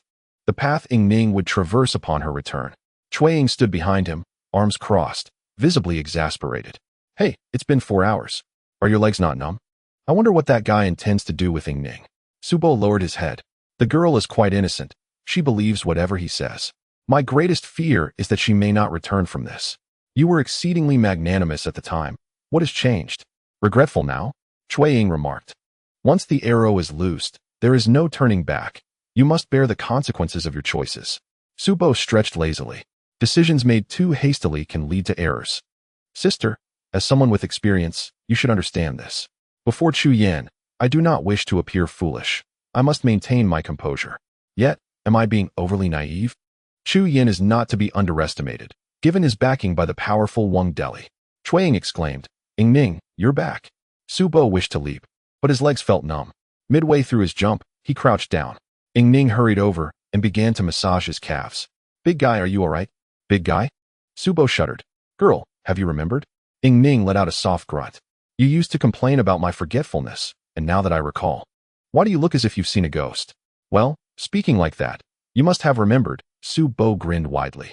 Haha, Aunt Shuefen's medicine truly works. Even if that fellow tampered with the sugar pills, it was futile. Haha, girl, it's splendid. You finally remembered. Subo circled around Ying Ning several times before finally standing still, adopting a look of satisfaction. Now that's more like the girl I used to know. Suddenly turning into a lady has thrown me off. A wild girl is just a wild girl. Chapter 447. Waiting for you, Ying Ning wanted to retort, but her eyes welled up with tears. She wiped her eyes to stave off the tears. Cui Ying asked with concern, What's wrong, Ying Ning? Did Chu Yan bully you? Ying Ning sobbed as she recounted Chu Yan's demands, and Subo's expression turned dark. He spat on the ground, an action likely influenced by Master Lazy, and began to curse. How dare he be so arrogant? There are plenty of people richer than him. Good looking? At least there's Bai Moshwan keeping him in check. Does he think he has support? If that's the case, why doesn't he take his crew to Mars and claim kingship there? Ying Ning, don't undermine yourself. We are not afraid of him. Cui Ying angrily shouted. Shut up and get out of my way. Hey, which side are you on? Did Chu Yan offer you some benefits? Subo was perplexed. Why are you telling me to leave? Ying Ning, come with me. Cui Ying pulled Ying Ning into her room, and as Subo chased after them, Cui Ying promptly shut the door, nearly causing Subo to collide with it. He could only leave in frustration. First, tell me everything Chu Yan said, Cui Ying instructed. Don't leave out a single detail. I want to interrupt. You can speak freely. Ying Ning immediately knew she could rely on Cui Ying and recounted the entire incident in detail. Cui Ying organized her thoughts as Ying Ning spoke, not interrupting even once. When Ying Ning gazed at her with wide eyes, Cui Ying gently patted her head. Girl, you've grown up. Huh? Ying Ning replied, puzzled. What do you mean by that? You cannot tell him the answer directly, Cui Ying said. However, I remembered something else. Master Xuanxu mentioned he encountered a child who bore the same flame birthmark as you. It seems that child was Chu Yan. In his youth, Chu Yan did not believe in the Tao or reincarnation, living quite recklessly, a stark contrast to the person he is today. Ying Ning's heart tightened. I can sense it. He does not enjoy his current life. Whether it's cultivating the Tao, being a young master, or pursuing national restoration, these burdens weigh heavily on him. So, are you planning to agree to his request and stay by his side, allowing him to abandon his so-called grand ambitions? Cui Ying inquired. This matter is fraught with complications. Ning, you must follow your heart and act decisively. I understand. I see him as a brother. The one I truly like is Su Bo, Ning asserted confidently. Cui let out a sigh of relief. You are still the same Ning as before, not a bit changed. Ning gently caressed the bloodstone around her neck. Lamenting with a pitiful sigh, I always feel guilty towards him. Matters of the heart cannot be forced. If you deceive him, that would truly be wrong, Cui replied. Even if he heard about the 12 dragon veins from Bai Li saying, the map resides only in Su Bai's mind. Even if he spends decades, he may not surpass Bai Li Sang's progress. Ning, there is nothing to worry about. Upon hearing Cui Ying's words, Ning finally smiled. Her thoughts drifting to her mother. Brother Mo Xian said that when the day of amnesty arrives in the Qingqiu kingdom, I will be able to see my mother. I wonder when that will be. It will come soon. It is almost here. Suddenly, Cui Ying remembered something. Ning, why not inquire with Chu Yin about the method to dispel the evil spirit? Didn't he say he had some clues? I did not ask, Ning shyly replied. Given the atmosphere at the time, how could I have asked? Outside the door, Su Bai let out a great sigh of relief, his heart blooming with joy at Ning's response. He raised his arms in silent celebration, exclaiming softly, "Oh yeah, victory!" No matter how handsome or gentle Chu Yin is, Ning only sees him as a brother. Su Bai excitedly stepped back until he bumped into someone, turning to find Bai Mo Xian. "Goodness, you finally returned," he exclaimed, a foolish grin on his face. "What are you grinning about?" Bai Mo Xian's tone was laced with irritation, clearly in a foul mood. "What is it to you?" Su Bai rolled his eyes. "Feeling feisty? Have you eaten gunpowder?" Yu Qing, standing beside Bai Mo Xian, quickly interjected, "How is Ning doing? There have been significant changes while you were away." Su Bai crossed his arms defiantly. "But oh, great star, since you're deliberately provoking me, I refuse to tell you." "Yu Qing, you take it from here." Bai Mo Xian's expression darkened instantly as he seized Su Bai by the neck, his nails digging painfully into his flesh. "What are you doing, trying to murder me? Can't I tell you?" Releasing his grip, Bai Mo Xian shot Su Bai a glare. "There's a time for jokes, and this is not it." "I was wrong, I admit it, okay?" Su Bai retorted, sticking out his tongue. "For some reason, I actually feel quite good right now." "Fine, I'll recount everything in detail. Is that acceptable?" Su Bai's thoughts were clear, and his ability to express himself left no room for doubt. The two began sitting and listening, eventually lying on the bed to continue. Finally, Su Bai gestured in the air. "It is done." Bai Mo Xian rested his hands beneath his head. "Is that all?" "That's it," Su Bai replied, pouring himself a glass of water and downing it in one gulp. "I was parched. So what are your thoughts?" "What that kid said was not a lie. They have indeed made some progress. There have been sightings of humans at Jiulong Mountain. Bai Mo Xian and I spent days there, assisting Gong Yin in reconfiguring the mechanisms and secret passages of Jiulong Mountain. After Su Su's death, Lingli has not been as obedient, and Gong Yin has been striving to tame it, finally achieving some progress." Yu Qing scrutinized Su Bai's expression, noting that he remained composed upon mentioning Su Su, and continued, "Currently, the only one who can stop Chu Yin is Ning. Using beauty as a tactic?" Su Bai scoffed. "Ning does not harbor any affection for that boy. Even if I were mistaken and she does like him, enjoying his company does not equate to love. It would only cause her distress, and I cannot agree with that." Bai Mo Xian let out a low grunt. "I had already anticipated this." "What? Are you all playing tricks on me?" Su Bai finally grasped the situation, letting out a sigh of relief. "This is hardly amusing." The group had been frequenting the Jiulong Mountain, but suddenly halted their activities. Bai Mo Xian remarked, "From what you say, it seems that Chu Yin indeed harbors intentions of giving up. Whether there will be a fierce contest depends entirely on Chu Yan's decision." Su Bai understood that Chu Yan's ability to relinquish his ambitions hinged on Ning. If she could persuade him, everything would fall into place, and Chu Yin would swiftly become the second Huasun Si, relinquishing his kingdom for the sake of beauty. Cui Ying concluded her private discussion with Ning and, upon unexpectedly encountering Yu Qing, could not help but display a hint of delight while maintaining her composure. "Oh, you're back?" Su Bai teased. "Keep pretending. Your lips are curling up. Why not give him a hug?" "Quit it," Cui Ying retorted. "I am not as sentimental as you. Come on, you're from overseas. It's true you're not sentimental, but it's also true you're not bold. If you want to hug him, just go ahead," Su Bai chuckled, turning away and covering his eyes. "Superstar, you turn around too." Before Bai Mo Xian could turn, Cui Ying had already leaped into Yu Qing's embrace. Yu Qing sensed something different about Cui Ying today and looked down in surprise. Why aren't you wearing high heels? Cui Ying playfully pouted. What do you think? Yu Qing chuckled innocently. I get it, hee hee. Hearing Yu Qing's silly laughter, Subai turned back to see Cui Ying wrapping her arms around Yu Qing's neck, exclaiming, You say you're not sentimental, and yet here you are. Ying Ning, tucked away in a corner, widened her eyes as she observed the interaction between Cui Ying and Yu Qing, then quietly lowered her head. Subai felt a stir in his heart and stepped forward to stand before Ying Ning. Have you thought it through? Yes. Ying Ning did not feign ignorance. I will tell brother Yin the truth. If you could dissuade him, that would be for the best. It would resolve the matter quite nicely. Subai laughed lightly. By the way, my mother mentioned that you haven't visited our home in a while and would like to invite you over for dinner. Chapter 448. The poisonous sweetness tonight? Ying Ning blinked her large eyes, inquiring. Tonight? Subai was actually just fabricating. All right, it will be tonight. Once the words left his mouth, there was no taking them back. When will you meet Chu Yan? Bai Mo Xian asked. I can manage it on my own. No need to accompany me. Ying Ning replied with confidence. Brother Yin will surely understand. Meanwhile, Chu Yin sat cross-legged in the living room, his eyes tightly shut, yet his fingers trembled slightly. Hong Jie sat nearby, observing coldly. Young master, if your heart is unsettled, why force yourself? Chu Yin opened his eyes, his amber gaze devoid of any color. Are you mocking me? Your reluctance to punish me is already a great kindness. Hong Jie sighed. I never intended to return alive after confronting Ying Ning. Young master, I speak plainly. Her memory has returned, and it brings you no benefit. Rather than waiting for disappointment, why not act swiftly? The position of Queen of the Moon Kingdom will still be hers. You need not beat around the bush to persuade me. Chu Yin pressed his lips tightly together. You knew the outcome all along, did you not? Young master, I am a woman.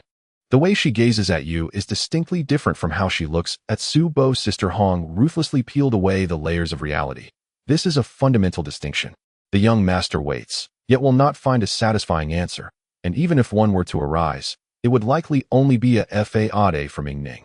In that case, she would deserve her fate. Chu Yin felt a warmth rise at the nape of his neck, and he struggled to contain it. His amber eyes deepening. I need her to tell me in her own words. Young master. Sister Hong's voice suddenly escalated. Wang Deli is dead. His remains have vanished. Do you intend to let his death be in vain? From before your birth, he was your most loyal servant, and after your arrival, he devoted himself entirely. Can his sacrifice not prompt even a flicker of change in your heart? Sister Hong's mention of Wang Deli carried a tone of reproach. Young master, I understand your thoughts. From birth, you had no choices of your own, following the path laid out by your kin. Yet, if you believe in your destiny with Ying Ning, why do you not also believe that the revival of the Yuezhi nation is part of your fate? Chu Yin closed his eyes, seemingly unwilling to hear more.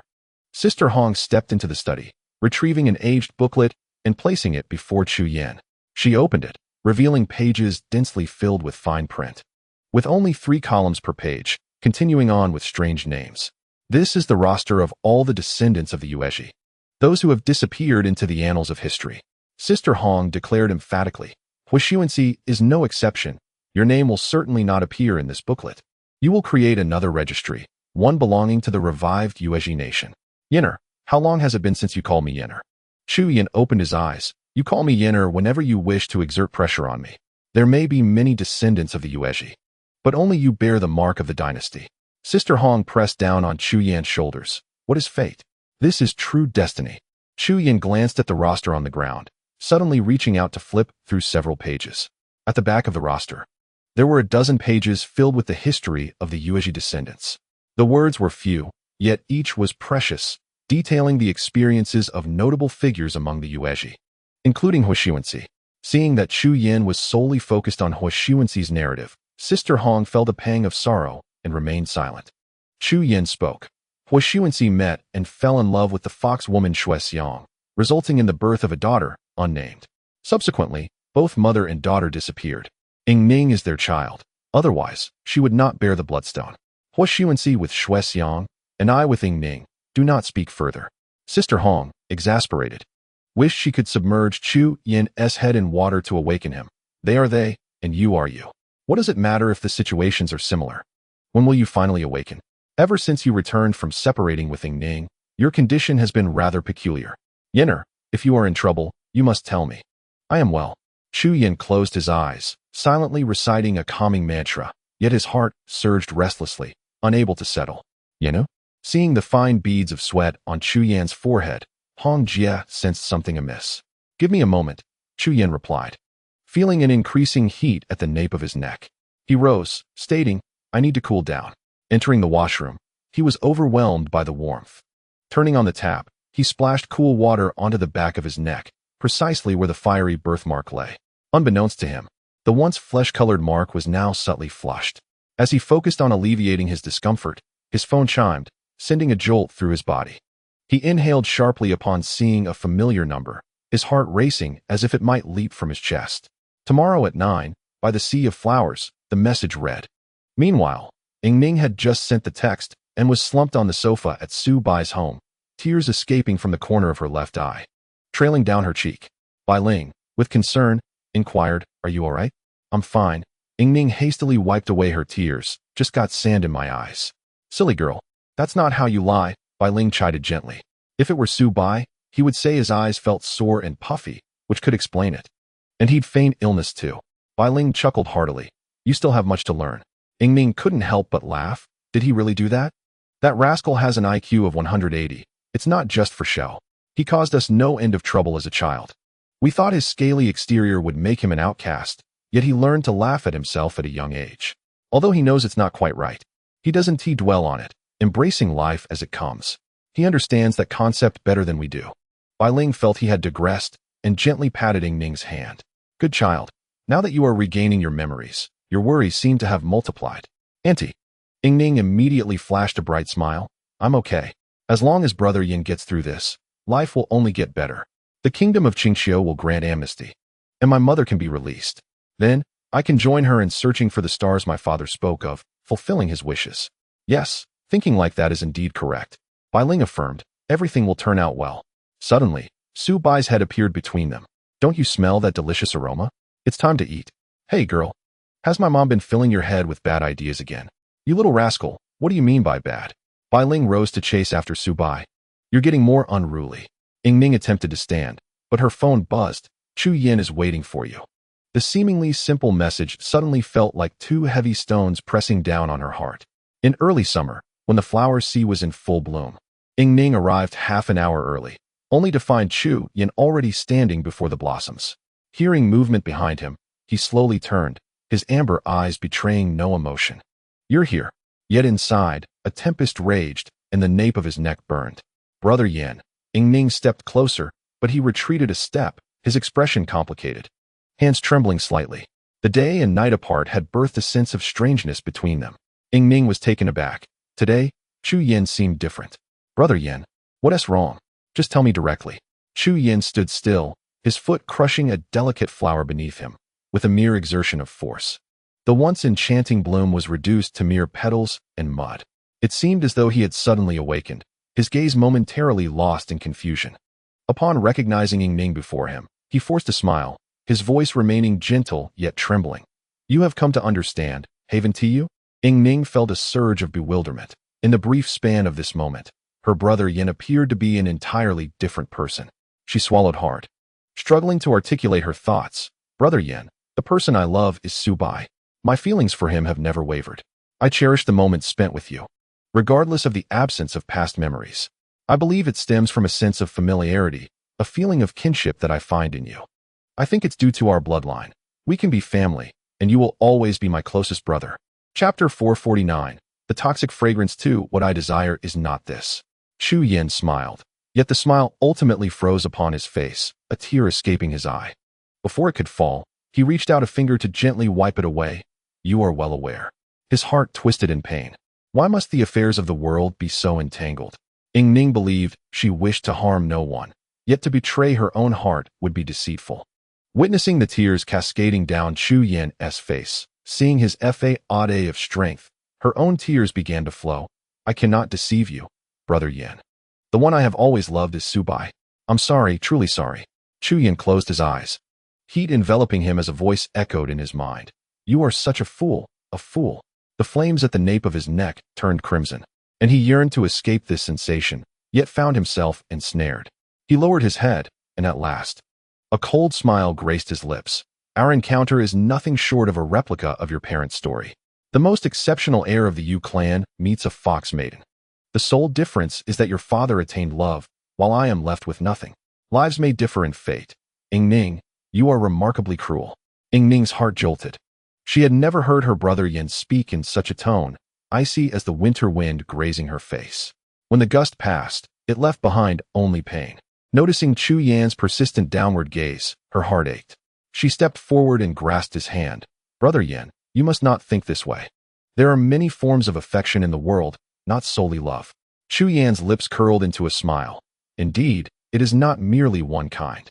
He clasped Ning's hand tightly, leaving no room for escape, his head still bowed, laughter emerging from his throat that sent chills down her spine. Just as she attempted to offer comfort, her expression suddenly froze in disbelief, an electric current coursing through her body, rendering her immobile. Ning's mouth parted slightly. Yan. A flicker of hesitation crossed Chu Yan's face, and at last, he turned his hand over, revealing a talisman upon his palm.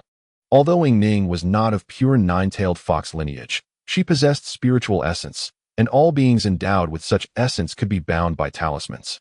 This particular talisman would render Ning unconscious. Chu Yan reached out to caress Ning's face, murmuring, "Destiny cannot be thwarted." As her vision blurred and darkness enveloped her, she gradually succumbed to unconsciousness. Uncertain of how much time had elapsed, Ning faintly heard the sound of dripping water. Every so often, a droplet would fall, one after another, creating an endless cycle that made her feel as though time had slipped away. The softness beneath her confirmed her existence, that she was still alive, living in tranquility. As she opened her eyes, she beheld Chu Yan's back, and before him lay a cauldron emitting a peculiar fragrance she had never encountered before. "You are awake?" Chu Yan's voice startled Ning. Was this truly the voice of her dear brother Yan? The warmth she once knew had vanished, replaced by a chilling coldness. "Brother Yan." Ning struggled to sit up, surveying her surroundings. Where was she? The sound of dripping water originated from the rock wall above, where water seeped down, each droplet landing into a pool at her feet. The wall was thick with moss, and a strong scent of dampness enveloped her. Adjacent to the wall stood a stone bed, upon which Ning found herself. Despite the water, the cave was remarkably warm, thanks to the roaring fire at its center, above which hung a steaming kettle. When Chu Yan turned around, Ning gasped. "Your eyes, once amber, said to possess a hint of mixed heritage that the agency touted as a charm to attract fans, they were now a blood-red hue." Ning's mind raced as she began to comprehend the situation. Struggling to rise from the bed, she faltered, collapsing to the ground, realizing that her feet were tightly bound. Seeing her fall, Chu Yan approached, his voice still icy. "Does it hurt?" Ning was at a loss for words. The man before her was no longer her brother Yan, his entire aura transformed. Chu Yan reached for the cauldron, revealing its contents, a dark, ominous mass. Had she known it was a concoction of various poisonous insects, she would have retched. The fragrance wafted around her, and as she inhaled, chills coursed through her body. "What is this?" she inquired. "Poisonous saliva fragrance," Chu Yan replied, gently running his fingers through her hair, his gaze sharp as a dagger. "This is prepared for your beloved." "Subai?" Ning shook her head vehemently. "Brother Yan, this isn't you. What has happened to you?" Grasping Chu Yan's hand, she was taken aback by its searing heat. Panic gripped her as clarity dawned. "Brother Yan, could the malevolent energy within you be consuming you? But I knew you wouldn't change. It's all right. As long as we find a way to dispel the evil, you will return to the brother I once knew." "One to you?" Chu Yan's eyes shifted once more, reverting to their former amber hue. He clutched her hand tightly. "Ning, you must leave. You must go." Ning hesitated, torn between fleeing and staying. How could she muster the resolve to abandon Chu Yan, who was so clearly in distress? She embraced him tightly. "Brother Yan, I cannot leave. You will be all right." As she spoke, she reached to push the fragrant cauldron away, unknowingly provoking Chu Yan's ire.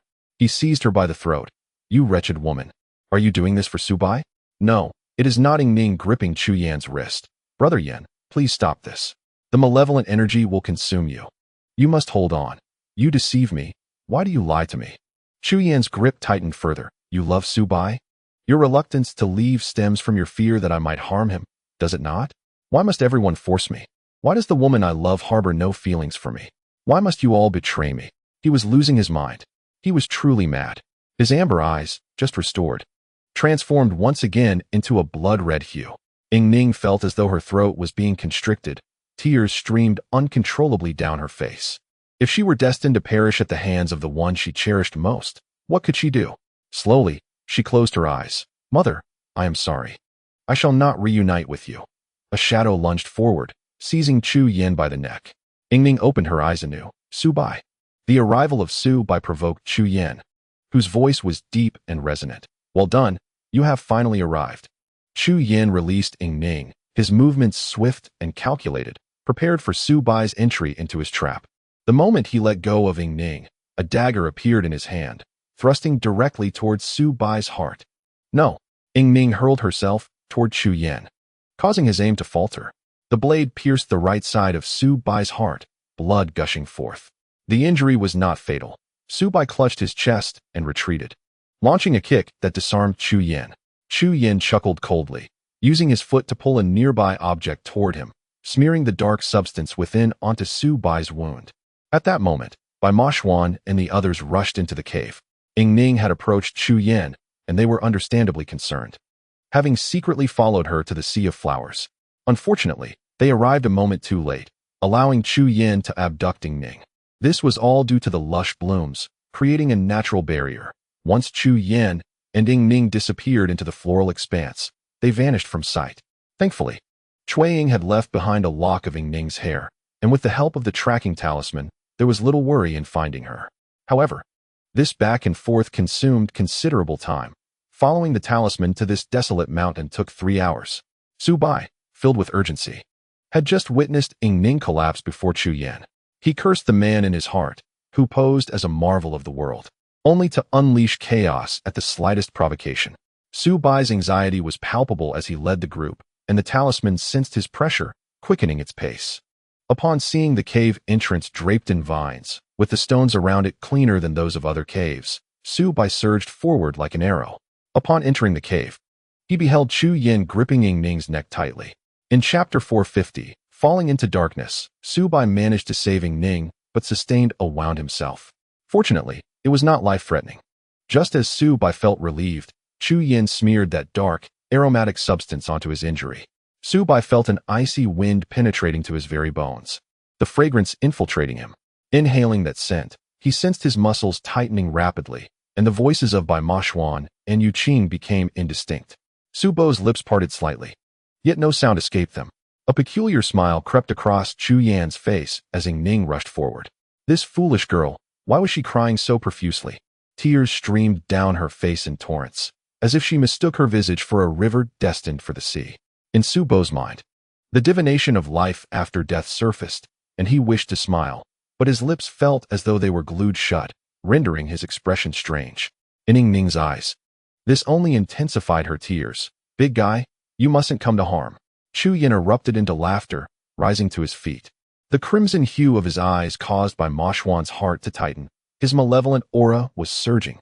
Yu Qing understood. Joining his hands in prayer, to find joy in folly is to attain ultimate tranquility. The utmost privacy of heaven is wielded for the utmost public good. The essence of creatures lies in their energy. The living are rooted in the dead, and the dead are rooted in the living. The crimson lotus bloomed, ensnaring Chu Yin within its grasp. His eyes flickered between amber and blood red, his body pressed down by the lotus. Suddenly, Chu Yin let out a furious roar, dark mist swirling around him as he engaged in a standoff with the lotus. When crimson light flared from his eyes, a spurt of blood erupted from Yu Qing's mouth, causing the lotus's glow to diminish. Chu Yin broke free from the crimson light and vanished beneath the stone bed, leaving no trace behind. Worried for Su Bai and fearing for Chu Yan's safety, Ning called out to Cui Ying, who was present. Cui Ying, please tend to Su Bai. Help me untie this. Cui Ying drew a knife, severing the ropes binding Ning's legs. Without time for words, Ning rolled beneath the stone bed, discovering a passageway hidden there. Chu Yin had escaped through this very route. Transforming into her fox form, Ning dashed forward, her speed enhanced. A six-tailed white fox appeared behind her. It was Bai Moshuan. With Yu Qing and Su Bai injured, Bai Moshuan naturally assumed the role of the main force. The two white foxes advanced, closing in on Chu Yin. Inside the passage, a sudden tempest arose, causing Ning to halt and gaze at the light that appeared ahead. This passage led directly outside, yet the wind was unusually fierce. Bai Moshuan leapt to Ning's side, reverting to human form. Ahead lies a cliff. A cliff? Ning seemed to grasp the gravity of the situation. Slowly, she moved forward, finding Chu Yan with his back to them, one hand outstretched. Feeling the caress of the wind, his fingers parted, and the breeze flowed through like threads. What a delightful sense of freedom. Transforming back into her human form, Ning approached cautiously. Chu Yan turned with a smile, his amber eyes meeting hers. She understood. I knew you would regain your clarity, Brother Yan. I'm coming over now, please don't move. Behind him lay the cliff, beneath which a deep, green pool awaited, unfathomable. Chu Yan, once towering, now resembled a drifting leaf. He looked at Ning, a satisfied smile gracing his lips. You still care for me. I am content. Ning's foreboding grew stronger. Brother Yan, the surge of malevolence is not your fault. I know you couldn't control your actions earlier. I do not blame you. Will you return? Return? Chu Yan lifted his gaze, reflecting, I am not inherently an ambitious person. However, fate has its own designs. Rather than viewing the birthmark upon me as a symbol of royalty, it feels more like a curse. Once the malevolent energy is unleashed, there is no turning back. Much like your father. Brother Yan, do not cling so fiercely. Ning's voice trembled with emotion. Come back. Bai Mo-Xian furrowed his brow. You have harmed Su Bai? Do not believe that death is an easy escape. I have indeed contemplated his demise. Chu Yan replied, his voice devoid of emotion. Yet when I realized I could truly bring about his end, I felt no joy. While I still possess clarity of mind, let us bring this to a close. I am weary, truly weary. With that, Chu Yan turned and leapt downwards. A gust of wind surged beneath Ning's feet as she propelled herself forward, grasping Chu Yan's arm. I will not let go. If you choose death, then let us face the king of hell together. Bai Mo-Xian, initially intending to assist, suddenly found himself a mere spectator. Chu Yan's heart was tumultuous. If you do not love me, why risk your life for mine? You are such a fool. Ning exclaimed. Who says I do not love you? I regard you as my dear brother, the one I can trust unconditionally, more than Su Bai. The things I cannot share with him, I can reveal to you. Brother Yan, each time I call you brother, it comes from the depths of my heart. I do not want to die, nor do I wish for your demise. Tears welled in Chu Yan's eyes. If that is the case, I would willingly embrace death. Resolutely, Chu Yan released his grip, his body plummeting downwards. Simultaneously, Ning leaned out, her center of gravity shifting. Just as she grasped Chu Yan's hand, her body broke free from the rocky ground, and they both fell into the abyss. In an instant, Bai Mo-Xian transformed into a white fox. Extending his four snowy tails, with a swift sweep, he enveloped the two, lifting them upwards and gently placing them back on solid ground. The landing was jarring. Chu Yan's head struck the earth, rendering him unconscious, while Ning fared better, sitting up and cradling Chu Yan's head. Brother Yan, you will not perish, Bai Mo-Xian stated coldly. Were it not for his lingering conscience, I would not have bothered to save him. Now, let us return and check on Su Bai. Ning was elated, but soon her joy turned to concern. She could not carry Chu Yan. Observing her distressed expression, Bai Mo-Xian sighed. What manner of daughter has Aunt Shuexiang raised? Surely, your father's genes are to blame. As he grumbled, he hoisted Chu Yan onto his back. Why is he so heavy? Together, they returned to the cave, where Cui Ying, Yu Qing, and Fu Yu sat in silence, heads bowed. Ning's earlier delight faded. What is wrong with the giant? Yu Qing was checking Su Bai's pulse. After a considerable time, there remained but a faint breath, flickering in and out. Bai Mo-Xian tossed Chu Yan onto the ground, his expression grim. Is there no hope? There is still a breath, Yu Qing replied, shaking his head.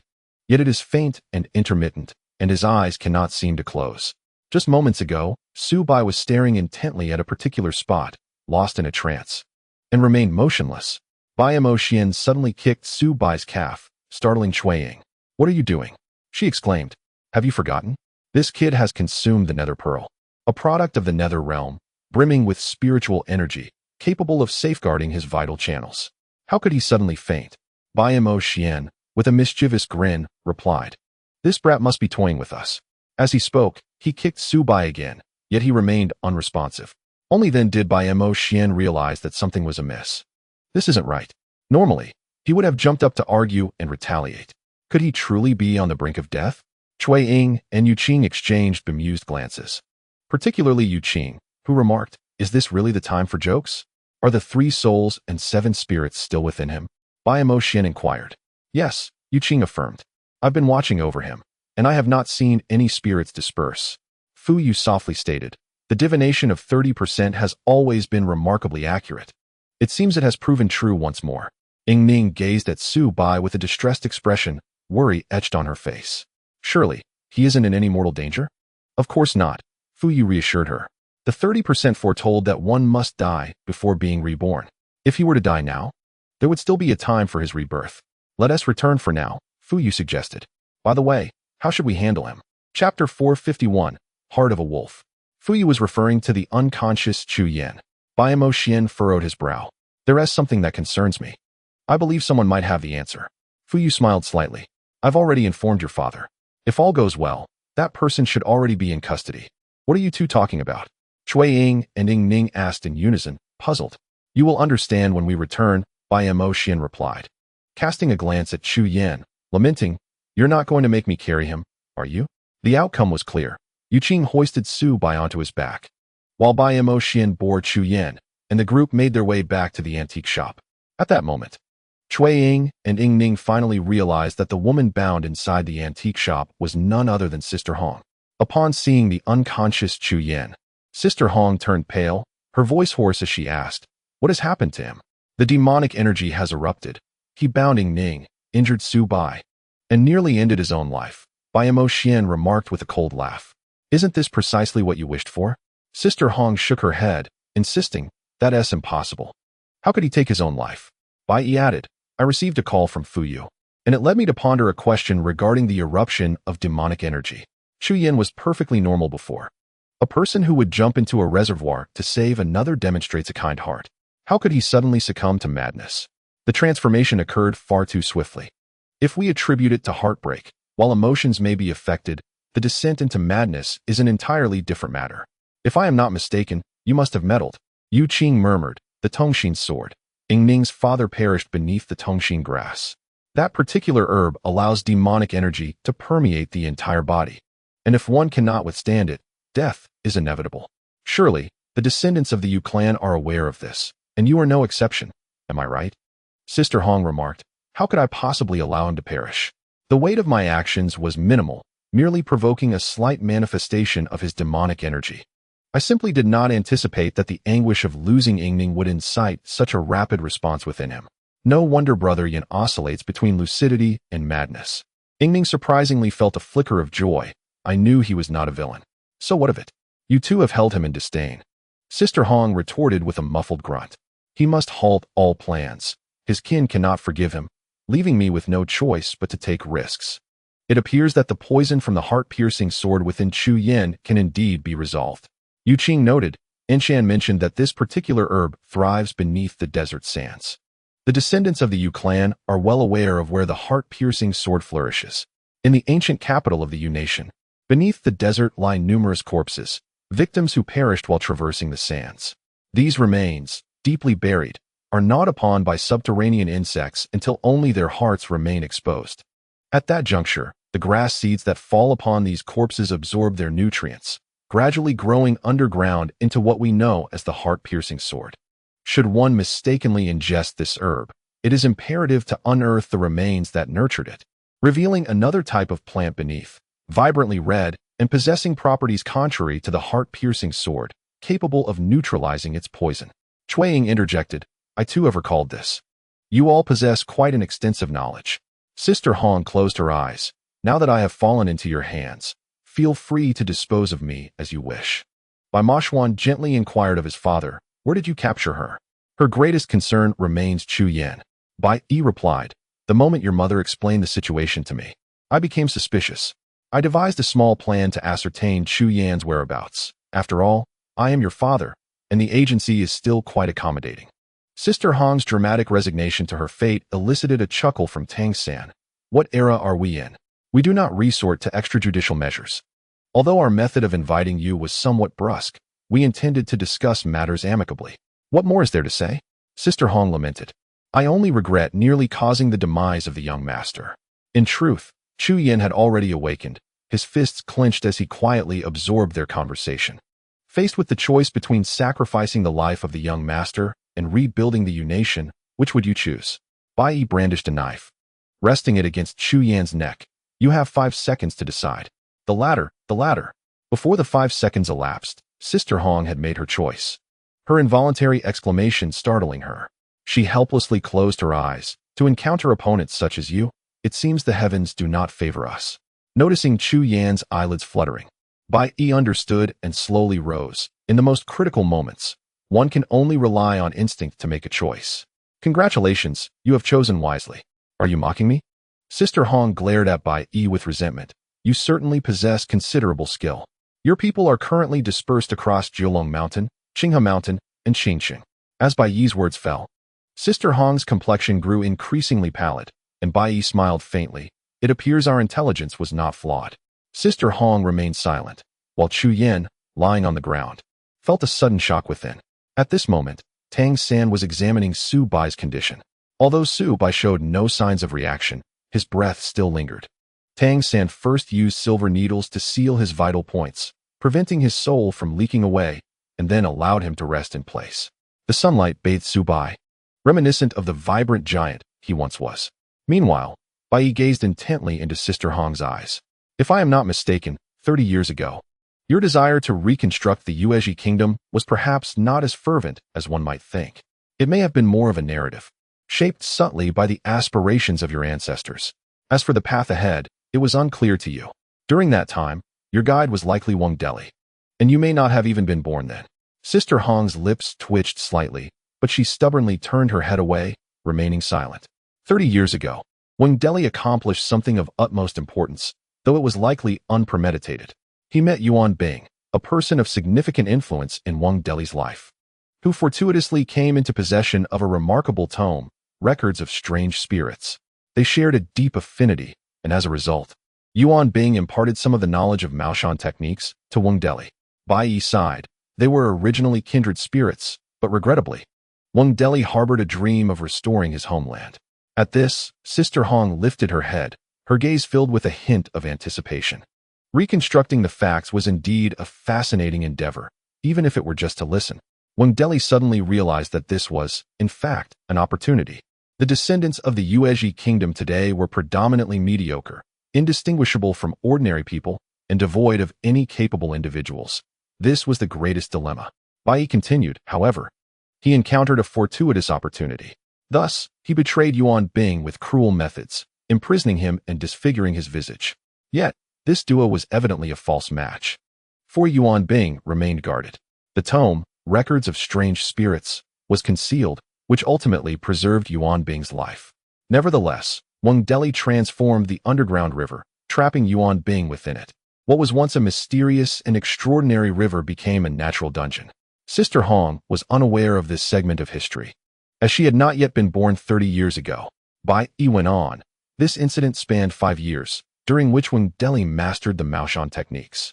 Afterward, it remains uncertain how much longer 6 spent altering the underground river.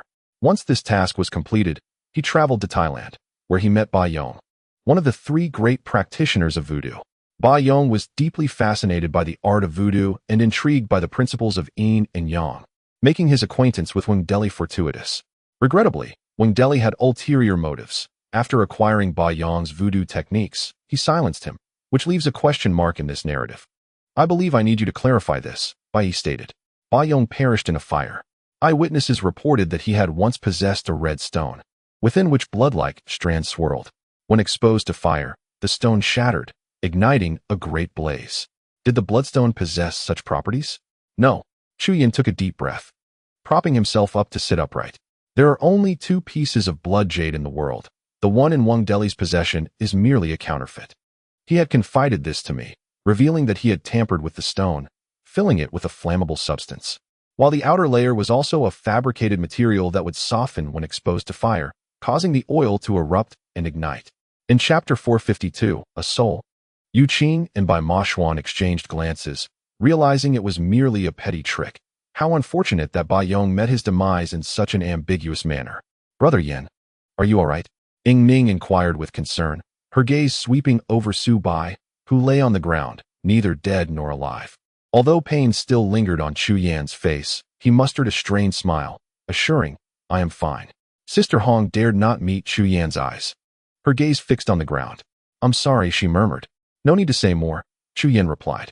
I would like to hear Mr. Bai's analysis of the situation. Very well, since the mystery of Bai Yong's death is clear, I shall continue.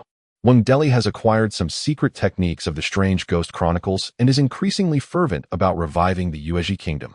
Unfortunately, his efforts lack legitimacy, Bai Yi stated.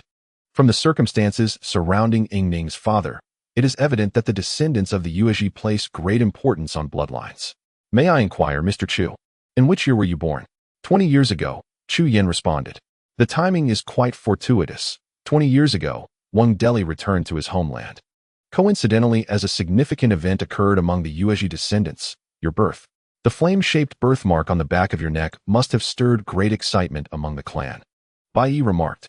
Wang Deli was filled with inexplicable exhilaration, for the path to the revival of the Yuezhi kingdom was finally set to commence. Sister Hong furrowed her brow slightly, recalling the year vividly.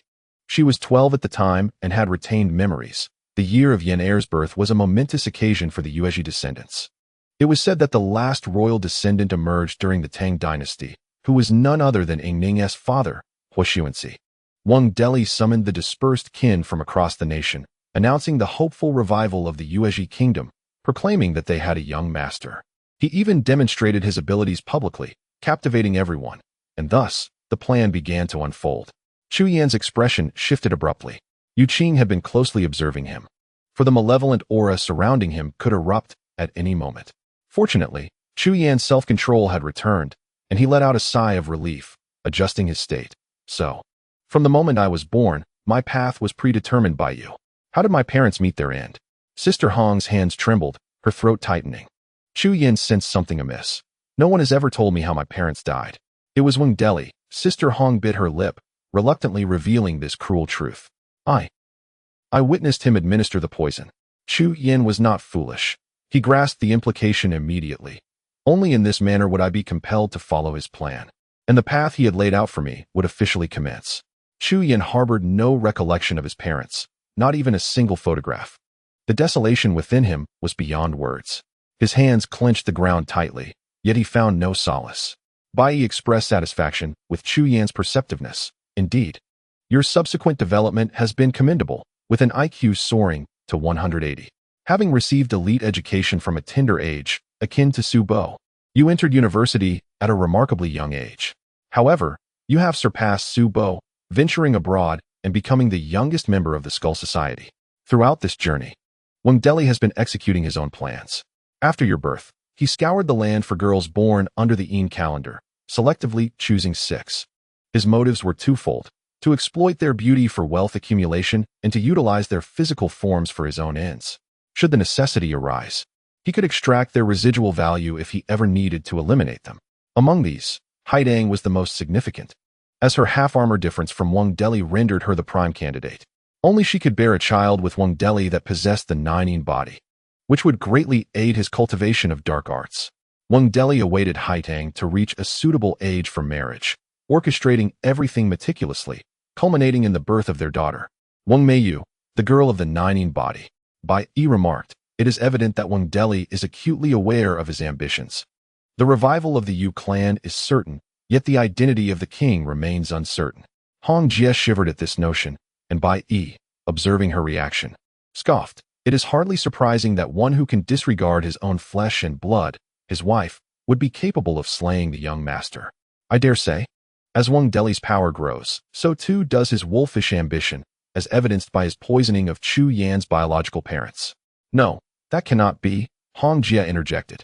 He has relinquished his vast wealth to the young master. Currently, those funds reside in the young master's Swiss bank account. If he harbored ulterior motives, why would he make such a significant sacrifice?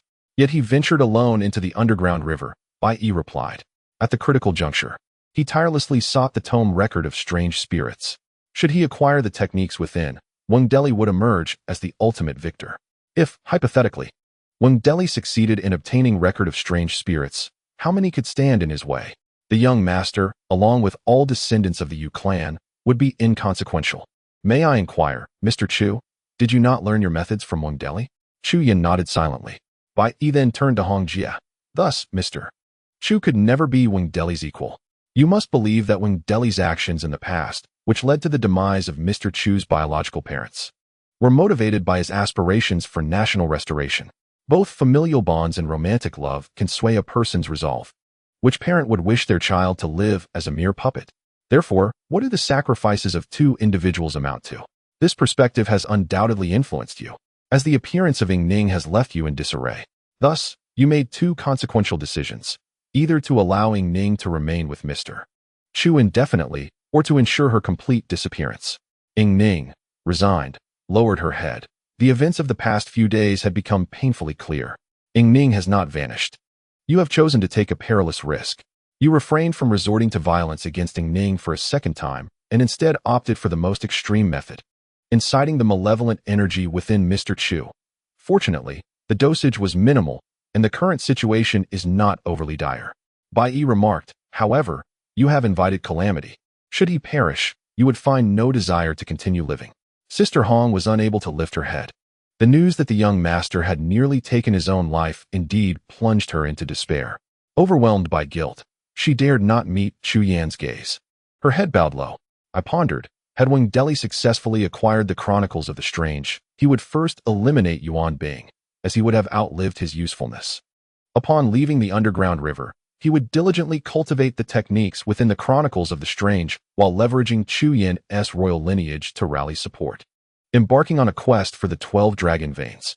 Of course, whether this endeavor would be fruitful remains uncertain. If, hypothetically, he succeeded in entering the realm of the dragon veins, would he willingly relinquish the fruits of his arduous planning? Bai Yi queried, given his disposition, do you truly believe he would? Sister Hong found herself momentarily speechless. Bai Yi smirked. You are evidently not foolish. Do you not grasp Mr. Chu's intentions? Chu Yan smiled calmly, and upon witnessing this expression, Bai Yi remarked, you have clearly anticipated this outcome. With your intelligence and sensitivity, such thoughts are entirely reasonable. Ying Ning gazed curiously at Chu Yan. Brother Yan, since you have foreseen this, why not expose him? If he covets the world, we can simply grant it to him. Before he can harm me, I shall surely escape unscathed. The notion of royal lineage is but transient. From this moment forth, I possess the confidence to evade his grasp. Chu Yan sighed deeply. Receiving news of his death is the heaviest blow I could endure. My hope has vanished, and with it, my chance to escape my fate. For the first time, Sister Hong heard Chu Yan's innermost thoughts, and tears cascaded uncontrollably down her cheeks. Young master, so this is how you feel. Why have you never spoken of it? I could not voice it. Chu Yan replied. Each time you reminded me that I was the sole hope of the Yuezhi, I remained silent, compelled to endure until the day hope would return. Ying Ning's arrival gave me a renewed sense of hope, yet I have lost it twice over. Chapter 453. The soul-locking chain. Ying Ning's eyes glistened with unshed tears as she watched Chu Yan recount everything with a smile, her heart aching further. Brother Yan, you need not continue. It seems that when faced with death, one's heart can attain clarity. Chu Yan replied with a bitter smile. Your willingness to sacrifice yourself to save me makes my efforts feel worthwhile. Speaking of which, Mr. Bai, since you have delineated the situation, I trust you have favorable recommendations forthcoming? As I mentioned earlier, despite the clues you gleaned from Bai Li's saying, they are insufficient to fulfill your entire plan, especially following Wang Deli's demise. Bai Yi stated, you may choose to continue your arduous journey of restoration, knowing that the cost will be enmity with us. Or you may abandon this so-called path of revival, allowing the descendants of the Yuezhi to live freely and seek their own liberation. Sister Hong has utterly lost her authority, and with Chu Yan present, she has no chance to speak. Chu Yan suddenly rose to his feet, a smile playing on his lips. This is the perfect opportunity for a fresh start. Ying Ning's face lit up. Are you serious, Brother Yan? Once a word is spoken, it cannot be retracted. Chu Yan replied, I will ensure this matter is handled properly while I am still alive. The funds left by Wang Deli will come in handy. Sister Hong sighed deeply, but Chu Yan paid no heed to her complex emotions. Mr. Bai, if you trust me, I will visit again in a week. And I have an important matter to share with you all then. At that moment, Tang Sancheng approached, seizing Chu Yan's wrist, and with a swift motion, inserted a silver needle. In the blink of an eye, he twisted and withdrew the needle. Within a week, perhaps I can guarantee your safety. Chu Yin glanced at his wrist. Aside from a slight tingling sensation, he felt no other discomfort, yet his body felt remarkably at ease. He marveled at Tang Sancheng's prowess. Thank you, senior. Actions speak louder than words. Bai Yi suddenly interjected. We shall meet again in a week. Chu Yin turned to glance at Ying Ning. Noticing her gaze fixed on Su Bo, he swallowed hard. The antidote to the venom is not difficult. By mixing the toxins of 7 types of venomous insects with spring water and soaking for 7 days, it can be achieved. Tang Sancheng chuckled. The fact that this young man willingly shared the antidote indicated genuine remorse, far more effective than coercion. The 7 venomous insects are well known in the craft of poison making, and Fu Yu is most familiar with them. Tang Sancheng patted Chu Yan on the shoulder. Until we meet again. Sister Hong stumbled to catch up with Chu Yan, swiftly vanishing into the antique shop.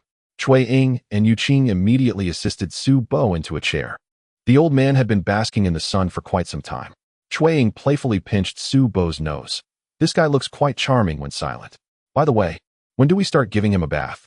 Naturally, as soon as possible, Yu Qing replied earnestly. The sooner, the better. Come on now. I never said not to save him.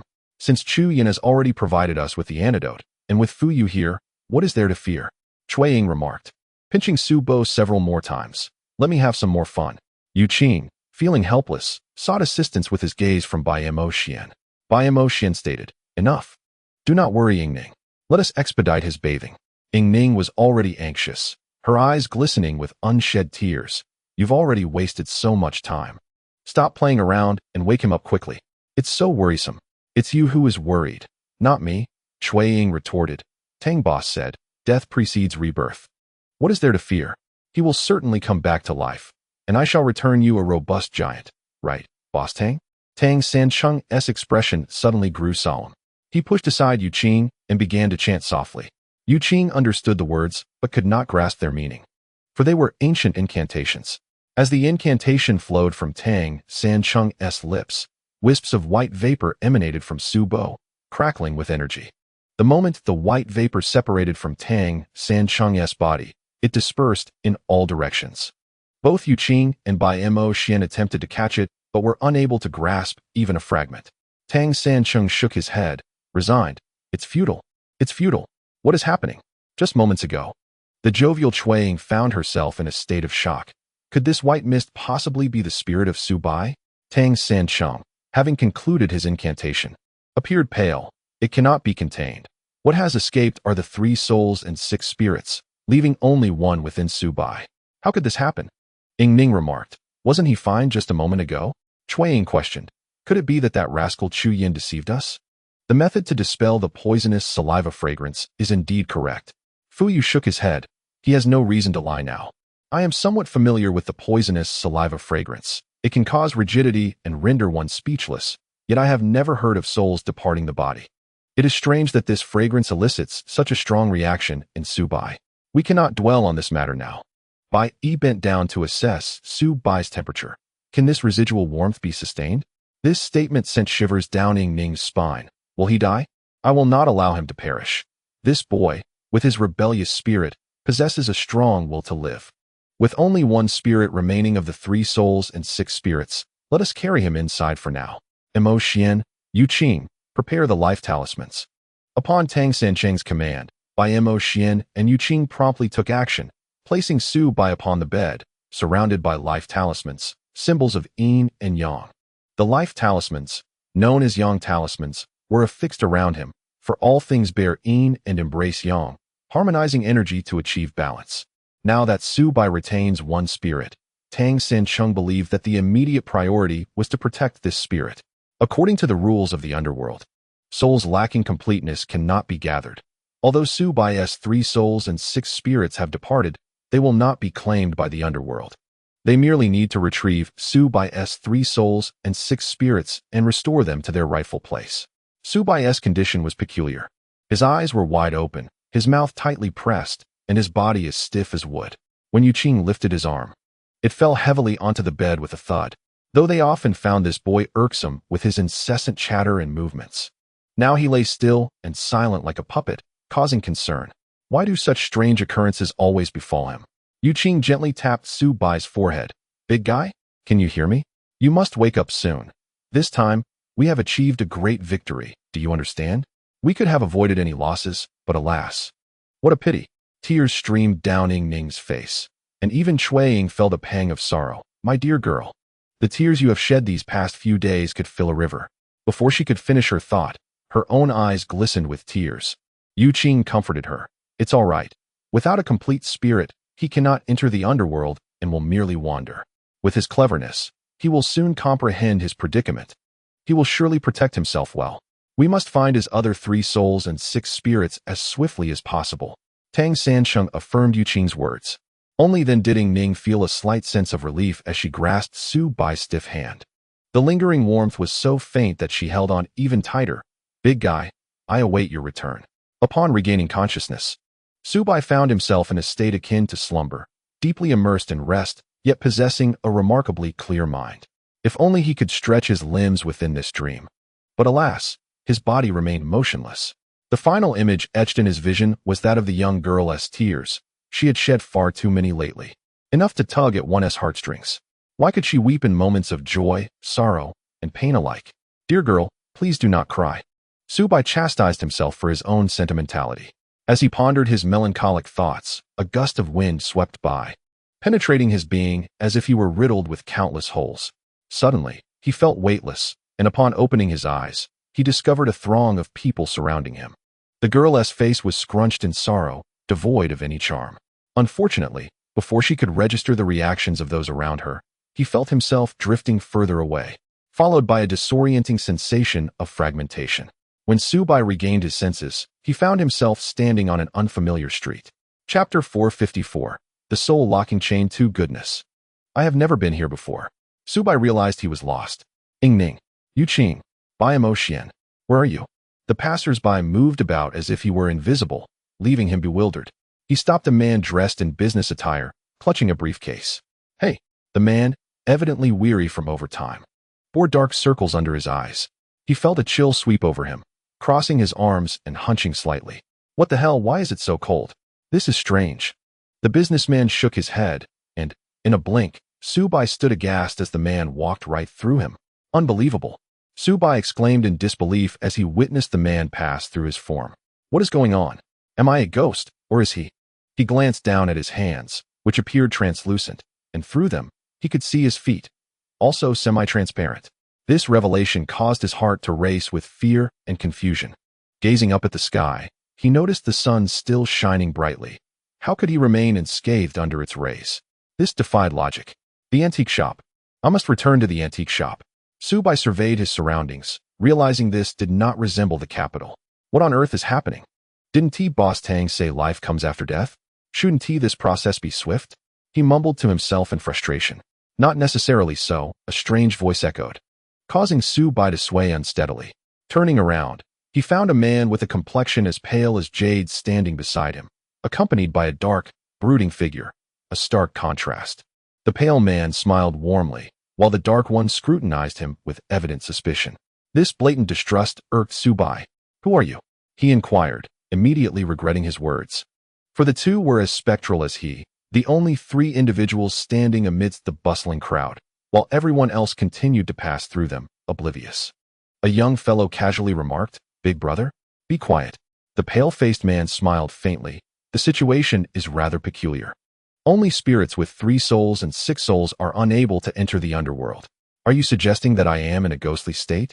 Su Bai inquired. And lacking a soul, no less? That individual does not seem to be a formidable character. We too found it strange. Such a situation had never occurred before. The pale-faced man possessed a pair of cunning eyes, and if one were to overlook the fact that he was, in truth, a deceased being, he exuded a natural charisma and leadership quality. Have we met before?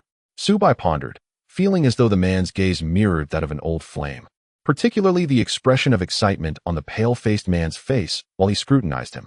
As for the dark-faced one, he resembled a woman consumed by jealousy. We indeed had the opportunity to meet, the pale-faced man chuckled, though we missed it that time in the underworld. Are you a Yama envoy? Su Bai suddenly understood. Your duty becomes clear. Ba Yama envoy? The dark-faced man interjected with irritation. You underestimate us, brother. Hey, Big brother, is this fool truly the one we seek? Let us just send him back.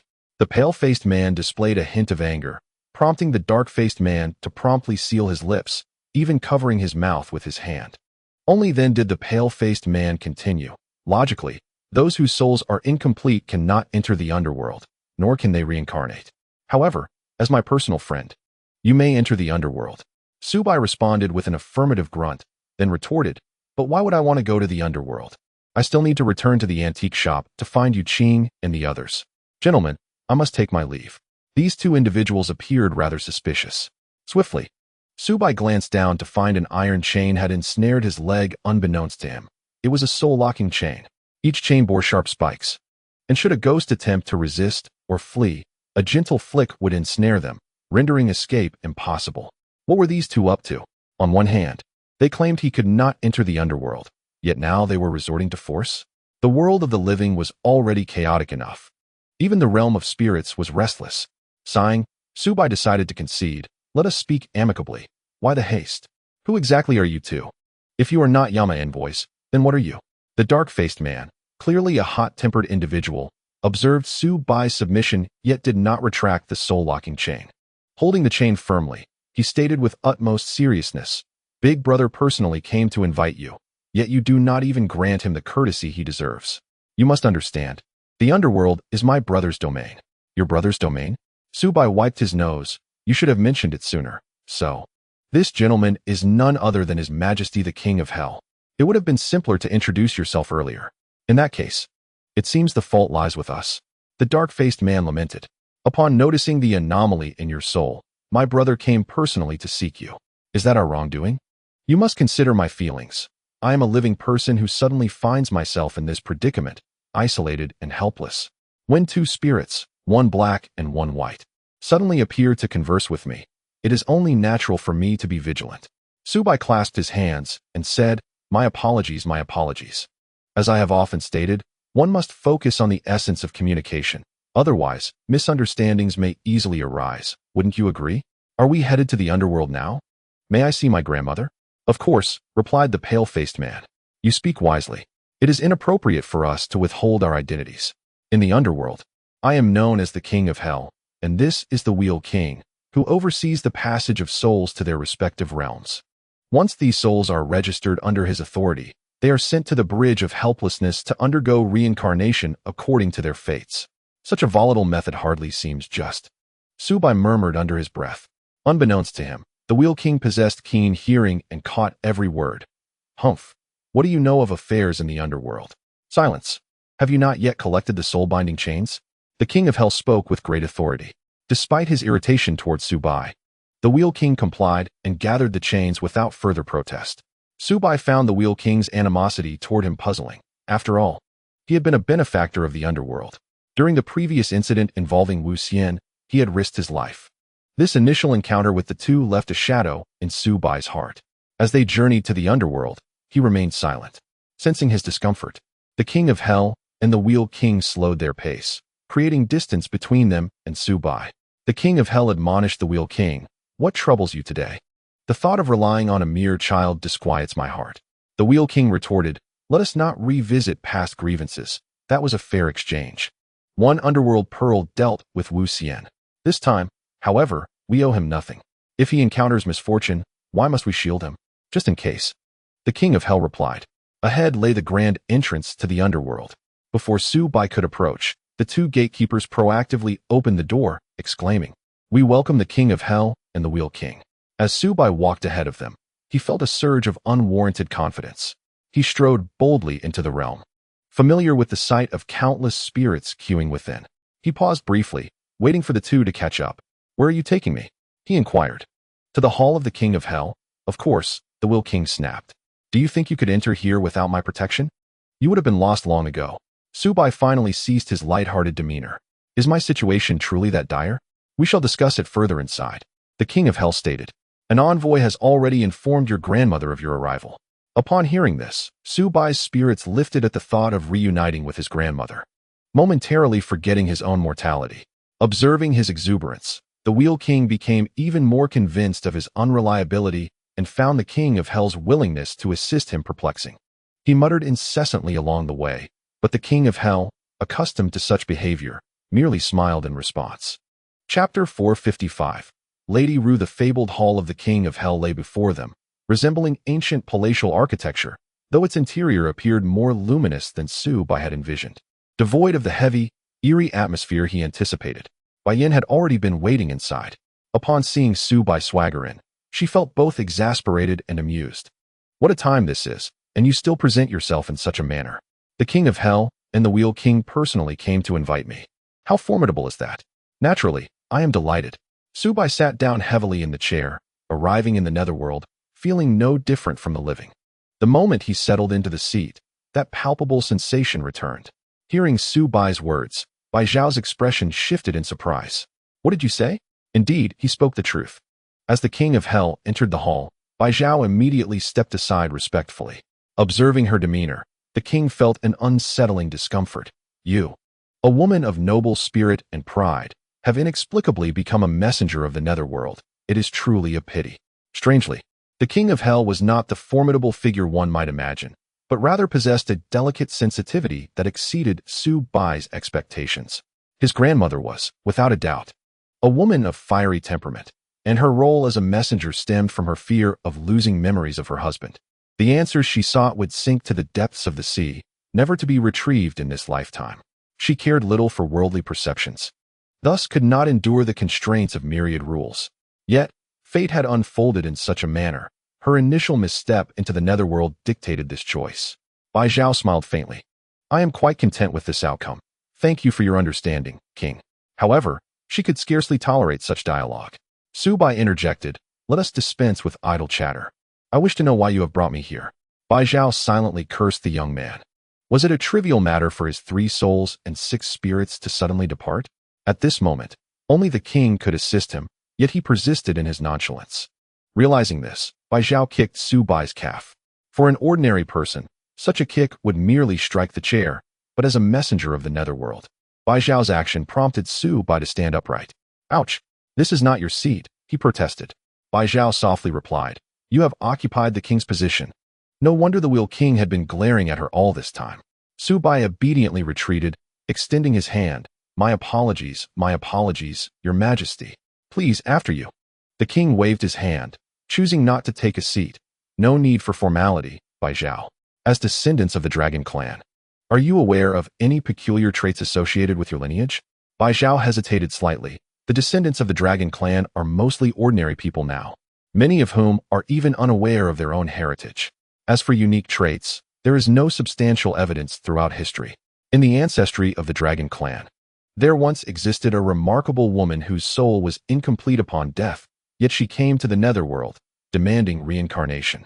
The king pointed at Su Bai, similar to his current condition. A remarkable woman? Su Bai was taken aback. When did this occur?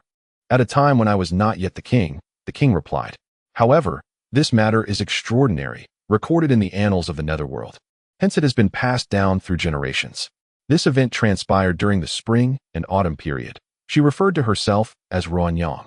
An ordinary person's incomplete soul can only become a wandering spirit, yet she managed to approach the netherworld and directly demanded an audience with the king. Logically, an incomplete soul cannot be reincarnated. However, the king of that time acted out of personal interest and allowed her reincarnation. Subsequently, the matter came to the attention of the Earth Store Bodhisattva, and the king was exiled from the netherworld, becoming an ordinary person. The position of king remained vacant for many years before an appropriate successor was finally found. Thus, the selection of the king of hell came to be. Did this not imply that everyone, after death, had the potential to become the king? It was no wonder that in popular folklore, there were said to be 4 kings of hell, including Bao Zheng, Han Qingtian, Fan Zhongyan, and Ko Zhuan. Among the 3 individuals, Han Qingtian stands out as the most remarkable. The 24 histories often shun references to ghosts and deities, seldom recording tales from the realm of yin and yang. Yet, the legend of Han Qingtian's demise as the king of hell is notably included in his biography, indicating that this tale was quite popular during the early Tang dynasty. Thus, in the late Tang dynasty's Dunhuang variant of the story of Han Qingtian, a vivid portrayal emerges of Han Qingtian after the fall of Chun, where 5 generals, bearing heavenly symbols, beseech him to assume the role of the ruler of the underworld. Han graciously consents, requesting a 3-day leave, during which Emperor Wen of Sui, Yang Jian, holds a farewell banquet. On the 3rd day, a figure clad in purple and another in crimson arrive on dark clouds, claiming to be from the celestial court in the netherworld, there to escort the great king to his new position. Thus, he bids farewell to the court and his family, embarking on his journey to the underworld to become the king of hell. As for Baozhong, popular folklore long suggested that he possessed the ability to traverse both the realms of yin and yang even in life, which is hardly surprising. The renowned northern Song statesman Fan Zhongyan was celebrated for his integrity and righteousness, earning him a commendable reputation during his lifetime. Consequently, after his passing, it was said that those who died within 5 to 7 days would encounter the king of hell, a notion likely tied to his esteemed office. The esteemed northern Song minister Ko Zhuan was also known for his forthrightness, which resonated with the populace. It is said that his beloved concubine, Qintao, before her death, remarked, "I have never spoken of this for fear of revealing the secrets of the underworld. Now that I must depart, my words bear no harm." She believed he would rightfully become the king of the underworld.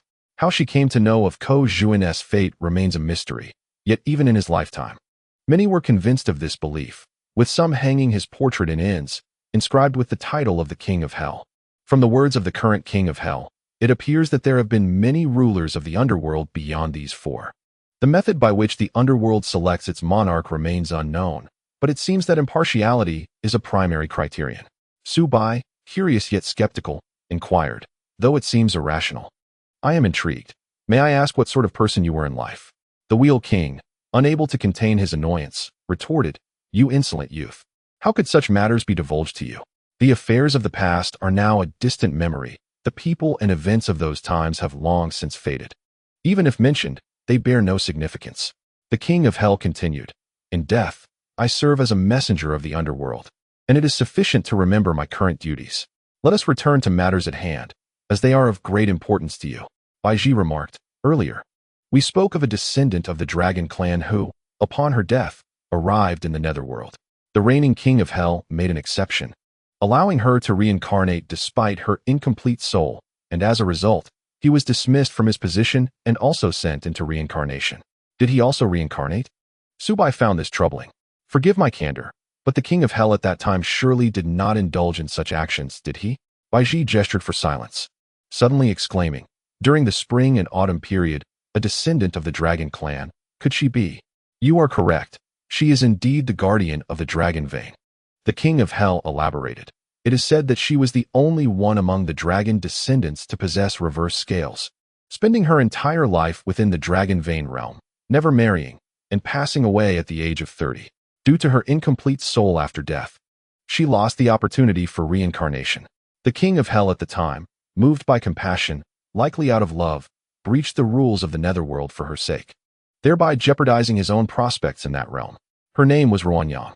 Su Bai's earlier mischief had dissipated, leaving only a sense of reflection. At last, he learned the name of that ancestral dragon. It was she who forged the pact with Gong Zhiqi, and upon contemplation, it became evident that without her, the Gong lineage would not have come to fruition. Bai Zhuang suddenly interjected with a smile. "Lord Yama has kept us in suspense for so long. Why not speak plainly? What connection does this have to Su Bai and me?" Su Bai paused, perplexed. "It pertains to me, but what relevance does it hold for my grandmother? She bears no inverse scale."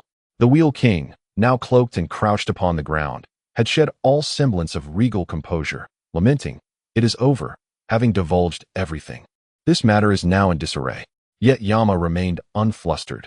"Bai Zhuang, do you recall your inadvertent journey into the netherworld?"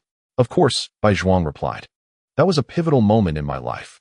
I was coerced into consuming the juice of the other shore flower. And it was only thanks to Meng Po's intercession that I became a ghostly envoy, thus avoiding a fate of folly. Meng Po's plea was but one facet. There was another reason we took you in as a ghostly envoy." The normally loquacious Yama hesitated before continuing. "In truth, you are the reincarnation of Ruanyang. Upon examining your records in the ledger of life and death, I discovered that you are indeed the Ruanyang of your." Chapter 456. Ghostly Duel. Bai Zhuang closed her eyes. No wonder. This revelation struck Su Bai profoundly, rendering him momentarily speechless. "So, My grandmother was the guardian of the dragon vein back then? What has become of the Yama of that era? If you can trace my grandmother's origins, surely you must know of that individual? Bai Zhuang remained entirely composed, pinching Su Bai to regain his focus. Speak clearly. With Bai Zhuang's interruption, Yama deftly sidestepped Su Bai's inquiry, leaning closer to the Wheel King to share whispered confidences. Upon listening, the Wheel King sighed. Brother, these are the errors committed by the former Yama. A mistake is a mistake, Yama affirmed. It has been proven that those with inverse scales, upon death, are doomed to have disjointed souls and cannot be reincarnated. Su Bai's current condition indicates he has already perished. The remaining fragment of his soul in his body serves little purpose. Bai Zhuang's form slumped, her knees descending to the ground. Although she remained silent, Yama understood. Rest assured. Had I wished to disregard him, I would not have brought him back. For the sake of the order of the netherworld, I shall not let him perish. Thank you. Lord Yama, Bai Zhuang's tears finally fell. To alleviate this immediate crisis is indeed a tremendous grace. What are your plans now? I shall forcibly return Su Bai's soul. Yama stated. He must immerse himself in the river of oblivion for a day and a night. If he endures, his 3 souls and 6 spirits shall naturally return. To my knowledge, the one named Tang San Chung possesses considerable capability. He will undoubtedly succeed. Bai Zhuang grasped Su Bai's hand tightly. Having once visited the netherworld, he must have witnessed the river of oblivion, its waters a murky yellow, teeming with souls unable to reincarnate, filled with writhing insects and serpents. A foul wind assaulting the senses. Mengpa resided by the riverbank, never daring to enter its depths. Unaware of the true nature of the yellow waters, Su Bai, upon hearing of his potential salvation, was filled with joy. Do not say a day and a night. Even 7 days and 7 nights would pose no challenge. Bai Cheng finally comprehended the meaning of the fearless young calf is not afraid of the tiger. To put it plainly, it signifies a lack of awareness regarding the gravity of the situation and an ignorance of mortality. The river of oblivion, in essence, serves as a prison for the most malevolent spirits, those who, during their lifetimes, were notorious for their heinous deeds. They must linger there to atone for their past transgressions, cleansing themselves of their sins before they can be reincarnated. Though the body may perish, the malevolence from life persists. Dear grandson, once you enter, your fate rests solely in your hands. Su Bai harbored hope for resurrection. His spirits lifted. He had not forgotten his inquiry. Lord Yama, you have yet to respond to my previous question. Who is the reincarnation of that Yama who resembled a motherly figure in this life? Bai Cheng smiled wryly, realizing he owed a significant debt of gratitude. Lord Yama, I am now a ghostly envoy, a member of your realm. You have begun to unravel this mystery. So why withhold the complete truth? If you would, please speak candidly. I would be immensely grateful. After Yama's reincarnation, he remained close by in every life. Yet circumstances always conspired to keep them apart. Yama replied, in each life, he has remained unmarried, enduring solitude until old age. Bai Cheng's heart jolted, a certain individual surfacing in his thoughts. Observing Su Bai's expression, he too discerned the identity. Could it be Master Xian Su? Yama silently nodded, choosing to say no more. Bai Cheng was overwhelmed with emotion, his nose suddenly tinged with sorrow.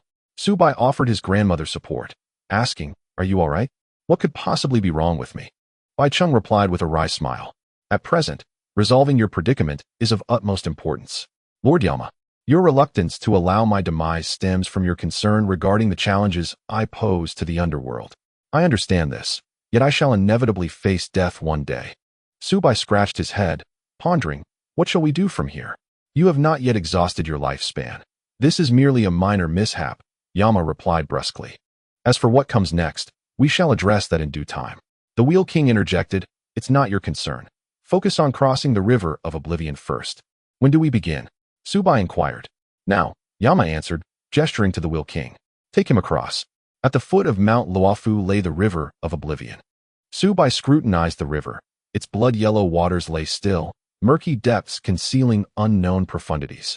The Wheel King arrived bearing a thick incense stick, as robust as Su Bai's calf. What is this? Su Bai questioned. Needless to say, it is incense, the Wheel King replied impatiently. Once you enter the water, the incense will ignite. When it burns low, emerge from the water, and the task will be complete. One day and night, Su Bai observed, eyeing the incense stick, his anxiety mounting. Am I truly to descend into this? Have you forgotten? You are currently in a ghostly state and require no oxygen mask, Bai Cheng reminded him. But beware of the malevolent spirits lurking beneath the surface. Su Bai acknowledged her warning, gazing at the narrow river, uncertain of where to leap in. The Wheel King, growing impatient, urged, anywhere will suffice. Just jump in. Curse it, Su Bai exclaimed, turning back to scold, inadvertently spitting on the Wheel King's dark face. You kicked me. As Su Bai's figure faded into the river of oblivion, Bai Cheng sighed. I wonder what lies beneath the waters. Shadows of spirits loomed heavily. The hand of the Wheel King brushed against the incense, igniting it, and a delicate fragrance began to waft through the air. Observing the slow progress of the burning incense, Bai Su knew that this was an exceedingly protracted process. Furthermore, after being kicked into the river by the Wheel King, Su Bai promptly dubbed him the Black-Faced King. Should he manage to ascend from the water, he would never again refer to him as the Wheel King, but rather as Black Face. Once his anger subsided, Su Bai recalled his predicament. The river of oblivion was permeated by a foul stench, an odor that completely blocked the waterway, no matter how he turned. It surged into his nostrils. Su Bai had no choice but to accept this odor and learn to adapt. Fortunately, he felt no sensation of drowning. Even when he opened his mouth, water would not rush down his throat. The visibility beneath the surface was better than he had anticipated. With countless ghostly figures swirling around him, each remaining indifferent to the others. When they approached within half a meter, these spirits would veer away. What astonished Su Bai even more was that the ghosts occasionally engaged in scuffles, competing for golden flakes that had suddenly fallen into the river. Those who succeeded immediately consumed their prize, while those who failed, though filled with frustration, had no alternative. At first, Su Bai dared not move.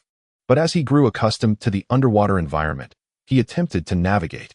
The malevolent spirits around him hailed from various eras. Some donned traditional garments, while others were clad in simple cloth. There were those with benevolent visages, and others who appeared grotesque and menacing. Some particularly fierce spirits always preferred solitude, such as the one-eyed dragon, who caused all other malevolent beings to steer clear of him, a stark contrast to the way they navigated around Su Bai. Su Bai struggled to comprehend why he needed to immerse himself in the waters of the river of oblivion to return to his own body. He had perused related research reports that stated the actual weight of a soul is 21 grams. Standing at 1 meter 80, he now weighed merely 21 grams, lighter than a newborn infant. The longer he remained underwater, the more he felt the weight of his soul increasing. This realization brought him a sense of reassurance. He mused that perhaps the reason the spirits avoided him was due to the dragon energy that enveloped him, thus emboldening him to dive deeper. The depths of the river of oblivion were astonishing, and he had lost track of how long he had been submerged. After all, the passage of time in the netherworld might differ from that of the mortal realm. As he maneuvered past the malevolent spirits, Su Bai noticed a ghostly figure crouched in a corner, trembling, in stark contrast to the previously aggressive spirits. This one was weak and appeared fearful as it sensed his approach, raising its head in alarm and attempting to flee. Wait, I mean you no harm, Su Bai reassured. Recognizing its frailty, it would be best for you to stay here. You don't seem like a malevolent spirit, the male ghost replied, looking somewhat appealing despite its frail form. Observing its attire, which featured a high-collared garment and delicate cotton sleeves, Su Bai recognized it as characteristic of the late Qing dynasty. I am not, Su Bai replied. What is the golden substance that has suddenly appeared in the river? Chapter 457. The baptism, that is what the Een officials sprinkle. It can counteract the evils of one's past life. The more you collect, the sooner you can leave the river of oblivion and be reincarnated. The male ghost replied with a wry smile. But I have no share in it. You're not a malevolent spirit. How did you end up in the river of oblivion? Did you accidentally kill someone in your past life? Su Bai inquired curiously. No, I am not. Are you familiar with Mengpo's soup? To undergo the cycle of reincarnation, one must first consume the soup and forget the affairs of their past life. Yet, I am reluctant to forget. The male ghost gazed up forlornly. In truth, one can glimpse the bridge of helplessness from here. Can you see it? Su Bai followed the direction indicated by the male ghost, and indeed, from this angle, the ethereal sight of souls queuing to drink the soup was faintly visible. So, you are the guardian of this place? He inquired. To avoid drinking Mengpo's soup, one must leap into the river of forgetfulness, waiting a millennium before reincarnation. However, such an act is not permitted, the male ghost replied. I can see her ascend the bridge, yet she cannot perceive me. I can speak to her, but my voice does not reach her. A millennium hence, we may meet again, though I will remember her while she shall not remember me. Is it worth it? Su Bai, puzzled, remarked. You appear to be tormented by malevolent spirits, do you not? When I first arrived, I too attempted to seize golden tokens, and the outcome was predictable. The male ghost recounted. I yearned to escape and meet her sooner. Alas, this process is interminably lengthy. As they conversed, golden tokens began to cascade down once more. Amidst chaos and wails of the spirits, the male ghost stirred slightly, yet lacked the courage to rush forth and contend for them. There is always a reason behind a pitiful existence, Su Bai thought. You possess the ability to leap down and grasp the hope of early escape. Yet you do not strive for it. Though Su Bai initially wished to disregard him, the male ghost persisted. I noticed that they dared not approach you earlier. Could you assist me in obtaining some tokens? Su Bai felt a flicker of interest. Very well, I shall ascend to assess the situation. With that, Su Bai ascended again, seeking a concealed vantage point where the male ghost could not see him. He observed a particularly ferocious spirit that toppled the nearest cyclops and, with a swift kick, dispatched a female ghost behind him. With a greedy snap, he devoured a token, reveling in his acquisition. At that moment, the previously frail male ghost surged forward, and the golden token that had yet to be swallowed was expelled from the ferocious spirit's mouth, only to be consumed by the fragile male ghost. Su Bai exhaled softly. To think you would attempt to deceive me. Do you forget that my intellect stands at a lofty height? Indeed, from that angle, the bridge of helplessness was visible. Yet prior to his plunge, his grandmother had cautioned him to beware of the depths. Though the malevolent spirits were wicked, the most elusive aspect was their intent. When Su Bai looked up, he saw not only the bridge of helplessness, but also the advantageous angle from which the male ghost could observe the tokens scattering down. This serendipity stirred something within him. Furthermore, he had not heard of anyone jumping down and avoiding the Meng Po's soup after a millennium. The underworld values its rules, and such a blatant loophole should not exist. At that moment, he discerned the male ghost scheme, a battle of endurance, wherein he clearly could not match the towering spirits in strength, but was attempting to employ cunning. Utilizing me, is it? I think I shall keep my distance. Su Bai resolved. He merely wished to navigate through a single day and night in tranquility, far removed from the whirlpool of conflict. Thus, he submerged once more, distancing himself from the malevolent spirits. Thus far, Su Bai has not perceived anything remarkable about the underwater realm. Just as he discovered a stable foothold, the ground trembled beneath him, causing his light form to sway uncontrollably in all directions, lost amid the cardinal points, ultimately resembling a spinning top in rapid rotation. At last, the whirling ceased, yet the true trial had only just begun. He felt an overwhelming discomfort. The essence of a ghost, after all, differs from that of a corporeal body. In the physical realm, discomfort can be expelled, but now he was left with nothing but a sense of helplessness, his suffering rendering him unable to focus on anything else. He curled up at the riverbed, tossing and turning. On the riverbank, Rome remained steadfast, for the realm of the underworld knows no distinction between day and night. She sat by the banks of the river of oblivion, awaiting the moment Su Bai would emerge from the depths. It was then that Meng Po, unbeknownst to her, had arrived at her side, expressing concern. By Rome, you should rest. After all, you are still a living person, unlike us. It matters not. Su Bai's spirit is still suffering below. How could I possibly sleep? By Rome replied. He possesses the essence of a dragon, and his spirit is unlike that of ordinary folk. Do not worry. He is such a dutiful child that upon discovering you have stayed awake for him, he will surely feel distressed. Meng Po gently reassured her. Come, let us go to my abode. By Rome, unable to resist Meng Po's urging, acquiesced. Today, Meng Po's duties were complete, and in the lonely little cottage, only the two of them remained, accompanied by the bubbling cauldron of soup. The broth simmered endlessly, and the fire persisted, a constant companion to Meng Po throughout the years. By Rome took a seat and suddenly posed a question. Surely, you are aware of the truth. Are you not? What do you mean? I was merely contemplating Su Bai's transgression of the taboo surrounding the river of oblivion. The Lord of the Underworld would not permit the ignorant to interfere. Your presence suggests you are in the know, By Rome replied with a smile. Meng Po sighed. You, with your keen intellect, truly cannot be deceived. When did you learn that I am the reincarnation of Ruanyang? By Rome inquired. Only in this lifetime did I uncover the truth, Meng Po responded. due to Su Bo's uniqueness and your extraordinary circumstances. The Lord of the Underworld commanded me to keep a vigilant eye, to ascertain whether any descendants of the Dragon clan might repeat Ronyang's fate. For one cannot dismiss the possibility of someone infiltrating and subsequently consuming Mengpo's soup. Sister, what are your thoughts on Qiansu Daoist? By Rome, with a wry smile. Shook her head. My connection with him is such that it leaves me unprepared. I simply wonder how he ascended to the throne of the underworld under those circumstances. You are beginning to show concern? Mengpo chuckled softly. I do not mean to be cryptic. It is just that during his tenure, I had yet to assume my role in the realm of the underworld. Thus, I am not well informed. You may need to inquire with the current lord of the underworld. However, I have no secrets from you. Let us speak plainly. In my view, the past holds little significance. What truly matters is the present, Mengpo stated. Between your husband and Qiansu, who is more worthy of your reliance? The answer is evident. By Rome, do not be overly fixated. Cherish those who are presently with you. I require an answer. By Rome felt a stirring within her heart. As for other matters, I shall leave them to fate. Across so many lifetimes, our paths have intertwined yet remained unfulfilled. Who knows what the outcome of this lifetime may hold? As Jianbo's attitude softened somewhat, Mengpo felt a surge of joy within her. She glanced outside. Today, the Wanchuan River appeared particularly gloomy. Less than a fifth of the incense had burned away at the riverbank, and that uncomfortable sensation had finally dissipated. Su Bai felt as if he had been crushed and then forcefully expanded. Now, he had returned to his original state, no longer needing to endure the compression. However, the mysteries lurking at the riverbed exceeded his imagination. The water was stirred every so often, and there was no concept of time beneath the surface.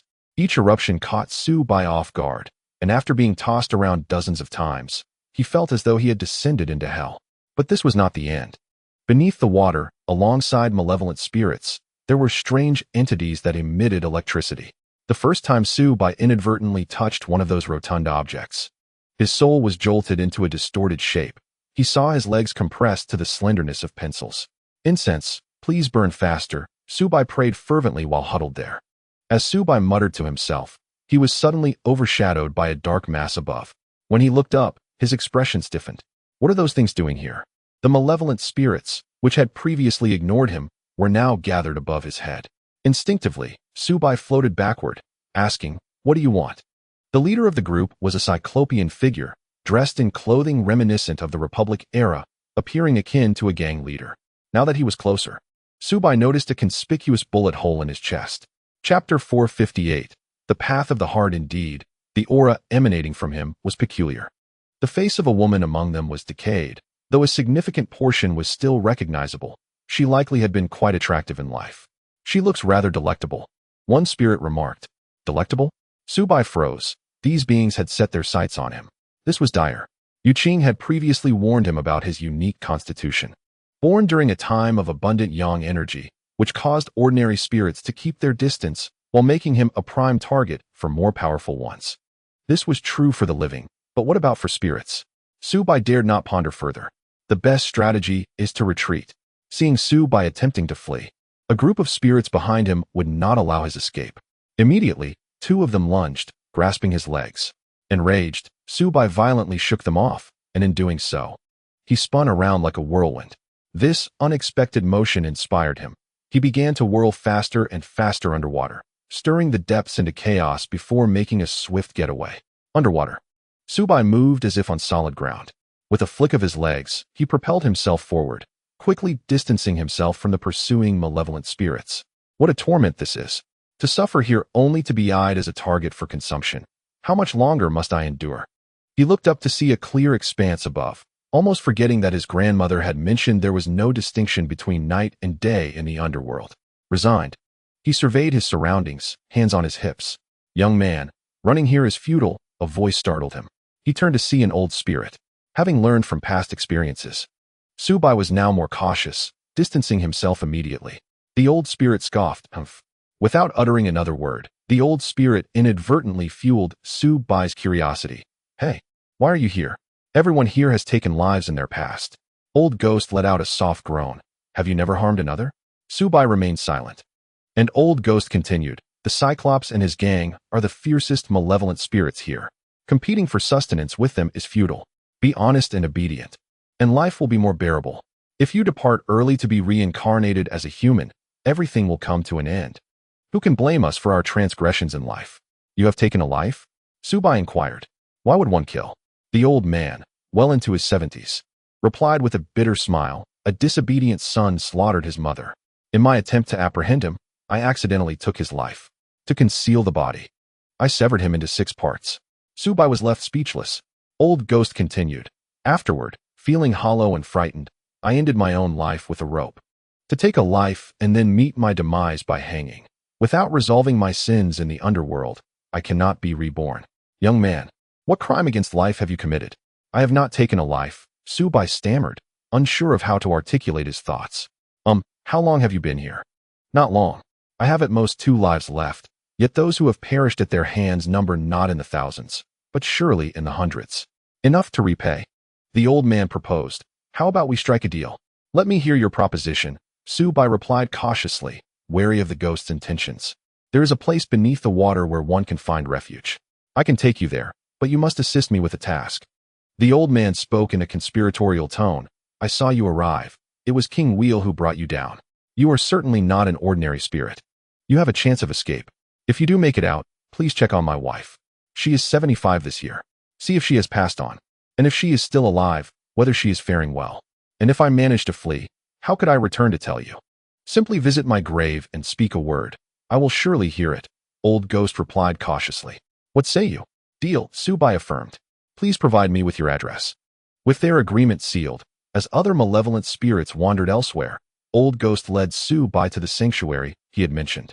It was a small side cave, a natural formation shaped by the river's currents.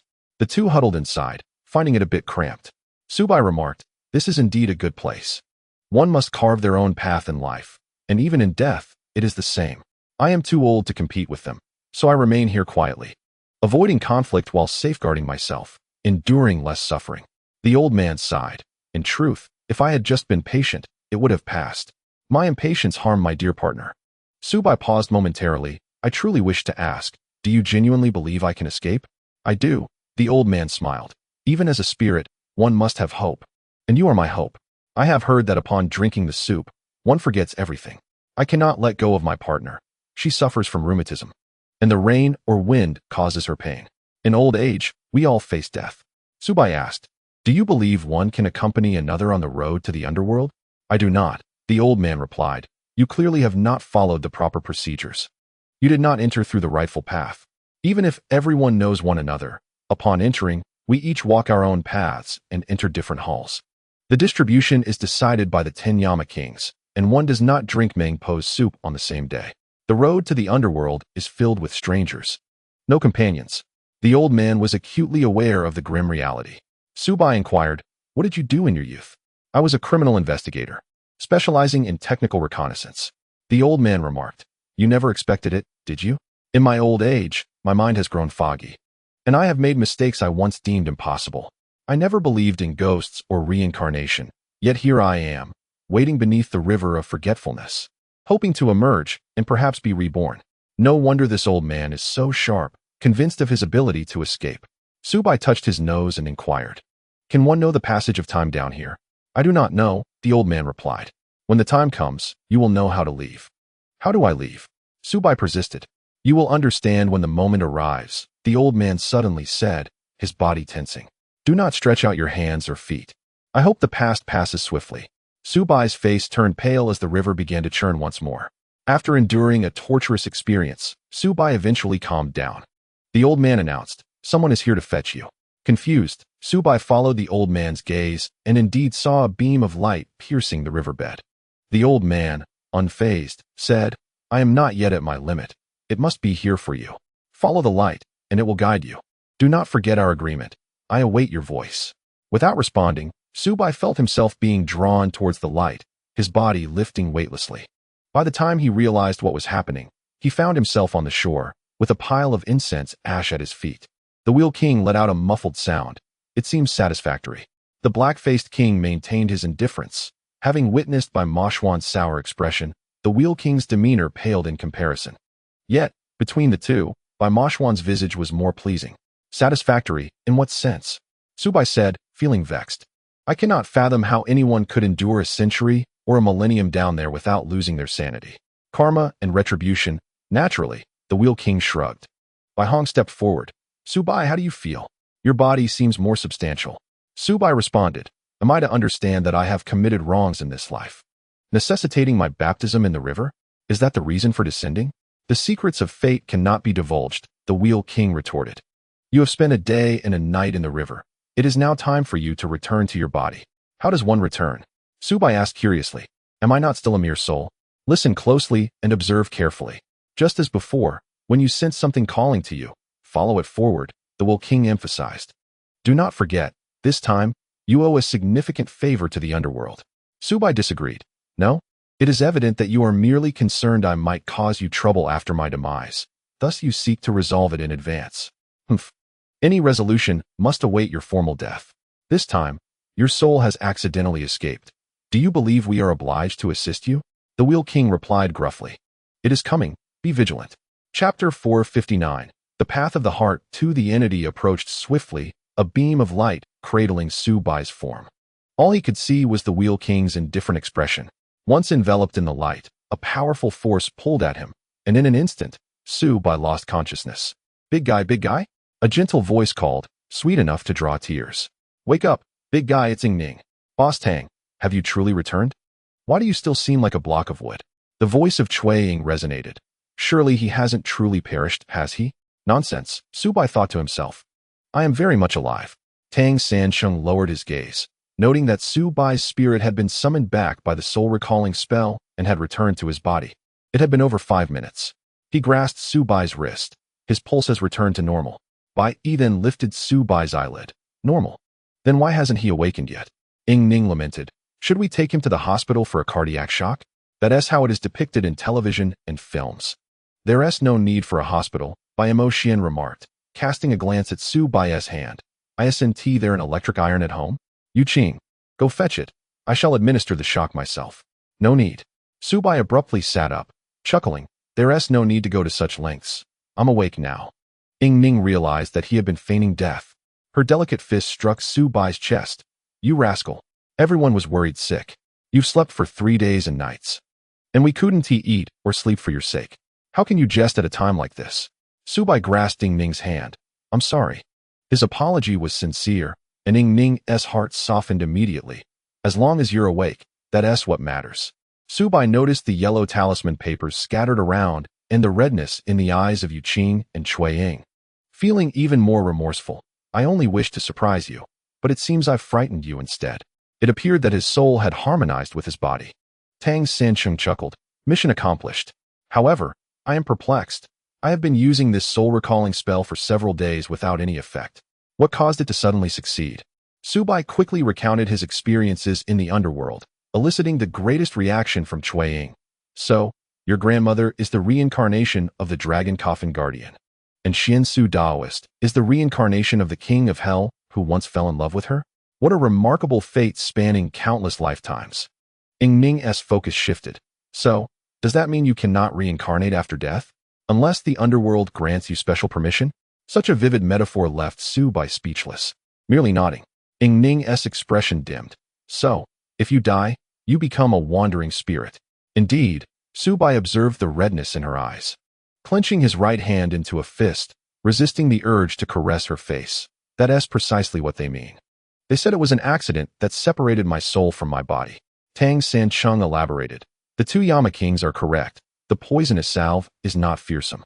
However, the incident occurred at the 4 symbols formation, and when you collapsed, you fell right at the center where the energies converge, forcefully dislodging your 3 souls and 6 spirits. Fortunately, being a descendant of the Dragon Clan, it took some time for the effects to manifest. A common person would have perished instantly. Now, you must continue to soak to alleviate the toxicity in your system, Bai Yi stated. Everything is prepared. For the time being, you should relax in there. Yu Qing, Emotian, lend a hand. The 2 assisted Subai in getting off the bed, and just as Ning was about to follow, Bai Emotian teased. No one bathes fully clothed. Are you sure you wish to go along? Upon envisioning the sight of Subai stripped bare, Ning felt a rush of blood surge to her head, and she bashfully turned away, only to be embraced by Qiao'er, who reassured her, silly girl. They are merely teasing you. Su Bai was led into an unoccupied chamber, where he beheld a splendid steaming wooden tub. With a playful grin, he quipped, "Is there truly 24-hour hot water and uninterrupted service?" Bai Mo Xian, gritting his teeth, shoved Su Bai into the tub. "Undress yourself." With a splashing thud, Su Bai fell into the water, a picture of disarray, his hair soaked. Clinging to the rim of the tub, he lamented pitifully. "Is this how you treat a dear friend who has just returned to life? You are being most cruel." Bai Mo Xian shot him an exasperated glance. "It is truly unfortunate that King Yin did not claim you." "I must say," Su Bai retorted, "King Yin has declared that I, Su Bai, possess an IQ of 180, stand at a height of 180, and am a rare talent of both courage and intellect in the mortal realm. Should he have claimed me, the populace would certainly have protested. Alas, my strong rapport with the masses has granted me my freedom." Yu Qing pointed to a nearby button glowing red. "Enough of your banter. If you require anything, simply press that." "Wow, is it truly 24-hour service?" Su Bai exclaimed, his spirits lifted. "Then I shall not be polite. The wisdom of the ancients is indeed remarkable. Having survived great peril, I shall surely receive blessings in return. By the way, what is this contraption?" "It's merely a basic sensor. A device the Wu brothers assembled in 5 minutes," Yu Qing explained. "It is divided into 2 parts, one here and the other in my room. If it detects anything, we will come." "I am quite famished," Su Bai declared, his stomach rumbling like a drum. He patted his now sunken belly. "At least bring me something to eat." Exchanging glances, Yu Qing and Bai Mo Xian stepped outside, closing the door behind them. Once they had departed, Su Bai hastily shed his wet clothing, which clung uncomfortably to his skin. Unfettered, he reclined in the water, free from fatigue. Suddenly, he recalled that he had only spent a day and night in the river of forgetfulness, while Ying Ning mentioned he had been unconscious for 3 days and nights. Indeed, the passage of time varies between these realms. Gazing into the water tinged with the 7 poisons, he felt a twinge of anxiety, reminiscent of the waters of the river of forgetfulness. Quickly, he raised his head, resolving never to dwell on that cursed place again. Thoughts of the old man crossed his mind, and he realized he would be soaking here for a week, leaving him unable to convey any news for that duration. "I apologize, old man.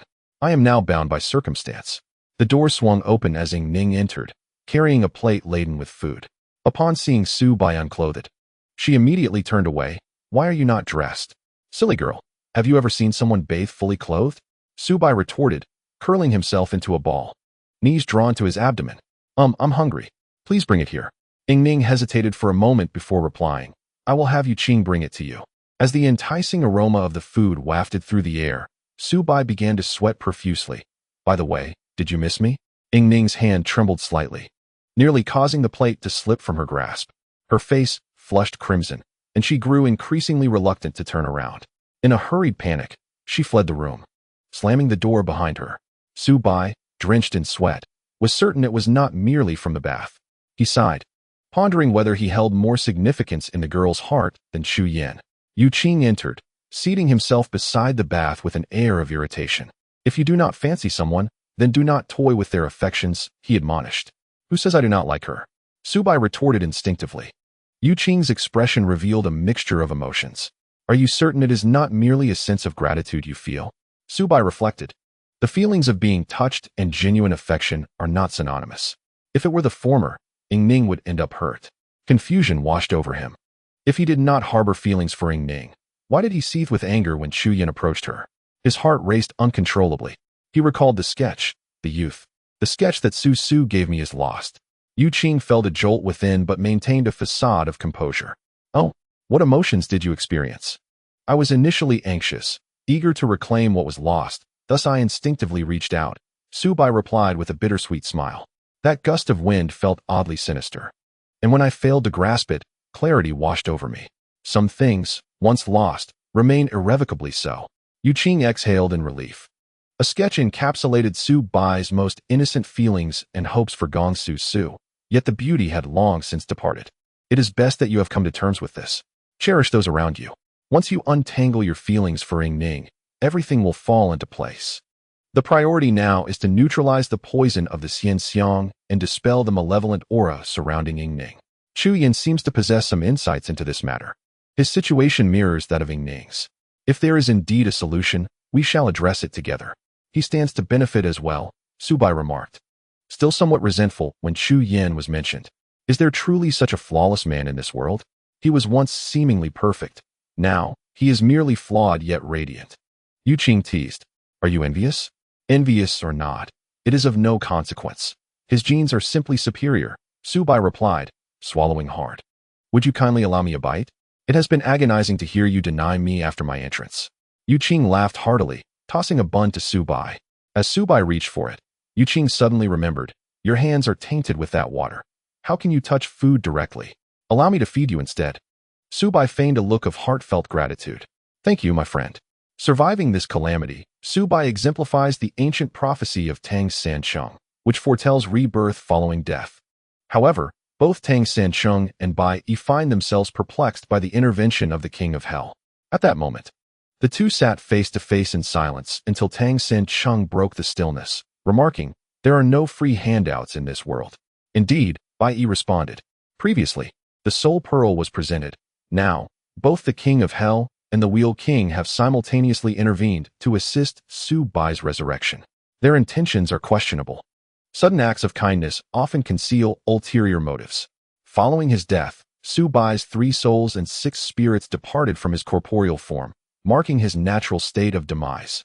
Like Ruan Yang, he now faces the absence of reincarnation opportunities. Bai Yi continued, this is plausible. So far, we are aware of 3 holders of the reverse scale, Ruan Yang, Qing Lian, and Su Bai. Ruan Yang was granted leniency by the former King of Hell, allowing her to reincarnate as Su Bai's grandmother, Bai Hu. Though Qing Lian possessed a reverse scale, she was ensnared by the soul lock of Yao Guang after her death, missing the chance for rebirth. Now, her ethereal soul wanders alongside Yao Guang in this realm, leaving only Su Bai. What are your thoughts, Tang Sancheng? They are attempting to win over Su Bai, he replied. There must be something about him that they find valuable. What could it be? From the dialogue between the King of Hell and the Wheel King, it seems the former has made a definitive decision, while the latter harbors reservations regarding Su Bai. Bai Yi pondered, if only we had the chance to engage with the Wheel King. His temperament is much more impetuous than the King of Hell's, making him easier to converse with. That may prove difficult. Tang Sancheng shook his head. The 10 Yama kings seldom leave the underworld, and ordinary emissaries remain unaware of the intricate details. Bai Yi sighed in resignation, shrugging his shoulders. If there is a realm where the underworld's organizations lack influence, it is undoubtedly the underworld itself. They certainly have their own plans and will seek opportunities to approach Su Bai in the future. Should I cast a divination for Su Bai? Tang Sancheng suggested. That is unnecessary, Bai Yi replied, shaking his head. Let it unfold naturally. Moreover, although Su Bai was submerged in water, his thoughts consistently drifted to fulfilling the old man's wish to visit his wife. As the 7-day period drew to a close, he hurried to the address provided by the old man. The old man's spouse, now in her 70s, was nearing the end of her life, and Su Bai felt an inexplicable worry that the delay of these 7 days might lead to her demise. Upon arriving at the alleyway, he instantly recognized the old woman. Although he had never seen her before, he was aware of her age. Sitting under a tree on a small stool, basking in the sunlight with her eyes gently closed as if listening to the wind, a faint smile graced her lips, suggesting that she was a woman with a story to tell. Gazing at the note in his hand, which bore the address he had learned, he followed the house number until he arrived at the entrance. As he stood there, the old woman's puzzled gaze fell upon him, confirming his arrival. I am looking for Li Lao Tai Tai, he inquired. I am she responded. The elderly lady trembled as she stood up, murmuring, How long has it been since anyone visited? How long has it been? Su Bo felt a pang in his heart. Her joy was genuine. Given the grave circumstances at home, it was likely that relatives and neighbors had ceased to visit her. With a deceased son and a departed husband, she was left alone in an empty house. When Su Bo arrived, he did not come empty-handed, bringing a box of pastries. Dear lady, I am a friend of Mr. Chen from years past. I came to see you. How is your health? The lady scrutinized Su Bo with her cloudy eyes. He had a young friend like you? Though aging, her mind remained sharp. Su Bo chuckled lightly, avoiding a direct response. How is your health, dear lady? Quite well, though I've been seeing unclean things lately. Perhaps my time is near. It's rare to have a visitor, she continued, her words flowing. I keep dreaming of my late husband, saying he wishes to come for me. Su Bo felt as if struck by lightning. He wishes to come for you? Indeed, several times. I think he is here to take me with him. To his surprise, the elderly lady smiled. What a wonderful thing. I've lived long enough. Thank you for visiting, but my home has an unpleasant odor, so I won't invite you in. Is she trying to dismiss me? Subo set down the pastries. Then I shall take my leave. Exiting the dilapidated old street, he turned and made his way to the old man's grave. The tombstone bore a photo of the old man in his youth, vibrant and handsome. Subo knelt before the gravestone, gazing intently at the image. Old sir, I wonder if you can truly hear me. I haven't forgotten our arrangement. I visited the lady. She is doing quite well, though she often dreams of you coming to fetch her. I hope you are being well looked after there. And may you reincarnate soon. By the way, you were quite the handsome fellow in your youth. A sudden gust of wind swept through, kicking up dust that struck Subo's face. He raised a hand to shield himself. The wind came swiftly and departed just as quickly. An odd sensation washed over him as he softly called, Old sir, is that you? Naturally, no one responded. Shaking off the feeling, Subo felt a weight lift from his heart. Having completed his task, he turned to leave, only to be met by another gentle breeze. Upon returning to the antique shop, he was greeted by the unexpected presence of Chu Yan. Following their previous encounter, there was a subtle tension between them, and Subo was uncertain how to receive this visitor. In the midst of his hesitation, Chu Yan stood and strode over, extending his hand. I'm relieved to see you're well. Oh, how gracious of you. Subo began to reach out, but Chu Yan interjected. From Ying Ning's perspective, I wish for your recovery. However, I must confess that from my own standpoint, I hope you vanish. Subo's expression froze, and Chu Yan laughed heartily. Everyone has their selfish desires. It was merely a jest. Chu Yan's hand moved closer, and as Subo extended his own, they both exerted a firm grip, with Bai Moshuan murmuring, One wouldn't know otherwise. It seems you two are the best of friends. Subo quickly released his hand. What brings you here? I had meant to come much earlier. Chu Yan remarked. However, I only settled my kin the day before yesterday, which caused my delay. How have you arranged matters? Bai Moshuan responded. What are your plans? Chapter 461. East Tian Mountain. The clansmen stationed in the mountains have retreated, receiving compensation based on their age and family circumstances, and thus each will lead their own lives. Chu Yan continued. It is merely a pity for Sister Hong. She had long harbored feelings for someone, yet for the sake of reviving the Yuezhi kingdom, she suppressed her emotions. Fortunately, her beloved remains infatuated and has yet to marry. Now she is prepared to pursue her happiness, which puts my mind at ease. To me, she is like an elder sister, even more like a mother. Regardless of what she has done to me or to Ying Ning, I shall no longer dwell on it. The wealth that Wang Deli has amassed over the years has now been entirely squandered. Subo raised an eyebrow. You may forgive her for what she has done to you, but whether Ying Ning forgives her for her actions should be determined by Ying Ning herself. You seem to have taken it upon yourself to decide for two. As it appeared that the two were about to clash, Bai Yi interjected, All right, Chu Yan, I shall be candid with you. As a junior disciple of Ma Xuan, I will address him directly from now on. You have come today, no doubt, to dispel the evil energy surrounding you and Ying Ning. Chu Yan produced a small booklet. This one contains the roster of the descendants of the Yuezhi kingdom, with the latter half chronicling significant events. I learned of Ying Ning's father's circumstances from this as well, and there is one matter recorded here that greatly concerns me. Enough with the pleasantries. Let us get straight to the point, Bai Moshuan urged. Chu Yan was straightforward. Long ago, the Yuezhi kingdom practiced a peculiar ritual known as the blessing ceremony, conducted on the night of the full moon in June at the royal palace. Only the Yuezhi king was permitted to enter the secret chamber. What transpired within remains unknown. Additionally, every Yuezhi king, upon reaching full term, would also undergo a routine baptism in that chamber, alone, without any guards or attendants.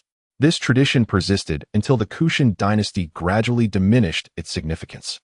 Following the downfall of the Kushan dynasty, the descendants of the Yuezhi scattered throughout the nation, and it is said that our power originates from the blessing ceremony.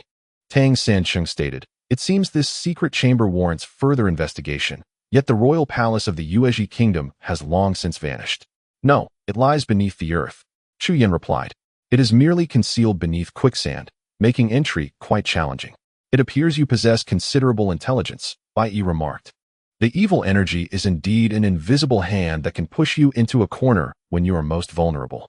A flicker of melancholy crossed Chu Yan's amber eyes. I have experienced it firsthand.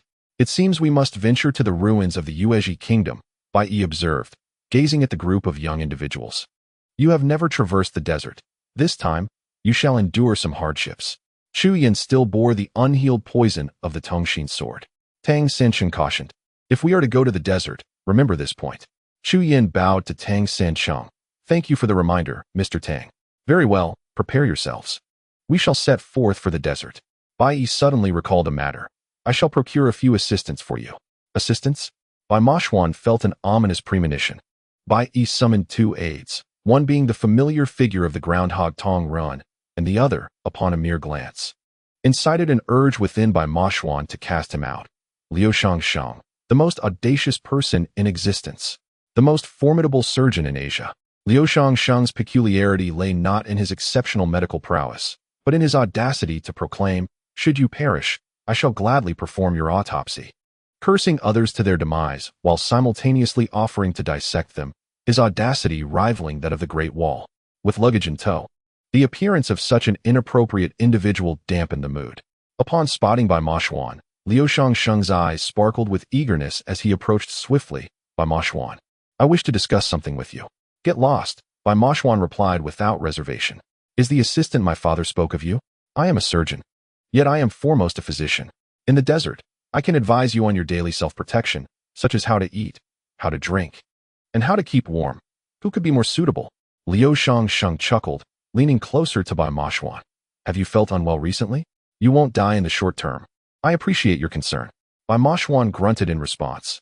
You, however, ought to be wary of your tongue. Why? Liu Shangsheng's intellect seemed inadequate. I shall sever your tongue. Bai Moshuan threatened, should you be too loquacious. Liu Shangsheng, as if struck by lightning, promptly covered his mouth and retreated quietly. Meanwhile, Tong Rin joyfully reunited with Su Bai, who had adopted a standard Mandarin for their communication. Su Bai understood Bai Yi's intentions. Tong Rin was the most steadfast protector of his own, and his agility would prove invaluable in the desert.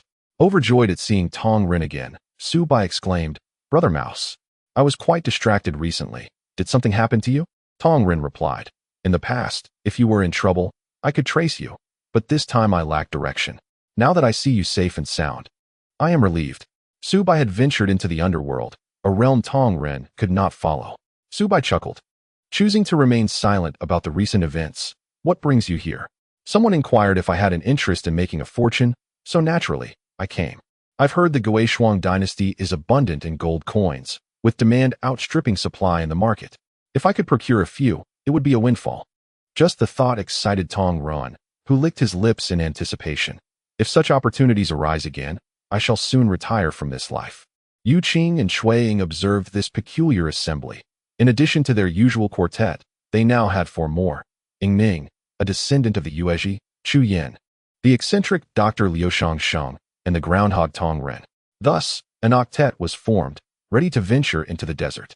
Historical records indicate the Yuezhi were powerful before the Western Han dynasty, with the Xiongnu Chanyu sending his son Modern as a hostage to the Yuezhi. When Zhang Qian journeyed to the western regions, he intended to ally with the Yuezhi and the Wusun against the Xiongnu.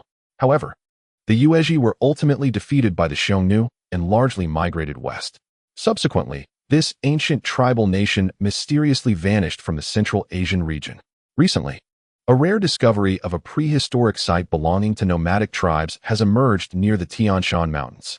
This location is replete with stone enclosures, numerous tombs, and an abundance of rock paintings, as well as several elevated platforms constructed from stone. The site is situated on the eastern side of the Tian Shan, also referred to as the Eastern Tian Shan. Based on this clue and the information in Chu Yan's possession, they deduced that the palace ruins are located in the desert closest to the Eastern Tian Shan, specifically beneath its sands. The exact location remains a mystery, only to be unveiled through the use of a detector. It is said that the palace of the Yuezhi kingdom incorporated metals into its architecture to display its opulent style. By probing downward with the detector, an alert may signal the discovery of the palace. At the juncture of the Tian Shan and the desert, Chu Yan encountered the very plant from which the sweet confection given to Ying Ning was derived. At that moment, the 8 companions rested nearby, and Ying Ning, noticing Chu Yan's expression, inquired, "What is it?" Chu Yan replied, "Observe closely. This was once the most common plant in the Yuezhi kingdom." He described the plant, With 6 leaves adorned with diamond-shaped patterns, it possesses a natural sweetness. Alas, now it can only be found in this region. And like the Yuezhi kingdom itself, it may one day fade into obscurity. Sensing Chu Yan's deep sorrow, Ning smiled and said, "Brother Yan, as long as someone remembers something, it lives on, does it not?"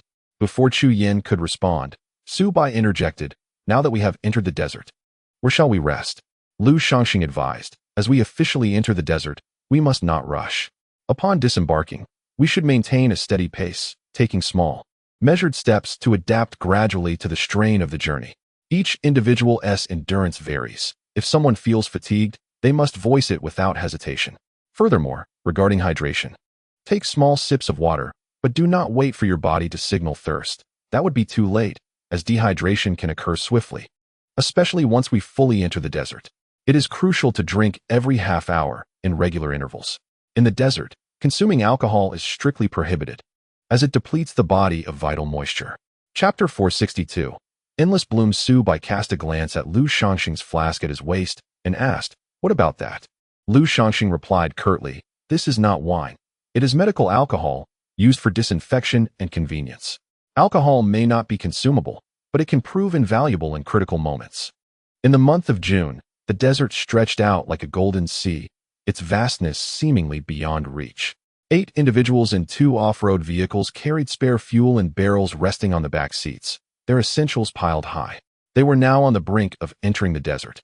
Within this arid expanse, oases existed, elusive and rare, one moment surrounded by swirling yellow sands, the next, verdant grasslands appeared after a bend. The hearts of the 8 had yet to settle when they were once again met by the relentless yellow sands. Chu Yan, uncertain of their exact location, pressed southward, moving steadily in a straight line while utilizing a detector to probe the ground. During their journey, the detector beeped 4 or 5 times, igniting excitement among the group, prompting them to dig. However, what they unearthed were not precious minerals, but rather metallic buttons from clothing, alongside several skeletal remains stripped of flesh, leaving only bones and tattered remnants of fabric. How long would this search continue? Su Bo could no longer endure the oppressive heat of the blazing sun, which was making him increasingly irritable. "I don't know," Chu Yan replied. "We may not find anything at all." Just as the group was engulfed in disappointment, misfortune struck. The previously scorching sun was now concealed by ominous clouds looming overhead. Su Bo looked up and remarked, "Is it going to rain?" "It doesn't seem so," Chu Yan responded. "This is bad. I fear a dust storm is approaching. Listen." The group perked up their ears as a thunderous roar erupted from the dark clouds above.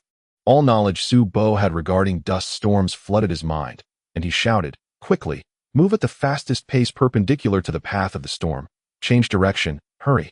Ahead, sand was already being swept into the air, swirling like a top, connecting clouds above and earth below. If it were over water, it could draw moisture upward, forming a water column, commonly known as a dragon drinking water. But now, the storm was lifting sand. A swirling column of sand whirling and howling with an overwhelming force that seemed capable of engulfing everything in its path. The vehicles, initially headed south, veered eastward, aligning with the storm's perpendicular trajectory. Unsure of how long they had traveled, Su Bo urged, "Quick, get out of the car." The 8 disembarked without the time to secure the vehicle, move away from the car, and seek shelter in low-lying areas. The vehicle offered no protection against the impending storm, and its strength was still unknown. If the force was great, sheltering within the car would be a perilous choice, likely resulting in being tossed into the air along with the vehicle. Moreover, hiding beside it was a grave mistake.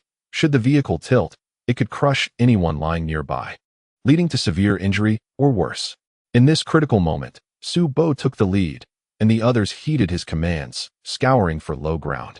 They lay face down, mouths and eyes shut, hands shielding their heads. The dust storm roared towards them, the sand and wind striking their bodies like countless small pellets, causing sharp pain. Ning was utterly terrified. She had never faced such a situation before. In her panic and fear, Chu Yan wrapped his arm around her neck, assuring her, "Don't be afraid, it will pass soon." Ning felt a sense of reassurance. From behind the veil of sand, Su Bai observed the scene with a heavy heart, burying his head in the sand. The sandstorm, though fierce, did not last long. It howled for a brief moment before gradually subsiding into silence. Su Bai shook his head, grains of sand cascading down like a shower.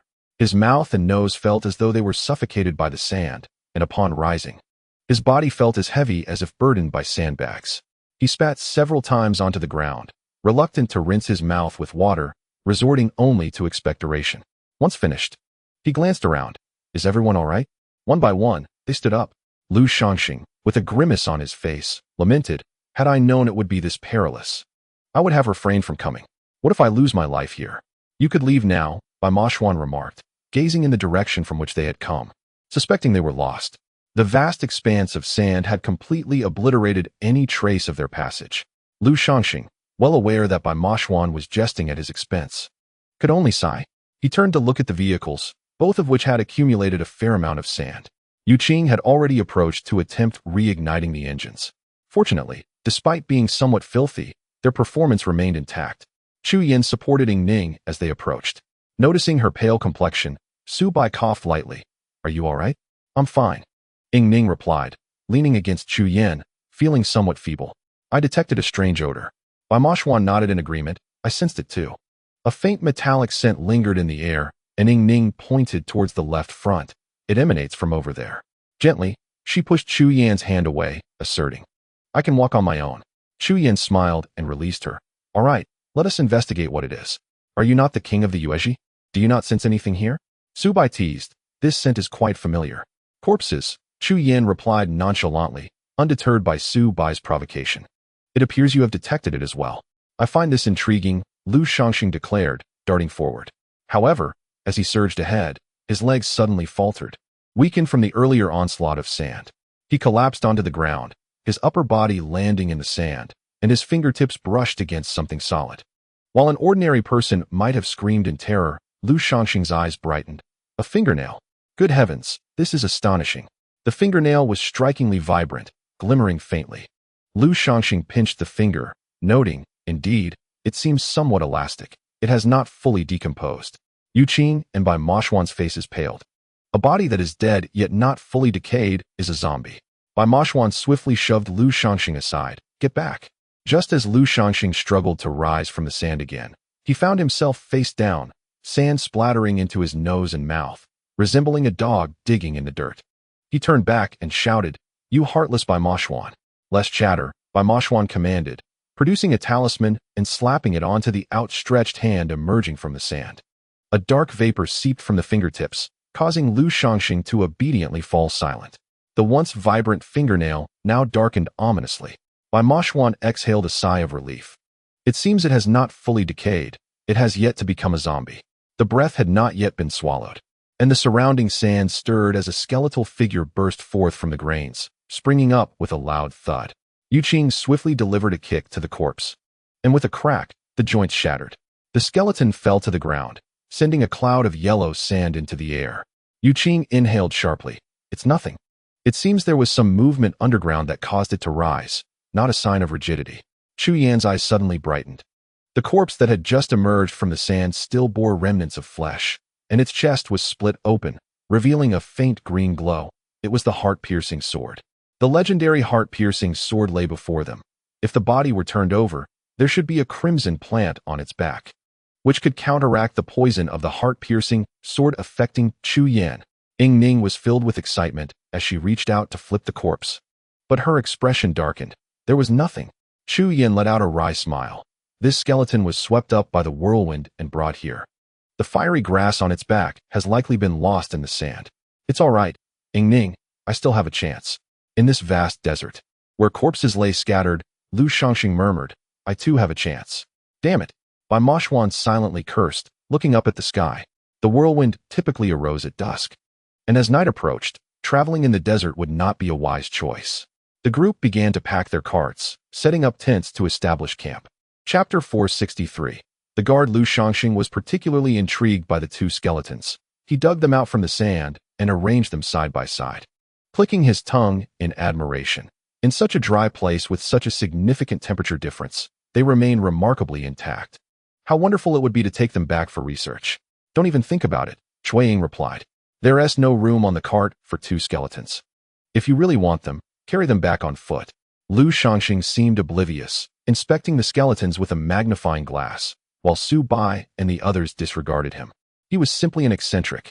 The temperature in the desert varies drastically between day and night, composed mainly of sand and stone. The specific heat of sand is much lower than that of water.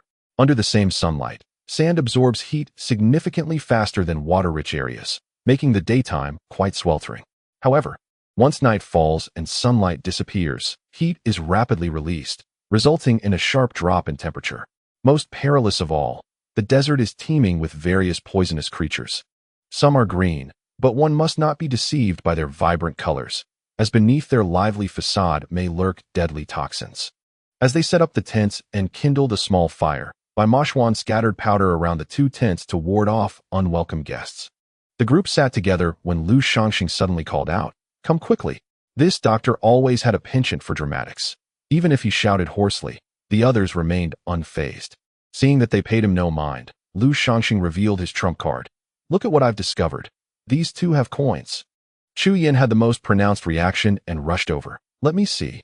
Lu Shangxing had already cleaned the coins, and as Chu Yin took them, he noticed they were round and unperforated, one side inscribed with text and the other adorned with an animal motif. Su Bai glanced over and remarked, "This is Sanskrit." Sanskrit. During the developmental phase of the Yuezhi kingdom, Sanskrit emerged as a significant component. Although it was not the principal script of the Yuezhi, the coins inscribed with this language hold a unique place in its historical narrative. These coins were minted to commemorate a monk who journeyed through the Yuezhi in search of sacred texts, and their quantity is exceedingly rare. Chu Yin examined the coin he had unearthed from the remains, turning it over in his hands, his heart surging with emotion. This monk, known as Tan Wujia, had renounced worldly life at a tender age, dedicating himself to ascetic practices in a monastery. He often lamented the incomplete nature of Buddhist scriptures and vowed to travel to the West to obtain the full teachings. Remarkably, he embarked on this journey 2 centuries prior to the famed Tang's son. After acquiring the Sanskrit text, the Sutra of Avalokiteshvara, he entered the Yuezhi kingdom, where he disseminated the teachings. The Yuezhi king, deeply moved, once contemplated retaining Tan Wujia, but the monk's resolve was unwavering. In his honor, the king decreed the minting of coins bearing Sanskrit inscriptions, totaling a mere 99 pieces. Tan Wujia took 90 of these, leaving only 9 in the royal treasury. Observing the astonished faces of those around him, Chu Yin retrieved a copper coin from his pocket, identical to the one discovered by Lu Shangxing, save for the inscriptions, which were not in Sanskrit. The design was identical, with the text being the sole distinction. "There are only 9 such coins in the Yuezhi kingdom," Yu Qing inquired. "Could these 2 individuals be of royal lineage?" To which Chu Yin replied, "The Yuezhi king had a history of relocations. The ultimate fate of these 9 precious coins remains a mystery. Judging by their attire, they appear to be Yuezhi people, but I hesitate to draw conclusions at this moment." As Chu Yin reflected on this historical account, Lu Shangxing diligently studied the 2 corpses. His perseverance bore fruit as he made a peculiar observation. Their deaths were enigmatic, devoid of any external injuries. The fracture inflicted by Yu Qing was an exception. However, both had strange imprints on their cervical bones, indicating an extraordinary force had been applied. Yet, the imprints were too minute to be fatal. A gourd-shaped mark adorned their cervical vertebrae, precisely mirroring each other. "Is there any more definitive information?" Bai Mashwan regarded Lu Shangxing with newfound respect.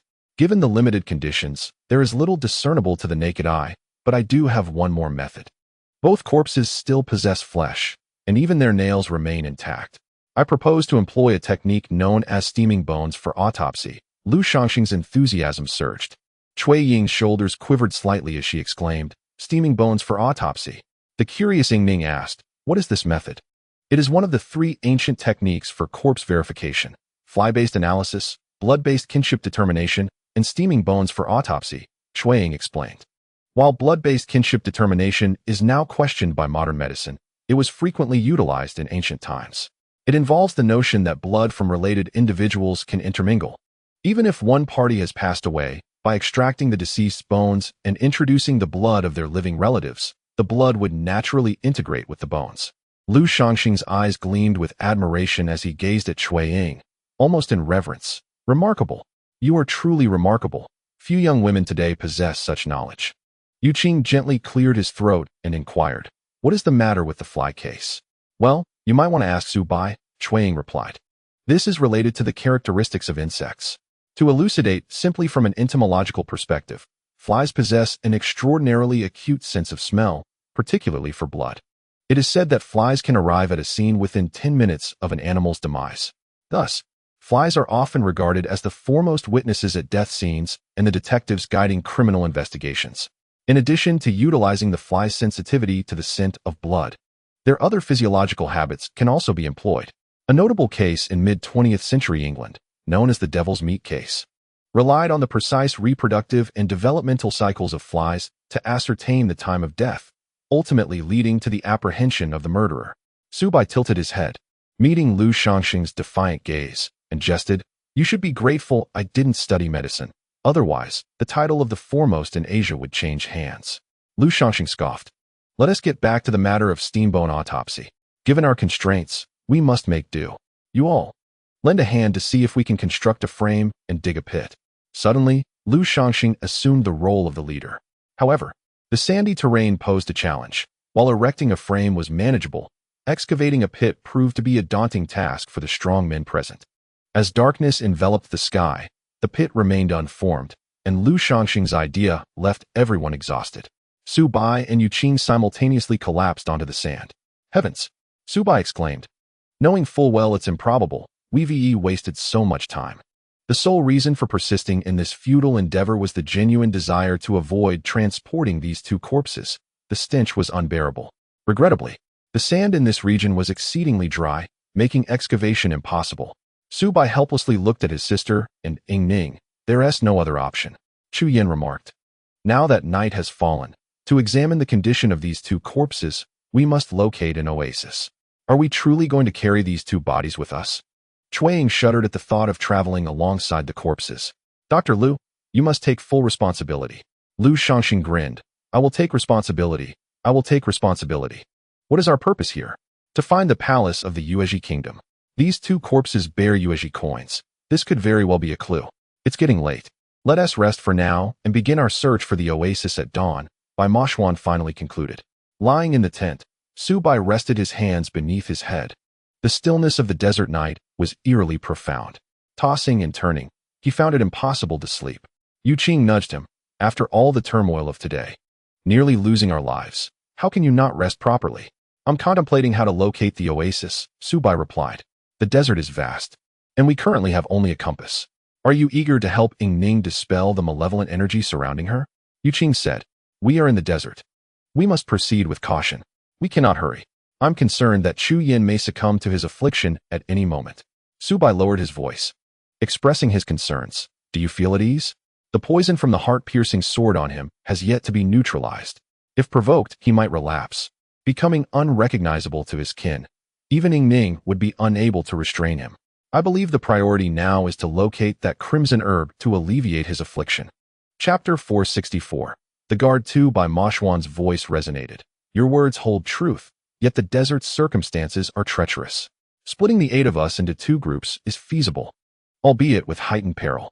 Tomorrow, we shall search for an oasis while simultaneously scouring for the bodies buried beneath the sands. A dual approach it shall be."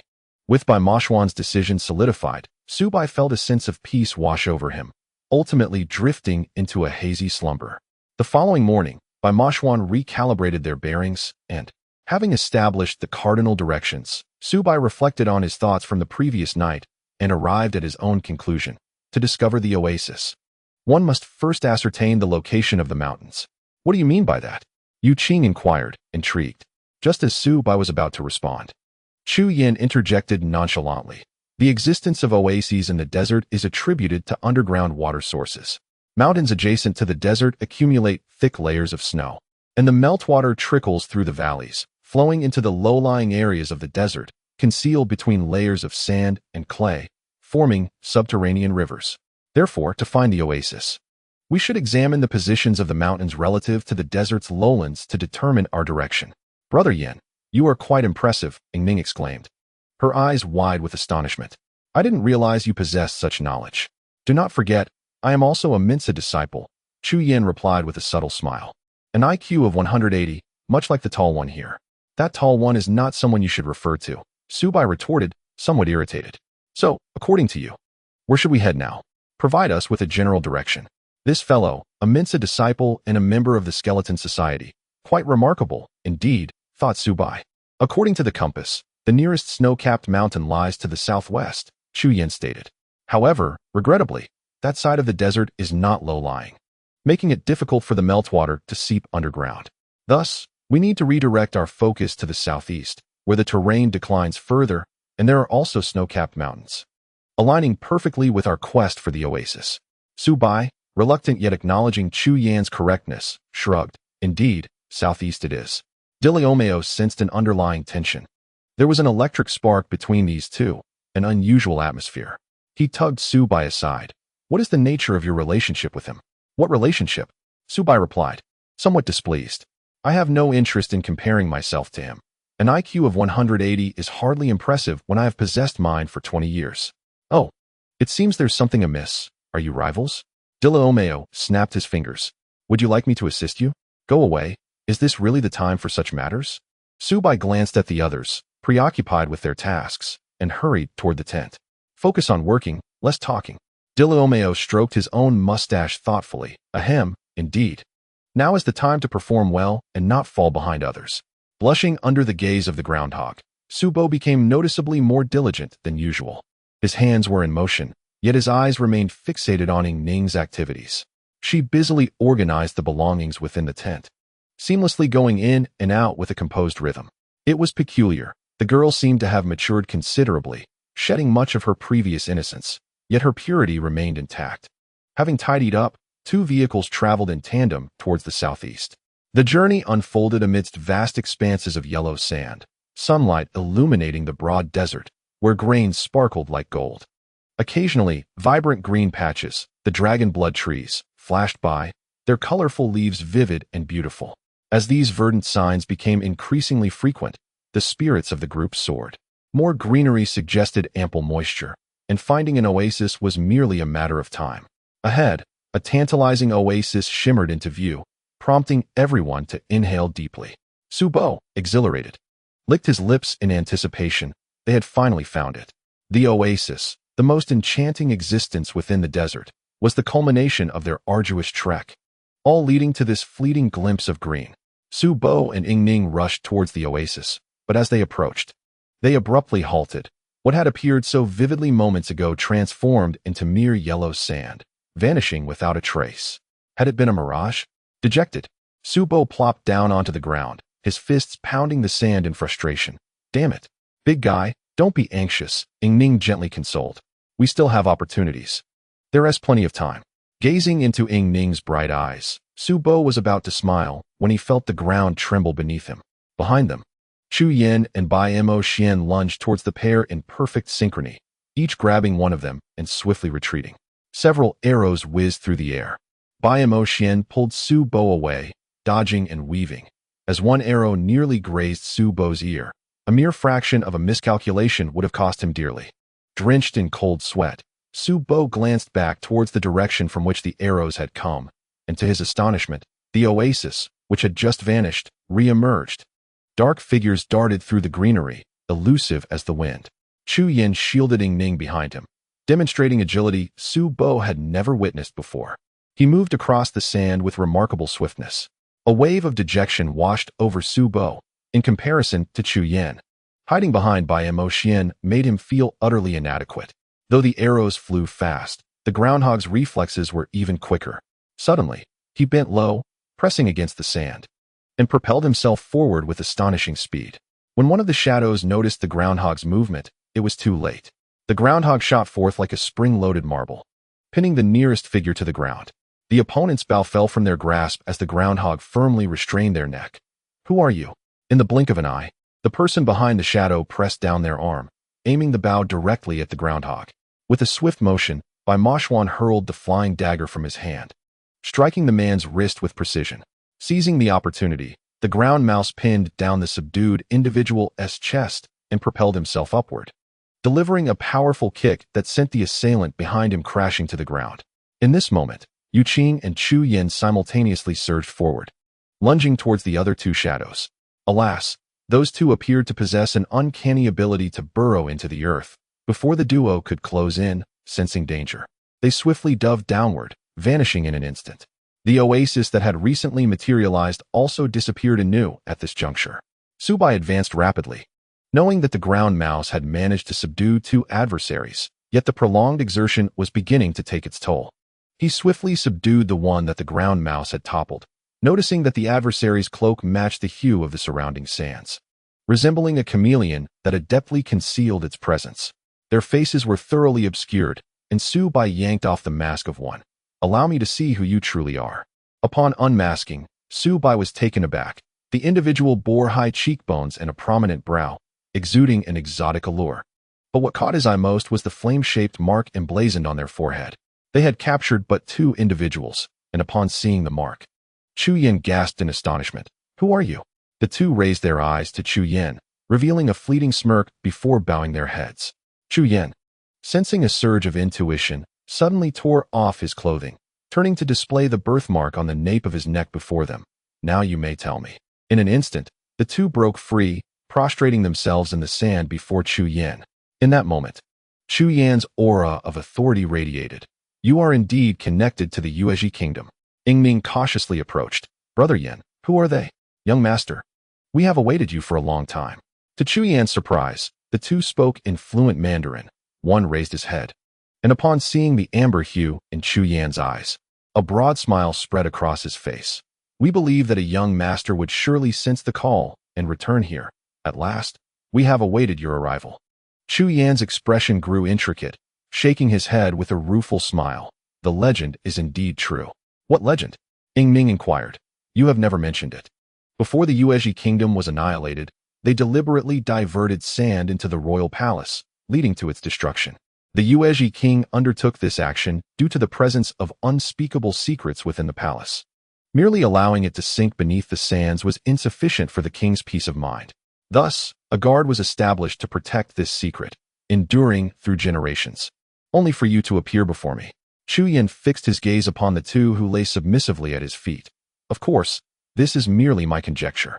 Chapter 465. The green band. The 2 buried their heads even lower, and Chu Yan knew he had hit the mark. Their lips remained tightly sealed in the presence of others. "The mark upon your foreheads is not natural. This too is a conjecture of mine," Chu Yan declared. Upon finishing, Chu Yan reached out to touch one of their foreheads. With a firm pressure, the original flame shape instantly warped, revealing that it had been painted with plant secretions. Chu Yan stared at his fingertips, suddenly bursting into laughter. "How foolish! What purpose does such an arrangement serve?" Chu Yan laughed heartily as he stepped back, his expression somewhat sinister. Yingming felt an unsettling sensation within her. She reached out and grasped Chu Yan's wrist, exclaiming, "Brother Yan, what is the matter? Please speak."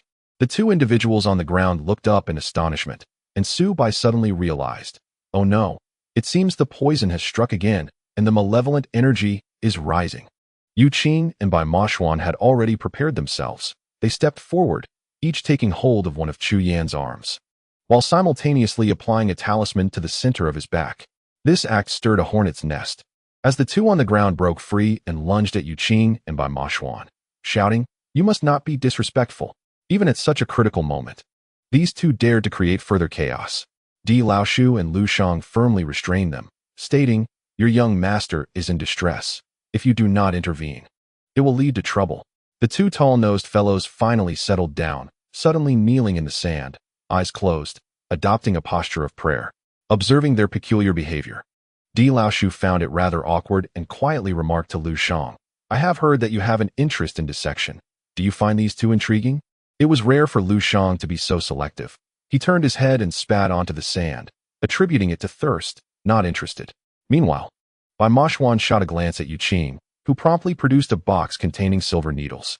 Tang San had anticipated such a situation and had instructed Yu Qing on the technique of acupuncture before their departure. As Chu Yan struggled against Bai Moshuan's hold, the heat within him was drawn forth by the talisman, preventing it from rampaging uncontrollably. Seizing the opportunity, Yu Qing grasped Chu Yan's wrist, swiftly inserting the needle. 2/3 of it penetrated his acupoint. Chu Yan emitted a low growl, beads of sweat forming on his forehead, as his hand rested on Yu Qing's shoulder, murmuring, "Thank you." It appeared that the crisis had been averted. Yu Qing let out a sigh of relief, quickly withdrawing the silver needle. Unfortunately, he lamented. Boss Tang mentioned that this method only addresses the symptoms, not the root cause, and if used too frequently, it may lose its efficacy. Su Bai understood. The presence of these two had, to some extent, provoked Chu Yan.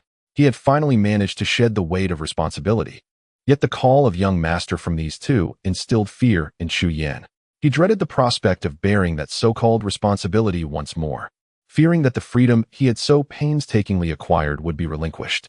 Chu Yan regained consciousness, the tumultuous heat within him dissipating.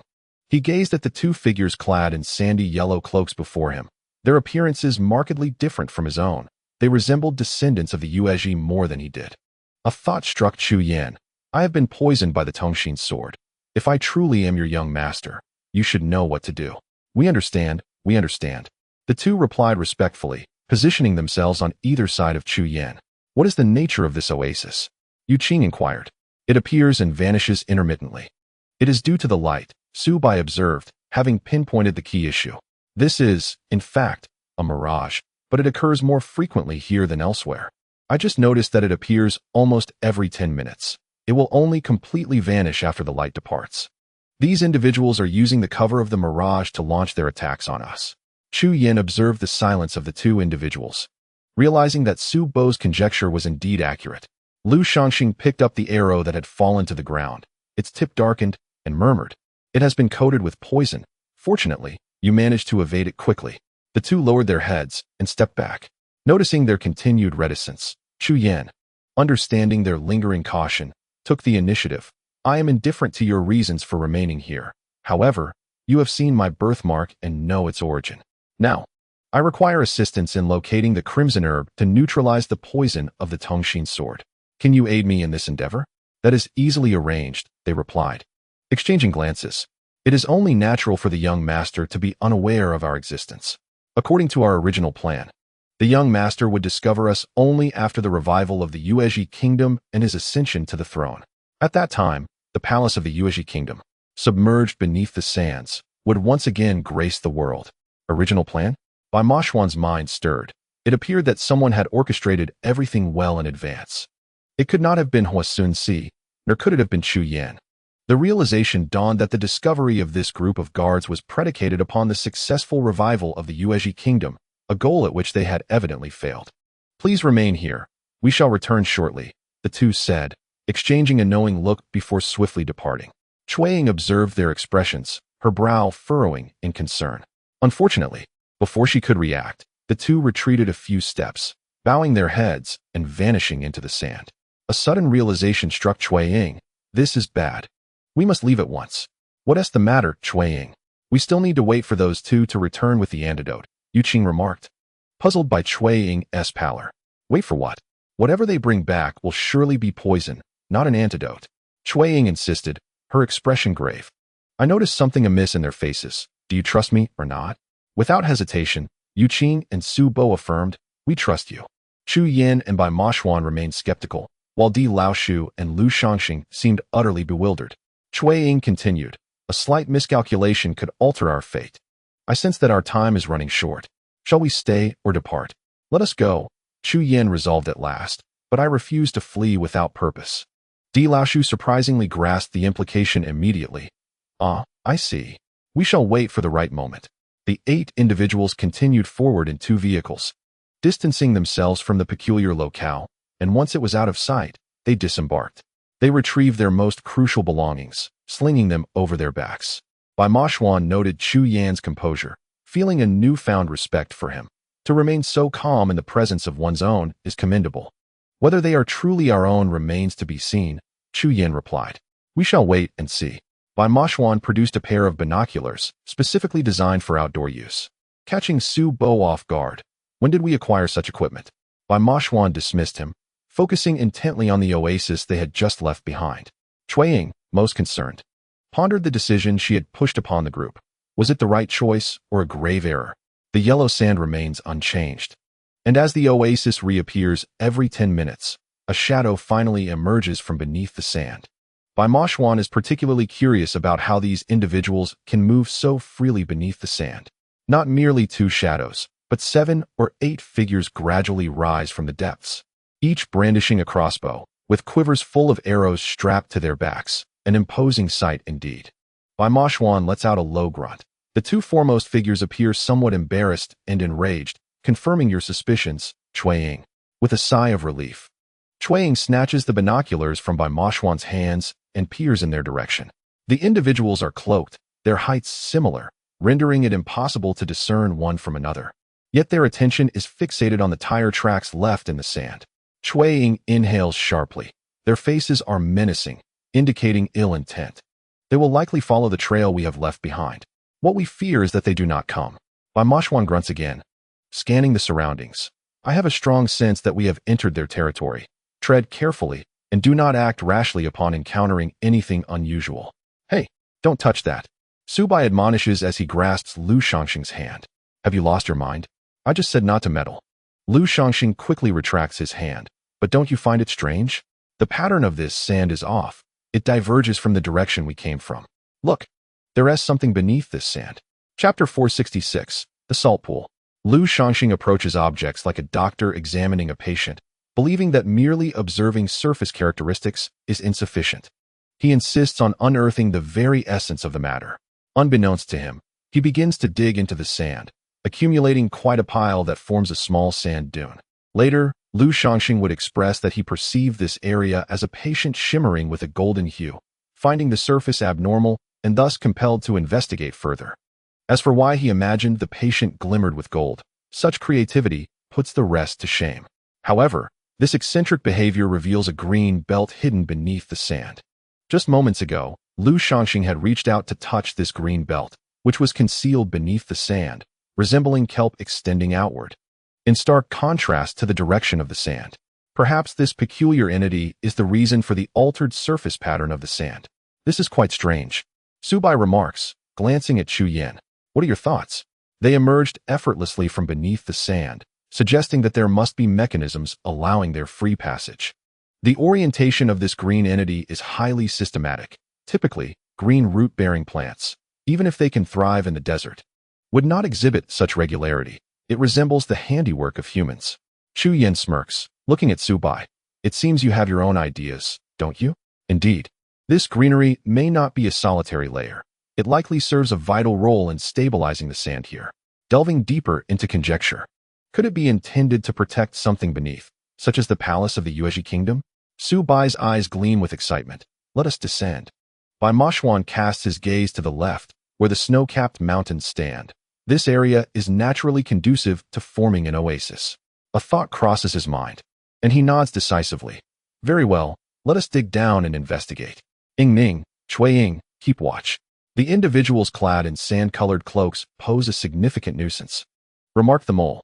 If given the chance, I would rid them of their cloaks. Baby Ning widened her eyes and nodded with a smile. I understand. The two ladies maintained a vigilant watch over their surroundings, while the remaining 6 gentlemen were deeply engrossed in their excavation. The verdant flora was beyond Su Bai's knowledge. But upon digging deeper, it became apparent that beneath the sand lay not merely one layer of green bands. Almost every 5 meters revealed these layers, densely interwoven and extending deep into the earth. Consequently, Su Bai's hypothesis gained increasing acceptance, prompting Bai Moshuan to utter, "It seems we are not far from the palace of the Yuezhi." Yu Qing abruptly tore off a handful of the green plant and tucked it into his pocket, stating, "If we return, I can show Brother Qijie what kind of plant this is." Su Bai looked upwards.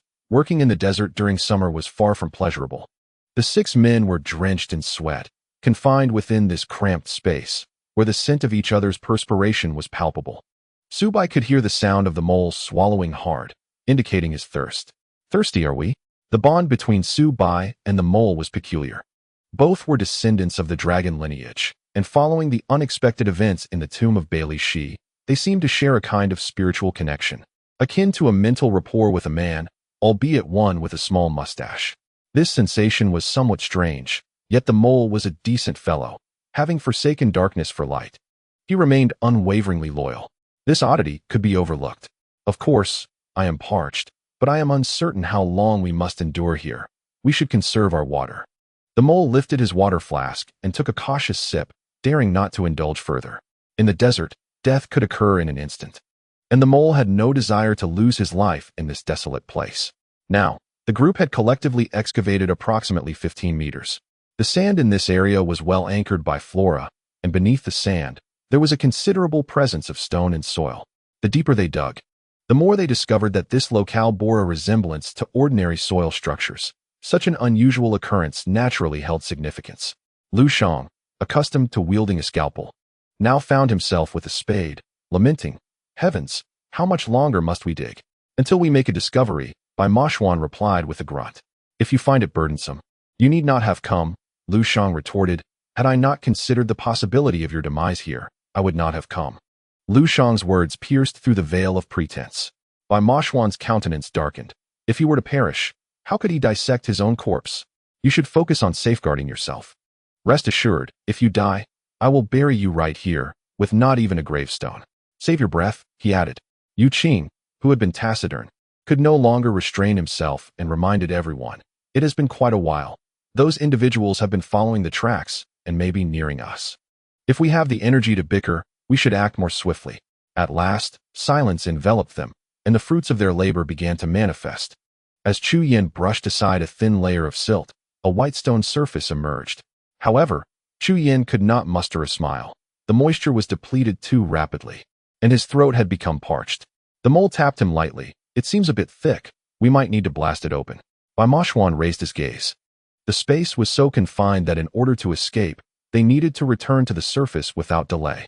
Apart from the mole, everyone else scrambled back to the ground, fixating their eyes on him. In retrospect, the decision to have the mole accompany them was indeed justified. Explosives were frequently employed during their ventures, and although Lazy possessed exceptional skills, his coordination with the group was somewhat inexperienced. Regrettably, Lazy was often preoccupied with other tasks, unlike the mole, who was not only skilled but also tethered to Su by ties of mutual benefit, driven by avarice. Furthermore, the mole adeptly prepared the explosives, opting for a timed bomb with a 3-minute countdown. As the ticking began, he signaled upwards, and the rope tied around his waist tightened, pulling him upwards. Hearing the frantic sounds below, the mole urged, "Hurry, brothers. I have no desire to be blown up like an old rat." Just as his words fell, he collided with the sandy wall. Fortunately, the sand was soft, although it contained some stones. He scraped against these stones as he ascended. As soon as he emerged, the ground erupted with a thunderous boom, white stones shattering and splattering upwards. Just as they neared the mole's rear, they plummeted back down.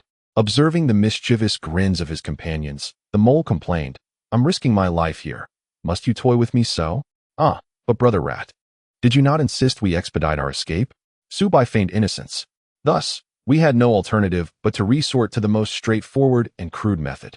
Now, do not be vexed. Where does it hurt? I can massage it for you." "None needed," the mole retorted, pushing Su Bai's hand away irritably. "So, have they pursued us yet?" "Not yet," Cui Ying replied.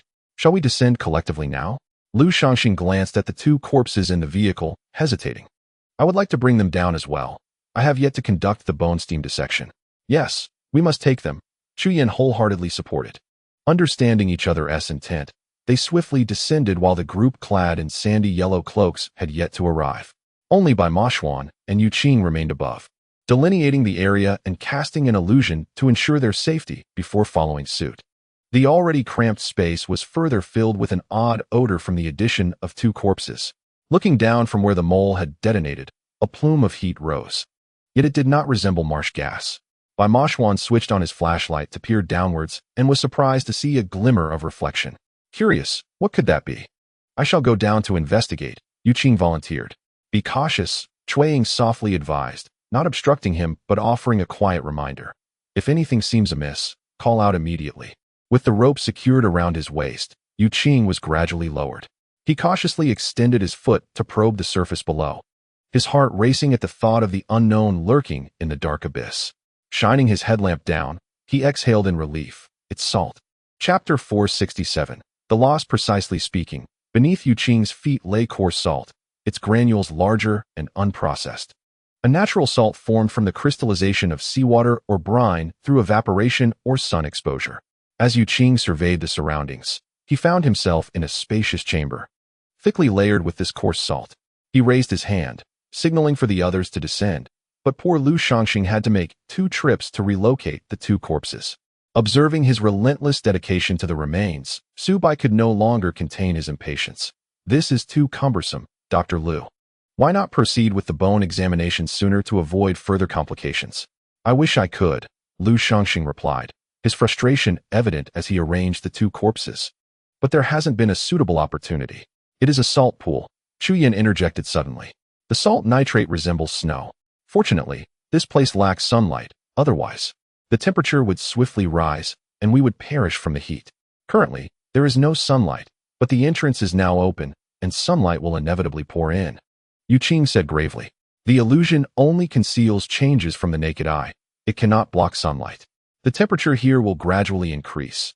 After all, this is a desert. Su Bai was startled. We must leave this place at once. Chu Yin smiled wryly. We have chosen the worst possible entrance. The salt pool is entirely sealed. What's there to fear? We have explosives, Su Bai retorted. You are truly stubborn. How we came down is how we shall exit. Why the delay? Rat brother, pick up the pace. Understood. The ground rat, carrying a backpack, moved forward, only to find himself confronted by a wall, surrounded by walls, with no door. This was a completely enclosed room. After a brief moment, he felt someone lunge at him from behind, gripping him tightly. It was Chu Yin. What is it? The ground rat snapped impatiently. Do you doubt my abilities? No, that's not it, Chu Yin replied, shaking his head in confusion. I seem to have heard of something like this before, but I cannot recall it now. We cannot detonate anything here. With no exits, we would perish. Give me some time, and I will remember. Everyone, please bear with me. The salt accelerated the dehydration of their bodies, leaving them little time. Chu Yin was acutely aware of this, yet he recalled hearing about salt pools from LongDeli in his childhood. But what exactly was a salt pool? A voice within him warned that they were in a place of extreme danger. Ying Ning's gentle voice broke through. Brother Yin, do not panic. Do you have any recollection of this place? Close your eyes and think slowly. You will surely remember.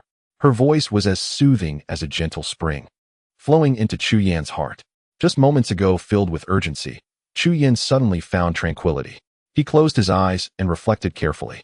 He must have been around 6 or 7 years old, with LongDeli, who was like a father to him, by his side. Once, he glimpsed an image of a salt pool, located in a certain area of Shaanxi, its waters crystal clear, reflecting white clouds, a gentle breeze stirring the surface, creating ripples that added a unique charm. The picture had left young Chu Yin in awe. At that moment, LongDeli had remarked, Yinner, what is this? A natural formation, merely a matter of chance. It cannot compare to a salt pool crafted by human hands. Are there still salt pools in this world? Inquired the small and inquisitive Chu Yin. Indeed, they are the culmination of countless individuals' efforts, replied LongDeli. One day, you shall return there and witness its wonders firsthand. The salt pools formed naturally from salt springs, with torrents of water surging beneath, untouchable. But what if one were to touch it? Chu Yin detected a whiff of danger in LongDeli's tone. It could become a natural graveyard, he shuddered. I recall now. The salt pool is constructed directly above the salt spring. Beneath it flows water, and should explosives be employed, the underground water would erupt, turning this place into a natural tomb. His words silenced everyone present. Bai Moshuan pondered for a moment, then peeled back the thick layer of salt beneath his feet, pressing his ear closely to the ground. He shut his eyes, listening intently, his actions causing others to hold their breath, the atmosphere thick with tension. Grasping a handful of coarse salt, he raised his head, only to find all eyes fixed upon him. Bai Moshuan murmured, he speaks the truth. The water flows fiercely beneath. Before anyone could respond, a faint voice drifted down from above. Where have the people run off to? Surely, you have exposed yourselves. It was unmistakably the voice of the young master. The voice continued weakly. It seems his approach was misguided. LongDeli must have failed. Upon hearing LongDeli's name, Chu Yan's expression darkened completely. If Bai Yi's previous analyses were mere conjecture, hearing these words validated LongDeli's treacherous ambitions.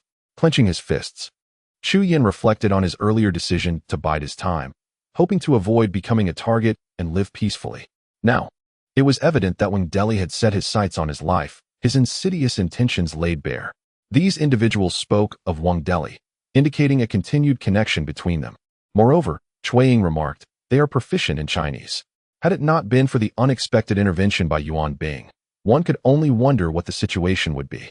Su Bai, feeling a pang of dread, said, Hey, Chu Yin, You ought to light some incense for the venerable Yuan Bing, thanking him for ridding you of that calamity named 6The. I shall certainly do so, Chu Yin replied, a sudden lightness enveloping him. This meant that he and 6The were now at odds, the bond akin to that of father and son now utterly severed. What shall we do now? Asked Ning. We need only a small opening to escape. It should not result in serious consequences.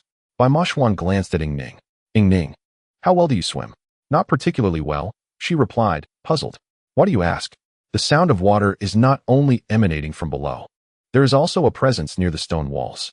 This salt pool is essentially situated in water. Our elation was premature.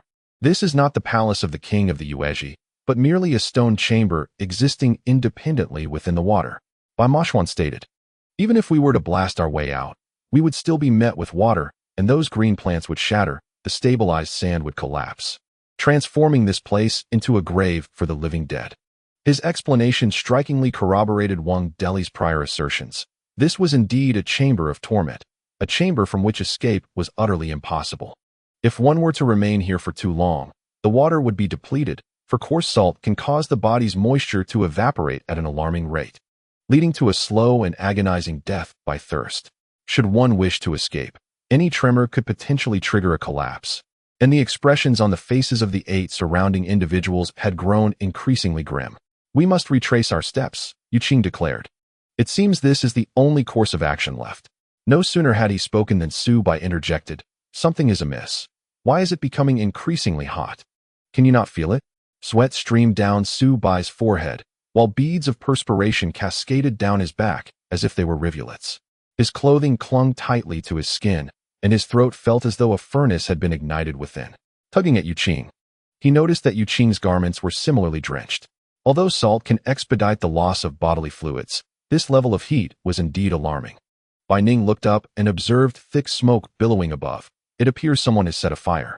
Yuqing exchanged a glance with Bai Moshuan, their expressions grave. Illusions may obscure one's perspective, yet they cannot alter the physical realities of one's environment. These individuals were astute. They must have discerned the changes on the surface.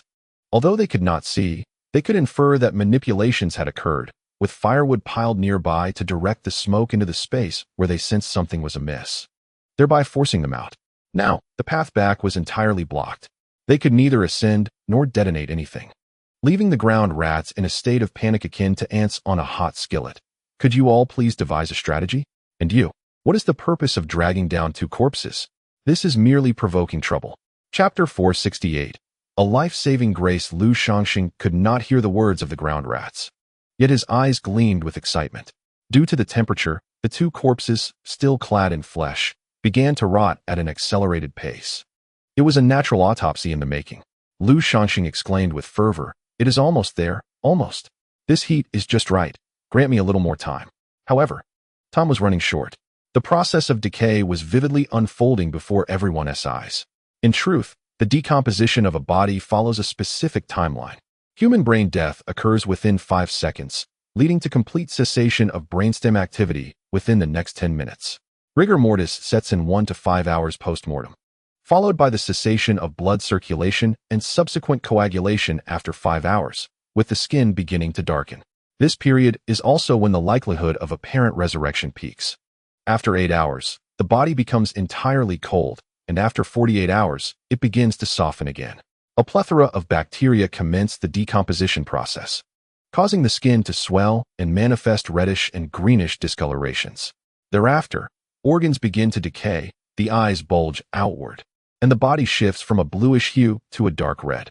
Traditionally, burial practices would see the body interred, and within several weeks, the nails and teeth would begin to fall out. Approximately 4 weeks later, the body would start to liquefy, becoming soft and encased in a layer of fluid, commonly referred to as corpse fluid. Months later, adipose tissue transforms into a green substance known as corpse wax, and after a year, only the skeletal remains typically persist. Certainly, this is merely a general scenario. Under certain exceptional circumstances, the emergence of zombies may occur, and some corpses may be in a state of partial decay.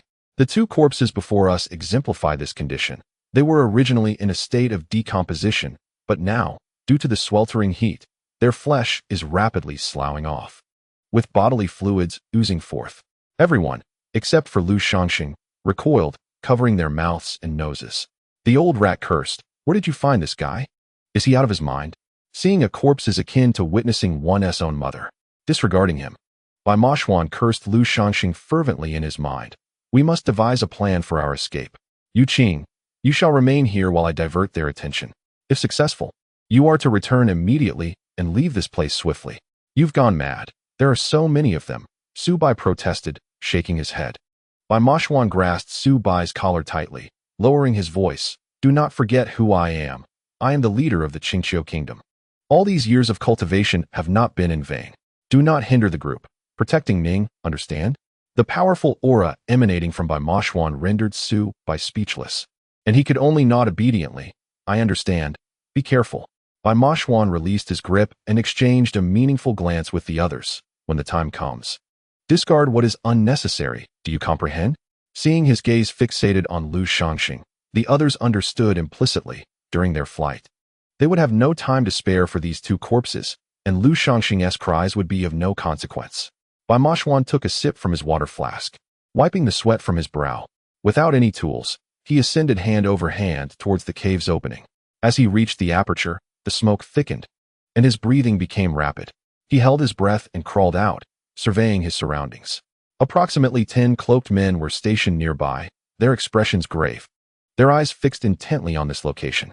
Fires blazed around them, and the heat and smoke were suffocating. For an ordinary person, it would be unbearable. Bai Moshuan gathered his vital energy, dispelling the illusion he had created, and emerged from the cave. The sudden appearance of a person startled the guards, who quickly raised their bows and crossbows at Bai Moshuan. With a fierce roar, Bai Moshuan kicked the sand beneath him, sending a spray of yellow dust into the eyes of the three nearest men. Seizing the moment as they rubbed their eyes, Bai Moshuan darted through their ranks, and with swift strikes, the three collapsed to the ground.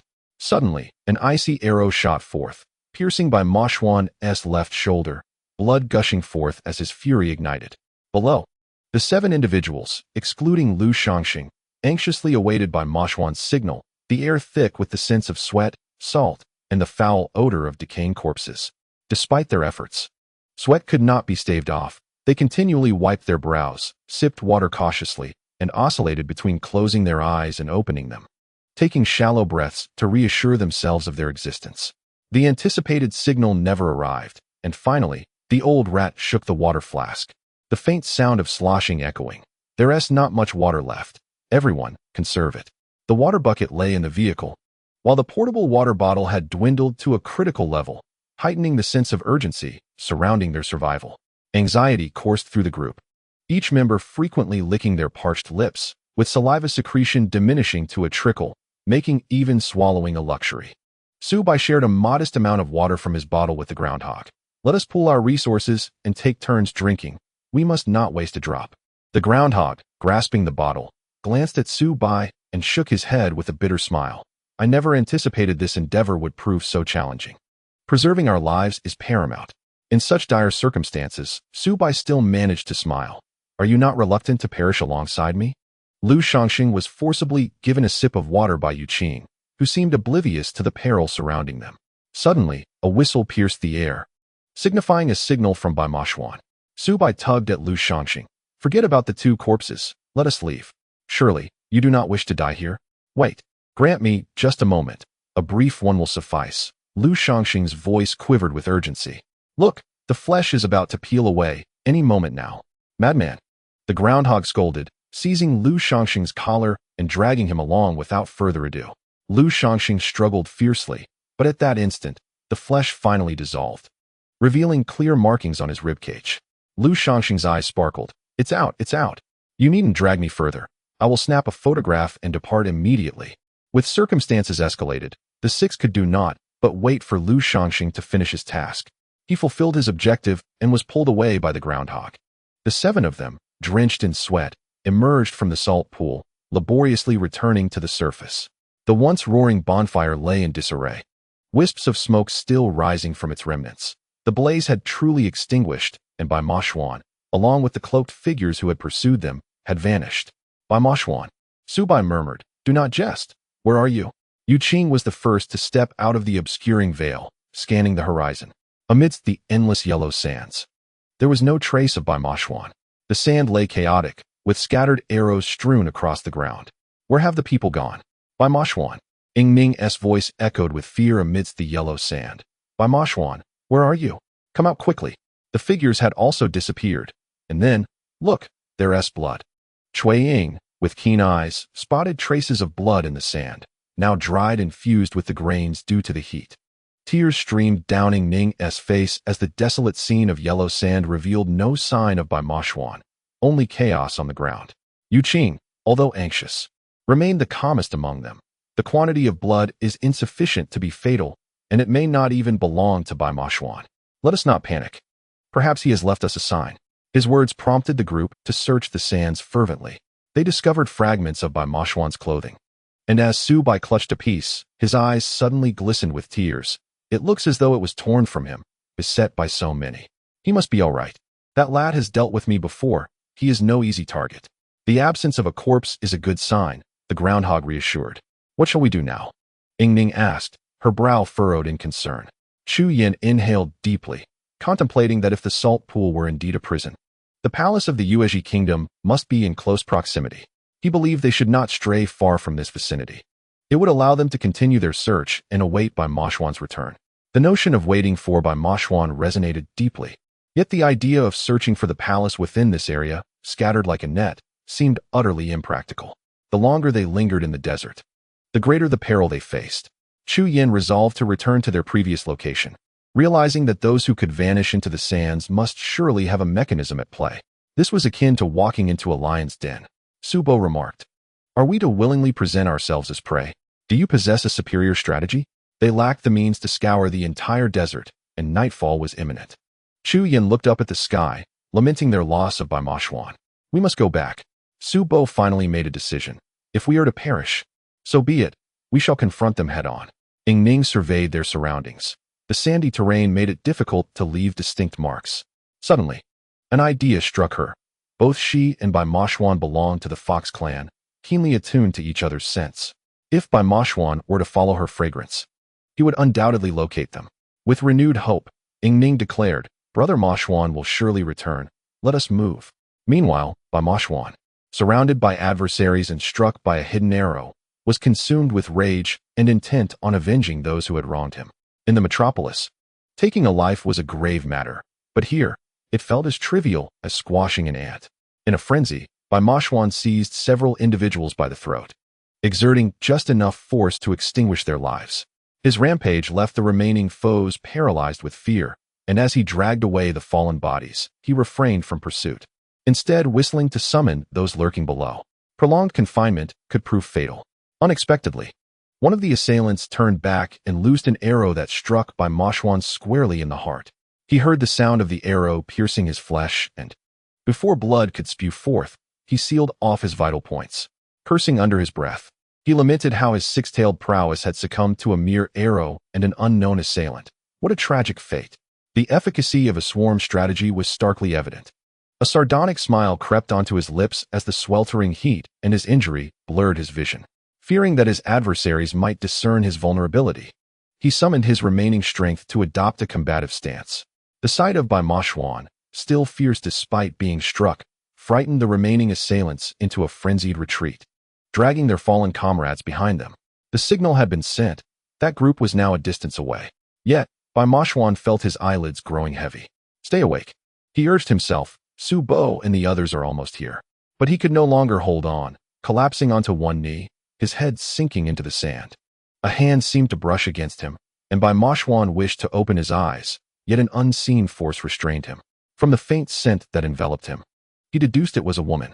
The delightful fragrance lulled him into unconsciousness, extinguishing his last semblance of awareness. When Bai Moshuan awoke once more, he found himself lying on a flat boat adrift upon a river. The soothing sound of the water lulled him into a state of reverie, while an enchanting fragrance lingered in the air. A sharp pain in his chest stirred him from his stupor, compelling him to struggle into a sitting position. His garments had been removed, and his chest was wrapped in a white cloth, stained with a hint of blood. The arrow had been extracted, and the coolness on his chest indicated that someone had tended to his wound, likely employing a herbal remedy to alleviate inflammation and pain. Bai Mashwan strained to recall the moments preceding his loss of consciousness. Apart from that alluring scent, his memory was a blank canvas. Where am I? He pondered, noticing that his clothes were neatly folded at the bow of the boat, atop which lay a flower with 4 petals, each a different hue: red, yellow, blue, and white, exuding a vibrant beauty. As he held it, he recognized that the delightful aroma emanated from this very blossom. After a moment's contemplation, he tucked it into the pocket of his attire before donning his clothing. For a 9-tailed fox, superficial wounds were trivial. However, he now found himself grappling with 3 pressing questions. Where was he? Where were Su Bai and the others? Who had brought him to this place? If he was not mistaken, this river was the one flowing beneath the salt pond, its currents swift and unpredictable. He wondered just how far this small boat would drift. Suppressing the pain, he reached into the water, only to recoil slightly as the scalding temperature nearly burned his hand. How hot this water is, he mused, feeling fortunate that he had managed to prevent the field mice from detonating the stone chamber in the salt pond. While the upper portion had been compromised, if the bottom and walls had also been breached, the boiling water would have engulfed everyone within. The small boat swiftly traversed the riverbed until it collided with a rock, coming to a gentle halt after a slight tremor. Bai Mashwan, cradling his wounded chest against the stone, realized that this scalding river had flowed here, seeping into an even lower realm. This phenomenon mirrored the underground river he had encountered earlier. His fingers brushed against the 4-colored flower in his pocket as he called out, "Is anyone there?" His voice echoed through the riverbed, yet no reply came. With a sigh, he noticed his backpack resting undisturbed nearby, the water bottle replenished. Had he not retained a flicker of awareness before losing consciousness, he might have attributed these occurrences to the supernatural. The one who had saved him clearly wished to remain anonymous. With his backpack slung over his shoulder, Bai Mashwan spoke clearly, "Thank you. It is time to seek out the main group." He shifted from the boat to the rocks, discovering a narrow passage beside him. Pressing against his wound, he crouched and crawled within. After approximately half an hour, a faint light began to filter through, accompanied by a refreshing breeze. Judging by the temperature, it was now nighttime. Upon his return to the surface, Bai Mashwan felt no fear of the chill, but upon observing the desolate surroundings, a sense of unease gripped his heart. Where had that group vanished to? Turning around, he spotted a stone slab on the ground. He instinctively lifted it and replaced it, covering it with sand. Now, only the 4-colored flower remained in his pocket. Bai Mashwan softly declared, "Though we are strangers, I believe you are a good person. I owe you a favor, and I shall repay it when the opportunity arises." Beneath the stone slab, a shadow quietly emerged, listening intently for a considerable time before gradually departing. Bai Mashwan inhaled deeply, seeking the scent in the air. Approximately 10 seconds later, he had pinpointed a direction and set off towards the southwest. Upon recognizing a familiar scene, he murmured, "They are indeed clever for not straying far from here. But could it be that they have returned in this direction?" No longer hesitating, Bai Mashwan sprinted through the desert night, his chest wound splitting open, the metallic scent of blood wafting through the air. As he neared his destination, he halted, tightening the bandage around his chest. The sand here bore no signs of disturbance, indicating one of 2 possibilities. Either his instincts had betrayed him, and Su Bai along with Ying Ning had not returned, or a phenomenon of quicksand had obliterated the footprints left by others. "Su Bai?" Bai Mashwan called softly, inching closer. Suddenly, a hand emerged from the sand, grasping his ankle. As Bai Mashwan's foot lifted, the individual beneath the sand was completely drawn out, rolling in the sand before coming to a halt. It was none other than the groundhog, who, upon recognizing Bai Mashwan, sprang to his feet in a whirlwind of excitement, exclaiming, "My heavens, it's Bai Mashwan! Su Bai, Bai Mashwan has returned." Almost immediately, another head surfaced from the sand, as Su Bai's eyes widened in astonishment. Although his heart brimmed with joy, he teased, "I knew you were resilient. It wouldn't be so easy to extinguish your life." Leaping from the sand, Su Bai rushed to Bai Mashwan, clapping his hand on his shoulder. Sensing something amiss, he inquired, "What's wrong? Are you injured?" "Let me see." Bai Mashwan, never one to show weakness, instinctively recoiled. However, Su Bai's long reach pulled aside Bai Mashwan's clothing, revealing the wound on his chest. Su Bai's heart ached at the sight. "What on earth happened? Where have you been for these past few hours?" "We'll discuss that later. What about the others?" Bai Mashwan replied, "It seems you can freely navigate the sand. You must have deciphered the mechanism." Chapter 470. Su Bai and the groundhog nodded, stamping their feet in the sand. This area is actually fixed. A thin layer of sand covers a pivoting wooden board beneath. It's quite light. A gentle step is all it takes for the passage to open, leading directly underground. It took us an hour to uncover this mechanism, and the others have already descended. The groundhog and I have been waiting for your return. Ning was right. You would surely find your way back. Enough chatter. Let us descend quickly. Where have those cloaked figures gone? Bai Moshuan furrowed his brow. This is their stronghold. It doesn't make sense for it to be deserted below. There may be traps awaiting you. We checked. There's no one. Su Bai scratched his scalp. To be precise, there's no one outside the main entrance. Have you located the palace? Bai Moshuan suddenly realized. We found it, but we have no idea how to enter. Su Bai lamented. Everyone is exhausted. It's difficult to focus. Let us go down. Bai Moshuan pressed his wound and remarked, as the four-colored flower slipped from his pocket. Su Bo, with keen eyes, stepped forward to seize it, inquiring, how did you come by this? Bai Moshuan, unusually gentle in demeanor, responded, what is the name of this flower? Its presence is rather peculiar. Su Bo elucidated, it is known as the yimi flower, native to Africa. The name struck Bai Moshuan as odd, distinctly lacking the essence of a Chinese origin. He furrowed his brow, asking, why do you assert it should not be found here? Because it typically thrives in the arid landscapes of Africa, Su Bo explained. Its bloom is fleeting, lasting merely 48 hours. After that, it withers, its blossoming signifying the end of its life. It takes 5 years for the roots to intertwine, gradually accumulating nutrients, only to finally break through the surface in the 6th spring, revealing a tiny, vibrant four-colored flower. I am at a loss as to how you acquired such a rare bloom, Su Bo continued, but given our desert surroundings, its appearance is not entirely implausible. Regardless, we must proceed swiftly. Bai Moshuan retrieved the yimi flower from Su Bo's grasp, this time placing it carefully in his backpack rather than his pocket. With a stomp of his foot, Su Bo activated the hidden passageway, allowing the three of them to descend. The wooden board restored itself, and the sound of sand cascading over it echoed, revealing the clever design of this slightly sloped space that concealed the entrance. The return of Bai Moshuan, despite his injuries, filled everyone with joy, particularly Ning, who rushed forward to embrace him, her voice trembling with emotion. Brother Moshuan, you have finally returned. Indeed, I am back. Bai Moshuan replied, gently stroking her hair. I have yet to fulfill my promise to you. How could I consider leaving this world? A sharp pang from his chest reminded him of his wound, yet he suppressed the pain and assessed their surroundings. The area beneath the wooden board mirrored the lush greenery above, layered to stabilize the sand. The underground humidity was markedly higher, and descending the steps transformed the sandy walls into earthen ones, adorned with tightly clinging vines for added support.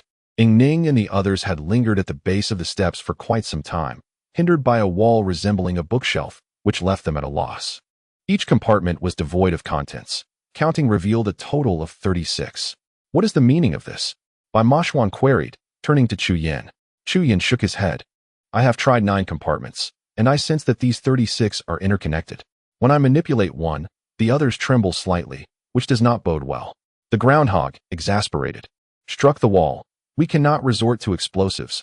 We remain unaware of what lies beyond. Can we truly afford to languish here indefinitely?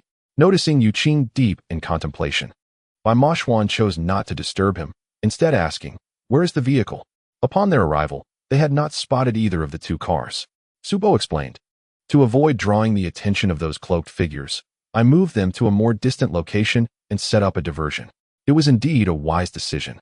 At present, the most pressing dilemma lies within these 36 squares, each consisting of 6 rows and 6 columns, perfectly dividing this wall into 36 uniform sections. The earthen wall has been smoothed, rendering it remarkably even, yet this uniformity poses the greatest challenge. Chu Yan reached out to touch one of the squares, causing the wall to tremble slightly, as if on the brink of collapse. With a wry smile, Chu Yan lamented, there seems to be no way to proceed. There must be a method to gain entry. Otherwise, how did those cloaked figures manage to enter? Bai Moshuan was skeptical of this predicament. At that moment, Yu Qing opened his eyes and declared, I have an idea. The others urged him to elaborate quickly. Yu Qing continued, the only connection to the number 36 is the 36 stratagems. Su Bai immediately felt disheartened, exclaiming, What do these 36 squares have to do with the 36 stratagems? In Chinese folklore, the 36 stratagems comprise various strategies, each distinct in its approach. The original text is organized by stratagem names and divided into 6 categories: the stratagems of victory, enemy engagement, assault, chaotic battle, combined forces, and defeat. The first 3 categories are employed in advantageous situations, while the latter 3 are used in disadvantageous circumstances. Each category contains 6 stratagems, totaling 36. The explanations following each stratagem's name are derived from the principles of yin and yang in the I Ching, as well as the ancient military strategies of hardness and softness. The interplay of the ordinary and the extraordinary, offense and defense, self and other, and the dynamics of reality and illusion. The number 36 encapsulates both numerical significance and strategic insight. The harmony of yin and yang conceals profound mechanisms. A plan cannot be contrived. If it is, it will fail. Subai recalled, the focus should be on the phrase "there is technique within the number, and number within the technique." Chu Yin was somewhat astonished. It was indeed remarkable that they could all arrive at this conclusion. Since there is technique within the number and number within the technique, where should they begin? Subai meticulously reviewed the 36 stratagems and snapped his fingers. The stratagem most applicable to our current situation is crossing the sea while hiding the sky. In terms of strategy, this means that secret plans often conceal themselves within open affairs rather than opposing them. In other words, what appears overtly public often harbors profound secrets. Is this connection too far-fetched? Cui Ying furrowed her brow. Well, we have no other ideas at the moment. Crossing the sea while hiding the sky, Yu Qing mused. Already grasping the concept. Subai, do you remember how crossing the sea while hiding the sky is described in Sun Tzu's Art of War? Preparation leads to complacency. Familiarity breeds suspicion. The hidden exists within the open, not in opposition to it. The sun and the moon. Subai pointed to his own head. I am certain I remember correctly. In this stratagem, the hidden refers to secrecy and concealment, while the open denotes exposure and revelation. Within the realm of yang lies the essence of yin. Yu Qing struck his forehead, realization dawning upon him. The 36 squares before us may not reflect the reality perceived by our naked eyes. As he spoke, he randomly selected one of the squares and began to scrape the smooth inner wall with a knife. His actions naturally incited a tremor, prompting the other 7 to step back cautiously. Yu Qing immersed himself in scraping away the layer of mud, his palms damp with anxiety. Cui Ying stepped forward, positioning herself beside him. Her silent support emboldened Yu Qing further. They exchanged a smile, and he resumed his task, enduring the unsettling vibrations as flecks of earth gradually fell away, revealing a jade stone that filled him with exhilaration. Come and see, he urged. Chu Yin and Bai Moshuan squeezed past Subai, both rushing to observe the jade emerging from the soil. The patterns on the jade suggested it was vertical, and as they removed more dirt, it became evident that the stone might be whole. The source of the tremors remained unclear. Chu Yin proposed, why not strip away all the mud? The deliberate arrangement of squares must be a ruse to mislead us. Chapter 471. The water prison. Let me handle this, said the earth mouse. Even if there are mechanisms behind us, escaping is my forte. Ying Ning's eyes sparkled with determination. If that's the case, I can join you. Speed is my strength as well. You are quite the spirited little girl. The earth mouse chuckled, playfully nudging her, causing her to stumble into Subai's embrace. Honestly, at my age, do I really need a young girl as my aide? Everyone, step back. Subai gently embraced Ying Ning and retreated, his movements more tender than before. Surprised, she had no time for further thought as the earth mouse brandished a shovel, vigorously digging into the 36 squares. With each thrust, the earthen wall quaked, quickening his breath. As no adverse consequences ensued, his courage surged, and he dug with greater vigor. Half of the squares had been leveled when he paused to stroke his mustache. See, it's all an illusion. We've been hesitant for half a day, yet it's merely a paper tiger. Subai chuckled in response. Brother Mouse, would you like some assistance? No need, the earth mouse replied nonchalantly, resting the shovel on his shoulder. Just then, the ground beneath him gave way, and a loud crash echoed above. He looked up, his face paling in terror as a sharp iron plate descended towards him. Chu Yin and Bai Moshuan, quick to react, stepped forward, each grasping one of his hands to pull him away. The earth mouse let out a cry of despair. No, my foot is trapped. They glanced down to discover that his calf was firmly ensnared by 2 clamps. as the iron nail board loomed ominously above. The imminent impact threatened to pierce the ground rat's head with multiple holes. Cui Ying and Ying Ning, being young ladies, were understandably pale with fright. Su Bai and Lu Shangxing surveyed their surroundings, and in unison, they grasped a stone and rushed forward, hoisting it high above their heads just as the iron board descended. The collision of iron nails and stone reverberated through their arms, leaving them numb. Su Bai's foot sank into the ground, his teeth chattered, and he turned to bellow. "What are you two still doing? Come and help." Bai Moshuan and Chu Yin mimicked their actions, each taking a stone to prop against the descending threat. Meanwhile, Yu Qing approached to free the ground rat from the iron ring binding its foot. He wedged his knife into a gap and pulled with all his might, allowing the ground rat to quickly withdraw its leg, though a distinct trace of blood marred its calf. Now liberated, the ground rat exchanged glances with the four still exerting themselves, counting down together 3, 2, 1, before leaping aside. With a resounding crash, the heavy iron board struck the ground, sending tremors through all 8 of them. What a tremendous force!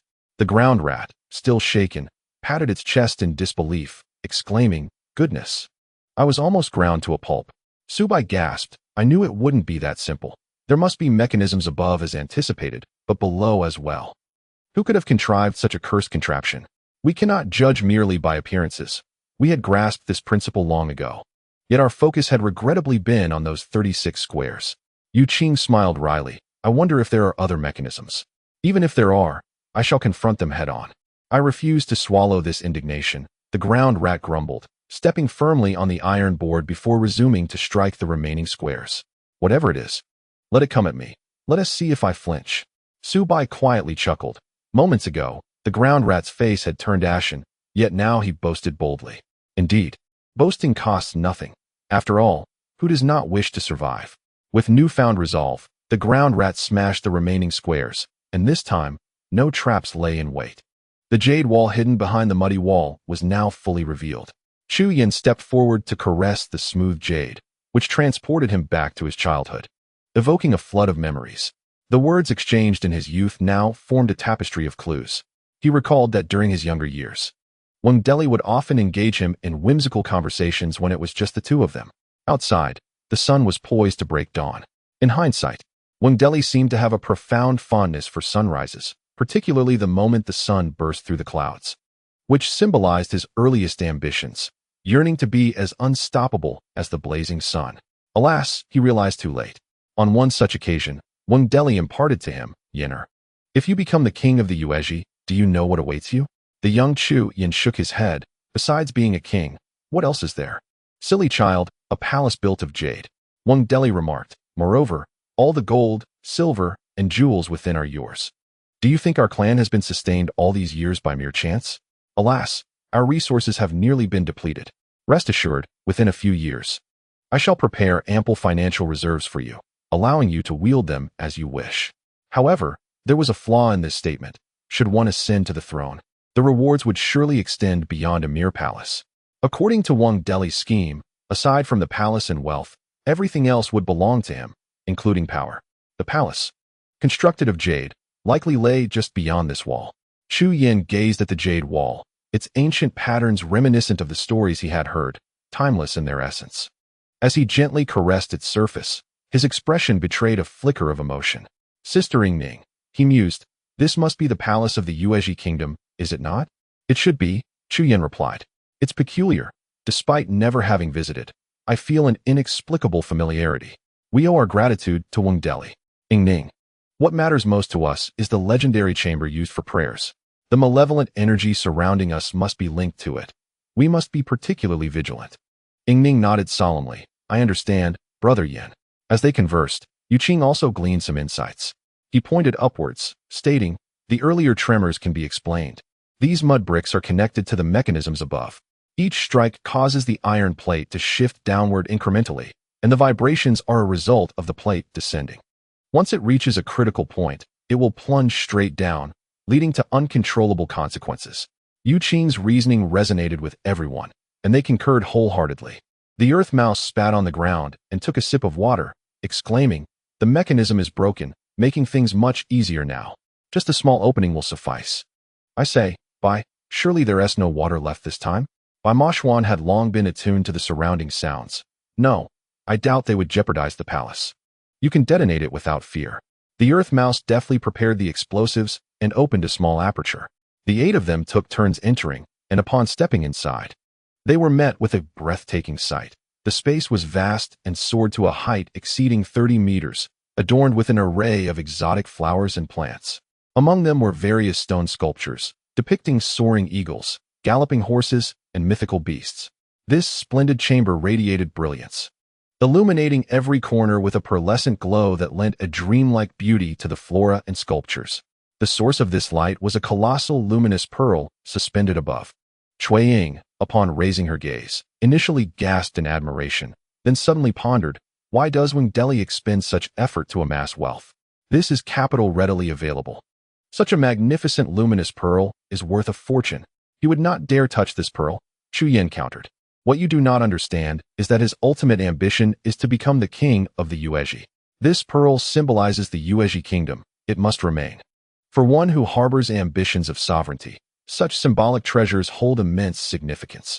As long as the radiance endures, the Yuezhi kingdom shall not fall. Such is the essence of it. Chapter 472. The Water Prison 2. In this regard, Subo wholeheartedly concurred, for that imperial seal was, after all, merely a piece of jade carved into form. Yet, once utilized by the emperor, it transcended its ordinary nature, becoming a coveted treasure for various lords to vie for. Although the palace itself remained unseen, the enchanting scenery outside was already captivating. Cui Ying and Ying Ning were both drawn in by the exquisite flora, the fragrant aromas stirring the hearts of women. Chu Yin glanced around. In his childhood, he had once described the palace to me, unaware that I retained a vague recollection. After coming of age, he ceased to mention it, likely fearing I might inadvertently disrupt his meticulously laid plans. This place was not yet the inner sanctum of the palace, in your terms. It was merely the grand hall. Thus, that must be the Gao Gate. Subo spotted 2 towering stone doors not far ahead. The palace's exterior was encased by surrounding stone walls, serving both to safeguard the palace's secrets and to signify the uniqueness of royal power. The overhead structure, entirely enclosed, likely completed post-construction, featured a luminous pearl nestled centrally, its radiance illuminating the entire palace perimeter. Generally speaking, the Gao Gate represented the outermost threshold of the palace. To enter the palace, one must first unlock this gate. Beyond the Gao Gate lay a broad path leading directly to it, adorned with rare and peculiar flora that none dared to touch. Bai Moshuan observed closely and noted the absence of the Yimi flower among them. If it were not found within the Yu royal palace, then where had he been during his unconscious state to encounter such extraordinary blossoms? The individual responsible for his rescue might or might not be linked to the Yu royal palace. The scent lingered in Bai Moshuan's memory, a sensation he found impossible to forget, a remarkable feeling that a mere wisp of fragrance could ensnare his thoughts and dreams. Noticing Bai Moshuan's distracted demeanor, Cui Ying felt a twinge of curiosity. Since Bai Moshuan's return from injury, he seemed burdened with unspoken worries. Bai Moshuan, what troubles you? Are you preoccupied? I am well, Bai Moshuan replied with a slight grunt. Do you not find it peculiar? Where have those cloaked figures vanished? This vast palace lacks even a single guard. Could it be a trap, a ruse to lure us in? Subo hesitated, contemplating the Gao Gate. 2 grand stone doors that left one's neck aching from craning upward. Intricate geometric patterns adorned the doors, predominantly featuring diagonal lines. The designs intertwined, resembling a pair of abstract wings poised to welcome visitors. Beyond the Gao Gate, the lofty white spires of the roof emerged, starkly contrasting the architectural style of ancient Huaxia and evoking imagery of medieval Western royalty. The stone doors remained resolutely shut, despite the combined efforts of the 8. They yielded not even the slightest tremor. Subo looked up and mused. Typically, the main gate of a palace opens from within. If we cannot open it, shall we attempt to scale it instead? Before the others could respond, shadows on the ground shifted form. They looked up to see a large net descending upon them, an ominous intent to ensnare all 8 in one fell swoop. In truth, no matter the direction they attempted to flee, the net would envelop them, as its edges spread wide in the moment of descent, capturing them all securely within. In the realm of white emotion, there exists no such illusion that could ensnare him. A net capable of trapping him has yet to be forged. With a powerful thrust of his legs, He surged forward with remarkable speed. Suddenly, numerous spikes erupted from the ground, standing tall and menacing, encircling the 8 individuals. Each spike reached the height of a person. And although White Qiao'er ran with great swiftness, navigating through these formidable obstacles proved to be a daunting task. In that fleeting moment of unexpected peril, his chance for escape vanished. When he fell to the ground, he could only unleash his frustration by striking the earth with his fist. At this juncture, the descending net resembled a grand birdcage, entrapping all 8 within its confines. They still had some space to stand.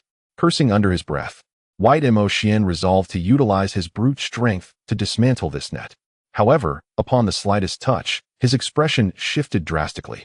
The material of the net was peculiar, seemingly soft, yet possessing an extraordinary hardness. The ground rat, too, brandished a knife, attempting to sever the net, but after several futile attempts, he spat curses in exasperation. What on earth is this? By heavens, have we fallen into a pit of despair? Upon glancing upward, Subai noticed several shadowy figures lurking atop the stone door. He bellowed, "Come forth." A cunning voice responded, "It was no simple feat for you to enter. Yet how dare you trespass into our royal palace of the Yu clan? Young master, why do you defy the directives of Master Wang? Had you heeded his counsel, you would be seated upon the throne today." Hearing the term young master, Chu Yin felt a chill run down his spine. What sort of young master was he but a mere puppet? Enough of this nonsense, White Qiao'er grunted. If you possess courage, descend. Having witnessed White Qiao'er's prowess, one of the figures cautiously leaned forward, scoffing, "You have slain our brethren. Today, you shall reap the consequences. Enough of your prattle, send them to the water prison." With a creaking sound, 2 stone doors swung open, and a troop emerged. Upon seeing the carts they pushed, White Qiao'er's countenance turned pale. Subai murmured, "What a disgrace. Are those not carts meant for transporting livestock? By my word." "Silence." White Qiao'er barked, his mood foul. Subai promptly complied. Realizing that this was not the time for such discussions, their lives were precariously clasped in the hands of others. Would these captors truly execute them one by one? The men who emerged were clad in pristine white garments, indicative of their status, having donned sandy-colored cloaks for convenience in their external dealings. Yet, did their actions merit such attire? Subai internally condemned them fiercely. There were 12 in total, and the leader, slightly older than the rest, cast a covetous glare at White Qiao'er, his eyes glinting with murderous intent. Unfazed, White Qiao'er chuckled coldly. "I have dispatched several of your brothers. Do you yearn to slay me? Bring it on." Should the adversary dare to strike, he would undoubtedly retaliate. The eldest of the group, after a moment of heated impulse, swiftly regained his composure. A smirk curled upon his lips as his gaze remained fixed upon White Qiao'er. "No matter, we shall play this game at our leisure. You hastened the demise of my brothers, and for that, I thank you. As recompense, I shall ensure you experience the taste of death before you languish slowly. Take them to the water prison." Bound by a net, 8 individuals were unceremoniously transported onto a vehicle that exuded an inexplicable stench. The groundhog incessantly muttered curses, invoking the ancestors of those aboard, yet his words fell on deaf ears. Disheartened by the lack of response, he finally ceased his tirade as the vehicle was ushered into the stone gates. At last, they were granted a glimpse of the opulence within the palace. Yet this grandeur was overshadowed by the grim reality of their destination, a foreboding water prison. In the pitch-black confines of the dungeon, visibility was non-existent, and the air was thick with a nauseating odor of decay. The captives found themselves confined in an underground chamber, surrounded by solid stone walls, with a reservoir looming above. For now, it was dry, but the mere pull of a lever would unleash a torrent of water into their cell, submerging them entirely, a harrowing truth of the water prison's design. The captors, displaying a disinterest in their charges, did not bother to free them from their bindings. As the elder departed, a sinister smile graced his lips. "A steady stream flows. We shall meet again." This individual, perhaps too accustomed to life in the depths, spoke with an ashen face and an impassive demeanor, leaving Lu Shangxing shivering at the eerie comparison to a dissection. The 7 others remained silent, relieved that their captors had chosen not to untie them, still possessing their backpacks, ensuring their immediate needs for sustenance were met. Upon retrieving a flashlight from his bag, they observed the dampness on the floor, signs of water stains permeating the cell, a testament to past horrors where individuals had perished by drowning. With the captors gone, The groundhog struggled against the net, employing various methods to no avail, ultimately surrendering in exasperation. This net is truly cursed. It cannot be undone. I yield. As composure returned to the 8, they contemplated their dire predicament. Prolonged confinement would inevitably lead to the depletion of their food and water, resulting in starvation or dehydration. They also had to consider the possibility of their captors whimsically releasing water. Too little would serve merely as a bath, while too much could lead to suffocation. They have not killed us, Yuqing remarked, intrigued. This is peculiar. With 6The deceased and the remnants of the Yuezhi dispatched, they could have easily executed us. This game of prolongation seems far too simplistic. Bai Moshuan crossed his arms, stating, I am the one responsible for their demise. If they seek revenge, it is I who should endure their wrath. As for you, it appears you are deemed unnecessary.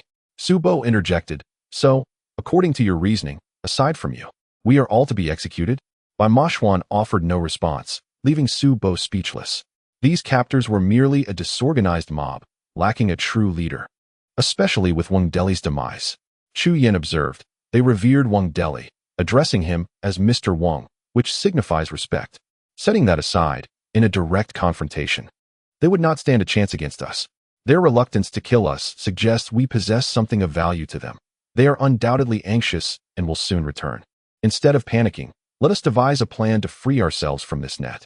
Bai Moshuan remarked, I once heard my master speak of an object that appears like a thread yet is incredibly resilient, known as golden silkworm silk. This substance originates from the western regions. So it is undoubtedly a net woven from golden silkworm silk. Has Boss Tang mentioned what one must use to sever it? Subai pinched himself firmly, striving to sharpen his mind. This was indeed the crux of the matter. To sever the golden silkworm silk, one could only use golden silkworm silk. Bai Moshuan appeared somewhat disheartened. As far as I know, only Uncle Xia possesses golden silkworm silk. This revelation struck the group profoundly, and Shuiying, unwilling to accept the reality, exclaimed, So, are we now at the mercy of others? The truth was indeed as such. Bai Moshuan licked his lips. Unless a divine weapon descends from the heavens, or Uncle Qiao'er appears here, we cannot free ourselves from this net. Like you, I am unwilling to be in such a powerless situation. It is infuriating. Chu Yin, comparatively more composed, shook his head. Perhaps there is still a way. Since this golden silkworm silk net exists, the cloaked figures must know how to unravel it. They possess golden silkworm silk, yet the net is intricately woven. Even if those cloaked figures are within reach, it is impossible to strike at them, as our hands cannot extend. Chu Yin fell silent. Yu Qing and Shuiying exchanged glances, immediately gripping each other's hands, while Lu Shangxing sarcastically remarked, At such a critical moment, your magnetic interaction remains so intense. Unfortunately, I haven't had the chance to analyze the photos I've taken. Time has slipped away. Lu Shangxing retrieved his camera, pulling up the previously captured images for a closer examination. Despite the dire circumstances, he maintained his fascination with corpses and dissection, a rarity in Asia. The ribs in the photo bore distinct markings. And Lu Shangxing placed the camera before Yu Qing. This object seems familiar, but I cannot identify it. Take a look. What does this mark signify? Prominently etched upon the rib was a swastika. The swastika is a symbol of Buddhism and Hinduism. Yu Qing shivered. Could these two individuals be Buddhists? They also possessed copper coins inscribed with Sanskrit, revealing the identity of the two individuals. Just as the answer hovered on his lips, Subai interjected, These two are subordinates of Tan Wujia. Chu Yin affirmed, That is not far from the truth. Only two factions possess such copper coins. Aside from those in the hands of the king of the Yuezhi, they belong to Tan Wujie's entourage. Tan Wujie's whereabouts are quite clear. After departing from the Yuezhi kingdom, he continued westward and is unlikely to reappear in the Yuezhi kingdom. However, it cannot be ruled out that some of his subordinates remain behind, which explains why they possess copper coins inscribed with Sanskrit. If this premise holds, why did Tan Wujie's subordinates linger in the Yuezhi? Shuiying inquired, puzzled. Wait, this swastika rotates to the left, indicating a counterclockwise direction. Suddenly, Yu Qing's eyes sparkled, and his speech quickened involuntarily. I believe we need to reassess our understanding. In Tibetan Buddhism, this symbol is oriented in the opposite direction or clockwise. Therefore, the mark on these two individuals' ribs is not the emblem of Tibetan Buddhism, but rather that of Bon, indicating that these two are practitioners of Bon. The term is evidently absent from Su Bo's knowledge base. What kind of doctrine is this? The Bon religion, akin to shamanism, is an ancient faith primarily focused on divination, blessings, exorcisms, and healing, making it one of the oldest religions in the world. It originated from the ancient Zhangzheng civilization and boasts a history spanning over 18,000 years. Yu Qinghuan never anticipated that this matter would be connected to the Bon religion. The Bon faith holds that the swastika embodies a steadfast, unchanging significance, and it is inscribed on temple doors, walls, scriptures, and religious scrolls. In some regions, Tibetan people paint a swastika on the foreheads of the deceased. Thus, it seems these two individuals also inscribed the swastika on their ribs as a testament to their unwavering belief. However, this does not quite align with the scriptures sought by Tenwuji. Cui Ying pondered aloud. Based on historical records, Tenwuji sought authentic Tibetan Buddhism, which is vastly different from Bon. Yu Qing furrowed his brow slightly. I suspect this is also the reason these two left their mark. Perhaps they were not originally with Tenwuji. Is it possible that they joined him midway and, for some reason, remained behind in the Yuezhi kingdom? As for the cause of their demise, I am at a loss. It might also be that they arrived in the Yuezhi kingdom independently. This revelation momentarily diverted the group's attention, but ultimately, they returned to the pressing dilemma at hand. The net made from golden silkworm silk was unyielding, significantly diminishing their chances of escape. In the confined space, the 8 grew increasingly restless. If not for the water reservoir above, they would likely have perished. Ying Ning licked her parched lips, and her pitiful state evoked sympathy from Su Bo, who lamented, "Are we really to await our demise here?" Just as one calamity subsided, another arose. Before they could break free from the golden silkworm's silk cage, the sound of rushing water echoed, cascading down from above, swiftly submerging their ankles. This provoked a torrent of curses from Su Bo. "I can't believe this. You shameless lot, come forth. You have the audacity to trap us here, but lack the courage to show your faces? What kind of torment is this? If you have the guts, just kill us already. Stop with the tricks." The water ceased, and a voice resonated. "We are well aware of your capabilities. Rest assured, if you wish to die, there will be a way. Today is merely a greeting. Tomorrow, the real performance shall commence." Chapter 473. The carnage won. Upon the conclusion of this voice, the water resumed, now surging to the calves of the group. With this predicament, they could neither sit nor lie down. The 8 were left standing, struggling to endure. This tactic had taken a toll on everyone. Bai Moshuan felt an unprecedented sense of helplessness. His father and master always said that solutions would present themselves when one reaches the bridge, but what now? Who could possibly procure golden silkworm silk to break this confinement? Bai Moshuan sighed, which only heightened Su Bo's anxiety. Even the indomitable Bai Moshuan was in such a state, suggesting they might truly be beyond salvation. Why waste time like this? Cui Ying leaned against Yu Qing, speaking wearily. Why not just kill us? What is the point of this? Is it merely to exhaust our strength? The statement illuminated Chu Yan's mind, and his eyes sparkled with realization. Indeed, their procrastination was merely a tactic to drain our energy, leaving us too fatigued to oppose them. I became increasingly convinced that they must have a purpose for us. We must not lose hope, but rather persevere. The 8 of us reached a consensus to carefully manage our water and food intake.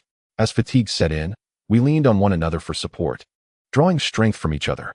However, standing in the water for so long was quite uncomfortable. It felt as if our skin might dissolve. Yu Qing heard Cui Ying's labored breathing. "Cui Ying, are you all right?" "I'm fine," Cui Ying thought to herself. "Just endure." Yet, she was utterly exhausted. Her legs trembled, and her eyelids fluttered uncontrollably. Fear gripped her hard at the thought of closing her eyes, worrying that she might never open them again and miss seeing Yu Qing. This terrifying intuition compelled her to widen her gaze. "I'm fine, just a bit sleepy, truly." Yu Qing gently rested Cui Ying's head on her shoulder. "It's all right, sleep. I won't take my eyes off you for a moment. There's no need to fear. If something seems amiss, I will find a way." Yu Qing's voice was the most soothing lullaby, and at last, Cui Ying succumbed to weariness, resting her head on Yu Qing's shoulder and drifting into a deep slumber. Similarly, Ying Ning felt drowsy, yet she was caught in a dilemma. On her left was Su Bai, and on her right was Chu Yan. Being sandwiched between the two men felt peculiar. It seemed as though they were competing. After the water reached their calves, both stood rigidly, not moving an inch, and instinctively kept a close distance to Ying Ning. This proximity made her uneasy. Even though she was utterly fatigued, she resisted the urge to sleep, fearing that she might inadvertently lean toward one side and hurt the other's feelings. Chu Yin suddenly extended his arm, allowing Ying Ning's head to rest against his shoulder. "It's all right, Ying Ning." Su Bai felt a pang of jealousy. How could this fellow break the unspoken rules? Ying Ning had yet to make her choice. Forcing her to lean on him should warrant a penalty. Chu Yin displayed no hint of pride, perhaps believing he had made the choice for Ying Ning, which paradoxically relaxed her. Within minutes, she had fallen asleep against Chu Yin. As both girls succumbed to slumber, a sense of relief emerged among the 6 men. At that moment, Lu Shangxing remarked, "We must take turns resting, otherwise, our stamina will be compromised. How can we compete with them tomorrow?" As a doctor, Lu Shangxing understood the vital importance of sleep for the human body. The 6 men conferred and decided to split into 2 groups for shifts. The night passed in uncertainty. Su Bai woke twice and rested briefly. When he attempted to sleep for the 3rd time, the infuriating sound of water returned. This time, the sound was much more piercing, reminiscent of a mighty waterfall cascading down. The unusual noise startled everyone awake. The ground rat spat in annoyance, cursing, "This is never-ending. Those wretches better not make me go out, otherwise I shall flay them alive." The mole suddenly swallowed hard, ceasing its curses. In the brief span of time, the water had already risen to their waists. Could it be that these individuals would change their minds and let us drown? Su Bai tugged at the golden silkworm thread, which, with its exceptional resilience, proved futile. The water continued to rise, and despite Su Bai's height of 1.80 meters, it had reached his chest. The mole was compelled to tiptoe, gripping Su Bai tightly. "If I drown today, I shall cease to exist." Fortunately, the water abruptly halted at their chests, allowing the mole to take a deep breath. Followed by a hearty slap to his chest, by the heavens, it finally stopped. Chapter 474. The art of slaughtering Ning was also supported by Chu Yin, resting in his embrace. She noticed Su Bai's pallor, but could not afford to dwell on it. Chu Yin closed his eyes, then opened them again, proclaiming, "What is it that you truly desire?" A small aperture in the door of the water prison on the 2nd underground level revealed a pair of eyes. "Quite simple. Young master, take us to the secret chamber." Chu Yin grunted in annoyance. At last, the fox's tail is revealed. It is merely a secret chamber with your abilities. Do you not possess the means to enter on your own? Despite his sarcasm, the individual did not take offense, but instead displayed a sense of urgency. The secret chamber has always been accessible only to royal descendants. Do you think we have not tried? Chu Yin surmised correctly. These individuals had ulterior motives for sparing their lives. After a tedious intimidation, the game was set to commence. Chu Yin surveyed the crowd, speaking languidly. "I shall take you there, but first, you must open this cage and release them." Another voice chimed in. "How na vi? Their lives will remain in our grasp until you enter the secret chamber. As for what follows, that shall depend on your performance." "Na vi indeed. Listen closely. I require you to open this cage, not to release them from the water prison." Chu Yan's tone dripped with disdain. "If you wish for me to lead you to the secret chamber, the first step is to set me free. Is such a simple truth beyond your comprehension?" Chu Yan emphasized the latter part of his statement, and Bai Moshuan felt a spark of realization. This was the opportune moment to act. The individual hesitated, their basic logic faltering, leaving Chu Yin to mock them openly, while they remained speechless. Finally, the gate of the water prison swung open, revealing an old man and a youth at the entrance. The elder turned his head, instructing, "Go, you know what to do, right?" "Yes." The younger man approached the golden silkworm thread, holding something that caused Bai Moshuan to furrow his brow. Extremely fine golden silk. Heat began to radiate from his palm, and a surge of tension was imminent. The young man moved swiftly, severing 6 strands in quick succession, revealing the openings. Chu Yin smiled slightly, and as Bai Moshuan plunged into the water behind him, the elder, stationed at the entrance, was taken aback, quickly retreating to shut the prison door. For that was his purpose there. However, he had clearly underestimated Bai Moshuan's swimming prowess. As soon as Bai Moshuan entered the water, he exuded an aura reminiscent of a fierce fish in the waves. In an instant, he located the man guarding the entrance beneath the surface. Grasping the man's calf with both hands, he yanked forcefully, submerging him completely. Bai Moshuan then mounted the man's shoulders, his legs tightly coiling around the opponent's neck. "Has no one ever informed you to leave no chance for your adversary?" The older man struggled desperately underwater, kicking and grasping, but Bai Moshuan, ever consider it, allowed him a breath. Sensing the man's strength waning, he hoisted him up, only for the man to roll his eyes, unable to utter a word as he coughed up water. Observing the man as lifeless as a fish out of water, Bai Mashwan couldn't help but taunt. Aside from 龙6The, your lot are nothing but mindless single-celled organisms. Meanwhile, the young man who had opened the cage felt his mind numb as Qiao'er crashed into his forehead. The man's skull was harder than brick, and the young man feared his head might be crushed. Seizing the moment while his opponent was dazed, Qiao'er snatched the golden silkworm thread from the man's grasp. Qiao'er then delivered a swift blow to the back of the man's neck, causing him to collapse helplessly, not allowing him to suffocate. Qiao'er grasped him by the neck and headed towards the entrance, with the others hastily following suit. Seeing Bai Mashwan had subdued the elder brought Qiao'er immense satisfaction. Senior brother indeed lives up to his title. Before they could exchange pleasantries, a cacophony erupted from outside, indicating that those controlling the water chamber above had sensed something amiss. Wasting no time, Bai Mashwan tossed the weapon in his hand to Qiao'er and quickly ascended the stairs. As the door above swung open, he launched a powerful kick, mangling the iron door and sending the man attempting to close it sprawling to the ground. A wave of exhilaration washed over Bai Mashwan, releasing the pent-up frustration of the night. Qiao'er, hearing the commotion from below, estimated at least 12 opponents were approaching, not counting those dispatched by Bai Mashwan. Besides the 3 they had dealt with, at least 9 remained. Outnumbered, Qiao'er discarded the 2 captives to others, leaving the waterlogged prison and standing shoulder to shoulder with Bai Mashwan. "Senior, would you mind if I stood beside you?"